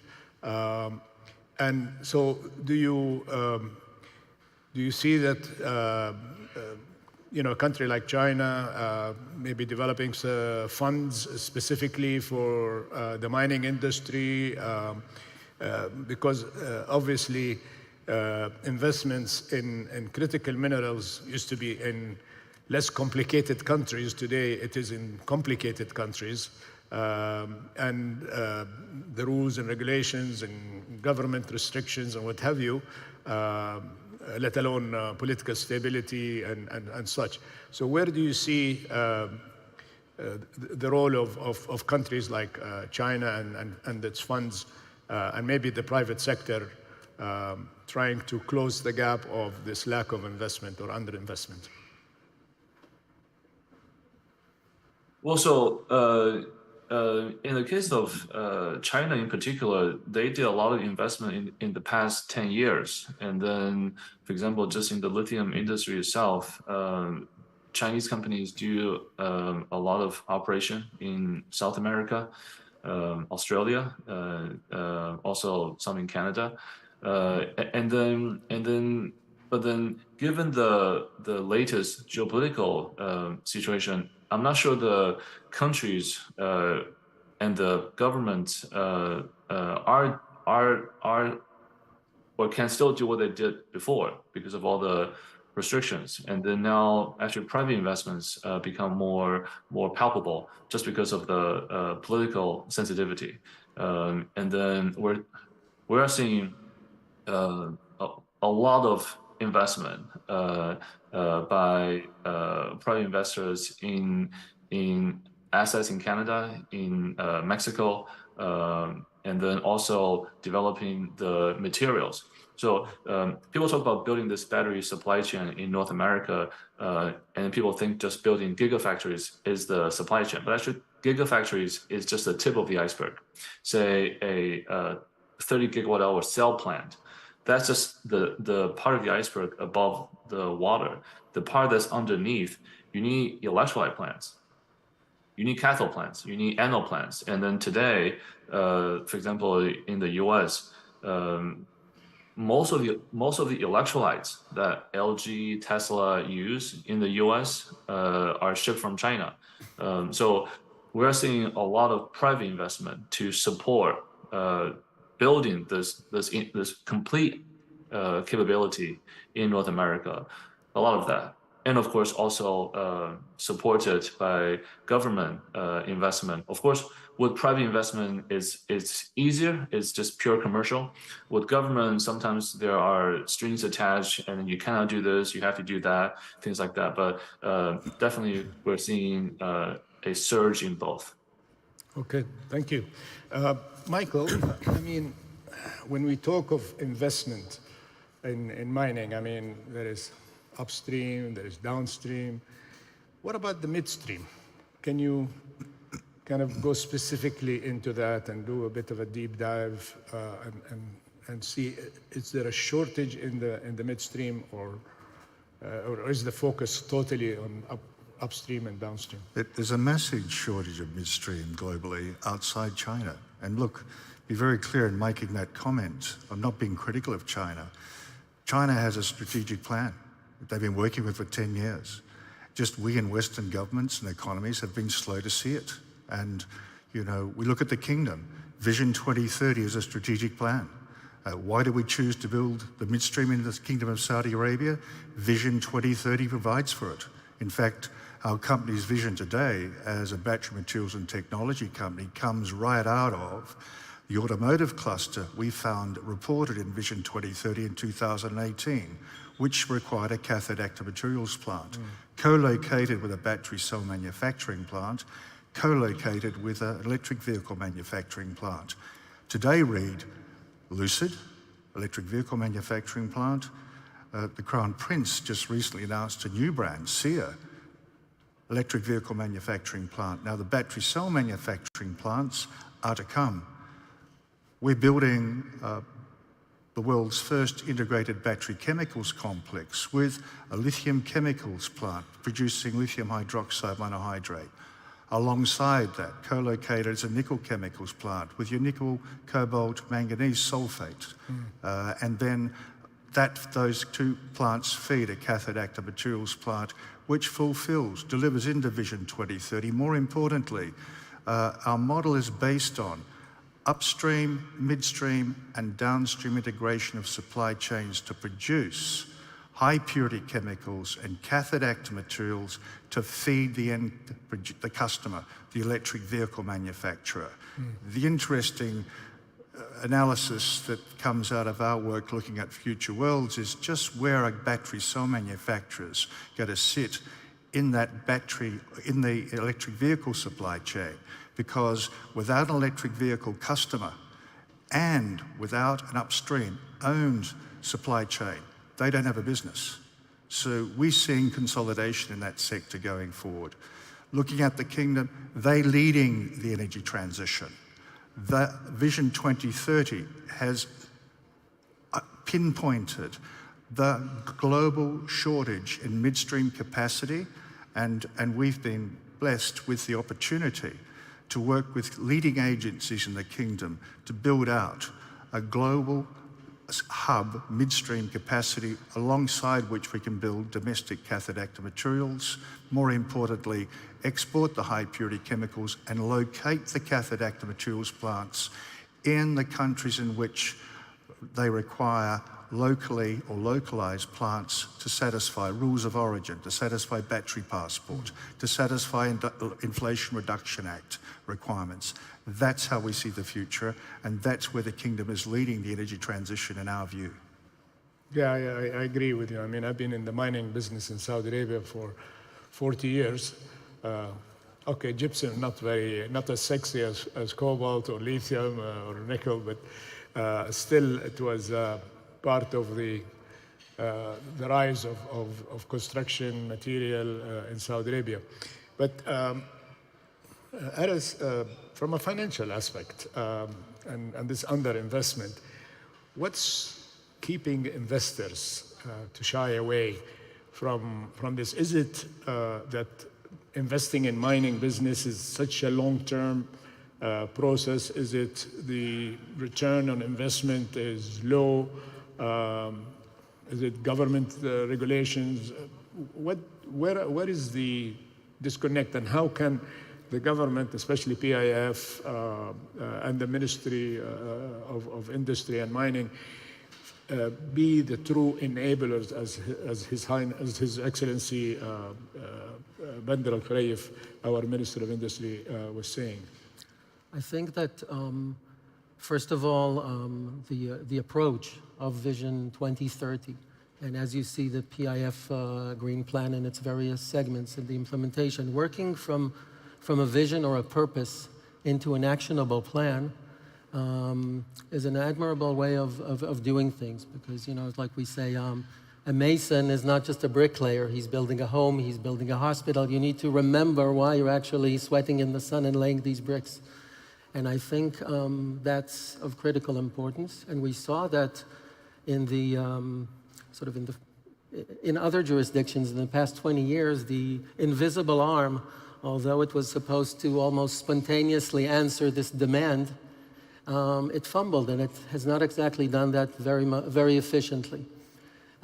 Where we did see progress made, and I think that's also a good analogy to what you're doing here in the kingdom, is, for example, in Quebec, in Canada, where the local investment arm, Invest Quebec, with help of the private sector, but also help of the energy utility, Hydro-Quebec, which I guess is the equivalency of your energy transition to solar and wind and renewable sources. Between those elements, they're now they basically turned an industrial zone called the Bécancour near Montreal into a energy transition battery material hubs, and there's a snowball effect. We invested in 2 companies in Nouveau-Mont Graphite and in Nemaska Lithium, and changed their plans so that decided to locate the plants over there. And suddenly this opened up things. Vale is going to produce nickel sulfate there. BASF is putting their chemical plant there. General Motors has already announced that with their cell manufacturer, they'll put their site there. And there's this effect that Michael was talking about that's happening here, but this is to some extent an exception. So the government's role is extremely important in creating the vision, in educating people, and I think in also bridging this, let's call it trust issue or trust gap that exists between the extractive industries and the way they're sort of visioned and some sort of barons that could not be trusted, and all the safety issues and so on that are erroneously associated, I think, with our industries. All those kids with their cell phones and their TikTok, they don't even know what's in that, that pretty much all of Mendeleev's table sits inside there. And behind that, there are people like my friend here, who's producing the materials that go into these machines when you hail an Uber, and so on and so forth. I think there's a huge gap over there, which part of it is the industry's fault. We have not invested, I think, enough in education and public relations, in opening up, in demonstrating how we have really transformed and changed and how much we're giving back. It should be cool again to go to be a mining engineer and not just an app developer, right? So it's a lot of those things, I think, that will move in that direction. But at the end of the day, it looks like the only way to bridge the gaps on conversion. The downstream is okay, the market's taking care of that. But on conversion, on the midstream, and very much on the upstream, on enabling the emergence of all these mines that need to feed the system, because there's not enough material there just to rely on recycling or on rehabilitation of tailings and ponds, which is extremely important. But it's going to take a while before, like in stainless steel or copper, you build enough, or aluminum, there's enough in the system that could be recycled, so the proportion between primary and secondary changes. We're going to be probably 95% primary until 2050. We need to push these projects and materials in. The governments can help a lot with permitting, with providing data, surveys, satellites. If they can find each other's missiles, why can't they find some lithium or nickel? They just need to decide to allow the civilians to enjoy these capacities. When these things, I think, sort of push forward, the clogging will open up, and we will be really all around the world, and not just regionally, be able to realize this vision of a carbon neutral globe in 2050, and hopefully much more than that going further. Okay, we have about 4 minutes left, and I'd like to just address the public policy of how to help. So, Kishao, if I can start with you, where do you see how can the government be an enabler through public policy and how it can help? Very quickly, in under a minute, please. So I think very effective. For example, China back in 2016, 2017, they set up this incentive that cars, in order to get subsidies, have to use batteries made by a whitelist of battery companies, and that kicked out all the Korean companies. Now the U.S. has IRA, and then it's setting similar protectionist policies, and then that will very quickly kick out a lot of foreign producers and then move a lot of the supply chain to North America. I think a lot of these protectionist policies are very effective. Thank you. Michael? It's a great question. I think that subsidies work to a point until governments withdraw them. I think you need to look much more globally than that. I think that, again, it's government sitting down with industry and global private capital and working through how governments can incentivize global private capital to direct the capital to the most efficient way to deliver stable, secure, transparent, and integrated supply chains. And that means understanding upstream, linking it with midstream, and linking it with downstream, which in our case is cathode active materials. We look at the auditorium today. This was full when I was here Monday. We are now talking about the most important part of the energy transition. And yes, it's a Future Minerals Forum, but that's our future. So in that context, I take your point. I think what we've found, and we've got to be humble about this, it's about informing and educating, not just our industries. A mining industry can't live in isolation to where the communities need what they produce and how they provide. I mean, Peter Bright on Monday talked about mining companies starting to rethink, to think differently about the way they present themselves in the business. And again, this is an area in which I think the Kingdom is leading. This is a wonderful forum, but we need to focus on this end of it as well. Thank you. Aris. I guess my important, to myself at least, my observation is, and as someone who came of age in the late 80s and thought, I'm joining a new world. All borders are gone. Everything is globalized, not just economically, but we're finally becoming Earthlings. I'm not very happy with recent years' fragmentation and deglobalization and so on. Just because it's from a personal and a generational perspective, it's to some extent a disappointment. And I think that now all of us that are involved with energy transition and with e-mobility, mobility of a service, everything is this whole new and diversity. We have an opportunity here, which we shouldn't miss, to think again like Earthlings, as one planet, and I think we don't even have the option. It's so interconnected that even if we have partial fragmentation of supply chains for a while, what you do in the Kingdom has this ripple effect on someone in Tasmania and vice versa. It's one pretty small planet, quite crowded, and the only way to really get to a 2050 vision or a 2060 vision or anything else is to really unite as Earthlings and work together. I don't see any other alternative. Thank you very much. We ran out of time. I want to really thank you, Erez, Michael, Kishao, and really through this forum, I'm hoping that we will achieve global collaboration for the sake of our Earth. Yes. Thank you very much. If you please give my panelists a round of applause. Thank you. And once again, thank you so much, Amr. Thank you for moderating that panel. And indeed, as you heard there, we still need to attract more investment into this sector and really looking at that battery supply chain. I did like that, it's like, when will it be cool again to be a mining engineer? I think we're beginning to see how cool it can be in this country. So it's looking good. But so much to talk about there, the investments that needed in the upstream, in the downstream, and particularly in the midstream as well. Right across the board, that investment still needed.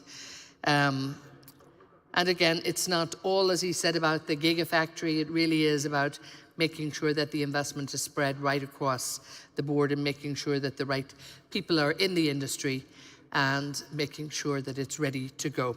We have a great panel now, just adding on to this, really specifically looking at the downstream value chain. So I'm delighted now that Wendy Tyrrell is with us, and Wendy, of course, is the Executive Director of the Development Partner Institute, and Wendy will join us on stage now with her panel. Wendy, over to you. Thank you.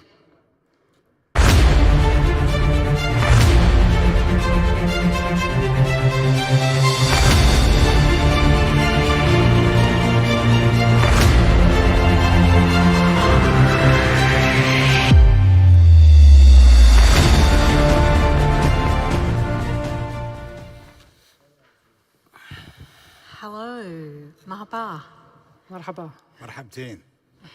Really delighted to be here to talk about this very important topic of beneficiation and downstream value created from minerals that we've had so much discussion about today. So beneficiation, the value adding economic value, removing impurities and processing minerals. We're going to talk about resource nationalisation, and we're going to talk about industrial hubs. And I have an incredible group of speakers who bring a vast experience to this conversation. So I'll start with the virtual, actually. We have Mr. Steele Lee, who's joined us. We're delighted to have Steele join us virtually. He wasn't able to travel. So he is the Vice Chairman and CEO of CMOC Group, China Molybdenum. Molybdenum, of course, being a very important mineral for alloys, particularly for engines. We have Mr. Suleiman Al-Athiem, who is the chair of Saudi Gold Refinery. Yes. And gold, of course, we all know what gold is for. We have Mr. Mashari Al-Ali, who is the CEO of Golden Compass. And Golden Compass is a very interesting firm that provides consulting services to the sector and so brings a different perspective. We have Mr. Fadi Trabzuni, who is the MD of AIMC, which is a Tasnia affiliated company, and AIMC works with titanium, which, as many of us know, is a very light, high-strength metal that's really important for medical uses and for aerospace. And last but not least, we have His Excellency Minister Dr. Musaddiq Malik, who's the Minister of State from Pakistan. He's had a very busy schedule, and he will be coming onto the stage shortly. So there's been a lot of discussion in the region about beneficiation and adding value to minerals. And if we're to meet the demand that we are seeing, and it has been such a focus of this conference, the demand for future minerals and metals, we're going to need to be able to beneficiate and add value to those metals. So, and the Saudi 2030 vision specifically refers to beneficiation. So let's dive into the questions. So my first question to my panelists is, so I'm going to ask each of them, what do you see as the two most critical, the 2 or 3 most critical success factors based on your experience for countries and companies to add value to mined products through beneficiation? And I'm particularly interested in that partnership between government and companies. So what are the 2 most critical success factors for creating the right kind of environment to enable beneficiation? So I won't start with you, Mashari. I'm going to start with Suleiman, if I may. The most important for the success is the collaboration between the Ministry of Wealth and Industrial and the private sector by providing for them easy access for their license. This is number 1. Number 2, the easy process it's contained with the rest of the government body like environment, like other resource, which is a speed up the executive, the operation of the mine to be reached to the goal of it and producing whether copper, whether gold, whether as that. And so far from the new law, we have been seeing very fast reaction and development by the ministry, which has been enhanced the private sector to be more active and more able to invest. And that is a golden opportunity. And one of the success which we are receiving being today in this FMF, which is a great support from the government by enhancing the world come together with the local miners and the international miners, where they come together for making success and making the mineral to supply to the world by repeating the story for oil stability in the world, petrochemical stability in the world and supply. And this is the third blow for the government, which we are a part of it and a good player of that development. All that is happened because of the support of the government, giving the license, giving the funds, giving the opportunity, making colleagues to come together, having a community for the miners in the Chamber of Commerce, where they meet and they discuss the issue, and the government facilitates that problems that's happening in the mining to make the business for them easy. And we have been seeing the last 5 years a tremendous change in the mining sector in Saudi Arabia, and we will be seeing in the next 7 years up to the 2030 a lot of activity and a lot of mining it has been approached and doing, and that's because of the support and the collaboration between the private sector and the government. Thank you. So collaboration and creating the right kind of conditions to enable the integration of mining and processing and beneficiation. Yes. Fantastic. And Thank also now the vision to have the mine, to have the refinery, to have the end product. The Saudi vision to have the 4-chain.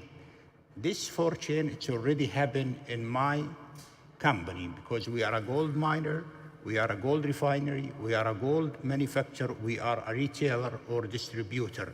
So the 4-channel is available. The government, they want to have the private sector or the company who are willing to invest, they mine the ore body, they make the product, refine it, and they make the product and they export it to the world, because they want to enhance opportunity for the youth to learn and to get secure job and to develop this industry. And I believe this is very soon, it's already very soon, it's open up, because of now the majority of the university here, which we have 7 universities, some of them, they are a leader in the mining, geological and the mining engineers. They are teaching at the university. Plus, there is another university, it's in all over Saudi Arabia. They are opening this field to open and to start new classes, which means the government from the top level, they are already prepared the manpower to activate in the sector, which is success, because we can take a part of their support by collaboration between the education, outcome, and the training in the mine sector, where we'll have the youth to be well trained in this sector and experts. Thank you. You're welcome. Thank you. So that building capability to enable the vertical integration that you described. Yes. Building capability. Thank you very much, Suleiman. We have a sample worldwide. It is SABIC, Aramco. This is a sample which has been done by the government 50 years or 70 years ago. Now we are rebating our part in the mining sector. Fantastic, thank you. I'm going to turn to Fadi now. Perhaps you could give us your perspective, Fadi, on what do you see as being the critical success factors, building on what Suleiman has spoken about. Great points mentioned by Abu Faisal. Creating that great environment is very important. I believe what the kingdom has created from an economical evolution point of view is key, and it's a golden opportunities for the kingdom and its alliances to achieve an accelerated goals for the diversification strategy. We have, as usual, new challenges with every new industry. And those challenges need to be understood very well. I think that help all of us to understand what we are about to face, because what we care about at the end of the day is we sustain these industries and we make sure that they really reward us for those investments. I believe this is a whole different ballgame from oil and gas, industry that had led the way for economical development for the past 40 to 50 years. I can share briefly the insight from our business, from the titanium industry. It's a very strategic material that has been used for many years, and it will continue to be critical for industrial infrastructure projects, aerospace applications and developments, and human well-being like medical implants. Titanium has found its way to the kingdom, and we are, as we speak, developing that fully integrated industrial hub. We have started a long time ago, 30 years, with titanium dioxide pigment, gaining the customer base, the appreciation, and the trust from the clients. That has enabled us really to expand our footprint and expand more to diversify our industry. And that was very key for the continuation of our journey. I really admire the private sector taking, that courage to bring those industries and take the risk with them, from an investment point of view, because fiscal risk is very important. We have to pay attention to the fiscal risk. Fiscal risk can really slow down those developments. It could push back, the realization of the vision parts that we want to achieve. However, in 2012, we continued that journey, invested about $1.5 billion in 2 projects for beneficiation and metal production in Jazan and Yanbu, Royal Commission cities. Started to make products. We make 3 products today that are made for the first time in the kingdom and the region. Yes. The black sand, which is the titanium ore, the titanium metal that are qualified for aerospace applications, and the pig iron, which is also very important for our steel industries. So really, I admire that journey. It takes a long time to develop these projects. We have to, your question, we have to make sure that there is a required attention to the risk and challenges associated with these industries, and go and work with the government to make sure that there are good enablers to overcome all of these challenges. Fantastic. Thank you very much, Fadi. And I believe that, that His Excellency Dr. Malik is in the house. So if you would please join us on stage. Lovely to see you, Dr. Malik. Thank you. Please take a seat.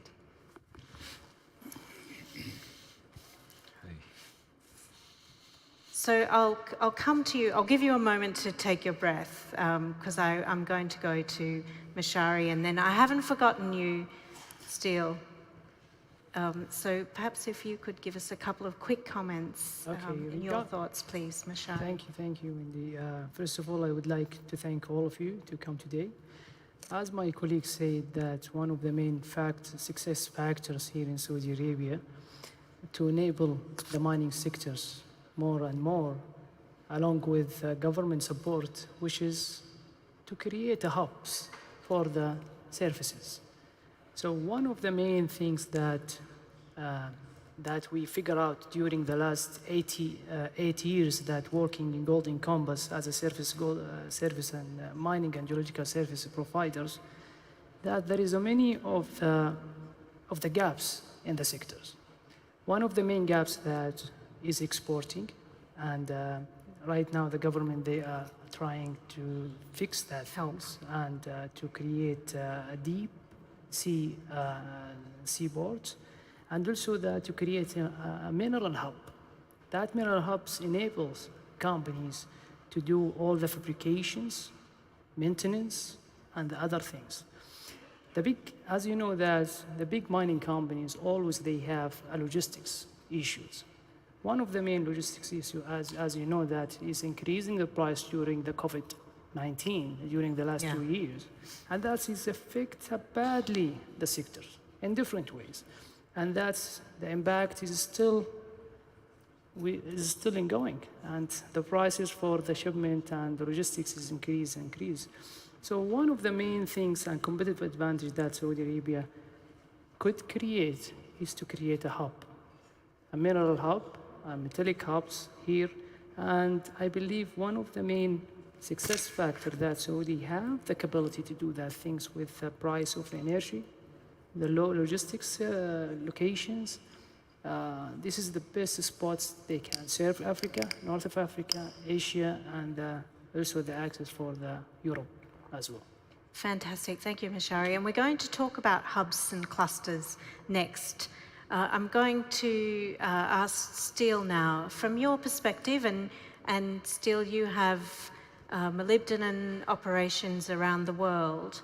What do you see as being the most critical aspects, that the one or two most critical aspects to enable successful beneficiation? Thank you, Wendy. Hope my connection is good. Of course, we're not only producing moly, quite a lot of other things. But I think to answer your question, maybe we need to define on the downstream, because we as a mining company, I think all the midstream and downstream compared to our mining is upstream. We will look at is all downstream, because you ask the two most critical factors. I think from my perspective, I think a couple of things are very important.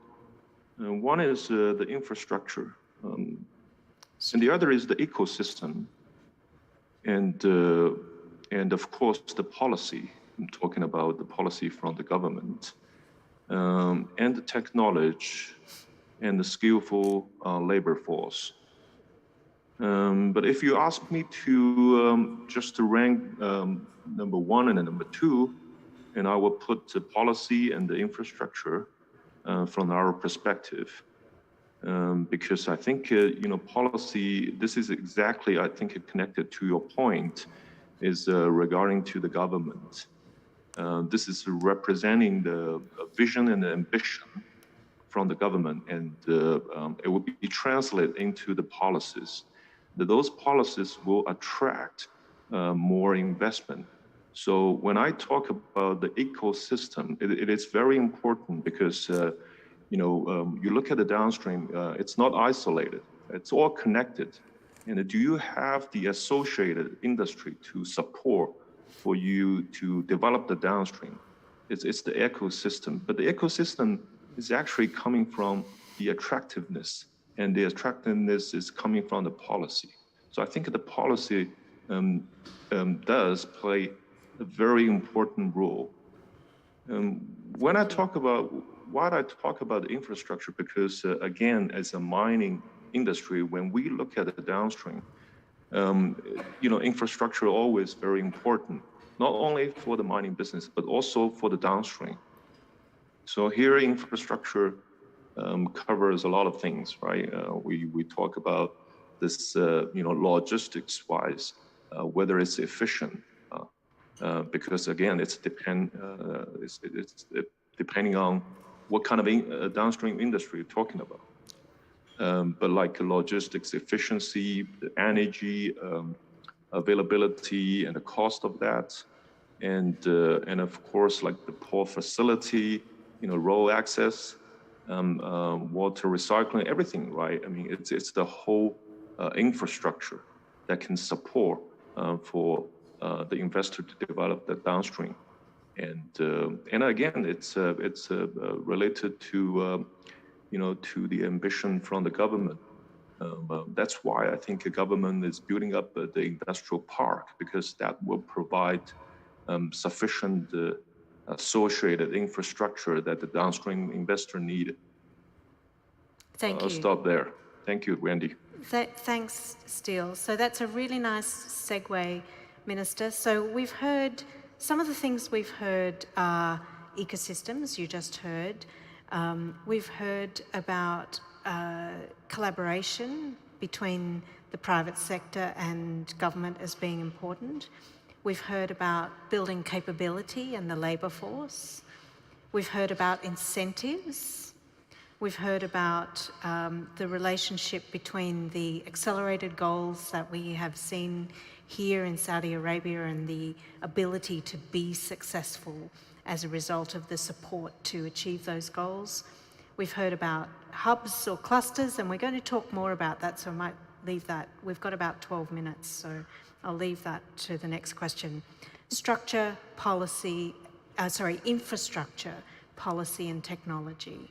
So with all of those things that you've heard, what's your perspective, Minister, about what do you see from your experience as being the critical success factors for creating the right kind of conditions for beneficiation, for vertical integration from minerals to the end users? I think most of the stuff has been, most of the people have already spoken about the critical success factors. And if you were to put one word encapsulating everything, I think I would also err on the side of saying ecology. Ecosystem. The entire ecosystem. So if the entire ecosystem is not present, one or two things would not work. That's amply clear. But I think one thing that has not been discussed, I'm sorry, first of all, pardon me, everyone, I was a bit late. I got stuck in traffic. But one thing that I didn't hear from your summary was the sophistication of demand function. So if you look at downstreaming, the most important thing that you find is how demanding and how sophisticated the demand function is, the indigenous demand function is.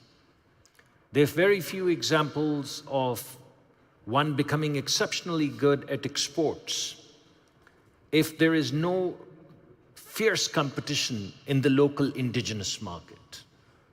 So if you look at all of these people who are exporting, you ask yourself, why are a few countries exporting a few things? If you look at the export of most successful exporting countries, you find that 60 to 70% of their export is driven by 2 or 3 things, and not about thousands of things. So then the question is why? Why these 3 things? And why not the other 100 things?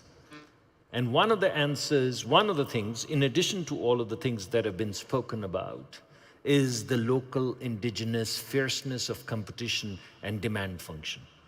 So any government policy that creates a windfall for one-off projects, or just gives incentives for one company to come in and so to say root itself, and does not understand that this probably is going to be at the expense of fierce competition because you're giving a head start or you're giving a certain incentive package, not as a matter of policy to everyone, but to anchor a project. And that's why something that you hear over and over again is anchor project, anchor project. Now the anchor project could be a problem, anchor project could also be a solution. If anchor project, the incentives given to the anchor project are afforded to everyone and very soon it leads to fierce dog-eat-dog competition, then you're going to succeed. But if anchor project becomes a client-patron relationship and it becomes, so to say, the source of elite capture, then at the end of the day, you're only going to have 2 companies. And 2 companies would not get you there. So if you want really to move downstream, 2 things that you need to do is, 1, not think projects, think value chains. That's a very important distinction. It depends upon a country's view. And you cannot basically put prior conditions that we'd only let you mine if you do A, B, and C, because they would do A, B, and C if A, B, and C is profitable. So you cannot say you do unprofitable things and then we'd let you do profitable things, because many of the sophisticated players would walk away. But if you move them, incent them through a policy that creates a fierce competition, not just between big players, but also attract smaller players, the SME sector, the packers, the baggers, the logistics people, then I think you're going to succeed at downstreaming, and then you're going to succeed at creating competition. And only then are you going to have the edge. And only if you have the edge, you're going to become a global exporter in that value chain. Thank you. Thank you for diving so deeply into the idea of ecosystems and what makes them successful. So competition, creating an environment for healthy competition. Fierce, I said, fierce. Fierce competition, there you go. Now, we're really running against the clock, and it's such an interesting conversation. I'm going to ask for 1 minute each. What are you most excited about when it comes to beneficiation and the partnerships between government and the private sector? What are you most excited about? So, Suleiman, 1 minute. The most exciting thing that easy access to the session and to operate your mind very fast by they are solving the entire obstacle you are receiving once you raise it up, which has been getting a great achievement the last 5 years. And I believe with this method they are doing, the cycle for 2030, they will achieve a huge operating mine in the ground and producing, because they are very fast nowadays. Very fast. Yes. Yeah. Thank you. I'm going to go to you, Mashari. Yes, I believe one of the main things that we need to keep in our mind is sustainability. The sustainability to create a value all the times. Because right now we have resources here in Saudi Arabia. We have more than 5,200 locations. We have the assets, we have the money, we have all the infrastructures, and the government, they have the legal as well that empower all the international companies to come. So what we need to do is to create sustainability for the long term. We figure the gaps, and we're trying to fill that gaps immediately with the action plan. So the speed and the sustainability, I love that. Thank you. I'm going to go to Steele now. What are you most excited about, Steele? I'll use your word, Wendy, actually. It's the partnership. Because I think like us, we're a mining company. We're expert in the mining. But talking about downstream, actually, we know there's someone else is doing better, and we need to partner. And also talking about the partnership is the relationship with the government, because this is eventually talking about the policy, talking about how we work with the government. There is a lot of things, and including enhance the education, provide more training to have more skillful labor force, such and such. So the partnership will be the key word, if you ask me. Thank you, Wendy. Thank you. And it feels to me, it's my second trip to Saudi Arabia. It feels to me like Saudi Arabia is the home of partnerships. So thank you for that. Thank you. Fadi, and I'm going to go to you, Minister, last, if that's okay. I'll give you the last word. Thank you. And saying more about strategic relationship, because with these new industries, you need to rely on those mature technologies that are already being used in different countries with different companies or by different companies. So building the win-win relationship to introduce those industries in the kingdom and take part of the global supply chain. An example of the geopolitical tensions. Today, we have an opportunity in the kingdom to be a reliable supplier of titanium metal to the aerospace industry, for example. So these opportunities comes from time to time, but the strategic relationship with the business partners also give you another benefit, which is capability buildup. Those companies and those countries have spent many years developing their capabilities. And our mission here is to learn that, accelerate the learning from those knowledge and know-how, and build a win-win relationship to be part of it, part of the global supply chain, and continue our journey. My last statement is that our observation that the incentives need to be activated quickly so we can reduce the fiscal risk on the private sector and will allow the journey to continue, developing those industrial hubs, new mining applications, and new metal production. Fantastic, thank you. And just before I go to you, Minister, I have really enjoyed in preparing for this panel, I've really enjoyed learning about the journeys that you have each been taking with your companies, learning about, so Suleiman said to me that he's very proud of realizing a 40-year dream. Yes. And Fadi spoke to me about a 30-year dream with Tashnia and titanium. And Mashari is building a dream as well with his organization, and CMOC too with molybdenum and the global nature. So it feels like there's a lot of energy and momentum. So moving now to you, Minister, what are you most excited about in the context of this discussion, downstream value? Well, I mean, I think most of being the last, everything has been said, so some of this appears to be repetitive. But I think it's not just a relationship or strategic relationship, it's the quality of relationship. And it's the quality of relationship not just with the business partners, but it's the quality of relationship between the business sector, between the financial sector, between the government and academia. And academia is going to become more important as you move forward because the nature of mining is going to change in the future. Right now, what appears to be labor intensive is going to be science and technology intensive.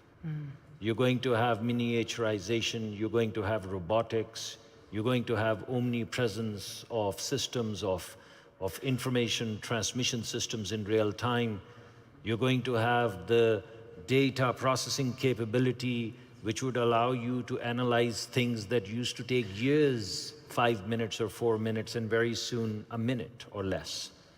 So that kind of capability no one company can house. So for you to have an external face which interacts with all of these little experiments and little labs and little scientific kind of things happening, which are going to be the drivers of your future, if you leave this to a chance, the likelihood is that you may become a sort of a dinosaur, huge, humongous, but not terribly useful. So I think the ease of doing business comes from the quality of relationship between government, between private sector, and the academia.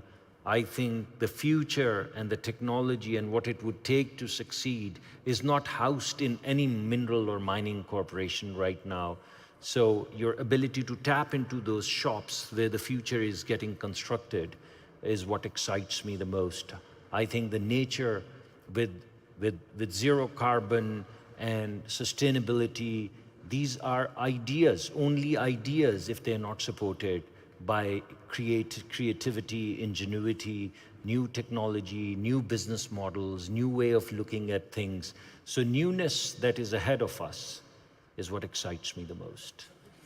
What a fantastic and exciting note to end on. The creativity, the ingenuity. We're moving from labor intensity to science and technology intensity. We've heard this week, these couple of days, about how much change is happening in the mining and downstream value use of minerals. And you've heard here a wonderful conversation about the things that we can do to make the future successful in creating downstream value use. So I'd like you to join me in thanking our wonderful panel. Thank you very Thank you. Thank you. Thank you, everyone. Thank you. And Wendy, Tyrrell, thank you so much. Please, you can all join us. Thank you so much for all your input there. And again, the long-term dreamers here, the executioners, really talking in terms of what needs to be done and looking at that long-term horizon, and also taking action to make sure that they're heading in that direction and making sure that all of the issues, that all of the operations that they need to put in place are there, because it's essential for the downstream. Also, I think very, very interesting there how, you know, you need that edge to be successful. I liked that very much too, looking at incentives that need to be put in place for players and making sure indeed that all of these players are ready, willing and able. But I think again it comes back down to partnerships with government, with suppliers, and making sure that everybody is aligned and on board. We're now going to take a look at how the risk appetite in the value chain is actually changing, or not. Peter Bryant is back with us, and he is the board chair of the Development Partner Institute in Clario, so he will be with us with his panel in just a minute. Peter.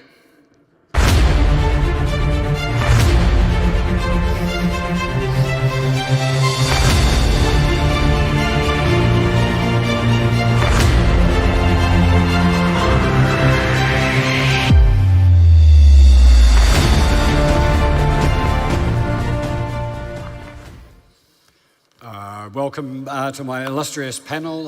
We are certainly going to be discussing something very critical, which is risk appetite and how it's changing. So I have a great panel that will be discussing this. And first, I'll just introduce everybody very quickly. So we have Khalid here, who's head of wholesale banking from the Gulf Bank. Maria, Secretary of Mining for the great country of Argentina. Chu, former Minister for Trade and Energy from South Korea. Bert, CEO of Cora Gold, operating in Mali, and Ed, a financial advisor, capital formation person from New York. So it's really good. So let me just frame up some comments and we'll go around and start having a discussion.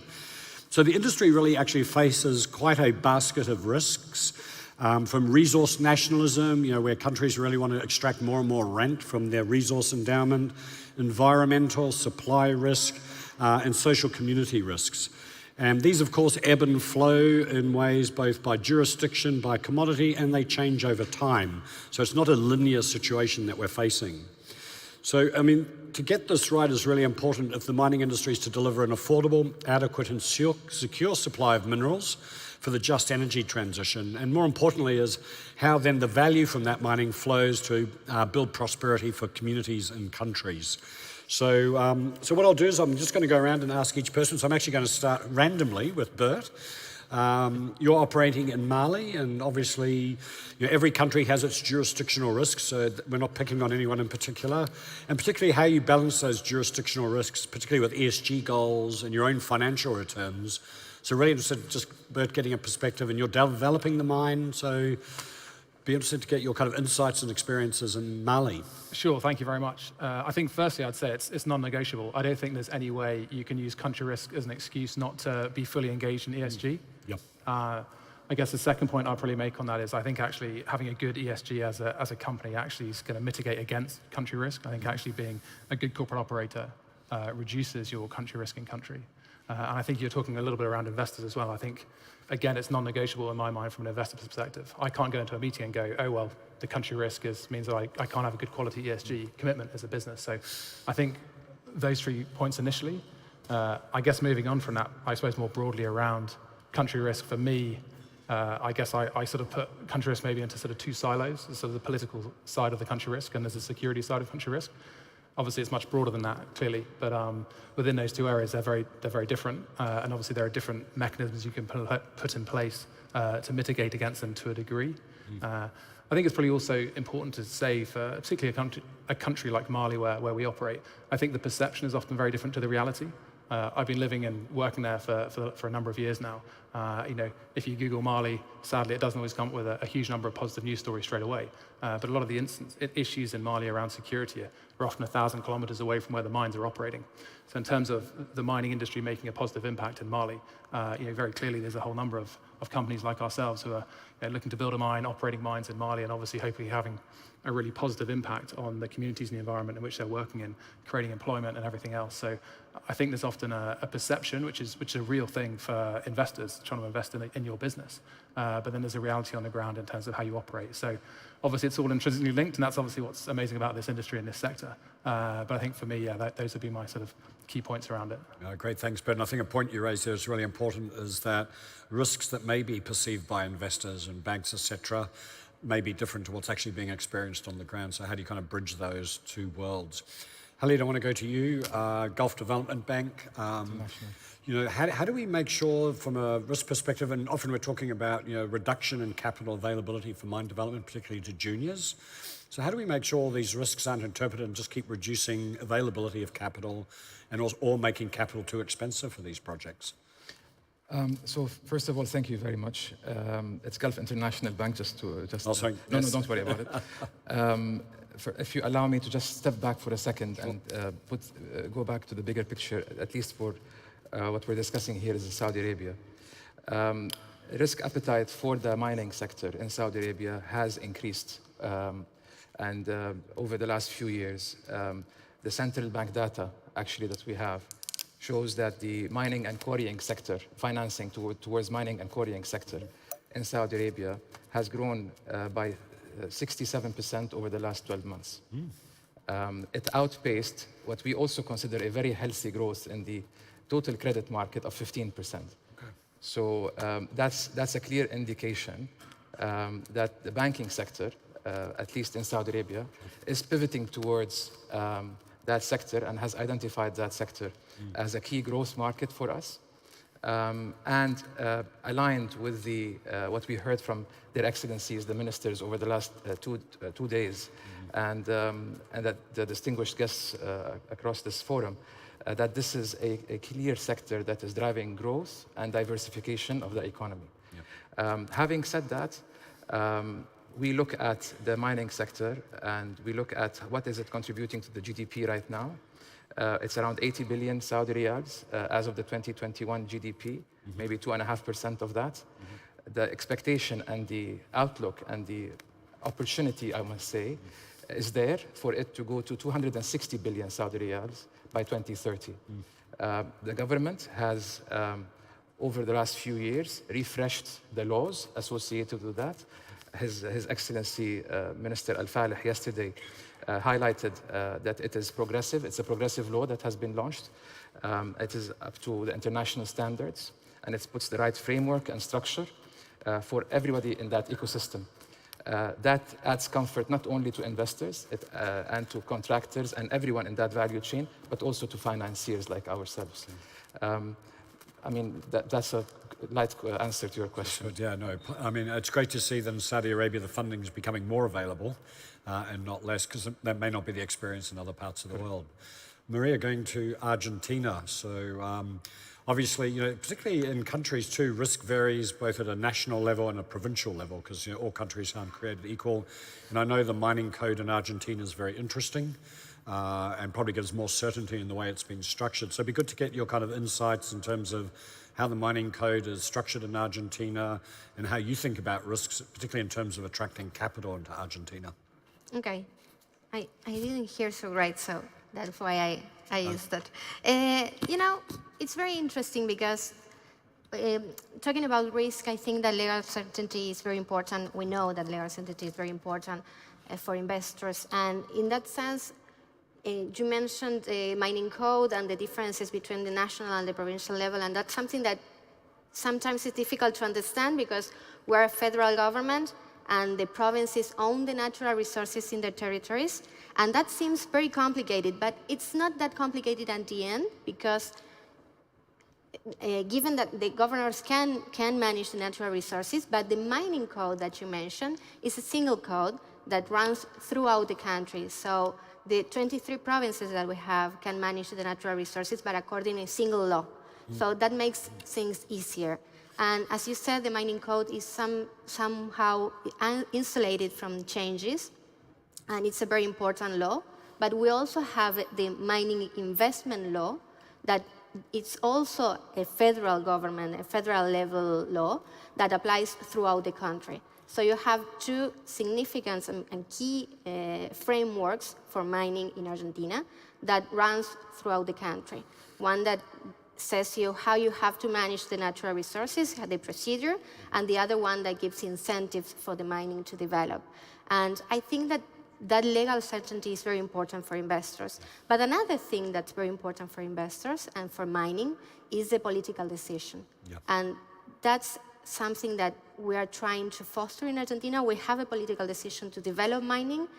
Mining is a key feature in Argentina, a key industry in Argentina. We think that mining can be part of the solutions for the problems, the economic problems that Argentina has now, and that's why we are trying to foster the investment. And one thing that I think that it's an example of this political decision, and regarding specifically lithium, is the creation of the lithium roundtable that three governors from Argentina created, Salta, Catamarca, and Jujuy, to give more incentives and legal certainty to the investments, because they have coordinated policies there that are much more important for investors, I think, to have more legal certainty and predictability. No, I think the whole certainty, and we'll get more into this whole certainty aspect, and particularly in the context of, this, on the flip side, we see growing resource nationalism, which is, countries trying to extract from Australia to Canada to Africa, extracting more rent and kind of tearing up existing agreements. So we'll talk a little bit more about that, but it's good.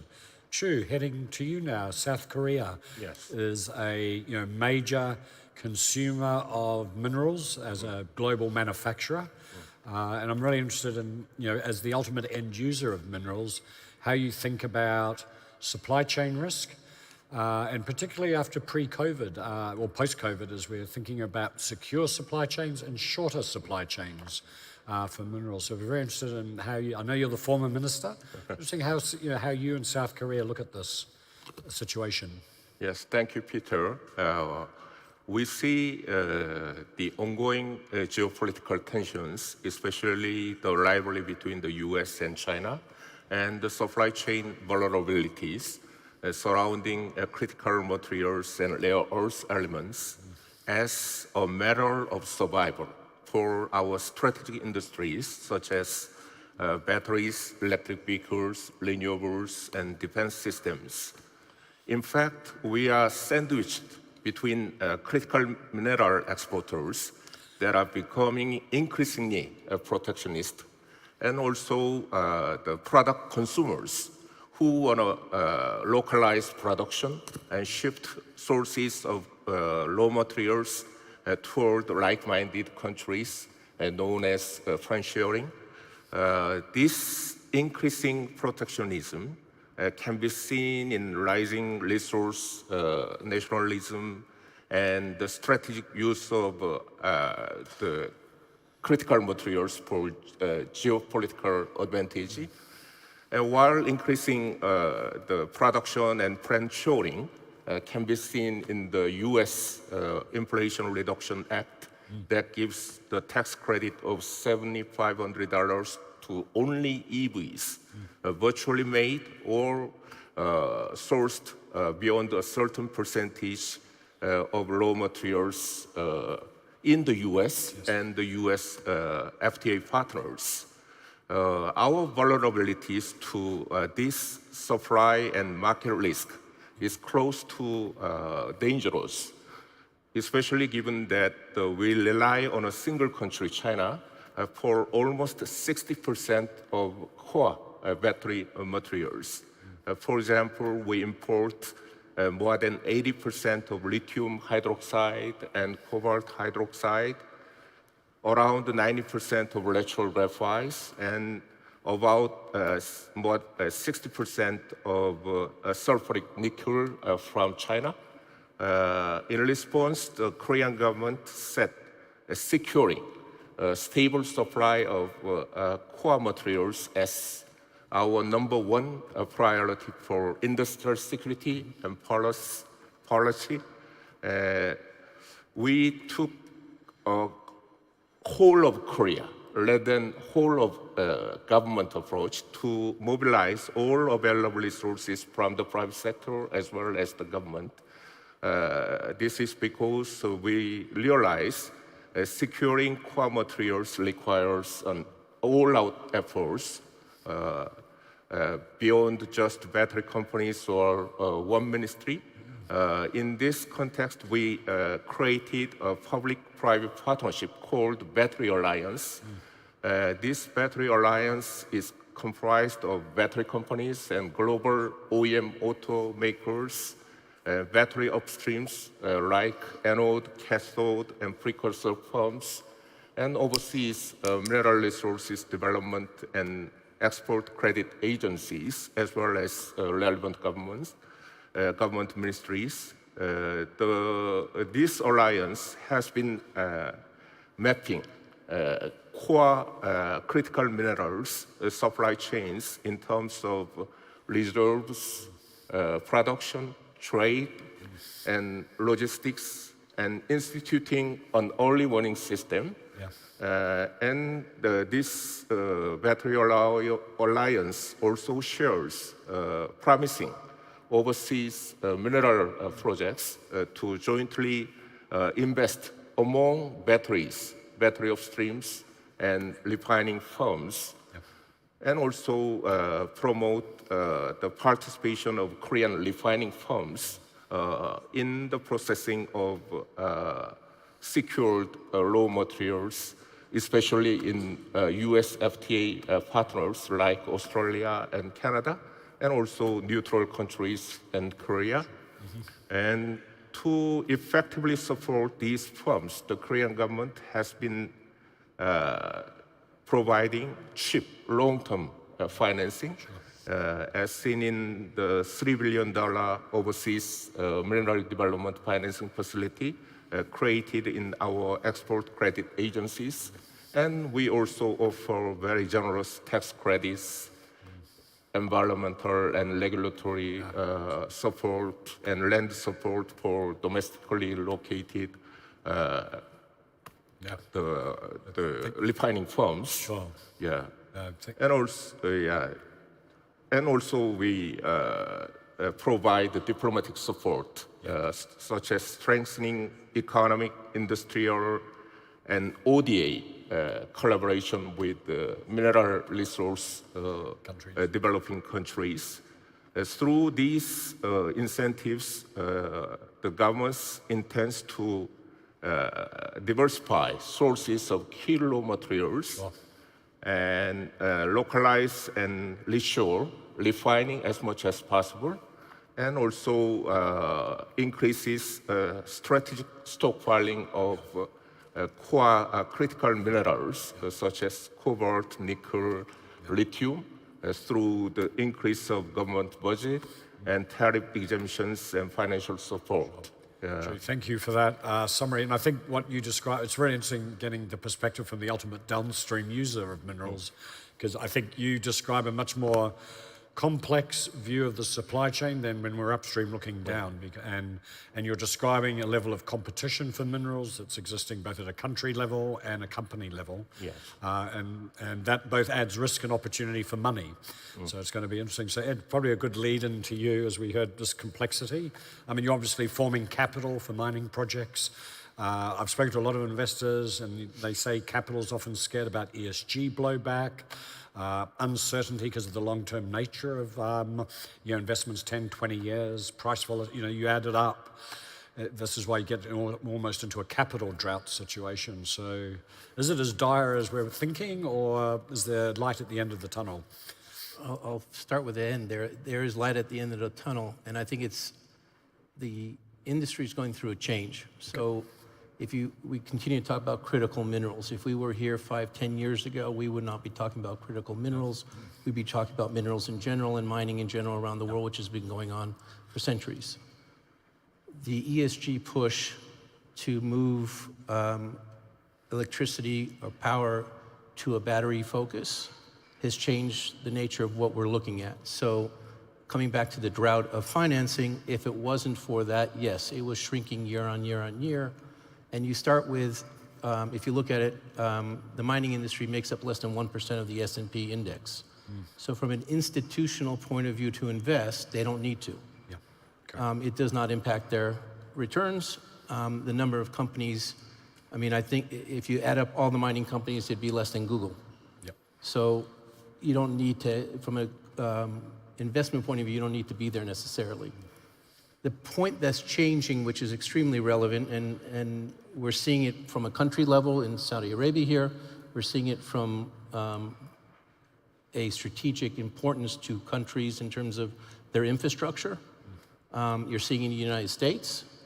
And part of that goes to the comments made earlier about China at the moment processes roughly 80% of battery materials. They don't mine 80%, they process. Correct. And so what you will see as these battery gigafactories are built around the world, which hasn't happened previously, mining is separated from the midstream and downstream historically. Steel companies separated from mining companies, BHP, others, et cetera. You're now going to see these things come back together again because it's going to be very important that the processing gets done, and that needs to be in country near battery factories. They can't be continuous shipping pieces of this around the world. That becomes impractical. And so the financing is going to change from where we historically have gotten it. Most of it, I'd say, from institutions around the world. They're going to strategically change. So if you look at the last 6 months, the number of deals that have been done by OEMs and others directly with mining companies has never been seen before. If you talk to those OEMs 5 years ago, they never thought they had a supply problem. Yes. They are now starting, I don't want to say panic, but they're starting to realize, coming back to your point also, mining projects are not like oil and gas projects that you can get up and running within a year. It's a 5, 10, 15-year process, and it's a lot longer to do that. If you look at what the automotive industry, and by the way, everybody continues to talk about the automotive industry. When we get stationary batteries that can store power, they are 10 times the size of a battery in a car. So the materials that will be needed for that exponentially goes up. You're seeing infrastructure change and the capital structure change in the deck of who's coming in. Debt was looking at the hardest piece. It will be equity that will be the hardest piece. Okay. That will be provided by governments, by OEMs and others, whether it's offtakes and other pieces of paper that they will put into those structures. And then it will come back to the equity piece and how they get that done. The largest private equity fund in mining is only $8 billion large. That shows you how small the industry really is in terms of capital deployment. That has to change, and it is slowly changing, and it's got to increase. The velocity of that has to increase. It will increase. Groups like ourselves are finding those pockets and trying to work with them. If you look at most of the metals outside of copper and nickel, they're all called minor metals for a reason. Not one of the major mining companies are involved in any of the minor metals outside of Glencore through cobalt, which is a byproduct of their copper. But outside of that, there is no major mining company. And that also has to change, and people are going to have to figure out how to build these infrastructure around that quicker. Otherwise, we're going to have other problems. And then the last piece on what you were saying, we have to find a way. So the same people who are asking for batteries are also the ones stopping the mines from being built. That has to change. So we, as a group, have to become better stewards of that capital on an ESG basis, that mining is not the pariah that the industry outside thinks that it is, and that we can act as good citizens at the same time, because otherwise we don't get the batteries. Yeah. I think people forget that those materials come out of the ground. And by the way, wind and solar is the same thing. Yeah. All the materials for wind and solar come out of the ground. So we have to find a way that we can work together with those environmental groups to let these things happen. And the longer they hold it up, the harder it becomes. Yeah, absolutely. And I think it's a great point, is even if within the sector we are minimizing risk in every way at a country level, project level, there's still this overhang of societal perception of mining as very negative, and that drives kind of risk perception of the industry as well. Mira, I'm going to back to you. What is a country's role in what we're talking about? So does Argentina think about, yes, I'll give companies certainty, but will you go beyond that, downstream, provide capital to get these projects to happen? Because it's in your interests that resources are developed faster, and maybe you can't rely on companies and private markets. Do you have a point of view on that? For the projects to develop faster, yeah, I think you mentioned downstream, so there are two things. Of course that we want the projects to develop faster because we know it's a window of opportunity that we have now, especially with lithium. And the way to do that, I think, it's having an open conversation with the projects, with not only the companies that own the projects, but also with the communities, because we need the communities to understand what he was saying, that this is very important for the future and for the energy transition, but we also need to have the social license and people noticing and having a sense of the importance of mining and really having them happy with the development of mining in their community, sensing that change that it makes. That I think that's important for the mining developments to go faster. But also in terms of downstream, it's something that's very important for the country. And of course that we want to be part of that. Everyone wants to be part of that. But Argentina has the lithium, and it makes sense. It doesn't make sense to shift the raw materials all around the world if you want to have a green world, because the carbon footprint is increasing with that. So it makes sense to have all the industry upstream, midstream, and downstream in the country. And in order to do so, I think that as a country, we don't only have to have this legal certainty that we're trying to have and foster investment, local investment, we also have to have this transparency and great community, conversation with the community and with all stakeholders. And the spaces for dialogue and fostering the investment are very important. But also I think that the government is trying to have a share and a participation in the development of mining through the local companies, as an extra player, right? So that's something that it's important, finding these alliances and trying to coordinate with not only the companies, but also local companies, private investors from outside, but also from the country. Great, thank you, Maria. And my next question, Bert, I'm going to ask you first to answer it, and then Helene, I'm going to give you an opportunity as well to lean in, and everyone else. And Maria, I'm going to leverage off something you said, which is communities, indigenous people. So on my non-profit board, we had Matthew Kuhn-Kum, who was just, when he was there, the Grand Chief of the Cree Nation in Canada, sits on boards, previously Newmont, which he just left. But he made a statement, he said, Indigenous people find consultation insulting because we want participation. So the question first to you, Bert, is, more and more communities, Indigenous people, as they reframe what value looks like, actually want equity participation in mines, yet they often find it very difficult to find sources of funding to invest in companies, and they don't want 2%. That's not what they're talking about, because they're doing things on their land. So I'm interested, as a mining CEO, how you think about, how do you get equity participation for Indigenous people at a reasonable level, not kind of a token 1%. Yeah, it's a tricky question, isn't it? I think ultimately, as a mining company, you think you always want to do best by your communities, but equally, that isn't necessarily telling them what's best for them. Well, clearly, it's an open discussion, and there's a number of communities that all have different needs and wants and desires, and it's very hard to manage that situation clearly. Obviously, in a country like Mali, and obviously across much of Africa and globally, the government generally gets a free carried interest in your project. There's obviously taxes and royalties and other things. So obviously, hopefully that money should be getting recycled into the country to obviously be reinvested to help the whole country move forward. I suppose it's a very tricky one to answer on a specific basis around local investment, as you say. The local communities, hopefully you're providing, a future which might look brighter in terms of education, the opportunity to diversify in terms of jobs and roles and healthcare and everything else, but not necessarily everyone wants it. A lot of them might like their traditional way of life. They might actually find the fact that you're turning up to be, it's not what they want to see. So, it's a difficult one to answer exactly how you get local participation correctly factored. Obviously, everyone tries to do the best, and obviously it's always an evolving situation. But I think, particularly from an equity perspective, it's difficult, especially if at a national level the government is taking an equity position, to then also then have on a local level an equity participation as well. And how do you define the project?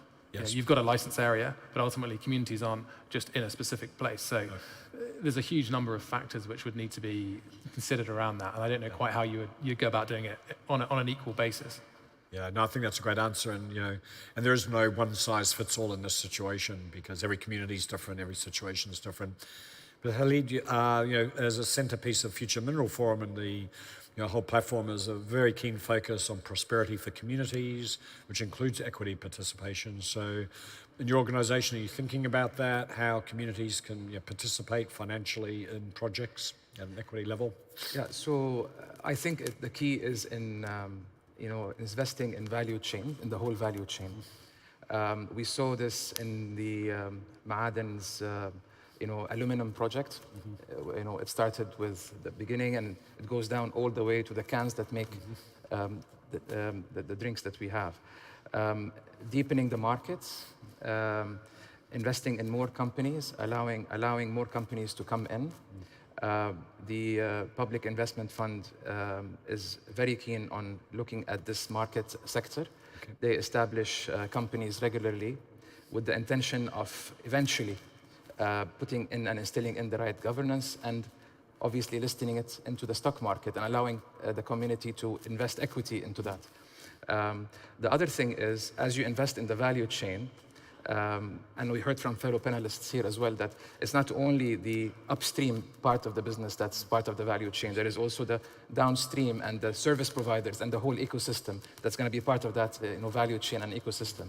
And when you start investing in that value chain, you create demand for those smaller companies and MSMEs in particular. Yes. The Ministry of Mining and Industry here has circulated a paper on how to enable the middle and micro and middle and small enterprises to benefit from that drive. Yeah. And we as a bank are aligned with that and would welcome receiving requests from that. And I think the point there too is that this is an integral part of the Vision 2030.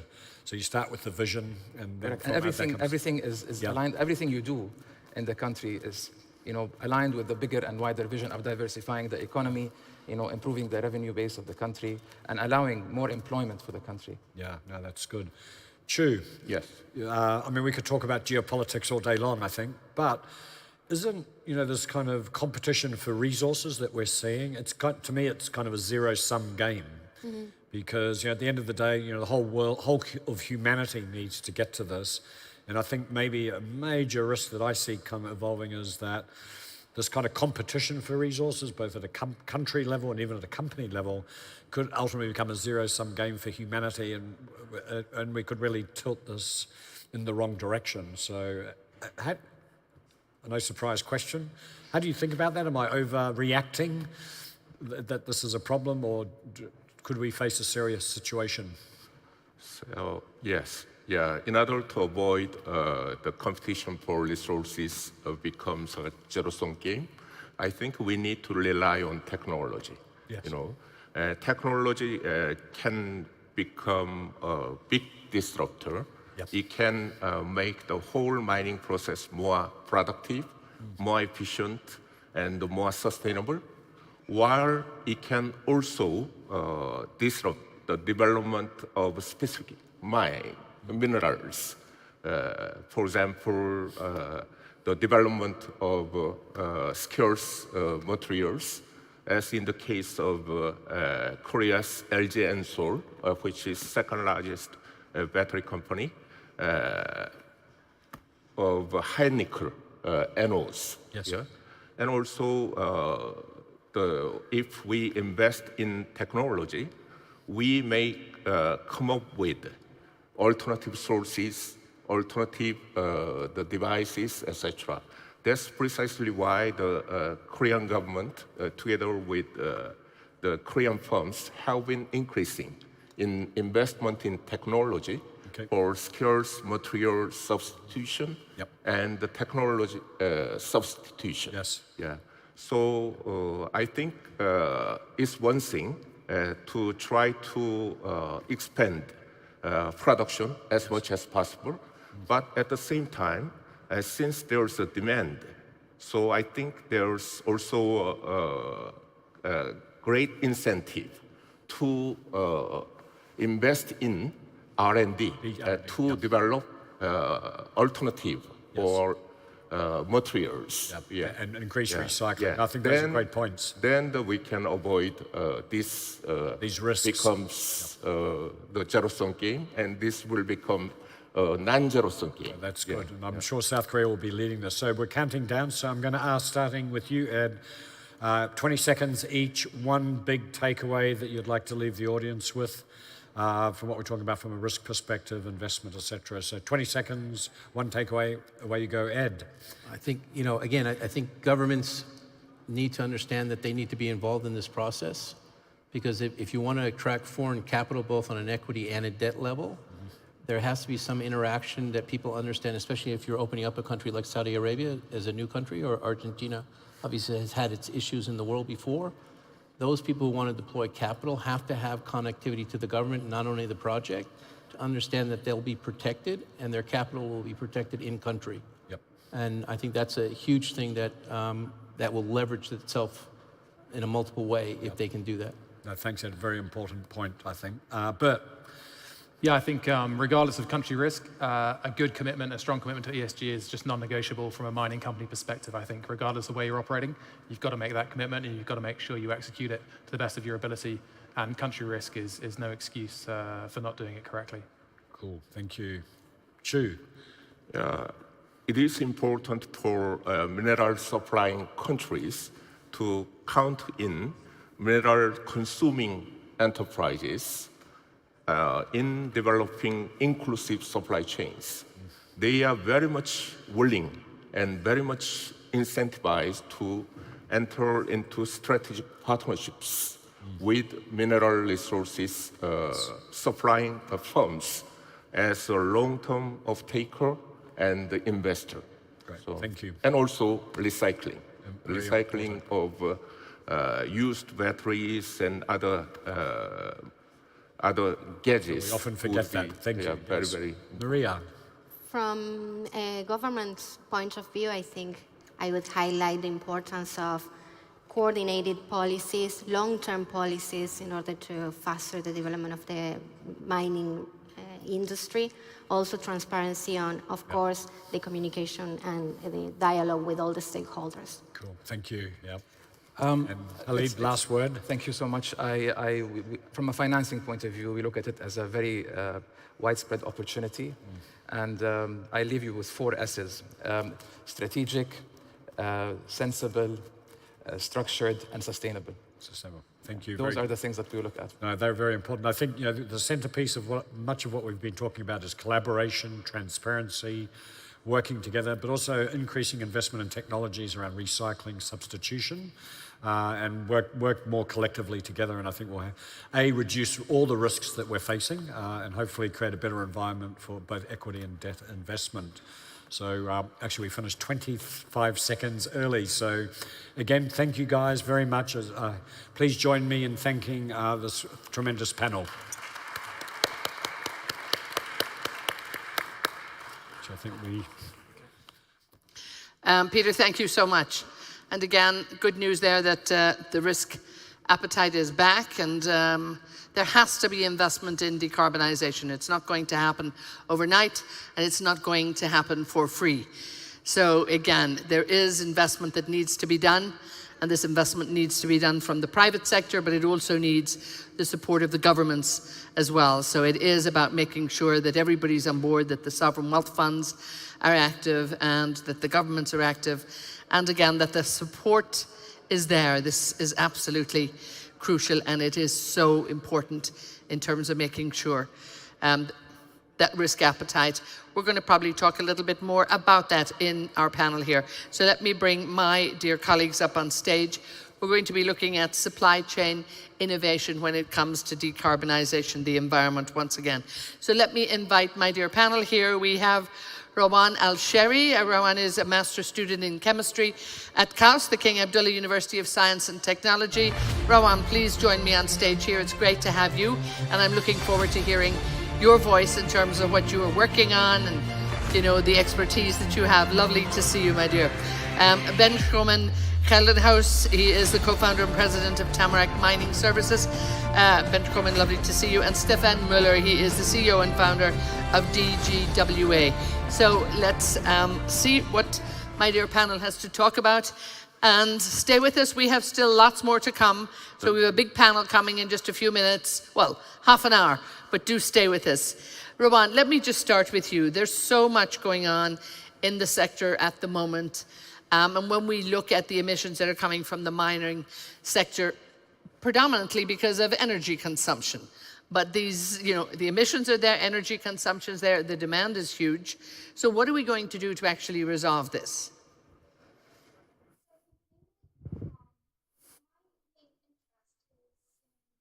Energies and how we can use that to, let's say, reach a decarbonizing environment and reduce our carbon footprint. So I look at the supply chain and the steps that we have in the supply chain and focus on how we can use renewable fuels, for example, in the different steps to reduce the carbon emissions. We have a lot more to talk about on this. Benjamin, when we look about, I suppose, decarbonization, you know, how does it happen in the mining sector, you know, and particularly in terms of the supply chain? A lot of things have to come together to make sure that we actually decarbonize quickly and sustainably and properly. Yes, thanks. So we've always said that the mining decarbonization is comprehensive. It's a total ecosystem, and it also branches out into other areas of industry that actually feeds into the mining industry. So where we look at it from the picks and shovels business that goes into mining jurisdiction, we're increasingly seeing in our membership, which is the mining companies, that there's an awareness, an awakening awareness that part of the supply chain also presents opportunity for low-hanging fruit in starting to bring decarbonizations into the reality. There are certain issues that are complicated when we look at it. For instance, to the point of energy utilization on the mines. Not everywhere do you have the opportunity to suddenly switch to alternative forms of power. But when you look at how mines buy, what they buy, and when they buy, there are efficiencies that you can introduce from day one. You can do it tomorrow. And we're seeing that the mining areas, Northern Ontario, parts of Mexico, the US, are starting to embrace this. And when I look at the objectives of, for instance, the Kingdom and other jurisdictions like Greenland, where you have pristine opportunity to do things around the picks and shovel side of the supply chain correctly or more innovative from day one, then you can start saying, well, decarbonization actually becomes a reality as a component from the industry side. And I love the way you frame it in terms of the picks and shovels. Earlier we were talking about high-tech, but we still have to balance high-tech with the picks and shovels. We desperately still need them. Stefan, we look at the importance of ESG standards. We look at many people and many panels talked about ESG. What are we doing? Are we doing it right? But talk to me about who sets the ESG standards, because you have, I suppose, a few issues around this.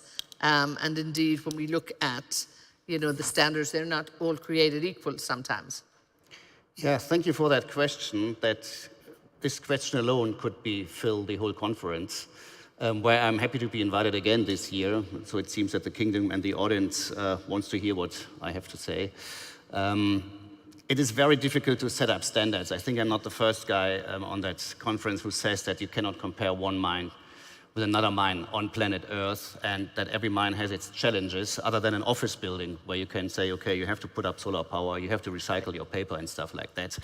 So you cannot create standards for the mining business in general.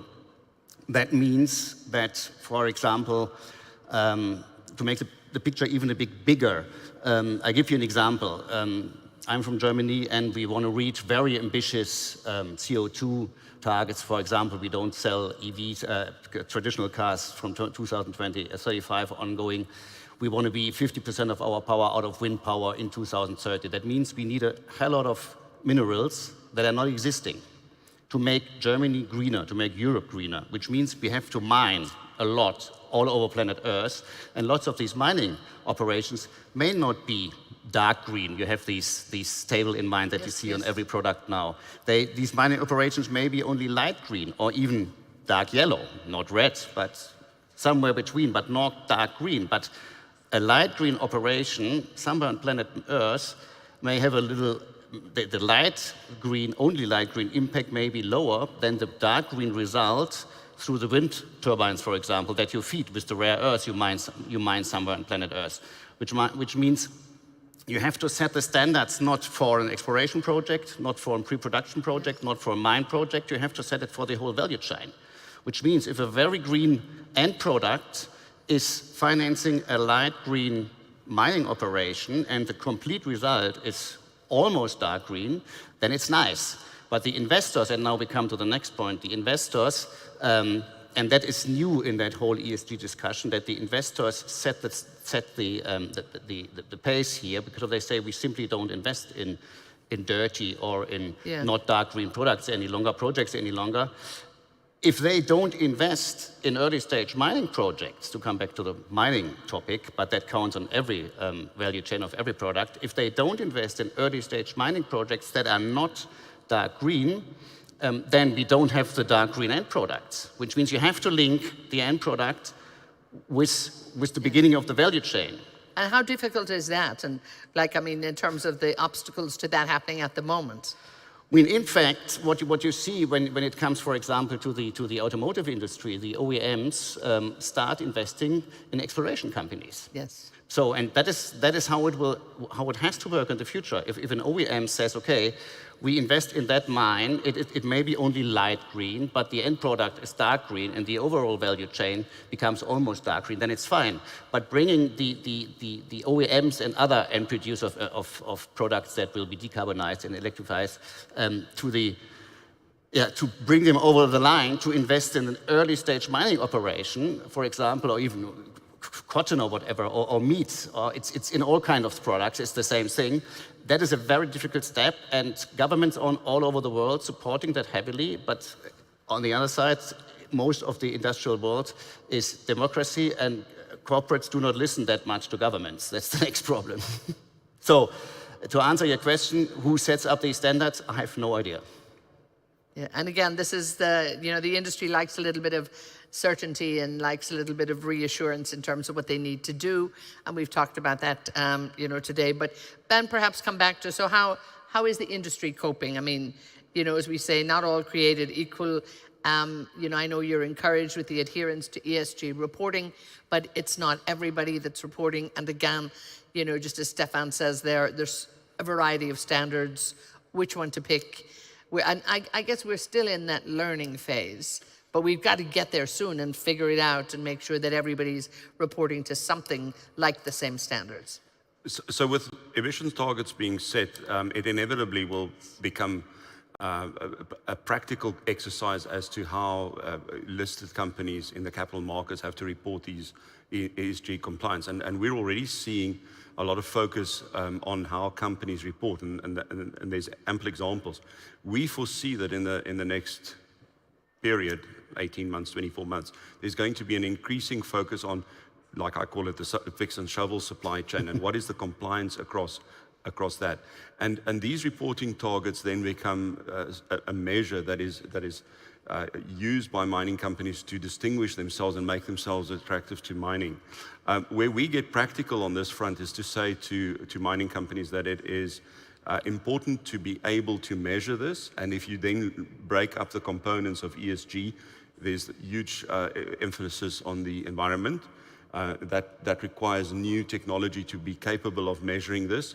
You've got the society component that cannot be underestimated, and other panels have discussed on the importance of that contribution. Again, measurement becomes the key to demonstrating success and actually the contribution that the mine makes to the local community within which it operates.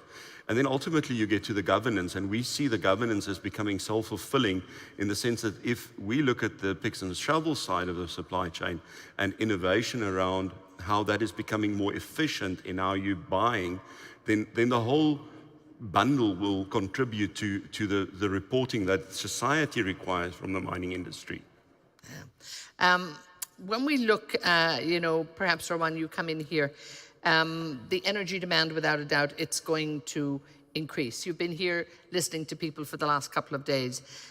What have you picked up in terms of people who are talking about what needs to be done, what can be done, and where within all of that information does it look like maybe the fastest route to action?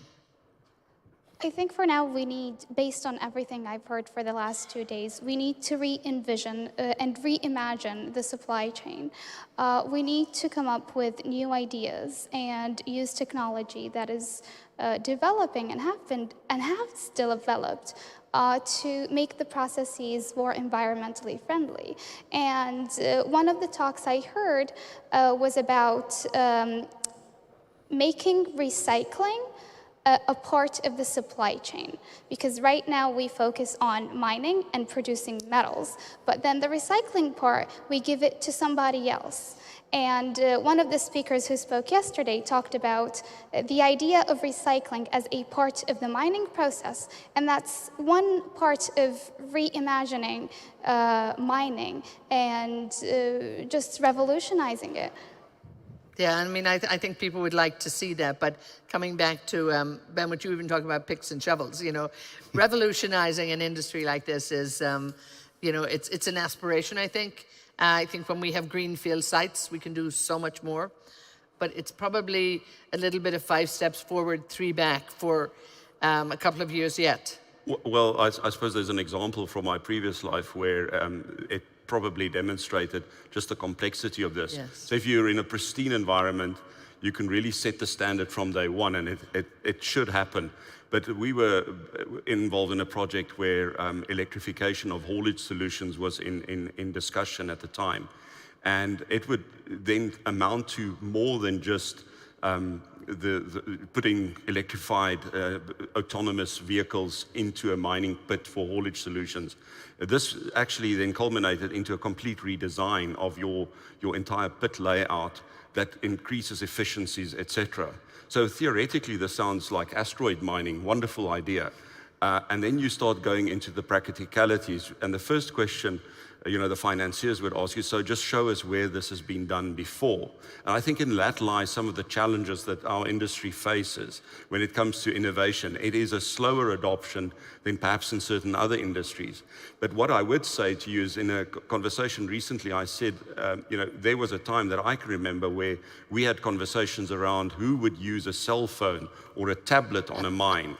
And it took an enormous amount of man hours to debate who gets what. I suppose today it's beyond comprehension that somebody wouldn't have a cell phone or a tablet. So that gives me encouragement for how this innovation will apply. We don't have to have all the answers at the moment, but hopefully that we'll progress through them. Stefan, you know, when you talked about, you know, the ESG standards and really not sure who's controlling them and all of that stuff, but at the same time, we want them to be fulfilled. What happens, I suppose, if they're not fulfilled? You know, and is there a possibility, I think, in the longer term to maybe think that we will get more general standards that everybody can and perhaps, you know, with policy has to adhere to? Yes, but the question is how to do it. Global corporates, they follow, or they are under difficult countries all over the world, so they can move the critical operations in areas where the standards may be not that high. And I mean, where do we have global standards? Nowhere. In fact, nowhere, especially in a world that is now deglobalizing. It is very difficult to become all the people under one roof. We saw that just in Cairo at the climate meetings there. They hardly found a solution for similar problems. at the end of the day, it will be, as almost always, managed through money and the pricing, which means if there is a mining operation that is not, and you use the shovels, I use my dark green now all the time, so if there's a mining operation that is not dark green, then they may not be able to get the same price for their product than a dark green mining operation. However, there is huge countries on planet Earth who are not that much looking into ESG-conform operations, regardless if it's mining or not. So if China and other countries are not changing their mind, and profitability and market share is the only thing that they're looking for, and the profitability is something that may step down a little bit in the view of all that we discussed while these 2 days here, and I heard that a lot. It's something that happens in various sectors, but at the end of the day, it will be managed through the price of the product. So there may be green lithium and not green lithium at some point, and that may be for different products. And at the end of the day, it pays the end user. So if you buy a car with a clean battery, the car may be $300 more expensive than one car without a clean battery. But that also shows you that the impact of the end product is not that dramatic. And I can only talk for the change in mind in Germany, in Europe, but I see similar things in the industrial world everywhere. The people are willing to pay a higher price for a cleaner world, and that happens more and more. But we also have to understand, especially in mining, it is simply impossible to run a complete clean mining operation. And there is places on planet Earth where we continue to mine, for example, above the Arctic Circle. I mean, lots of us may follow these ice road truck drivers on Discovery Channel. This is something you will never, ever make climate neutral, but that's the only way to service these mining operations there. They have thousands of people working in areas where they have to eat and drink and sleep and work, and you need equipment and everything. You can't do solar power there, you can't do wind power there. It will be always gas and diesel. You cannot change that. So that is something we have to keep in mind, and when we understand that, and when we do the maths over the whole cycle of a product, from the mining operation to the production of the product, to the life cycle of the product, including the recycling, which is a very important case. One example, in Germany, we have 50% of our copper demand is coming out of recycling. And the recycling, the circular economy is something that can solve a lot of problems. There is companies, for example, who recycle EV batteries with an efficiency of 80%. There is not enough feed now, because we need more batteries to feed the recycling, and then we get the product back. That may keep the prices down a little bit. So it's in the nature of human being. There is an issue, and we try to solve it. In a lot of cases, we can solve it. Yes. And the mining industry is, correct me if I'm wrong, but I think it's the industry with the highest R&D expenses on planet Earth and on the asteroids. But they will find solutions for a lot of things. And when we come back next year, I think we are even a step further. Rawan, when we look at the demand for minerals increasing, especially with renewable, energy technologies, electric cars and all of that, there's been some question in the last 2 days, really, are we going to be able to meet that demand? Because people have to double production, and there's some production out there, and perhaps maybe you can both come in on this as well in terms of the sort of, ferocity of that demand and how quick it will grow. So how do we meet it? Yes, so based on my experience, so my research background is basically in renewable energy, and there's a lot of research going on in, for example, using electric vehicles, as you said, and using other types of fuels that are called renewable fuels that we can also use to facilitate a sustainable environment. And I think that we cannot meet the demand based on how everything looks right now, and we need to think about diversifying the energy resources. So I think that's we think about solar, we think about wind, but we don't think about the end product. We think about batteries. But what kind of batteries? We need to consider using things other than metals. So for example, there's a lot of research related to my own research focuses on, for example, formic acid. We think of using it to reach the, to use it as a circular, going from carbon dioxide to formic acid and so on. And we can use it in cars, and we've demonstrated that. So I think diversifying the energy resources would be the best way to go, instead of putting demand on an industry that cannot keep up. And indeed, I mean, that diversification, I think, yes, has to happen, and it's beginning to happen. But I mean, I think at the moment, given some geopolitical issues, given a lot of other issues in the world, it might not be, it might have been sort of the brakes have been put on for just maybe a little bit. Ben, when we look at that supply, I think stay with this for a minute, because if we can't meet that supply, and there's a lot of it that is needed, it's going to have a knock-on effect on the great hopes and aspirations for a renewable, greener future.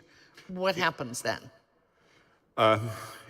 One of the earlier panels spoke about the integrated value chains being put together for the manufacturing of batteries, which is important, and then into the wind turbine industry. So when I look at it from our perspective, when we look at the inquiries we're getting, the mines that we're working with currently, it is the gold mines, silver mines, base metal mines that are well established in jurisdictions. We're increasingly seeing requests by the emerging battery minerals sector. And when we step away from that, if you look at some of the inquiries that we see at the moment, a lot of it has got to do with feasibility studies, which shows there's a huge bubble of activity happening to a lesser or greater degree, depending on where the jurisdictions are located. One of the questions that then inevitably come up is, at what point does this become scalable to the requirements of the world, if you listen to the conversations that's happening everywhere? And that begs the question as to what type of consolidation will we see in that industry? So if I look at it from a supply chain into the industry, literally the picks and shovels that's needed to get these minerals out, you start thinking, you know, some of these assets seem to be very spotty and sparsely, and will they have the scalability? And I think there's a discussion probably emerging around how will this industry respond to that? And it gets, it's probably necessary sooner rather than later. Stefan, how do you think we're going to actually deliver that supply that's needed?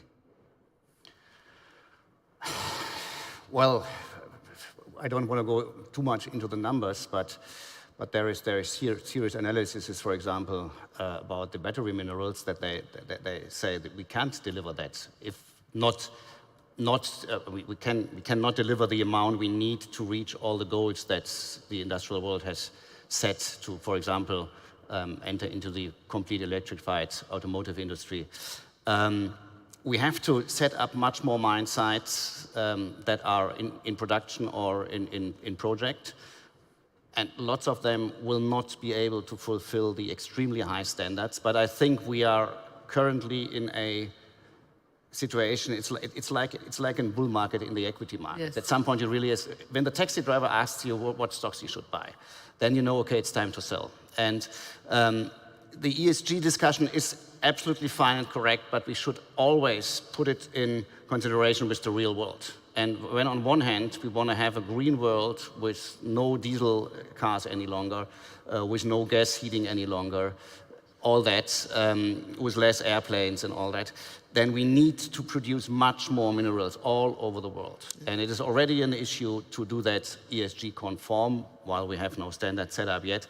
We cannot fulfill that in the future, which means, in fact, the producer of the product and the producers of the semi-parts and the producers of the raw products and the explorers, they have to work closer together. And maybe for each and every product, you need a complete controlled value chain. Blockchain, for example, is something where you can do that with, that you can control the whole move of every single gram of mineral into the end product and all that. But, I mean, the world is still very, very linked to each other. I mean, the war has changed a lot, but look at each and every product, more complex product.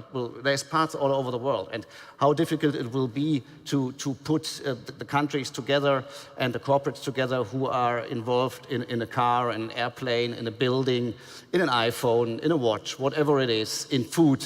That is something that is not this topic here, but the same conference you could hold about food, it's the exact same thing. That is very difficult, and I guess we have to step back a few steps from the very high targets we want to achieve. We will achieve them at some point, but it's a development, and some people think we can do things overnight, and they forget that we have to eat, to breathe, to drive, to fly, to eat, to read, to educate. I mean, if they want to lose all that, no problem. We can switch down all computers overnight. We can switch down the lights overnight. We can stop driving and flying, no problem. But who wants that? Yes, exactly. No, I mean, people still want their comforts in that sense, you know, so they'll give up so much, but they're not going to give up on everything. Ben, innovation is absolutely essential right across the board, particularly when it comes to securing or sourcing and procurement supply chains. But that's journey, I suppose, from supplier to the pit or the rock face, so to speak.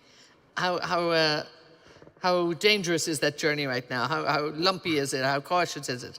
A rocky road? Well, we're certainly seeing the innovation from what we're bringing into the industry is definitely going to make a difference in the long term. And we see that rolling out because it's going to introduce efficiencies. It will enable the short term or the near term wins in decarbonization. I think that plays into, you've got to approach this in a balanced manner for the industry and because the interrelationship cannot be underestimated. We saw during COVID how the sort of impact in a jurisdictional isolation, or the fact that you know, the weirdest things that the industry should never have been in need of suddenly became as scarce as chicken teeth, like they say. So we're continuously seeing an approach to a balance when it comes to how do you bring this decarbonization into fruition in a comprehensive manner. You can't just do on one side without regard to the other side of the value chain. So stop all fossil fuels. That's never going to make sense. Yeah. No, it's not, and it is about the concept of a transition. It's going to take a while, and everybody has to come on board and make sure. And I think that message is there. That's not the argument anymore. But Rowan, talk to me about perhaps the lack of transparency in some of the data, because that's what's making it difficult for people as well, I think. Right. I think right now we don't have enough data to understand where we want to reduce emissions. For example, I think as Ben and Stefan has said, each mine and each process is different, and we need to collect enough data in order to understand each mine's needs and reduce emissions based on that. And I think that's the main issue, is that we need companies to be transparent about emissions and to actually analyze where the emissions are coming from. And then, based on the region and based on the data we collect, we can customize solutions to fit that region and also that mine. But for now, I think one of the main issues is that we don't have enough data for us to give viable solutions. Yeah, please come in on this. Yes, I think, and to the point of the data, I think it goes to the core of an example that we saw, where you suddenly have chemicals that come out of the fossil fuel industry, oil and gas industry, that is critical for the mining and processing of battery minerals. And if you just take it in isolation, like let's stop doing this, well, how are we going to mine and process these? And that goes to the data equation, which I think is very important.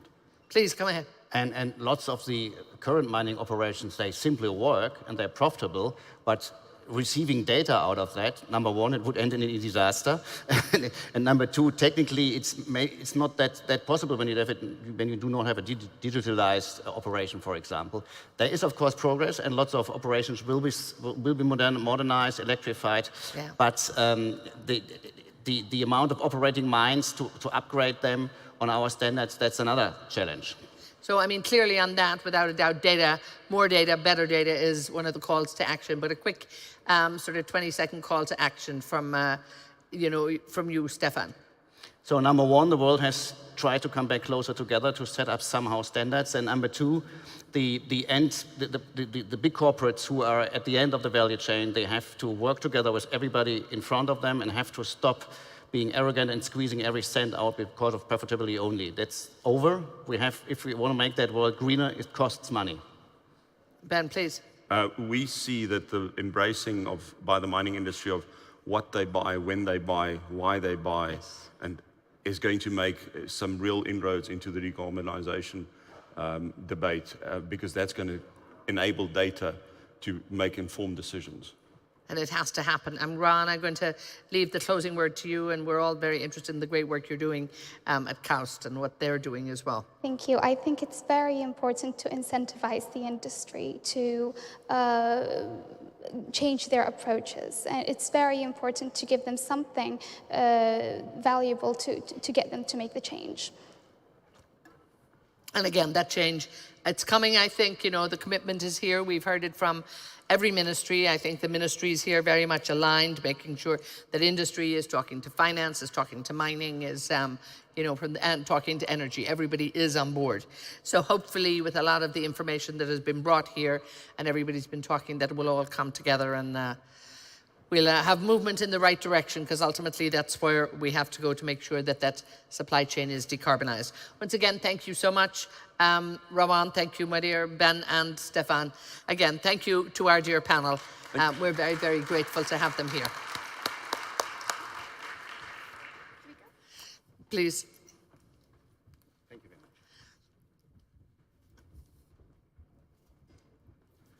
And now just joining us here on stage, Mitch Hook is joining us for, we're really looking forward to your summary here before we go into our big panel for the evening.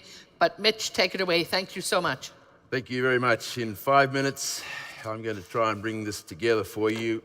I'm going to do it in 3 stanzas. What we've learned, what we need from governments, and what we can do ourselves. So what have we learned? Strategy. The platform of the kingdom. They got a strategy. They've got a culture of execution.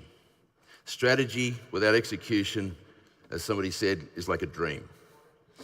It's the same thing. Objectives without capacity is an unrealizable vision. So they got that. They got the key enablers: geological data, pre-competitive, it's accessible, it's transparent, it's much more granular, it's much more interpretive, there's interpretive competency to go with it. They've got the policies, the regulatory framework for licensing, permitting, compliance. They've got the fiscal stability. They understand the risk-reward sharing in terms of there being a profits-based royalty, not just an ad valorem royalty, and they're not looking for windfall taxes to take the profits at times of excessive profits against what were the expenses in the first place. They understand property rights. They understand security of tenure. Somebody discovers something, they can hang on to it. They've built institutional capacity. And as was said, if you get institutional capacity, that becomes the glue, the attractiveness to investment, and it builds corporate memory. They've got a culture of innovation and invention. They understand collaborative, partnerships, convergence, building of centers of excellence. They understand the shift from individual accountability to collective responsibility and the building of that trust that goes with it. They understand building of hard and soft infrastructure.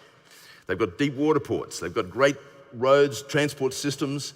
They've got utilities, energy. They've got an energy comparative advantage that's the envy of the world, and they see themselves as the global safety net to the world. They're committed to sustainable development. They understand inclusive capitalism. They understand about bringing the communities into the regime. As Ratish Dhawan said, the number one requirement is profitability. My view is if you can't be in the pink social, you can't be in the green environmental if you're not in the black.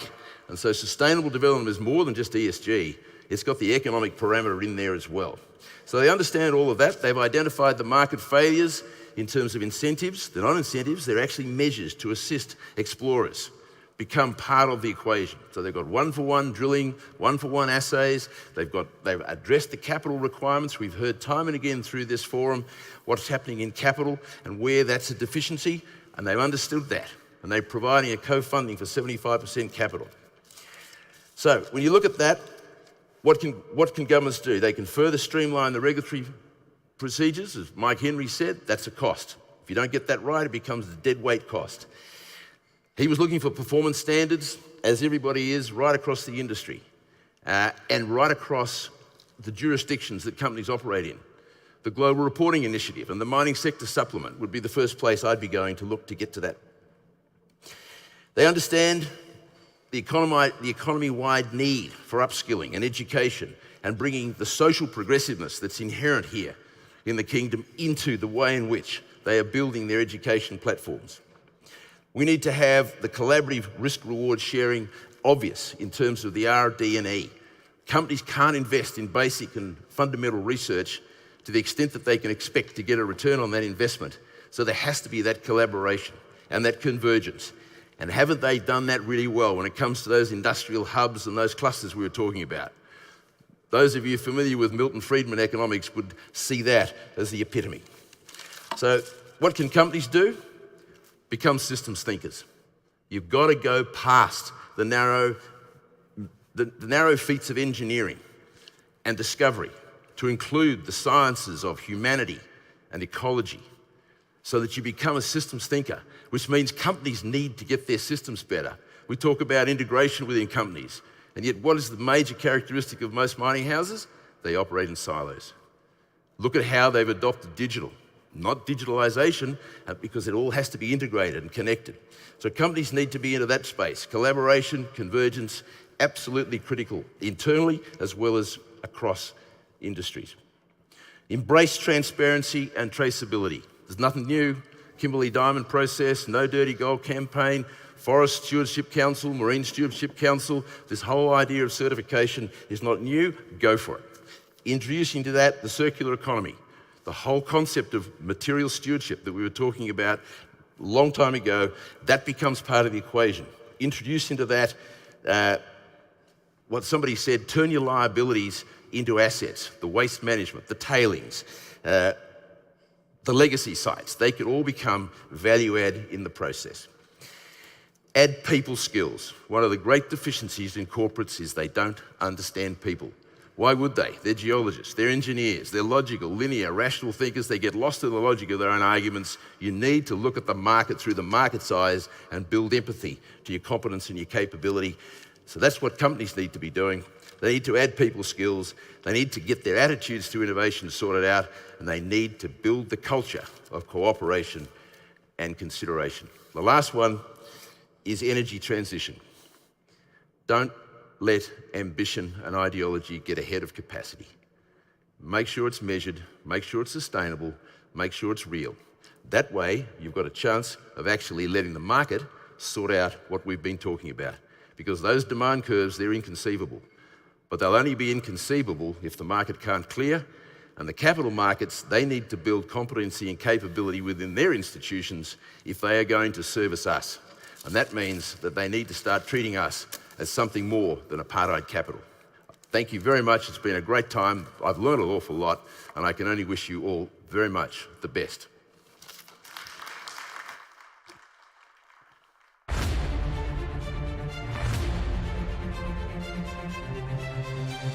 The very, very charming Mitch Cook. Thank you so very much for the wonderful rap.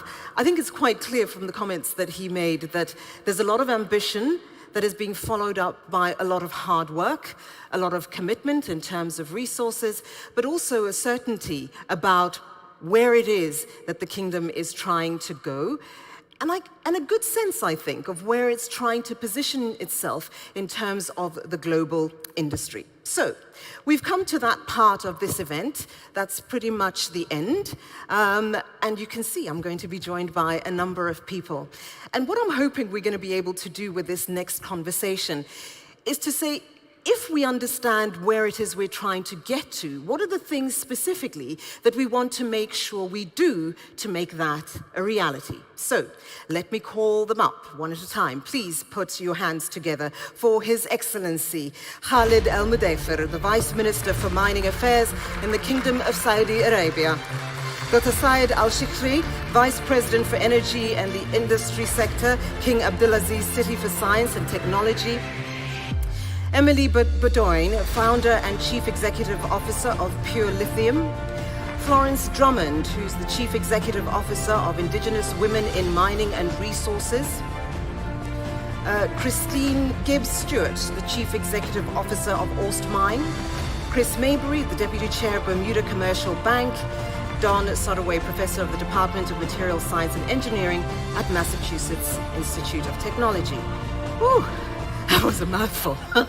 Okay, I got there in the end. Okay, we've got 30 minutes for this conversation, and I think when I was preparing to come here, I thought this is a really big ask. It's a lot, there's a lot happening. Over the last 2 days, I've realized that it's probably bigger than I thought it was. We're trying to do an enormous amount in a really short period of time. We have to make sure that not only is it about commitment, but resources are available. There are the people to deliver, there is the money, there is all of this. So, to each of you, starting with you, Your Excellency, of course, the question is, if we know this big thing that we're trying to achieve, and we've got such a short period of time to try to get there, what needs to happen to make that future a reality? I think good evening or good afternoon, everybody, and thank you for still being around. I think three things. One, not one thing. One is determination that we have to do it, and it has to be done for the prosperity of the whole world. Second, collaboration. No one can get it alone. We need to cooperate, and we need to have partners. I think the third is that we have to use technologies that are in other sciences, not only mining, but other sciences, from medicine, from big data, to accelerate the way we do exploration, the way we do processing, and the way we do recycling. Okay, that was really brief. End of the day. That's great, that's terrific. All right, Dr. Al-Shari, same question to you. Yeah, of course. Let me just cover it from innovation perspective. I think the mining sector will require deep insight into innovation, and that's actually require new innovative solutions, technologies to tackle the challenges that's facing the mining sector across the value chain. And when I say these technologies and development of these technologies, innovation is driven by, I think, three trends: digitization, decarbonization, and sustainability. So once these technology, Internet of Things, remote sensing, autonomous drones, submarines, all these technologies actually, once it's adopted, that will serve and enhance the value chain of the mining, promote production, reduce cost, and enhance safety protocol. Emily? I think that intellectual capital is the most important element that we're missing in the energy transition right now. We need to gather every single smart person from the top of all of the industries, not just mining and metals, but cross-disciplinary, and bring them all together and focus on what needs to be done. And the second is really collaboration. We need to collaborate with other countries. We need to collaborate with scientists from different disciplines. Polymer scientists need to talk to battery scientists, and we need the opportunity and someone to facilitate it. And I feel in my short time in Saudi Arabia that the kingdom is so organized, so nurturing, and so serious that this is a place where change can happen. Wow, okay, good one. I agree. Florence, you? Yeah, I would definitely like to echo what everyone else has said, but definitely collaboration is definitely an important thing. Bringing people together at global platforms like this and bringing everyone along. So not just the intellectual people or the smart people who are forming policy, but people who will also be participating. So everyone in the community, so making sure that they're informed, I believe that's a really important piece, so then we can build that trust so we all do this together. So that's a very important thing. Christine? I'll choose three things. First of all, innovation, which has already been talked about. We need to invest in innovation. We need to accelerate the adoption of innovation. It's not just new technology, but technology is very important. But it's our processes, it's our strategies, it's our business model, it's how we engage with our workforce and people. Next, it's about inclusion. We need to make sure our industry is inclusive. We need to be closer to the communities which we work. We need to make sure that miners and suppliers are working very closely together to create a strong and vibrant ecosystem. And we need to ensure that we're welcoming everyone into our industry. And then finally, it's inspiration. We need to be inspired because, as everyone has said, we have a big task in front of us, and we're only going to do that with inspiration. And for that, we need strong and determined and courageous leadership, and we need a strong vision. And I think being here, that vision has certainly been demonstrated by the Kingdom. Chris? It's always lovely to go after so many smart people, but I'll have a go. And I think to me that Winston Churchill said that for us to predict the future, we need to look to the past. And I think that if we'd been sitting on this stage a year ago and made the predictions, we'd have all been wrong. We would not have predicted a war in Europe. We wouldn't have predicted the price of money, the cost of money, the lack of investment that is going to happen, energy shock, energy supply. There are so many things that we would not have predicted that I think that for us to develop towards the future, I think we need to think about a couple of things. If I marry that with the huge mismatch between the media and the expectation that we somehow have this glide path towards renewable energy and a green transition in the future, that somehow it's magically going to happen. But as we've heard over the last couple of days, the supply simply isn't there. It's simply not possible without us doing something which is actually quite a long-term project. And so it's really concerned me, if you like, the perception from the world and the reality from the experts here. And then Thomas Edison said that vision without execution is illusion. We're kidding ourselves.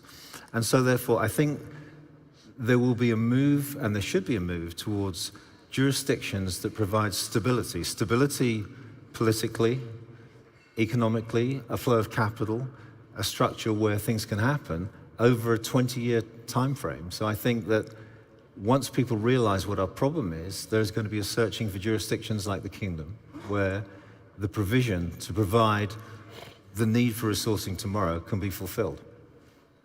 Don? Yeah, so I'm going to answer this within the framework of mining and actually the supply chain for the energy transition, which of course is begun with digging out the minerals. And it's a daunting problem. And I just want to remind people what the problem is. I mean, what are we trying to push up against? And it's a changing global environment. We've got changes in the atmosphere with rising CO2 levels. We've got changes in the pH of the oceans. So I would put all of those under the umbrella of chemical injury. That's what we're trying to push back against, is to correct chemical injury. And to my reasoning, there's only one remedy for chemical injury. It's a chemical remedy. So we have to change their processes, our choices of materials, and all of the things that people have talked about here. And within the context of mining, you can't do everything all at once. I forgot. Okay, Don, so if you can't do everything all at once, what are you going to do first? That's it. We prioritize. So we go after the low-hanging fruit. We know where emissions come from in the mining operations with all those diesel-operated tools and so on. We can very simply electrify those.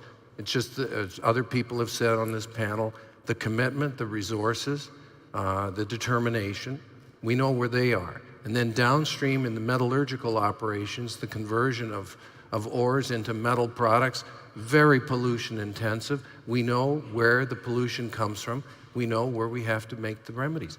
Structure it and knock those problems off one by one. If we say we want to do everything all at once, I don't have the answer for that one. There's a saying about kinetics. Kinetics is the measure of the rate at which processes occur. And somebody once quipped, kinetics is nature's way of making sure everything doesn't happen all at once. That's a whole new conversation. Okay, that's for next year's topic list. I like the sound of that already.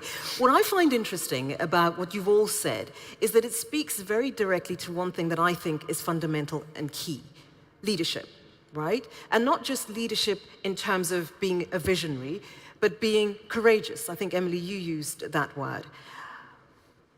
In the room, I'm not going to take a poll because I'm a bit nervous about what the responses might be. But I have a feeling that if we ask a lot of leaders and say, are you courageous? Oh, yes, of course I'm courageous. Or, oh, yes, of course I'm courageous. Are you a visionary? Of course, I'm a leader, I'm a visionary. What we actually see, though, in the real world is that that's not necessarily the truth, right? Because we have many people who are in positions of influence and leadership who should be doing those things and necessarily aren't. So I'd like for us to talk a little bit, or start at the top and work our way down.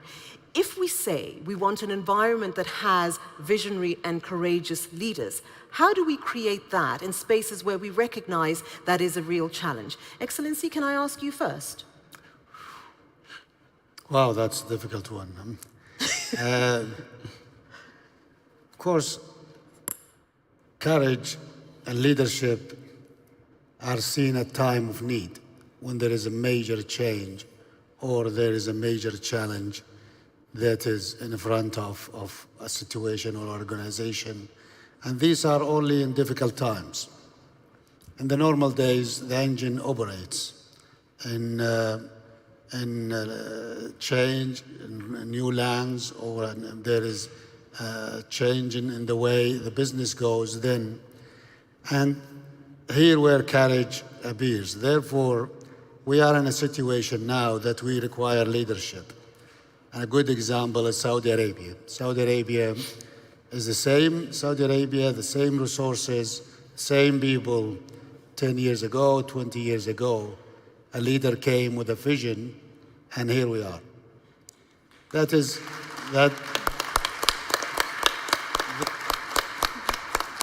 the greatest example of leadership, vision, and courage. Emily, you brought up the topic of courage and the essential need for certain skills. We see them to an extent in many aspects in the mining sector, but we're also recognizing broadly the point that you made, that we have to ensure that the skills that we're developing and building now are actually future purposeful. Yes, that's absolutely true. And I think, that requires a whole shift in our education system. For example, you cannot go to a university in the United States right now and learn how to make a battery. So we're starting a program in Boston to teach local people and start to train a local workforce of technicians. Is that something investors like, knowing that you're spending some of their money to build something like this? No, but you just say, this has to be done, and you have some courage, right? You have to empower people that work for you, and you have to turn them into leaders. And that's why I think one of the many reasons Professor Sadoway and his companies are so successful. He makes people courageous and leaders. But we need more of inspirational people in government, and we need more entrepreneurs that are not afraid. We need more investors that are okay. And these big companies, I'd like to see some courage and leadership from large mining companies, and like to see them make a change. We have Robert Friedland, who's very courageous and is committed to change, and I think that it would be nice to see a lot of the larger mining companies actually follow in his footsteps. Another thing that came up in the brief round that we did was the question of hearing different voices in the room, diversity. Women in mining is certainly one thing that's key, and I'd like to take this diversity to several spaces. One, talk about the women in mining issue, but secondly, talk about broader diversity questions, hearing different people in the room, getting different perspectives, so that we try to avoid some of the mistakes that we've made in the past. So Florence, if I could begin with you, ensuring that we have more women access this industry in a meaningful way, how does that need to start happening? Definitely with participation. So just for us being here today is a fantastic demonstration that we're part of the future. So the fact that we're sitting here on the panel, the fact that we've traveled around the world to be here at a global event, that's an amazing effort for us to show up and be here.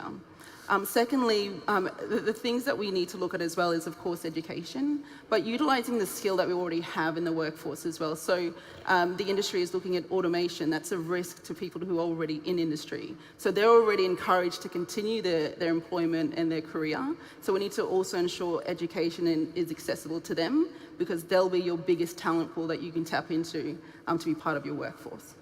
Christine, you spoke a lot about this in your opening remarks, the diversity question. It can't just be, oh, we need to be seen to have women in the room, so let's get women in the room. It's about how do we ensure that it's not about the token of having women in the room, but making sure that women are actually participating in the process in real and meaningful ways, because we already know that they can, right? Absolutely. I've just come actually from the Women in Mining panel, and it was so inspirational hearing everyone's stories. And I think what we need to do in mining is first of all, we need to make it easy for women to opt in. We need to make it easy for women to participate in mining by being flexible in what we offer, by ensuring that the responsibilities that women might have at home, whether it's elderly parents, whether it's with their children, that they are catered to, and we have to make sure that there's an expectation that they will be supported in what they do. But we talk about diversity, but it's really about inclusion. It's about empowering those women as well to make decisions, to have a voice in the workplace, and also to promote those women because of the skills they have. Women won't necessarily put up their hands for a promotion. And so you need to encourage women to take that next step, to be bold and to have confidence in themselves. What I found quite interesting about this discussion around diversity is that for many, many years we've talked about hard skills and soft skills. And automatically women must have the soft skills because all the men have the hard skills. But what I found interesting during the COVID pandemic particularly, and certainly in my country, was when that happened, a lot of the soft skills became important because people within organizations were struggling emotionally as a result of COVID, what was happening in their personal lives, to them, to their families, etc. And the dynamic is beginning to shift around how we consider skills generally in the business space. So if I can come to you, Dr. Al-Shikhri, when we're looking at upskilling correctly across the board, what are the imperatives in that space? I think Christine touched on it a little bit, but I'd like you to elaborate a bit more. You mean the skills, the skills needed for the mining? Not just for mining, but for the companies that are going to be mining companies in the future. Not just engineers, not just tech specialists, but also some of those skills which historically have been considered softer, but have proved to be really important in the working environment. Of course, I think through the education first and advanced training and to prepare the next generation actually of the technical leaders, women and men actually, to have all these skills, either technical or soft skills. This is one way of how to prepare actually the leaders and enhance the environment in the company and of course promote the businesses in all across the mining sectors. So I would say that advanced training is very important and also education will help a lot in this matter. Don, while we're on the topic of education, you work in a space where your very job is to invent, to create, to think differently about the world that we live in. What is it that we need to start fostering in young people to ensure that we cultivate that curiosity, that willingness to create, which we sometimes can lose in the process of requiring people to think quite rigidly? Well, it's exactly what you just pointed to. In the educational system, we have to have room for dreaming and for asking young people already to take what they've been taught, the mathematics, the physics, the chemistry, and to devise and design, to impress upon them that each and every one of them can be a designer and get them to start to, it's not about inculcating. I don't see the educational model as the student comes to me as an empty vessel and I'm going to pour this magical fluid in and top it up. It's polar opposite. They come to me ready, and all I do is I give them the key that they can unlock themselves. And it's all about unlocking that human potential. You've done many interesting things in many parts of the world, Chris.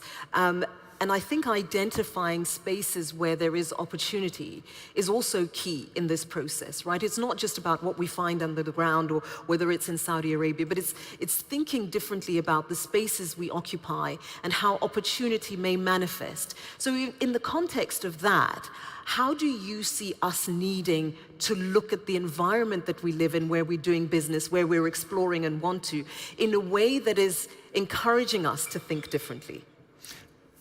I think that the key to that, to me, has to start with education and investment from a very, very early age. That I still think that a career in mining to some people is seen as going down a Victorian coal mine and coming up dirty every night.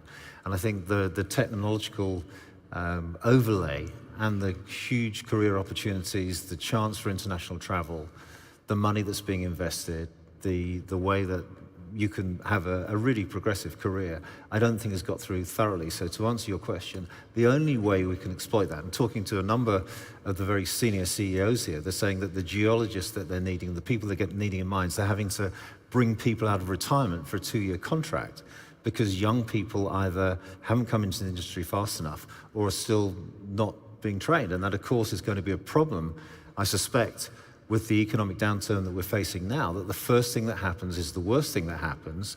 You cut your recruitment, you cut your training, you cut your budgets for actually bringing the lifeblood in an industry that has to go so dramatically. So I think the answer and the way out and the future is young people who are fully trained and educated and have a progressive career in a way that gives them satisfaction and makes them want to stick.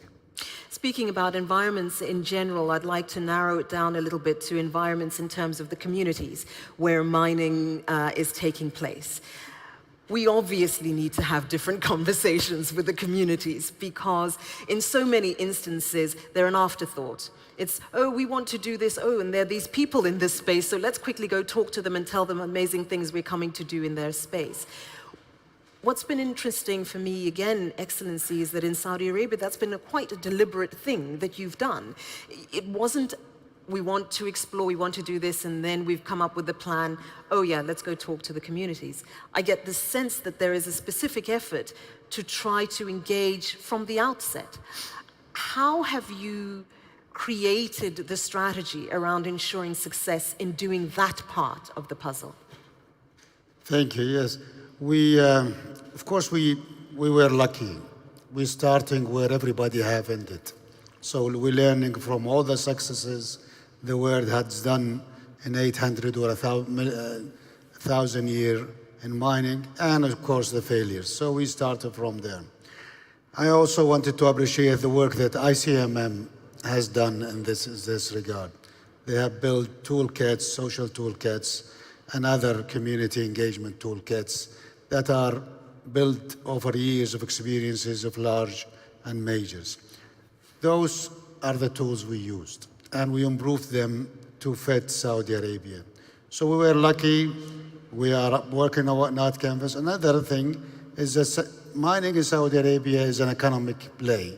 You heard His Excellency, the Minister of Finance, says, usually finance minister wanted more taxes or more income, but he was here in the morning and say for mining, anything received from mining will be put into mining, which is a mining fund. So being an economic play, the focus is how to develop.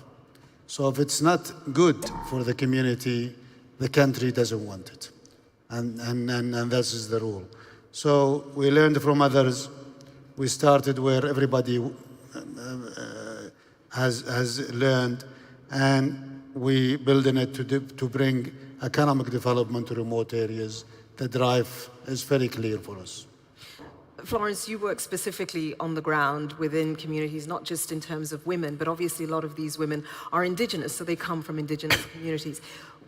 what is the conversation that is being had in that space around this question of doing things differently to ensure that communities are playing not only a different role, but that their ownership of the space is acknowledged and they are brought into the process of building successful mining businesses? Yeah, and that's such a complex relationship, right? A complex understanding that we need to address many of those facets. But I think awareness of what we're actually all aiming for is something that we really need to understand firstly. So understanding what the value chain is in the first place. So if I speak to someone in the community, they don't necessarily understand who the end user is or how their product in the ground gets to what process it needs to go through to get to there. And so many of those components they don't understand. So education and awareness and access to the education is very important, because at least then they can make an informed decision to then think about how they want to participate, not only as a community, but also as employment and also as a business as well. So there's many facets that you can address, and then that then really gives you a nice story and a really nice business case to, towards social performance and towards all of these other reports as well that you need to share with society. And to add on to the question that you asked earlier about education, thinking about how young people or people communicate in the first place. Now that they're very social on technology, so when you think about social media and things that aren't so traditional, the traditional platforms for education, how do we connect with them? So this platform being very vocal on LinkedIn and other professional platforms, those things help the narrative. So focusing on that as well is a great thing.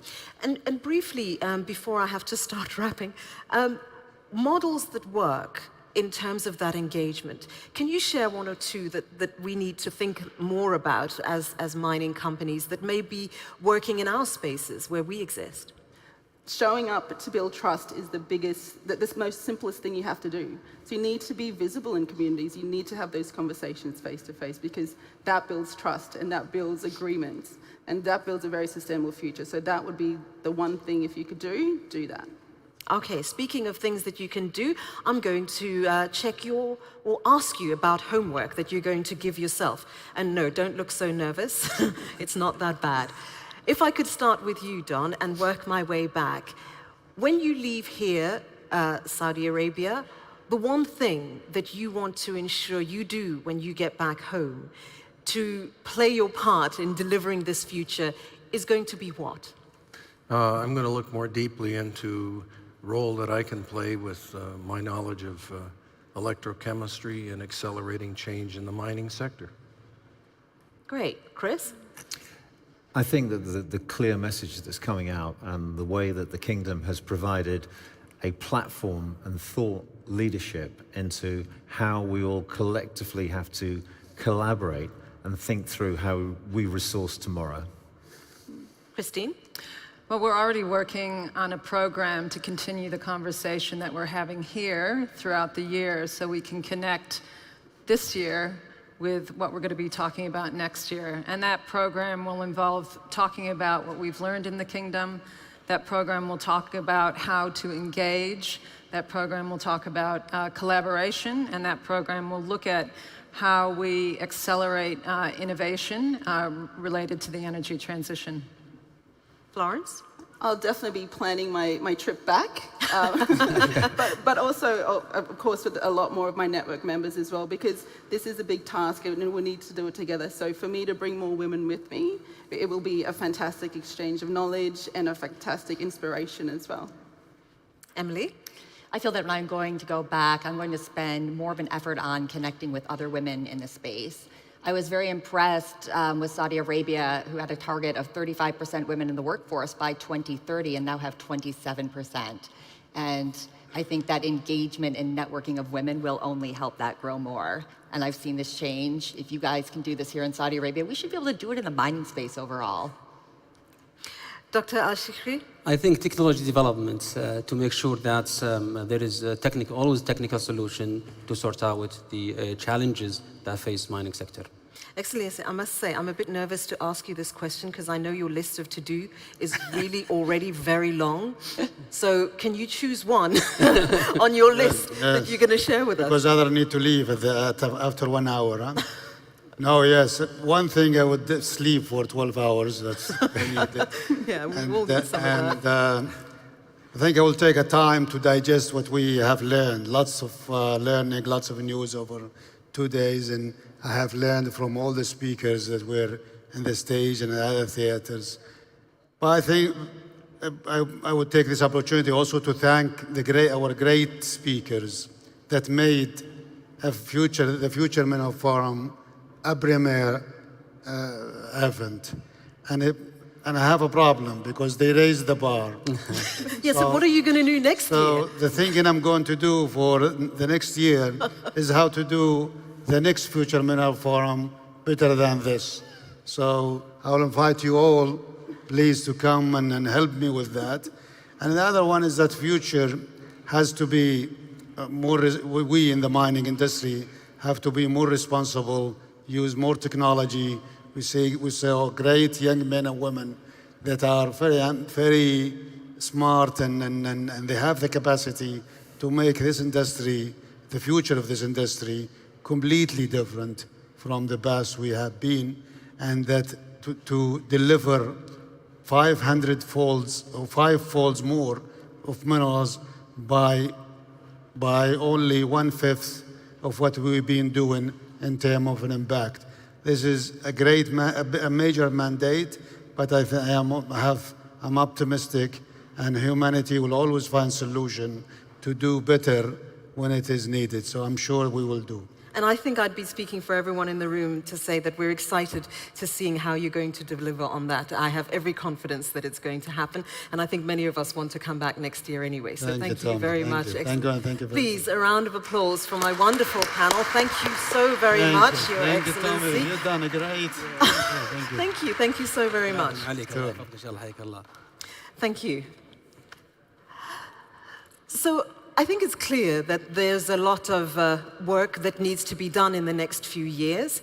There's clearly a lot of effort that's being put in. There's a lot of commitment. If I can step over this way, there's a lot of commitment that has been made. But I think ultimately, for me, certainly in that last round, it makes it quite apparent that we can have conversations here, but at the end of the day, it's about what we do when we walk out of this room. It's about not just having the vision, having the dream, having the desire, but ensuring that we certainly also make the effort to do the work that is going to be required for us to deliver. Over the past couple of days, I've listened and I've been surprised and I've been interested. And I have to say, I've really been quite inspired, not just by what I've seen in Saudi Arabia, I shared that thought with you last evening already, but I think by this sense of potential, that this might just be quite a pivotal moment for us as a people, for us on the planet, to ensure that the work that we are doing is sustainable, not just for me, not for my children, not for my children's children, but for their children as well. And for that to happen, not only is it about our delivery or our desire to have conversations like we've had here, but it really is about our willingness and desire to ensure that we do the hard miles. Yesterday, I'm sure a number of you heard in some of the conversations this sense of how hard young Saudis in particular across the board are working to deliver this very vibrant future promise that they have been made. And they want to not only be an integral part of that future, but that they're willing to do the work to deliver that future. And I think we need to take certain lessons from that as well. I've also been really encouraged by the number of women that I've seen at this event. Those who know me well know that empowering women and women in the business space is a real passion of mine. So I'm excited when I see women doing remarkable things. And here in Saudi Arabia, I've been really excited by these young women who are not just smart and outspoken and energetic. I can tell you, well, I can't tell you a number of the young women that have come up to me and said, we want to do this, we want to do X, how do we go about doing that? I don't get that in many environments, and I find that truly inspirational and encouraging. So, thank you. I'm very happy to take a round of applause, so thank you very much for that. And right now, you didn't have to do it again. But I'd like to call on a gentleman who I think is also great in driving inspiration. Whenever I speak to him, he really gives me plenty of food for thought. So please, ladies and gentlemen, put your hands together for His Excellency Bandar Al-Kharaif.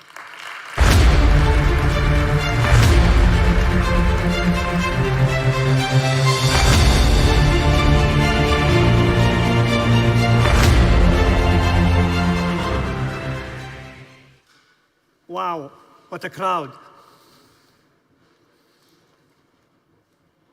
It's time to close this great event.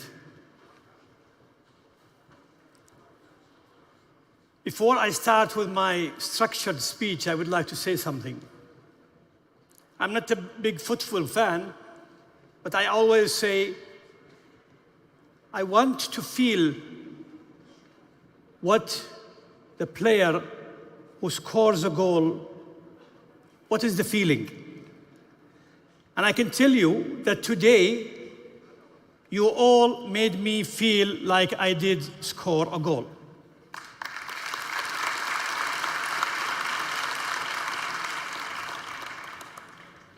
Dear guests, colleagues, friends, I would like to start by thanking the custodian of the two holy mosques for his patronage of this great event. Also thank His Royal Highness Crown Prince and Prime Minister of Saudi Arabia for the continued support we have been getting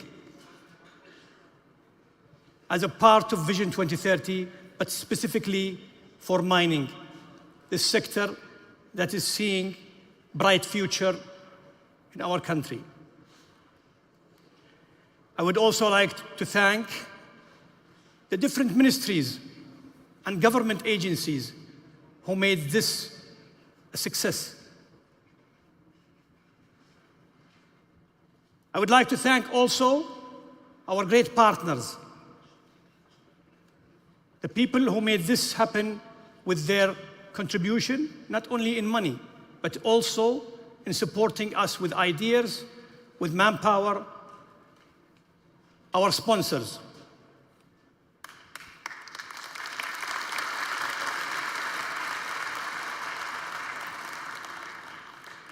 I would like to thank our team, the FMF team, who by now became an expert. I would like to thank my colleagues in the ministry and the overall ecosystem.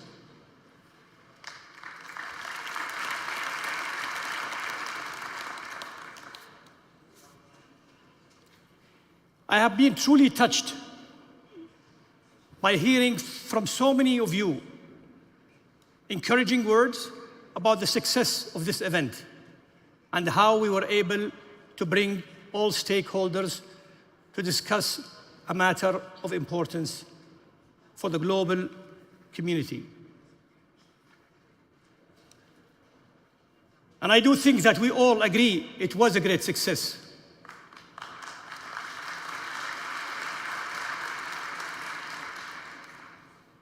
I thank you for appreciating our effort, but I can tell you the true success is the value that everyone here brought to this event. The different ideas, thoughts, ability to discuss problems, find solutions, bring great examples. This is the true value of the Future Mineral Forum. It's the collective thinking that we all are enjoying today as a result of this platform. So thank you all for the success. We all deserve to celebrate this success.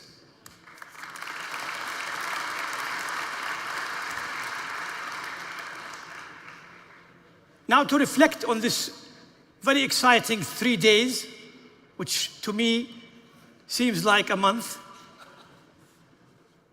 Well, I can tell you, the Ministerial Roundtable had a number of delegates that exceeded any other form of ministerial gathering discussing issues of mining.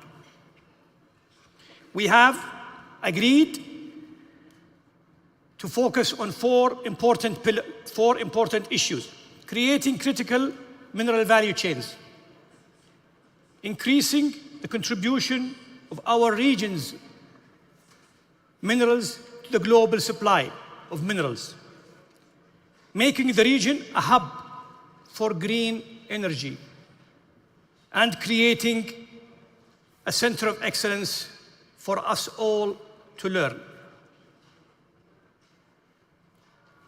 As for the FMF itself, we have discussed issues such as navigating the disruption, ESG, marrying global supply with demand, and Saudi Arabia's role as a global leader in renewable energy. In this version of the FMF, we have also been able to focus on different zones of interest. The new dedicated digital zone showed us all the opportunities in the digital arena that will help mining not only produce more efficient, but be a more safer environment for their workforce. The new land of opportunity, which was an exciting place to be in. I personally was very touched when I went there, and I remembered when I was a businessman how these discussions can be interesting. In fact, some of these discussions actually resulted in actual joint ventures that we will see hopefully very soon. And finally, the new outdoor exhibition, which showed the big toys, which are interesting to look at. I mentioned in my opening remarks yesterday that I believe our region has the potential to leapfrog into the mining future. After the past 2 days, I can tell you I'm more and more convinced that this is true. With all of the dedication and the interest that we have in this room and have had in the last 2 or 3 days, I'm more and more confident and optimistic about the future of our industry. Yes, we do face challenges. Challenges that are hard to deal with, but not impossible to deal with. We have bright people, experienced people to give us the wisdom to see how we can deal with these challenges.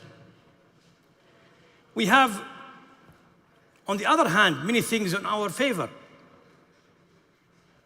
The quantities of minerals that we have in the region, but also the collective will to succeed. I encourage you all to capture the opportunity to develop a massive market that will improve the planet and the life of everyone living in it. I hope you have had the opportunity to connect with others, to make new friends, develop new opportunities, and I wish that every one of you go back home with new ideas to implement and new investments to consider. That would be the true success of the FMF. And I go back to what His Excellency was saying earlier. The challenge now is what next? Everyone here and everyone I met is eager to see what would be the output of all of these efforts. So this makes it even more harder for us to plan for the 2024 FMF. This time, 2024 FMF will need everyone's effort to help us come with creative ideas so that we can bring the third version of FMF to be as successful or more than this one. So let me propose some principles. One, the commitment to continue the discussion throughout the year, nurturing a culture of continuous improvement of our sector.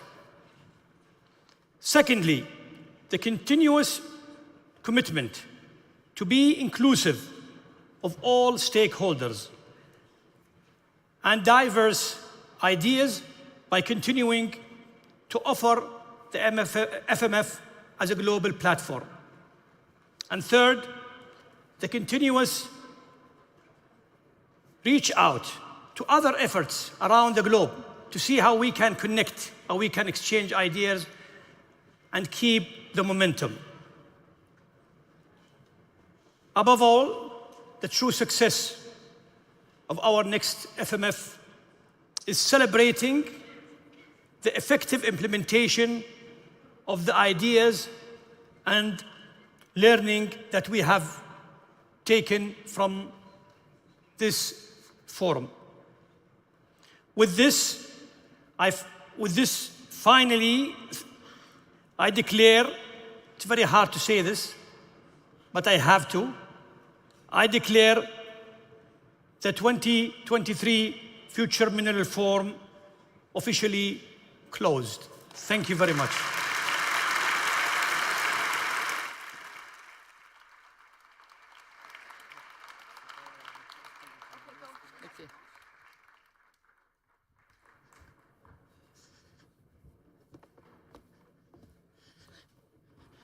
And Your Excellency, thank you so much. And again, for giving us those great words of inspiration, closing it off. But we're not quite closed yet. We're not closing and locking the doors just yet, because we've had a fabulous 3 days. So now I just want you to take a little look back just to see what's been going on here for the last few days. And I hope you'll enjoy this video, and I'll be right back with you. We have a few tokens of appreciation afterwards, so stay with us. Welcome to the second edition of Future Minerals Forum. The clock is ticking, and now is the time to act. Join us in providing the solution.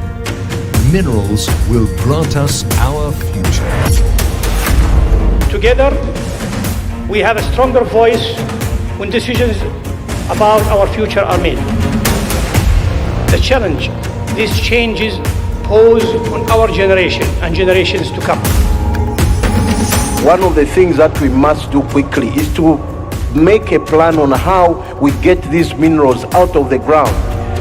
To be able to make a difference through metals and minerals to food security. The world's need to move towards net zero. Recycle, reuse, create the loop. So I would urge the conference to come up with a framework, to come up with a mechanism. Together, we can shape the future of mining and minerals. Together, we can chart a course towards a future that is green and equitable.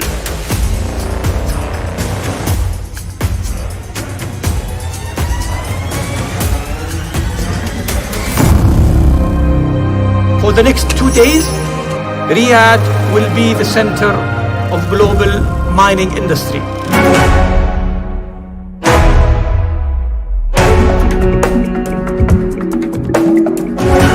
Critical issues of our time is this gap. The kingdom has brought all of the necessary enablers together. We have the energy solution, we have the location, as I mentioned, we have the finance, we have best-in-class regulations across the board. Saudi Arabia is very well placed in that regard to be a catalyst. The country's on the move, the company as the third pillar is on the move. Collaboration is absolutely required, and we are definitely open for business. And I'm really very impressed for this event. We also need to focus not just on the mining side, but also on the mineral processing side. I think the biggest mistake governments and policymakers make is thinking about windfall tax. Saudi Arabia is an exciting place with a very young population. We're finding excellent staff.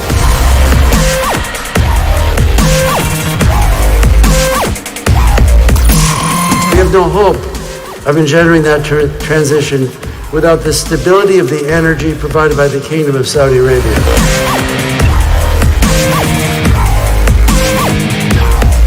The urgency with which those minerals need to be invested in and brought to market. On profitability, we made sure the fiscal part of our mining investment law is the lowest in the world. Is only 25% at a cap of the net profits. To have a leader in the name of the king himself, and of course the leader of the Vision 2030. If we are anguishing trying to achieve these goals, he is more anguishing and more adamant to achieve these goals. Together, Ma'aden and PIF will build Saudi Arabia into a key international ally in bringing resilience to global value chains and helping secure the world's energy transition. We currently enjoy a very strong infrastructure in Saudi Arabia.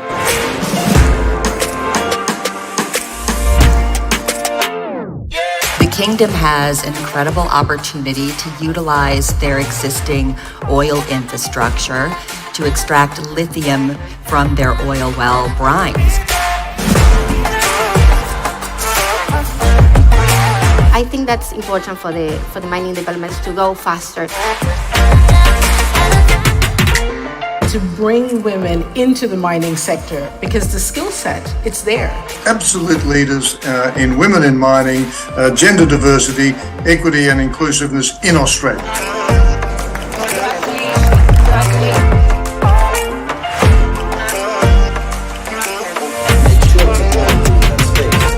More and more people recognize Saudi leadership in energy generally, but also important leadership in bringing minds to think about green energy. The size and scale of this Future Mineral Forum, I think, really demonstrates this, that this is where the future will be.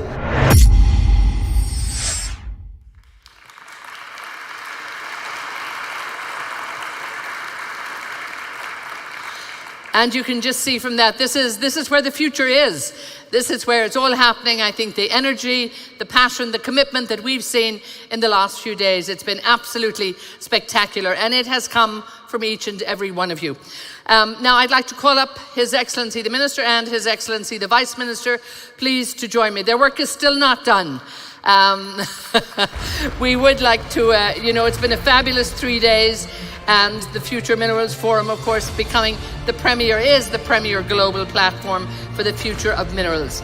We look forward, of course, to all the future editions, and this would not have happened without the support and collaboration of our partners. So we'd like to take a few moments now to recognize them by calling them on stage. We love a good photo opportunity, so, Your Excellency Al Karayev and also Your Excellency Al Mudhaifif are going to stay with us here, please. So thank you both so much. So one by one, if I can just call you up, please come, picture opportunity, and then go down to the right. So if we have a representative from our endorsing partners, starting with the Ministry of Energy. So please, whoever is the representative from the Ministry of Energy, 1 or 2 or 3 of you or 5 of you, whoever is here from the Ministry of Energy who'd like to come up. So please do join us. Yeah, I know we've got a little bit of walking probably to do for a few of you, and we can move some of the barriers over there, make sure people can get them. Anybody from the Ministry of Energy who will come to accept a token while they're wondering if they're going? Let's see, the Ministry of Foreign Affairs. Do we have any representative from the Ministry of Foreign Affairs. Please come join us. There's a lot of movement down here, but nobody's coming to the stage. I think they're being a bit shy. Anybody from Ministry of Energy or Ministry of Foreign Affairs? Okay, the Ministry of Investment. The Ministry of Investment, do we have a representative here with us? Okay, we have, good. I think you're starting the imaging for us here. Thank you so much. And we'll give you a token. So maybe you want to go in the middle and get a photo?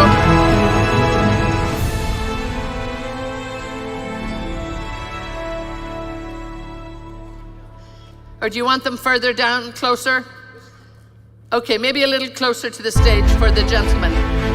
Give them a chance to get a photo. I know we all want our pictures, sir.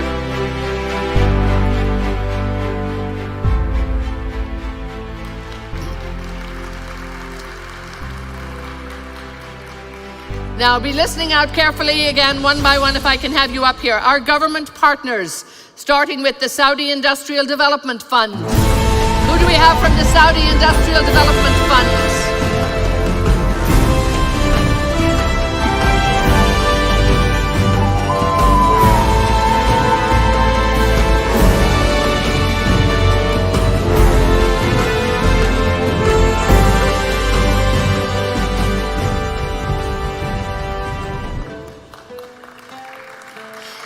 The Saudi Geological Survey.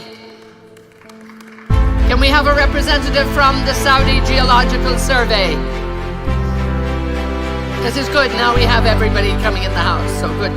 Maybe the ministry people were busy.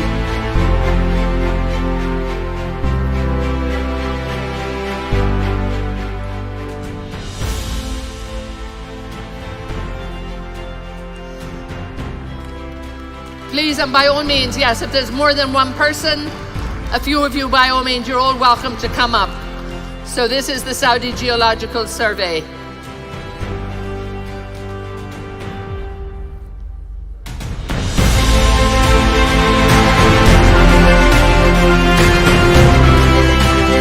Can we please have the representative from King Abdulaziz City for Science and Technology? And again, if there's a few of you, please come up. King Abdulaziz City for Science and Technology.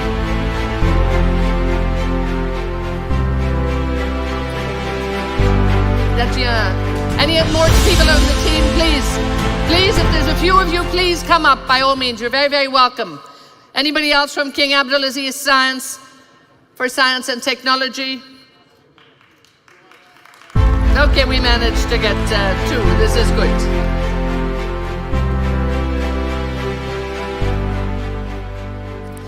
I'm looking for our colleagues from the Royal Guards. Who's here with us from the Royal Guards? Anybody ready to come?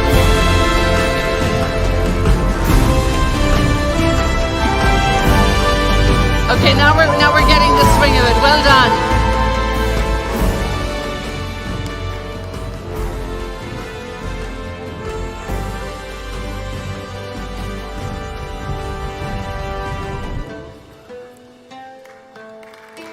Ministry of Interior, we're lining up next. Who's here from the Ministry of Interior? Any of the colleagues from the Ministry of Interior, please join us. Ministry of Interior, we have one or two, please. Somebody's indicating somebody. Anybody from the ministry? As I said, please, you and your colleagues are very, very welcome. But we need you to move with swift action. Are you with the Ministry of Interior? Oh, good. Here we go, sir. Wonderful. Come join him if you want.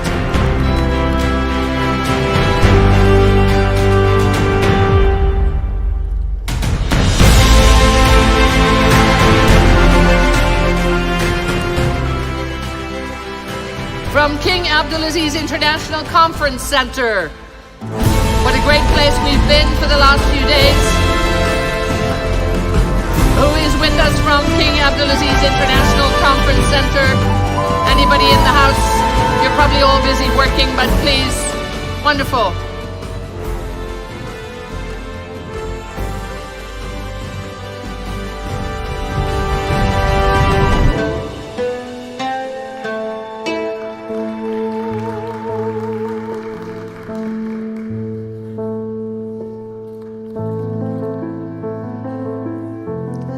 And they're all our government partners. So again, we're very grateful to each and every one of them.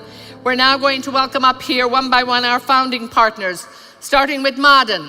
So please, I believe our CEO is with us. So wonderful. And you've been very busy over the last few days. So great to have you here with us. Anybody else from Madden who wants to join?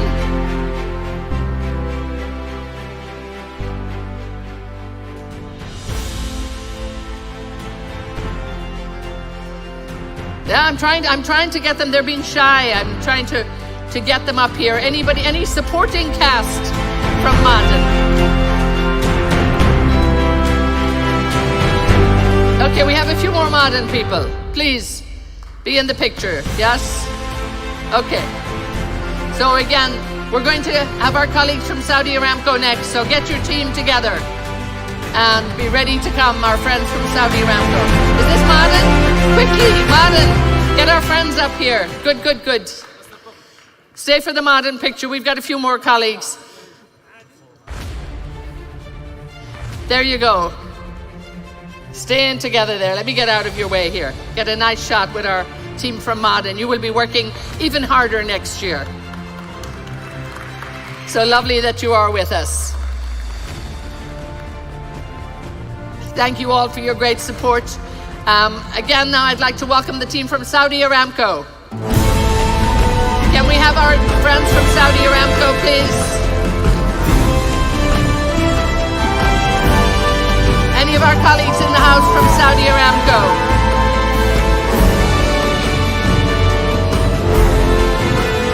Super.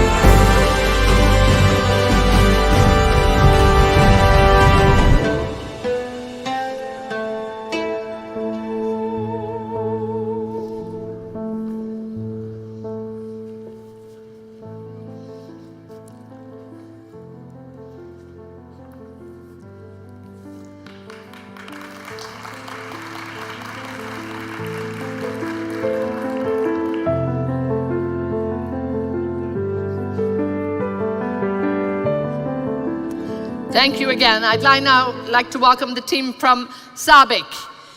Please, SABIC, thank you so much. And I believe it's the CEO who's with us. Any of your other colleagues who'd like to join, but we're delighted the CEO has been able to be here with us. It's so important that he's here with us. Any of our other colleagues? No, they've been very shy. Here they go. Great. Okay. Because do you want to come and join us, please? It's the team effort. It's but wonderful that the CEO has been able to come with us too, and some colleagues.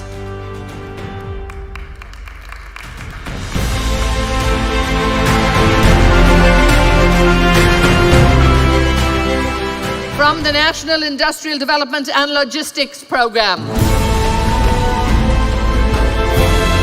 Wait, okay, we're good. The National Industrial Development and Logistics. We have a big team coming here. Well done. See, finally we've got the A team coming here.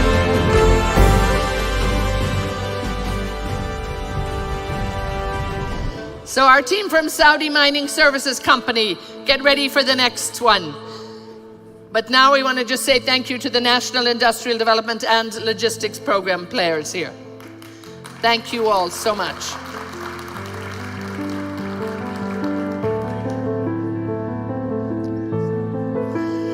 The Saudi Mining Services Company.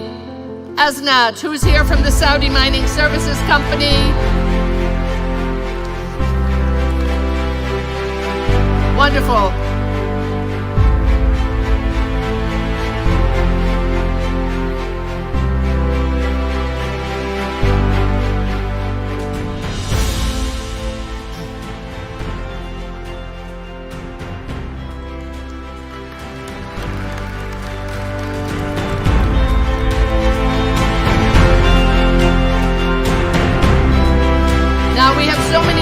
And I'd like to begin our recognition for the partners with Ajlan and Brothers. Who is here from Ajlan and Brothers?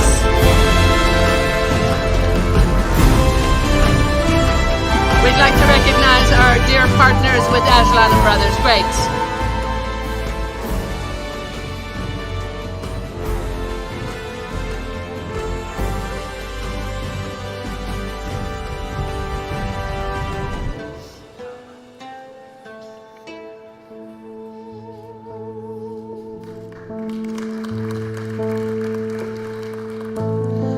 our dear colleagues from Aldries, our partners and dear colleagues from Aldries,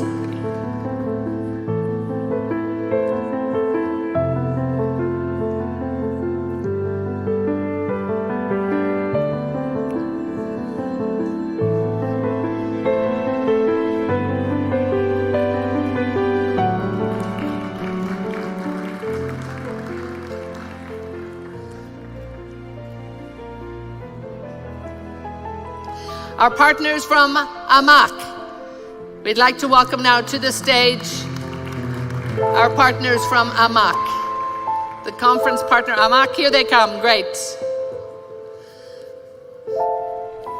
And we have the full team. Wonderful to have everybody with us here.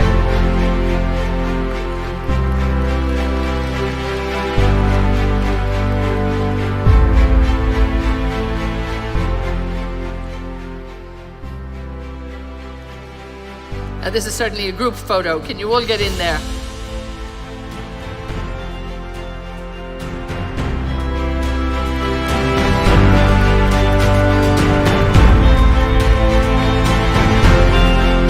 I'd like to call now on our partners from Argas,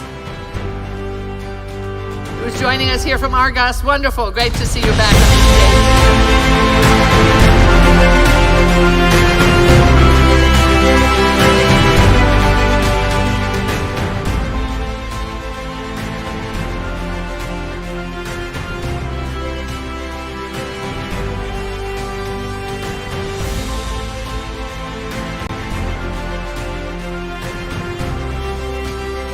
Calling our other partners for the next one, the Federation of Saudi Chambers. Who's our colleagues from the Federation of Saudi Chambers?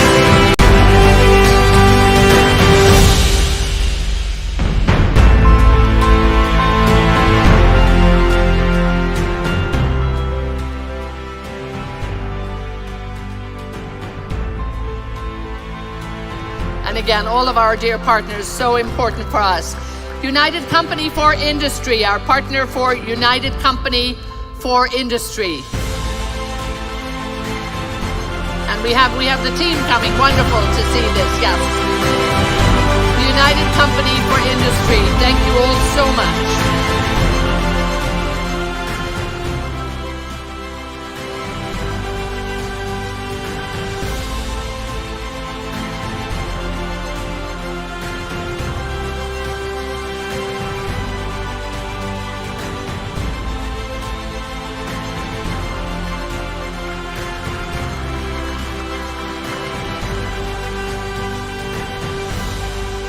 We're now going to call some of our sponsors, but we're going to do a few group shots. So we want all of our platinum sponsors to join us on stage. So please, we're going to do a group presentation on this. Adwan Industries. Can we have our partners from Adwan Industries? Platinum sponsor, Adwan Industries. Al Haytham Mining Company. This is a group shot, so please all come together. The Al Haytham Mining Company, Eurasian Resources Company, the Eurasian Resources Group. So we're going to have a full stage in a moment, but we can perhaps use the steps if it's getting too busy up here. Golden Compass, our platinum sponsor from Golden Compass. Gulf International Bank, sponsors from Gulf International Bank. This is a group shot, so everybody stay on stage, please. Everybody stay on the stage. Golden Compass, Gulf International Bank. Ivanhoe, can we have our sponsor from Ivanhoe? Again, everybody please stay on the stage. Super, Golden Compass, Gulf International Bank. Ivanhoe, great. Raji Steel, our platinum sponsors from Raji Steel. Everybody please stay on the stage. Salah Abdulaziz Al Rashid and Sons. Salah Abdulaziz Al Rashid and Sons. Saudi Dolomite. I think we're going to have to start taking some steps for the big photo, but Saudi Gold Refinery joining us, please, and the Zahid Group. So I think we've everybody there. Maybe if somebody goes down a couple of steps, some that are, yeah, so, and fill in. The photographers will get a nice shot. If we do 2 lines, yeah, 2 or 3 lines. Gentlemen, do you want to go down the front, please? There's plenty of room. Make 2 or 3 lines, and then everybody will get into the photo. So this is our group shot for the Platinum sponsors. And once again, we're so grateful to all of you. Thank you all so much for being with us. What is it?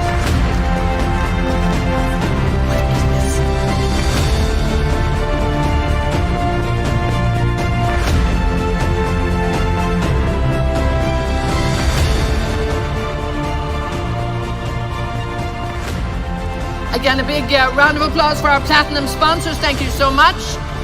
We'll have a lovely photo here of our Platinum sponsors. I hope you're all with us, and we hope you'll all be back next year, of course. So thank you all so much. And I know there's a token of recognition on your way down if you haven't picked it up already. So make sure you get it. Thank you all so much. Your Excellencies, please stay with us.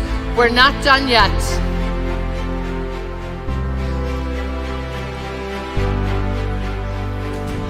We're getting ready for our logistic partners.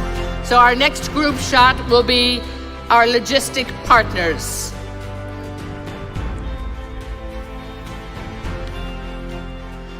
So again, our dear Platinum sponsors, thank you one and all. Thank you so much for your tremendous support. And again, we hope that you'll be with us for the duration. This is only the beginning of a wonderful relationship with all of you, dear partners. So thank you so much. Thank you once again. I'm going to call our logistic partners now, starting with Al Majdoui. Can we have Al Majdoui and Saptco and our digital enabler STC? So a group shot for our logistic partners, Al Majdoui and Saptco, and our digital enabler, STC. So we have 3 logistic partners. STC, who's here with us, Saptco, and Al Majdoui.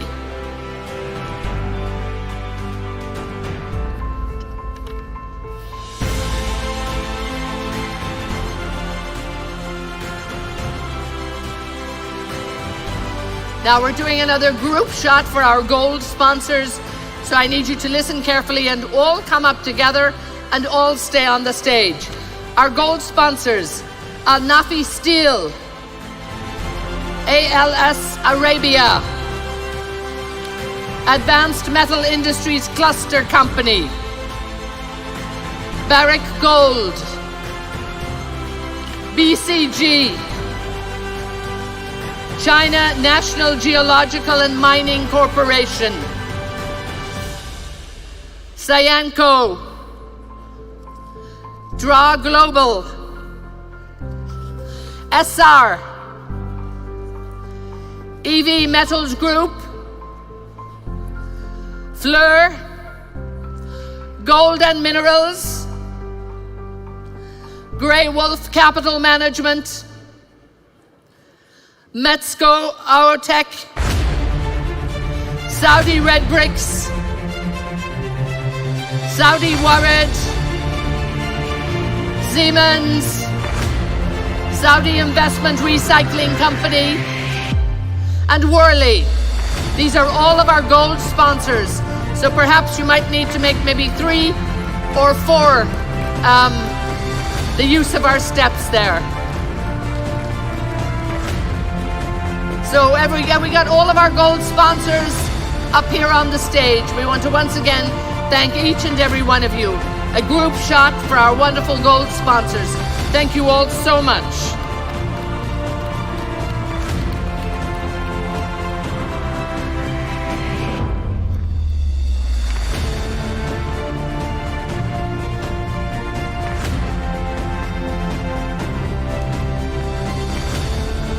Our next group will be our Delegate Connect sponsors. So if we can have now the next group to come and join us on the stage. Again, once again, thank you for all of our gold sponsors, and thank you to both. And the trophies are over on the right-hand side of the table if you haven't got them. So once again, thank you all to our gold sponsors. So standing by our delegate and delegate. So we need to get ready for our next group. The Delegate Connect sponsors Basic. Our VIP lounge and speaker sponsor Front End. Our country sponsor Argentina Agency for Investment and International Trade. Our bronze sponsors Bechtel and FL Schmidt. Our hospitality partners Coyard Coffee Roasters and Flowered. Our content partners, starting with the Development Partner Institute and Clario. So let's get our Delegate Connect sponsors up here, all of the people I've been calling. Our content partners.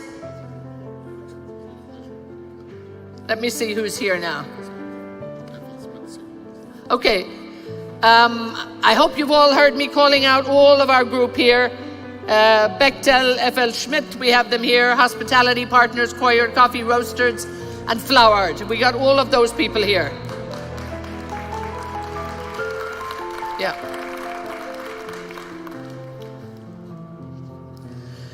Our content partners, starting with the Development Partner Institute and Clario. The Development Partner Institute and Clario. The Center for Energy Studies at Rice University's Baker's Institute for Public Policy, and the Payne Institute for Public Policy at Colorado School of Mines. I know there's a lot of people here that we need to be moving up on the stage, so I hope you're listening and make sure that you've got everybody. And we might need to make 2 lines on this. Let's see. I'd also like to welcome to the stage the King Fahd University of Petroleum and Minerals, who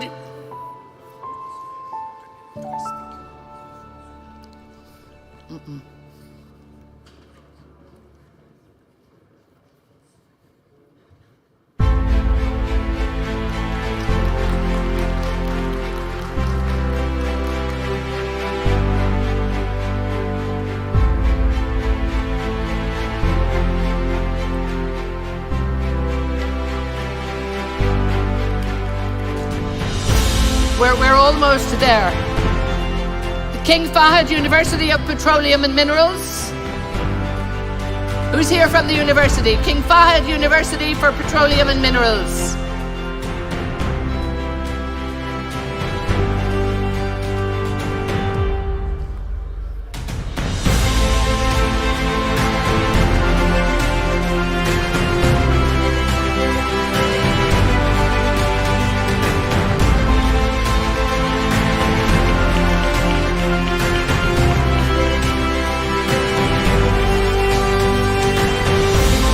And I'd also like to now welcome to the stage the Ministry of Communication and Information Technology. Who's joining us from the Ministry of Communication and Information Technology? We'd like to recognize all of your great work and your great help.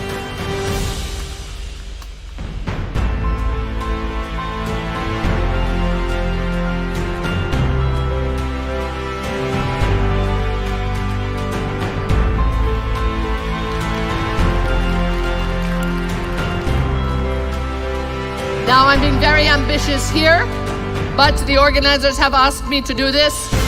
We'd like to have all of the sponsors back on the stage. We're going to do the mega group photo.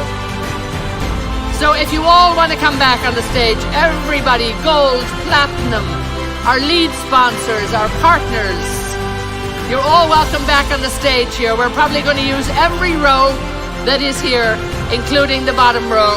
So whoever would like to join us from all of our sponsors, please This is a collective sponsor photo.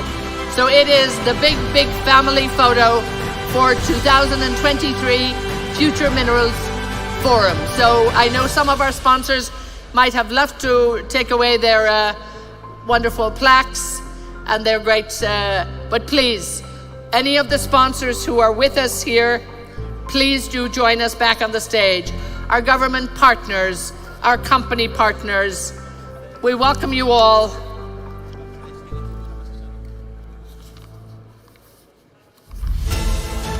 Our founding partners, our government partners, gold, platinum sponsors, whoever's around, please use all of the steps on the stage and you'll make sure to get a lovely photograph there if we have every step on the stage being used.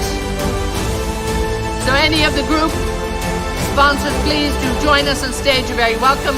And again, all of our partners who are here, thank you all so much.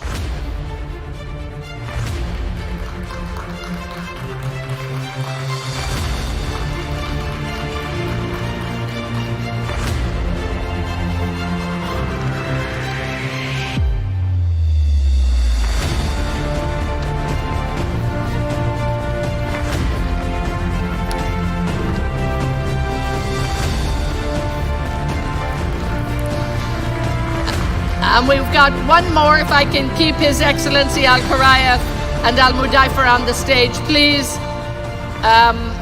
Your Excellency, if you can stay with us, we'd like to thank the entire organizing team and the support team for their tremendous efforts for the Future Minerals Forum.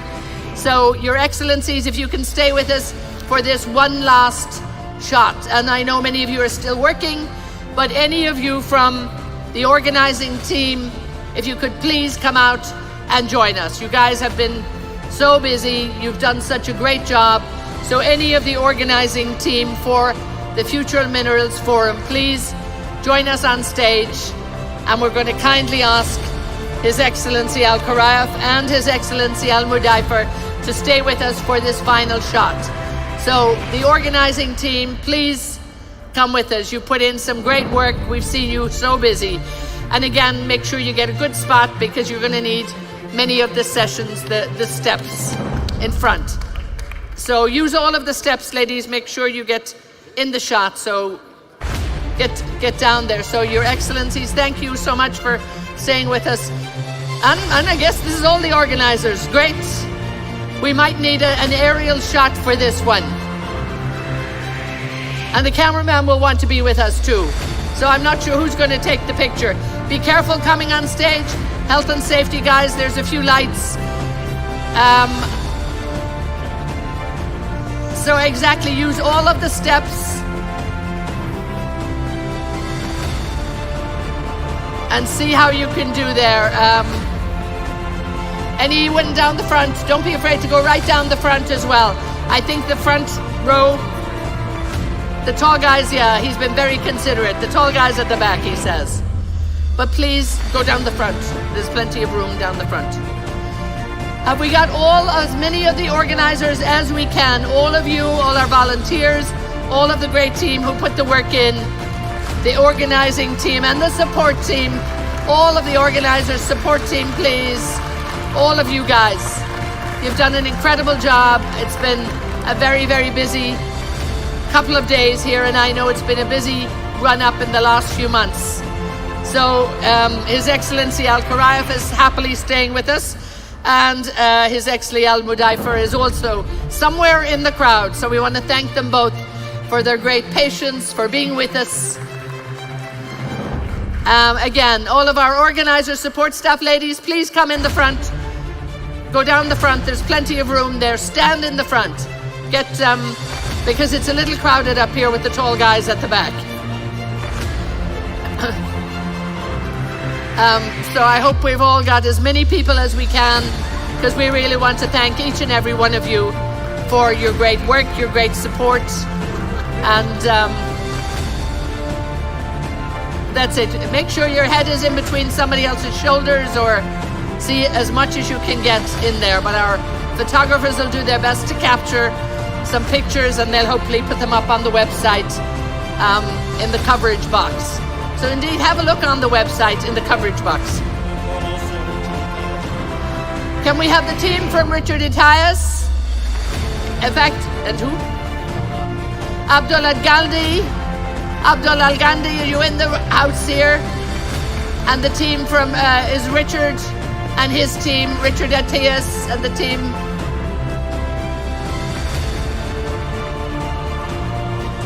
Who's here? Tina, please come join us. Tina's been working tirelessly. I'd bring out our team from the back, but we need them to stay on air.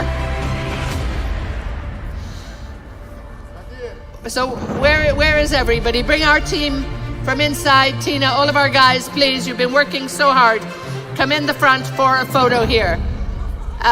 Where's the team from Richard Itias? Where's Tina? Wait a minute. This is the organizing people. So I'll be honored. Let's get this guys out here. We don't want too much chaos on the stage here. Again, any of our team from Richard Itias group, any of our runners who are running around and who don't have anything to do, please get on stage and have their photo taken. Maybe one of our cameramen.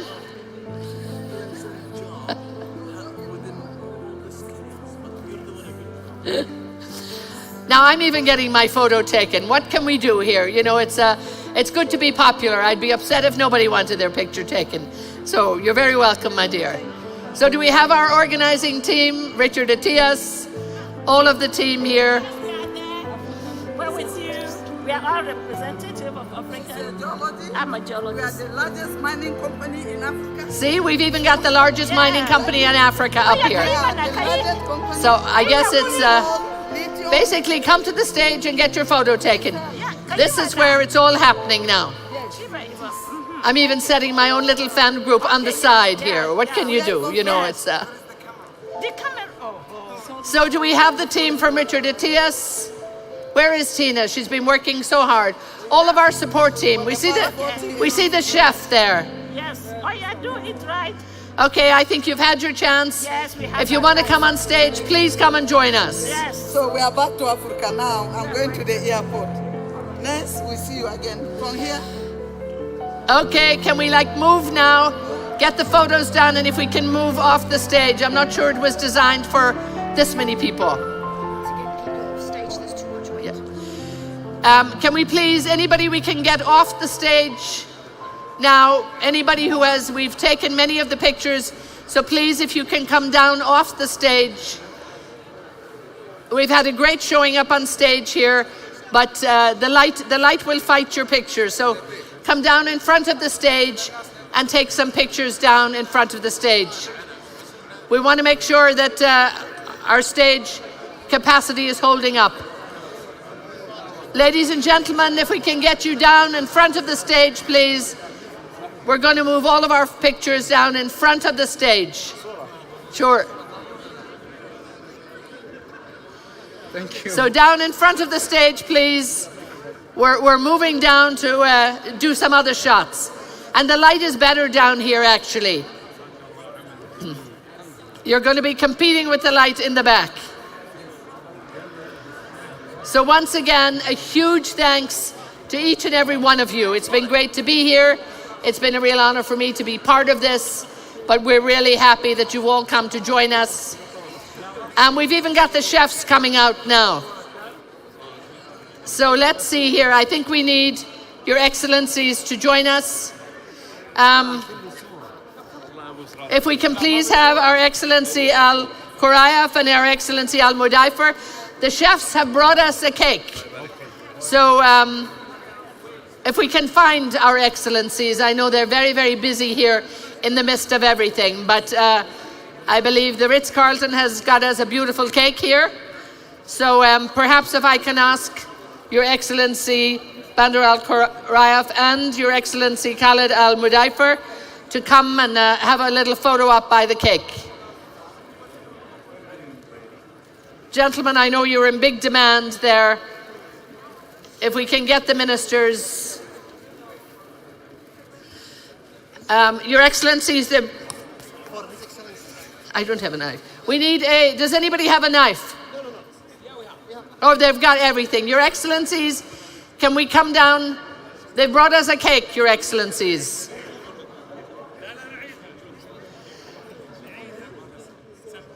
Okay, so the chefs have been busy. And Peter's been doing a great job in here.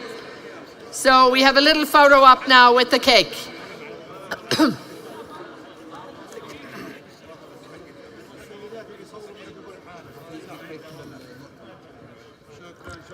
Gentlemen, when you're ready, they have a cake for you as well. Please, ladies, come over. And then we'll have the photo with the cake. Ladies, they will come.